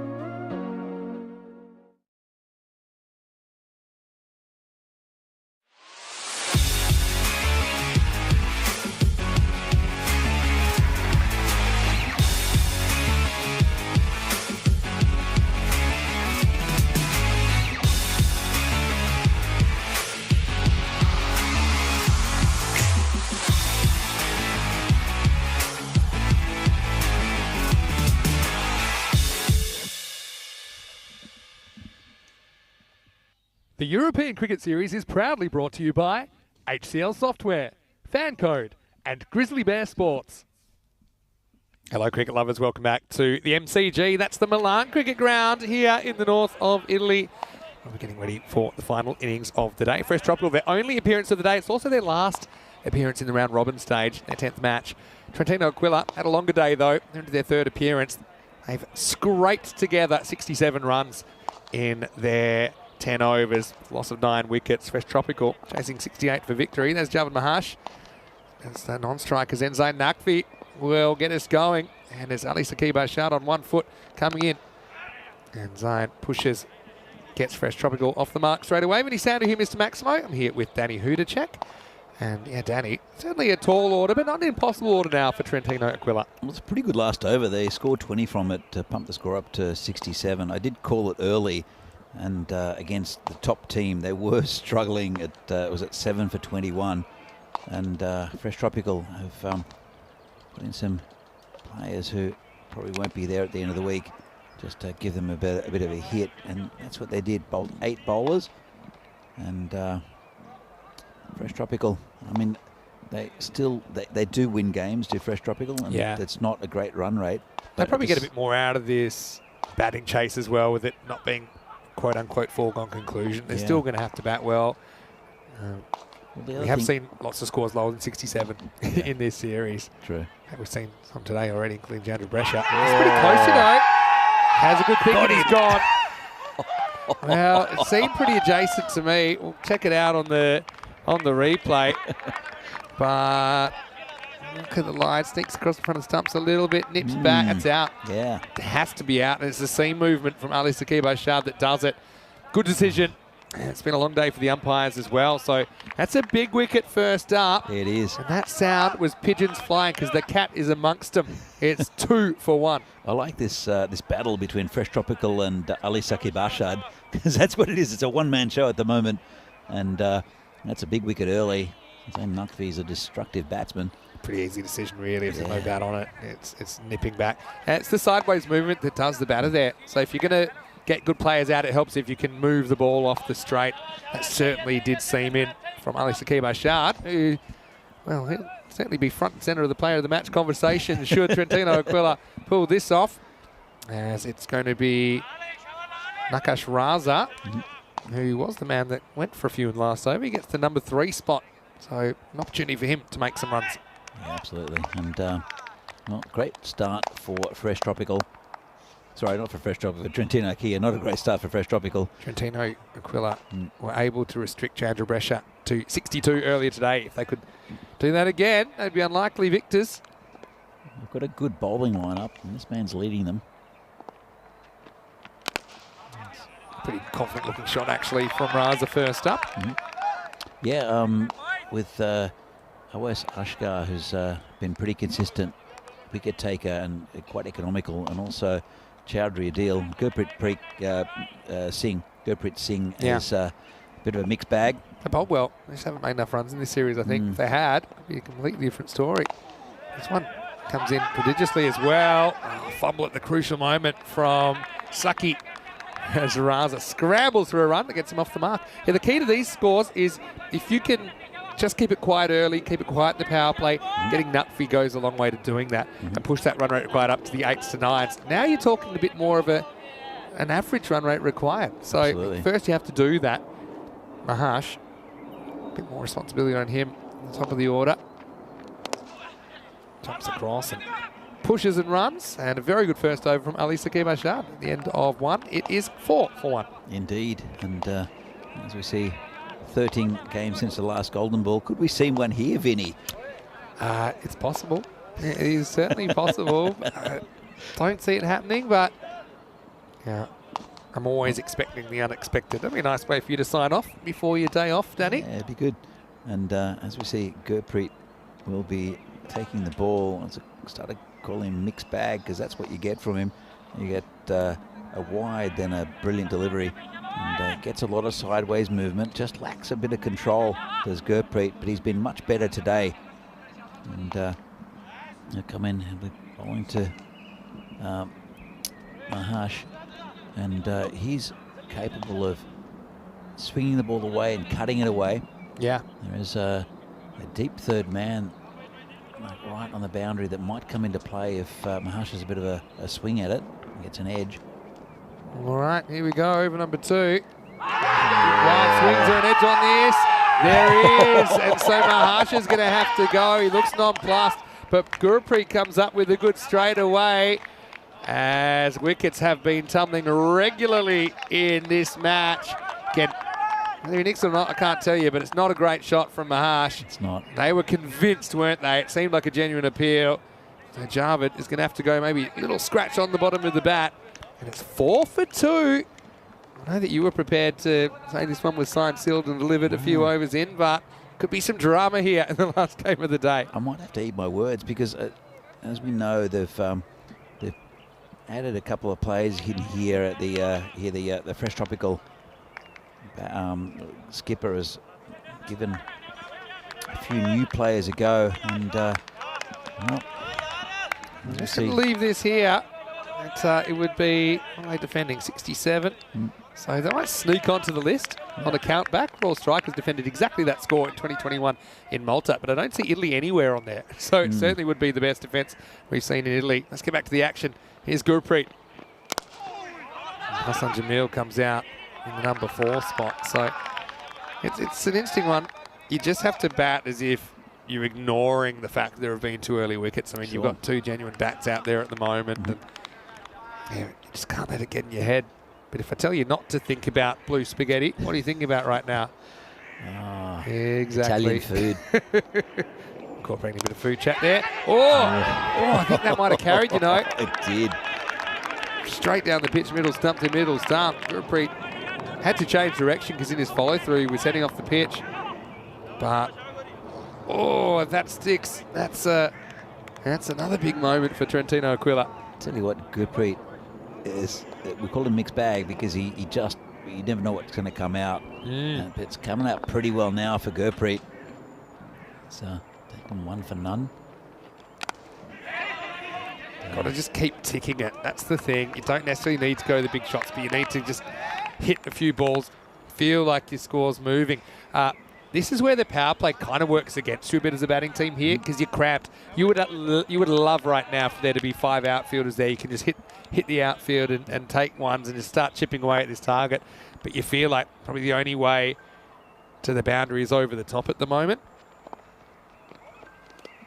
Oh, this is handy because that's going to sneak off the pad. But even then, they'll only get 1. And so yeah, the outfield slowing that one up. Maybe won't get off the mark, but they do get 1 run to the total.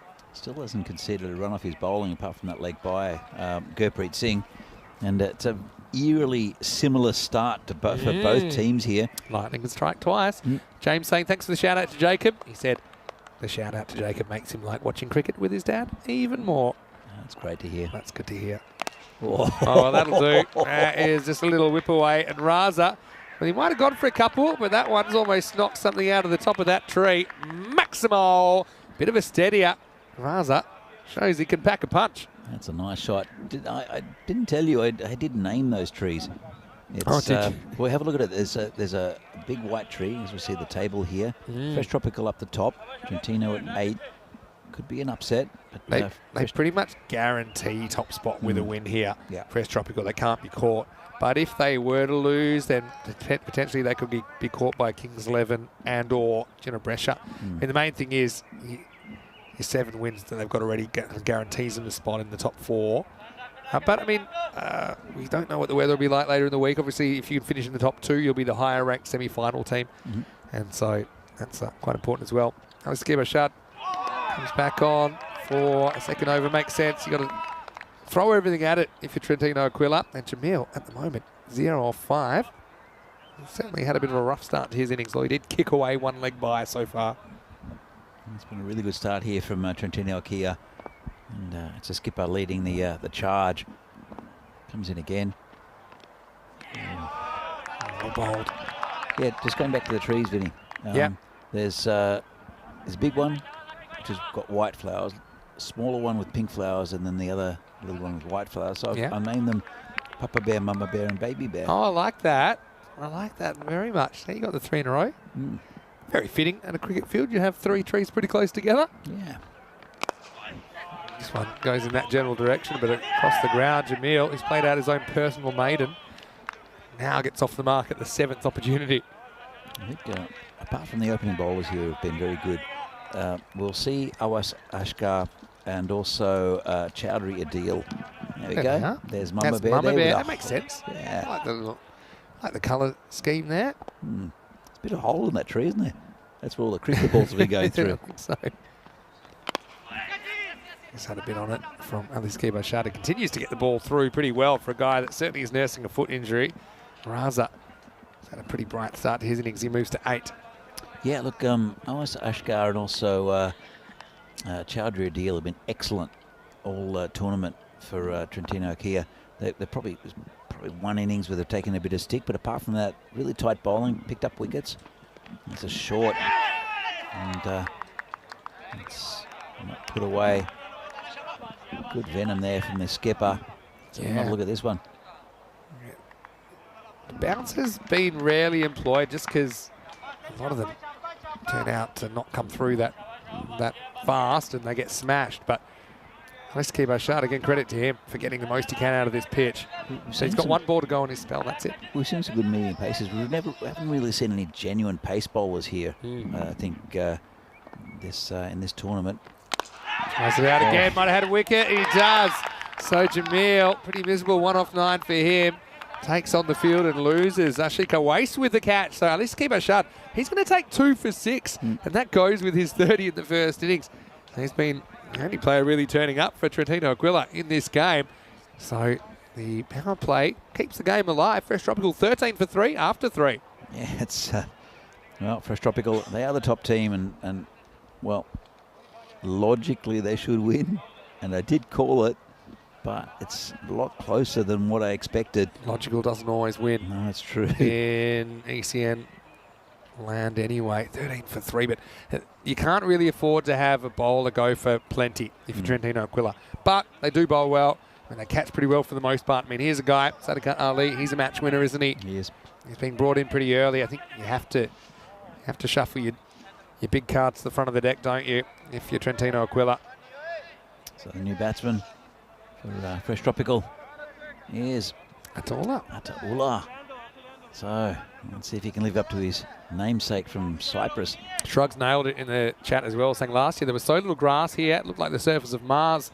This year the grass is like a meadow and the ball's not running at all. Hardly true. But what's weird, if you like, is that last year the average run rate was even lower. It was 8.8 and over. Through the sand. That was during the drought of July 2022. Oh, that's a lucky one. Again, don't think it goes for 4. It'll just be 1, but that could have quite easily knocked Raza's stumps out off the inside edge. Yeah. It's good bowler to be bringing on right now is Sadiq Ali, 2712. It's been really good for them, Trentino Kia. But they do have probably one of the better bowling lineups, I think, in this tournament. And in saying that, there are bowling lineups with good opening bowlers and good number 3, but not all the way down. But they've got, I think, very good bowlers. 5 of them contribute to the innings. And 14 for 3. The power play now, just after the power play and the field restrictions. As you said, it'll probably give the batsman a little bit of a go at scoring more singles and getting the ball to hit the pad a bit. It's not all about boundaries this game, especially in a low-scoring game. Yeah, that's right. It's about not getting bogged down. That's how you get into trouble.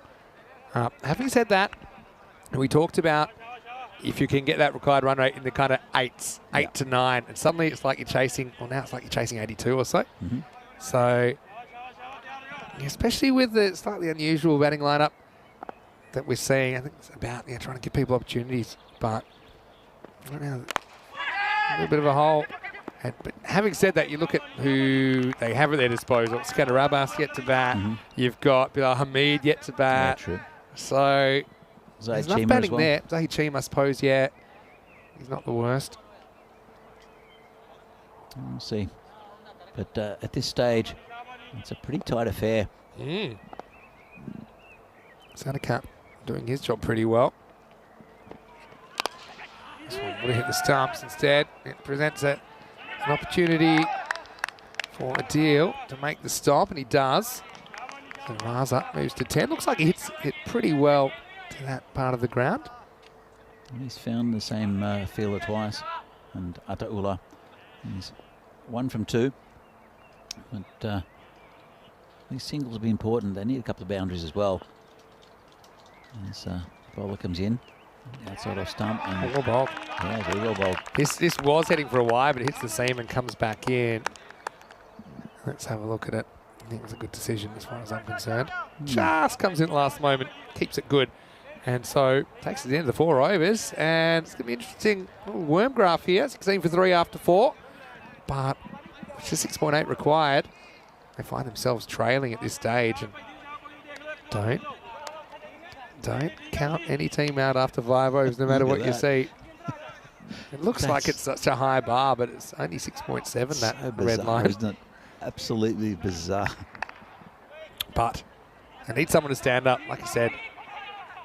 Fresh Tropical, they want to let this one go. I think even the psychological advantage of that top spot, you play a team that potentially just sneaks into the finals in 4th versus, at the moment, there's 2 other teams right up there with Kings 11 and Ginebrecia, 2nd and 3rd at the moment. Some very good sides in this tournament, though.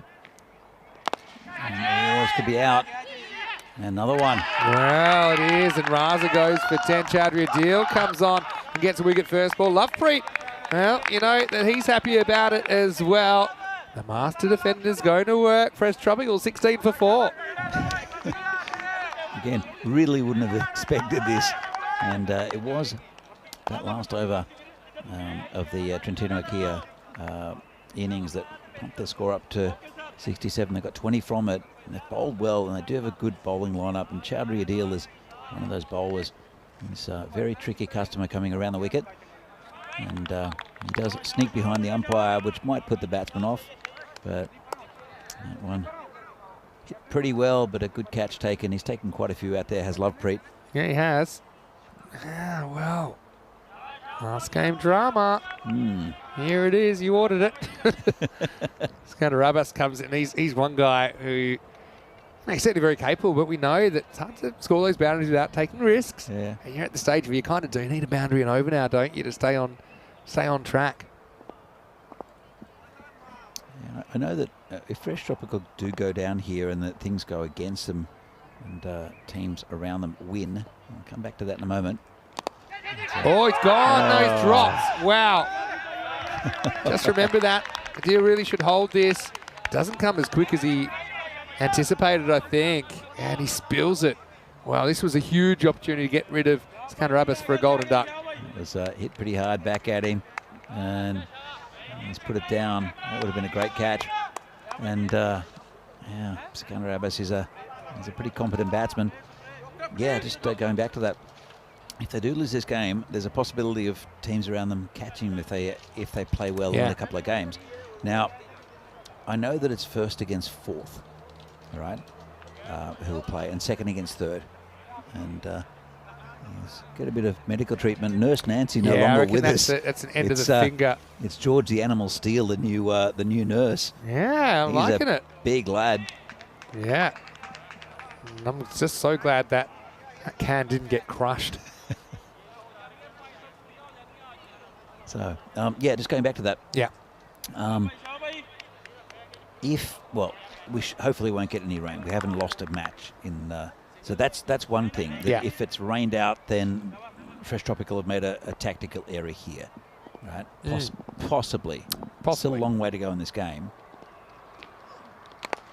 This is just hit into the covers just for a single. Probably a good chance to check the weather. Yeah. Yeah. But also, there are so many good sides. It doesn't really matter who they play in the semi-finals, Fresh Tropical, because they will get there. It doesn't really matter who they play. All these teams are hitting their peak, I think, and are all very, very good sides. So I don't think it really matters, even if they don't get that 1st place, because 4th place will be a very good side going into those finals. I don't think there's anyone that I can't think of anyone that Fresh Tropical will necessarily worry about. Yeah. But at the same time, I just like that if you finish first, you might get a team that's just snuck in and spent all their energy getting there. but that team that snuck in, have snuck in front of quite a few other really good teams. That's true. And if Yeah. a team like Chivadate, for instance, Chivadate are potentially the most dangerous team in this competition, I think, because they've hit 2 of the 3 highest scores in the tournament. True. They're a bit hit and miss, but when they hit big. And if they have an on day, they can beat anyone in this tournament. So, Oh, yeah, I mean, that's probably true of everyone. But, yeah. Very unpredictable, I think, when you get to this format where you got the top 4 teams out of 11. You'd imagine that these games are a toss-up. True. Certainly in Cyprus, we found that to be the case. I think in Cyprus, we ended up with the 3rd and the 4th teams qualifying for the final. But other teams like Kings are resurgent as well. Yeah, 100%. And then Brescia CC have been, well, actually, we'll go back to that Go in a back to that in moment. a minute. It's 20 for 4 at the halfway point. Let's have a look at what's coming up in around about 148 days or something like that as I try and get rid of the spider of my headset. But we have the ECC groups that have been released, and so how this works, we do have Netherlands 11 automatically qualified for Championship Week starting on the 16th of October. They'll be joined by the group winners. Each one of those groups only 3 days. It's the format we had in the ECL. It was super popular. You can't really look away. There's just 2 days of group matches and then a group finals day on day 3, where ultimately we'll find out who progresses and whose ECC journey ends. This is pretty high, you know. It's been called a wide, so I thought it might be a no ball for height. Let's have a look. Yeah, maybe just below. But it is a wide regardless. I guess the difference is it would have been a free hit if it was a no ball. So Askar into the attack. Yeah, so he's been really good. This one's cut down to backward point. Come back for 2. Good running if they get there. Oh, he's gone. He's going to be gone here. I think so. Yeah, he dives, but I think he's in the air. Had a good look at this live, and it was a bit of a dodgy too. Good throw was always gonna see he was in trouble, but I'm pretty confident that this is gone. Let's watch it on the replay. It's a good keeper. I don't know why he takes his glove off. It always puzzles me, but he's gone. Here it comes. You can see there, the stump's already gone there. And yeah, you can see he's probably 30 centimetres out in the end. So, how about that? It's an unnecessary one. And yeah, you can see you'll get the message in a second. It's Utaula, not the Utaula. We'll have to go. And that's that cheer you hear as Trentino Arquiz's fielders celebrate another wicket. 22 for 5 in the 6th. So it's the old adage, if one team can do it, then who's to say the other team can't do it? True. And Trentino Aquila, they're used to surviving on a pittance of runs on the board. Yeah. That's why he was confident to bat first, wasn't he? Unless Akiva shot at the toss. And yeah, you see, even this dive, it kind of bounces up and took a while to get over the line anyway.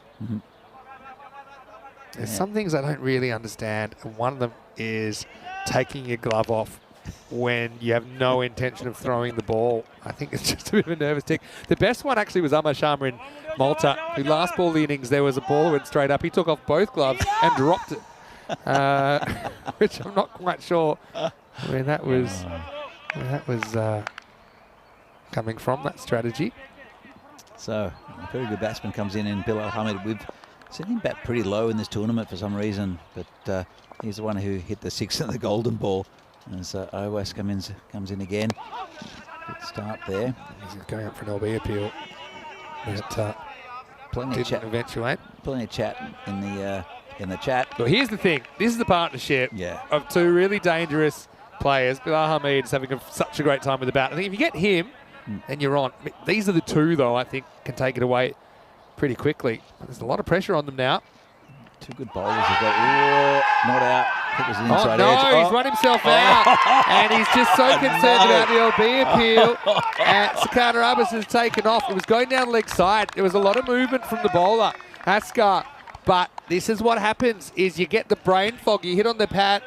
You hear the appeal. watch. Shima never thinks there's a run there.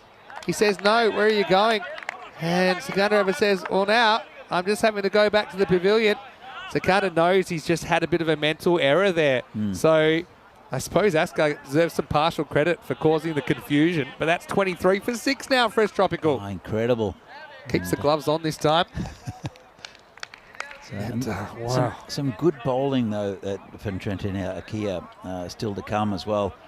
Dion's got another over, and Awas always makes things happen. So, what a game. Incredible. It's his Chima. I know you rate his batting. I'd say he's okay. He's a bowler that bats a bit, though, in my book. Not true, but, and it's a proper attack. Proper bowling attack that Trentino Akia have, so they're going to keep on putting pressure. So, anyway, going back to the chat, there's lots of people in there. Shrugs in there, Kitty Huntley, James Stewart as well, and Woz has been lurking. He's there, so hello to you. And yeah, there's Chris Smith saying England 11 won't qualify. That's for sure. Well, as an Australian, I hope they don't, but. As we get attacked by a giant bug, he says turn around the corner just for That's a good opportunity. I mean, Chima, he's probably done the righty in the fact that they do have 7 wins already. They're top of the table. A couple of players have come in, and he wants to give them opportunities. And he's done that with both the bowling and the batting. Yeah. But now he's left in an awkward situation where they need over 10 and over now to win. Oh, wow. Oh, wow. That's almost taken out the umpire, but the field's set pretty straight. And Lovepreet, make sure it's only a single. Yeah, they can still get their Fresh Tropical. They do tend to win close matches, but they're giving it a good shade here at Trentino Akia, and maybe shuffling the deck for this final game. It probably won't affect, it definitely won't affect the fact that they're in the semi-finals already, Fresh Tropical, but Well said. Oh, that's pretty close, if there's no bat in this. I reckon he's gone if there's no bat, and he is out. There it is. I think it's fair enough. Chima can't believe it. And he's got to get off. No use arguing the toss now. I mean, the question, I suppose, yeah, it's a lot of in-swing, but look where it hits him. It's not missing leg stump. It hits him in front of off. Yeah, I mean, you can see the leg stump there. I think that's a fair enough call. maybe. Yeah, look. There's a lot of movement in the air. There is, but it hits him in front of middle leg. True. I mean, is it really moving more than a stump and a half? I don't think.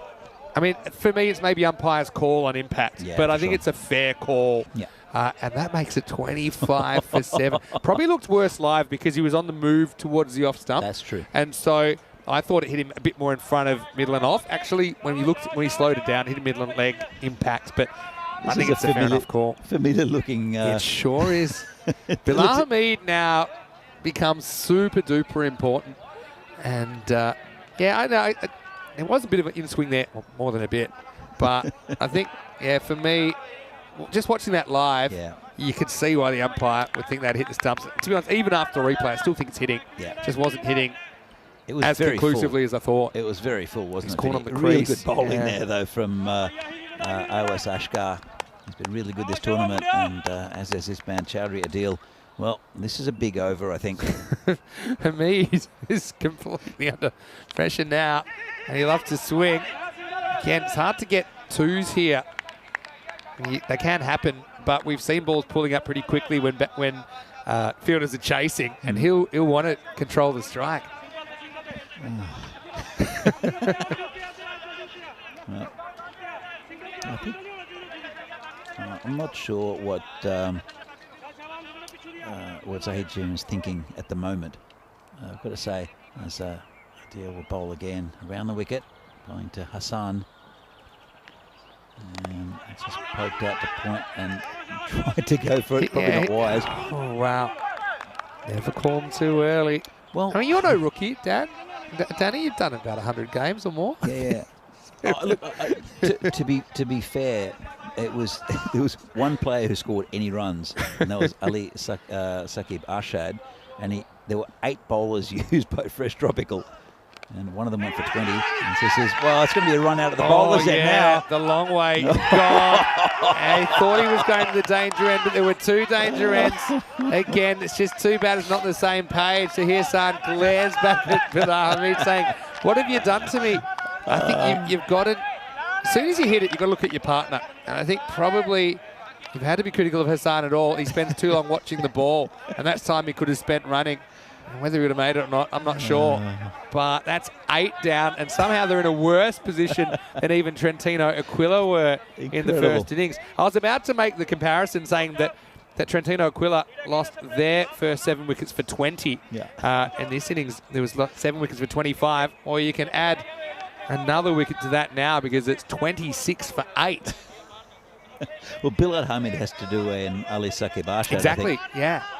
So I was about to say they're in similar positions, and Trentino Aquila got out of it. They're home, Trentino Aquila. They are home. It reminds me of, you were with me when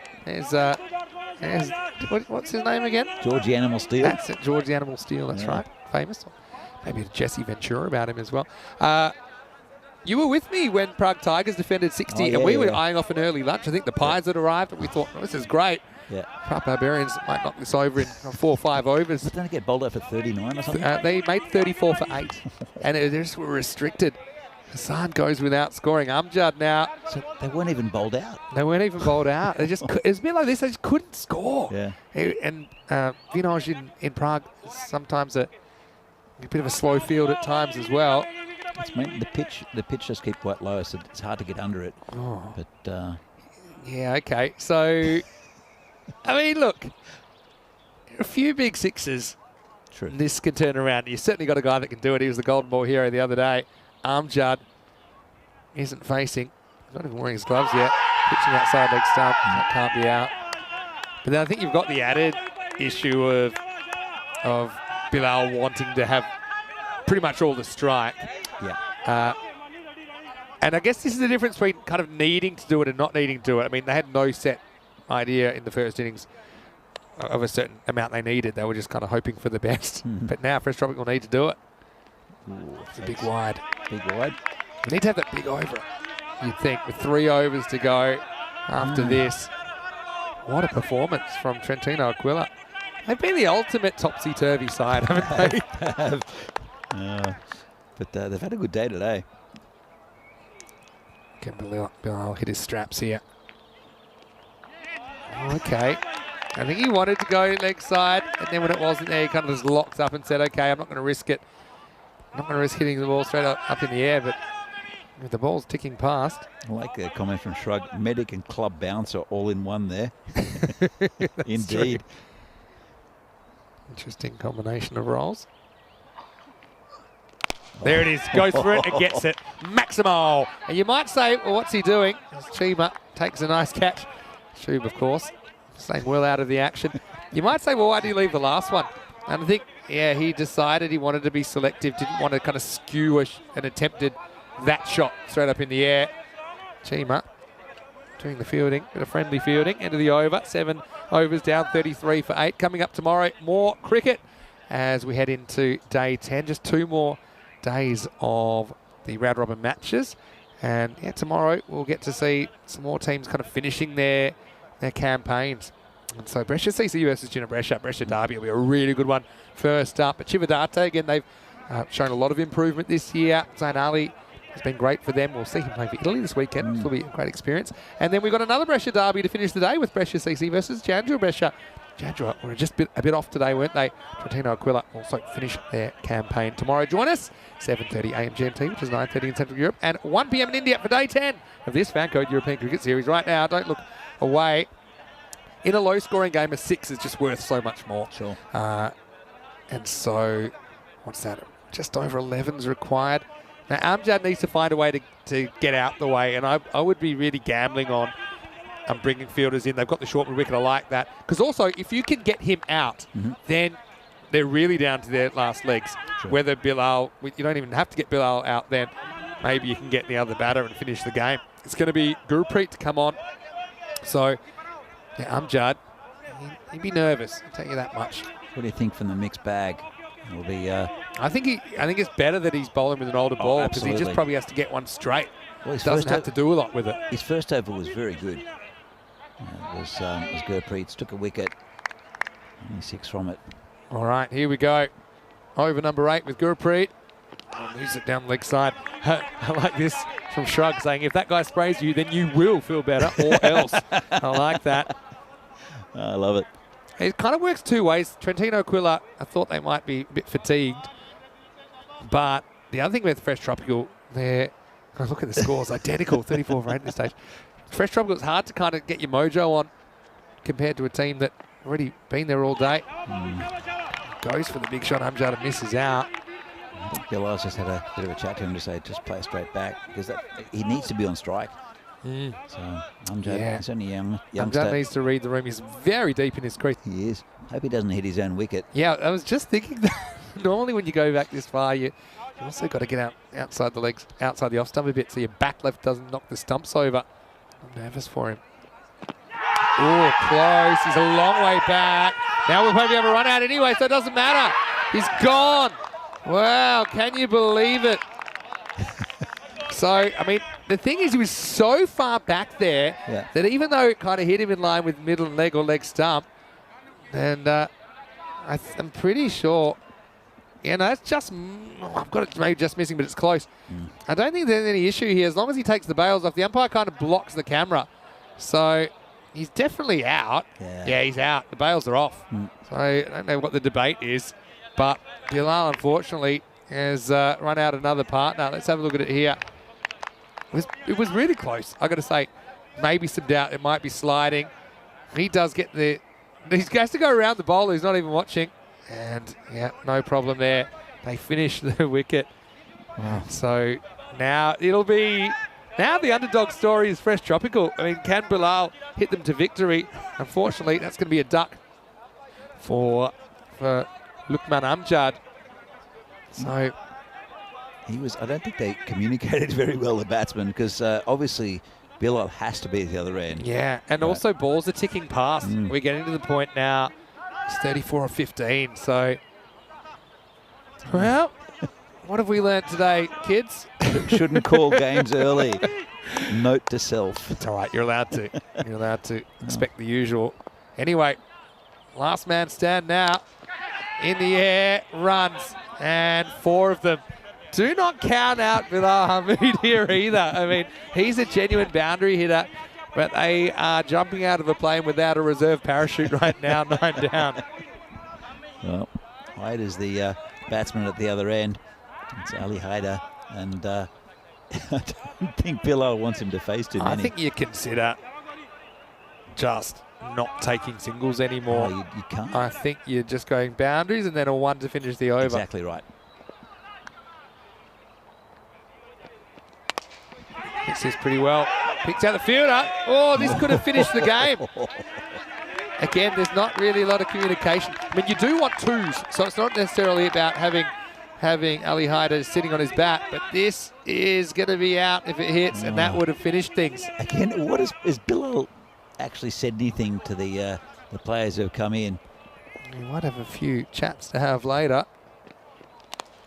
Goes after it, and this is going to be 4 more. It's going to run away, so he gets 4. 2 boundaries and over. Especially if they're 6s, probably keeps them on task. And I can understand that over third man. I mean, you're trying to protect the straight boundaries. Sure. Now, at least they get a chance to have a chat. And he'll be saying, look, we want to get a single here. I mean, I suppose they'd be happy with a boundary as well. But then you're relying on Haider to get him back on strike. No, they're not happy with the boundary. You wouldn't turn down a boundary is what I'm saying. No, but I would. I wouldn't turn down a boundary, but I would hit a single if I were Hamid. He has to have the strike. And he has to have at least 5 balls in the over. I would have considered bringing the field up a bit more for him. Absolutely. Anyway, last ball of the 8th. What a match.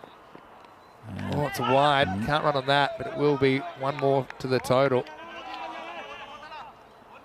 Mixed bag, another wide. I mean, I'm just happy for Fresh Tropical. This isn't a game that is essential for their qualification because it has all gone wrong. From having a team set 20 for 7 to being down to your last 2 men at the crease. Last ball, take 2. Another wide. They all help. So Mixed now, but if you bag. get a single off this ball, it's lucky you've hit a 3 last ball, which is actually pretty good. Yeah. Oh, this is a crazy game. Surely The other thing not. is you never see, we've done over 3,000 matches. You never see two the same. No. You never see two exactly the same. And I don't think I've ever seen a match quite like this. Yeah. Hamid will be chaired off, but there might be a few at the back of the line that shooting him dirty looks for running him out. Let's see if he can get them home. 24 still required. Last ball, the overtake. 3, Gurpreet. The mix box, doing it again. Another wide. So now if you hit a single, it's like you've got a 4 off the last ball. True. Yeah, exactly right. No, you do need a single, but you can't get near the ball at the moment, can Hamid? This is why you stick around to the last innings of the day. Anything can happen. Anything will happen. Jasmine Parvin says, what a game. Yeah. Indeed. T10 entertainment at its finest. Thanks, They James. don't have to be high-scoring games to be No. very entertaining games. All right, last ball, take 4. And, oh. No ball called. Yeah, it Free looked high hit. to me. Looked at the hit. And now you can really go for it, I reckon, because if you sky it and you're caught, you get one anyway. I mean, yeah, I mean, fair look, enough. it's touch and go, but with those ones, then I think if it gets called, it stays called. And it's around about the waist. Yeah, that's fine. Height, no ball. Bit of discussion about it. It was a terrible ball. I Yeah, don't know it's what too they're high. talking about. We know, remember the ECN regulations if it's waist high or higher, and he's pretty much standing up. It's probably hitting him in the hip. And if there's doubt, they go to the batter. So Well, it's tricky here. If he has a free hit, and you're right, if he misses hits it, they get a single. yeah, Can't get caught, can't get bowled, and I think you try and launch it. yeah, maybe. You don't want to limit yourself. Yeah, true. And it's exactly what he does, and it's exactly what we said. Doesn't matter if they catch it or not, they'll get one. Perfect. I suppose the thing is, you need to rely a little bit on Hyder. You can say that I'll take 6 as long, and I don't know how well Hyder bats, but you're hoping he can just get you the 1 required. Sure. If it was to go for 4 or 6. As it is, it'll be a 5 off the last ball, 4 extras and a 1. And it Crazy. takes us to the end of 8 at 47 for 9. What a crazy game this one is. I love these situations, though. Yeah, me and too. then they're heading up after that over. Because if you want to know why T10 cricket is so good for honing your T20 cricket, it's because you're forcing to make so many decisions. And even I've seen so many games, even I'm thinking strategically, okay, what's the right thing to do? What kind of risks are worth taking? 21 off 12. They cannot lose a wicket, though, and that's quite important. Because it also means you can't really manipulate the running to get Bilal back on strike, because if there's a run out, it's game over. 2 overs left. Still need about 10 and over, but it's just boundaries he needs to hit here. He's going for boundaries. He is. Again, 3 big hits. Pretty much get you there. 3.5. Goes for it. Is it going or not? Fielder's under it, and it's going to be 6. Wow, he just misjudged his distance there. I think if he's right back on the rope, it's catchable, but he was a metre in, and everyone's holding their hair's getting torn out. That brings up the 50. Look at where he is. He's probably 2 metres out of position. Oh. And if he's right back, then I think that they have an opportunity to win the game there. So remember, they could have won the game on the direct hit earlier. Sure. Lovepreet is fielded so well in this series. And that makes it 15 off 11. This is amazing. Here we go again. Takes it on again. All right, to win the game. They're forming an orderly queue. It's done. They've done it. They've defended 67. They were 20 for 7 in the first half of the game. And Bilal was dicing with danger. He hit that one into the skies. It almost brought another rainstorm. But what a good catch it was. And can you believe what you're seeing? I think Lovepreet is feeling a bit easier after that as well. The final score is Trentino Aquila 67, Fresh Tropical, bowled out for 53. That's an amazing game, and congratulations to Trentino Aquila with a good victory against the top of the table, Fresh Tropical. Can't quite believe it though, Vinny. Adil Ahmed with the catch. Oh, And that went a just- mile in the air. It went so high, and look, credit to him, because they would have got 2 if he dropped it. Let's go back. Where did it all go wrong for Fresh Tropical, Danny? I think, I don't know, I think definitely it was taking this game maybe not easily, but bringing new players in, but then their top order just failed. Crumbled, didn't it? Good bowling there from Gurpreet. Yeah, he was good when he was good. You saw Nakash Raza come out, and yeah, he was able to send one over the ropes. But yeah, you felt surely they could mess this up, could they? But we kind of said in the first half of the game as well, Fresh Tropical, sometimes it does go wrong for them. I suppose they'll be thankful this happens to them now, and maybe not on Friday in their semi-final or their final match. But, you know, credit also to Trentino Aquila. They have been here before. Remember how they pulled it out against Cricket Stars? Absolutely. And they forced a collapse of the last 8 wickets pretty quickly. But, yeah, avoidable wickets. And that was Sikandar Abbas. That was his fault, actually, Sikandar Abbas, because he just took off on the LB appeal, didn't wait to see where the ball had gone. But then there were a couple of more run-outs to come. That one was an interesting one. It was moving a lot, but did kind of hit him pretty much right in front of the stumps. Chima didn't like it, but he had to go. And then there were a couple of these run-outs that were caused probably by Bill Chima trying to retain the strike. You see this one here. I think that Tasir's just ball watching for too long, couldn't get there. So Bilal, kind of the hero and the villain, isn't he? As he hit his team into contention, and he just kept running out of partners. He did. And, well, this is another run out. Not quite on the same page, the batsman. But you're right, he kept on running out of partners. He did the right thing. He got the strike. But then it was just that one at the end that just didn't quite get over the boundary. He hit it a mile in the air. And that could have been in the potato field if it got it a little bit further. And go right at the end. This is the one that went just over Lovepreet. Otherwise, not very happy. And this is the one that won it for them. Well, I mean, look how long it takes to come down. This was so high.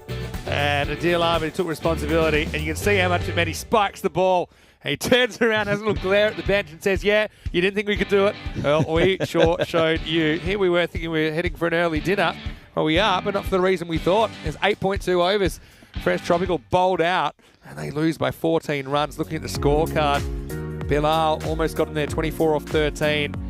Didn't have a lot of help. Nakash with 10. No one else reaching double figures. And I imagine Ali Saqib Ashad doesn't take the player of the match. Absolutely. For not only his runs in the first innings that kind of got them out of a similar situation to a score of 67, but also for his spell up front. He was outstanding, wasn't he? Finished with figures of 2 for 6 off his 2 overs on 1 foot, nonetheless. Yep. Gurpreet with 1 for 20, although he kind of lost his radar a bit at the end, which he'll do sometimes. Chowdhury Adil with a wicket. Always Asko with a wicket, and Ashika Waite with a wicket.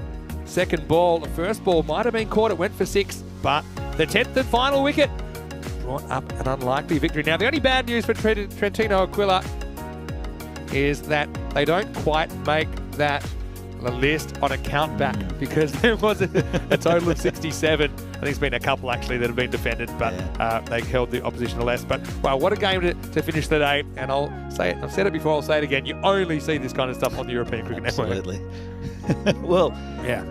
It's been a great day's cricket, Vin. You've deserved your day off, and thanks again for all your work throughout the last few days. And yeah, I'll be here tomorrow. But yeah, what a game! And again, you got to keep your head. And anyone who thinks it's kind of easy to get the 6, 7, 8 and over, grab a bat, head out to the middle, face a couple of dots, and feel the pressure rise. I think we just saw the pressure getting the better of some of the Fresh Tropical players in the end. I suppose that. They were missing a couple of key players as well. This is what we've got coming up tomorrow, 7:30 a.m. GMT, which is 9:30 in Central Europe and 1 p.m. in India. Brescia CC, Gina Brescia and Jandra Brescia all on show. We'll also see Trentino Aquila and Chivadate and Milan United will close out their campaign as well. So just before we go, I want to say, once again, big thank you to you, Danny, to all the Blue crew, to the players, the officials. Not easy out there. All the grounds crew as well, who had to put in a bit of extra work this morning to get the ground ready for play. Our website, europeancricket.com, check it out. There's also information about this weekend. Also the Gibraltar T20 International Series coming up, and even looking ahead to Austria. Our YouTube channel, please like the video if you haven't already. Subscribed to our channel. Thanks to everyone for all the wonderful chats. I know it got a bit crazy there towards the end. And finally, our social media at European Cricket. Check it out. I think we'll probably have some highlights of the day. But Danny, well, expect the unexpected. We saw it right there. Absolutely, and fantastic game to end up. What day are we? This is the end of 10? day 9. Day 9. Yeah, if you're losing count. But I did lose count. Look, yeah. I don't really know what to say about that except to say that join us tomorrow because we'll have the Brescia teams on show once again. Givadante again, they make their return and we'll see exactly what's in store. But the race is still on for the semi-finals. 11 doesn't go into 4. We'll leave you with some highlights today. Thanks to all of our crew here, to Maria, to Arthur's and to Kirill's as well. On behalf of everyone here at the European Cricket Network, European Cricket family, have a safe, have a happy evening. We'll see you tomorrow for day 10. I'll be here and we'll be back with more Fan Code European Cricket Series. Good night, everybody. See you guys. Mañana.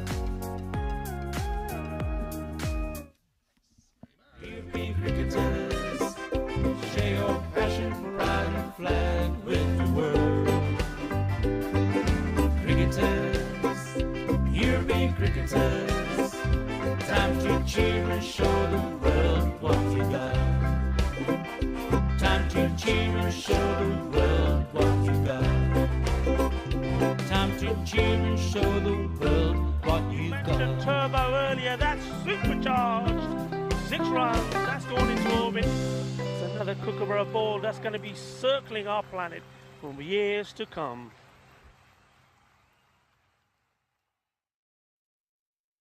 Lower ball, but he's picked that up beautifully. He's setting it all the way. Gidna, but Shaka, that was nice. Cricketers, European cricketers, share your passion for riding the flag with the world. Cricketers, European cricketers, time to cheer and show the world what you got. 7 bits of wood and a tape ball taken to an open space. With a swing and a hit, the ball goes flying in the field and makes his chase. A community playing on the field of dreams, no matter race, sex, color, or age. Stars of the future of European cricket are ready to take the stage. Ball's getting quicker with a Kookaburra starting to swing. The keeper in your mind standing just behind, pressure is creeping in. Some give it flight and some give it rip as the ball really starts to spin. But our batsman's alert with the crack of a bat, the ball flies over for 6. Cricketers, European cricketers, share your passion for riding the flag with the world. Cricketers, European cricketers, time to cheer and show the world what you got. Master blasters turn on the style. Cricket's a beautiful game. Smiling faces and celebrations as the champions enjoy their fame. European legends breaking records, making their own dreams come true. Watched by millions, European cricketers show the world what they can do. Now picture this, 10 runs needed to win off the last over of the match. Fielders are on fire, sliding and diving, want to take that world-class catch.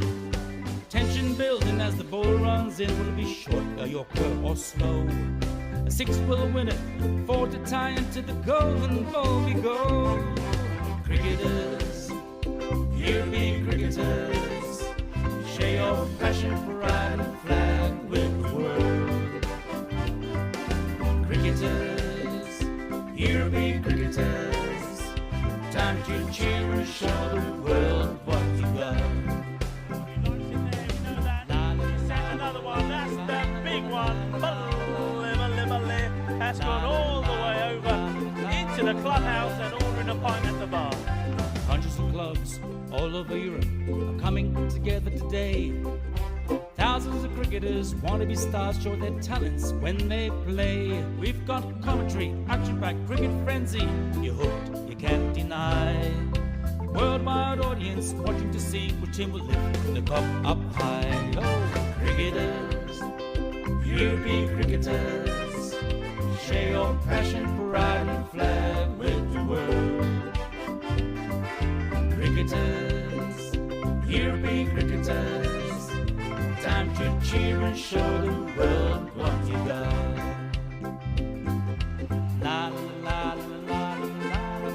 goes. He sent that pack in, but the shaka. 6 more. Oh, cricketers, European cricketers, share your passion for riding the flag with the world. Cricketers, European cricketers, time to cheer and show the world what you got. Time to cheer and show the world what you got. Time to cheer and show the world what you Mentioned got. turbo earlier, that's supercharged. 6 runs, that's going into orbit. It's another kookaburra ball that's going to be circling our planet for years to come.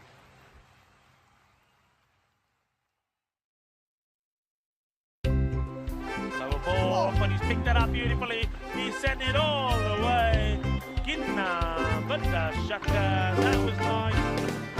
Cricketers, European cricketers, share your passion for riding the flag with the world. Cricketers, European cricketers, time to cheer and show the world what you got. 7 bits of wood and a tape ball taken to an open space. With a swing and a hit, the ball goes flying in the field and it makes his chase. A community playing on the field of dreams, no matter race, sex, color, or age. Stars of the future of European cricket are ready to take the stage. Ball's getting quicker with the kookaburra starting to swing. The keeper in your mind standing just behind, pressure is creeping in. Some give it flight and some give it rip as the ball really starts to spin. But our batsman's alert with the crack of a bat, the ball flies over for 6. Cricketers, European cricketers, share your passion for riding the flag with the world. Cricketers, European cricketers, time to cheer and show the world what you got. Master blasters turn on the style. Cricket's a beautiful game. Smiling faces and celebrations as the champions enjoy their fame. European legends breaking records, making their own dreams come true. Watched by millions, European cricketers show the world what they can do. Now picture this, 10 runs needed to win off the last over of the match. Fielders are on fire, sliding and diving, want to take that world-class catch.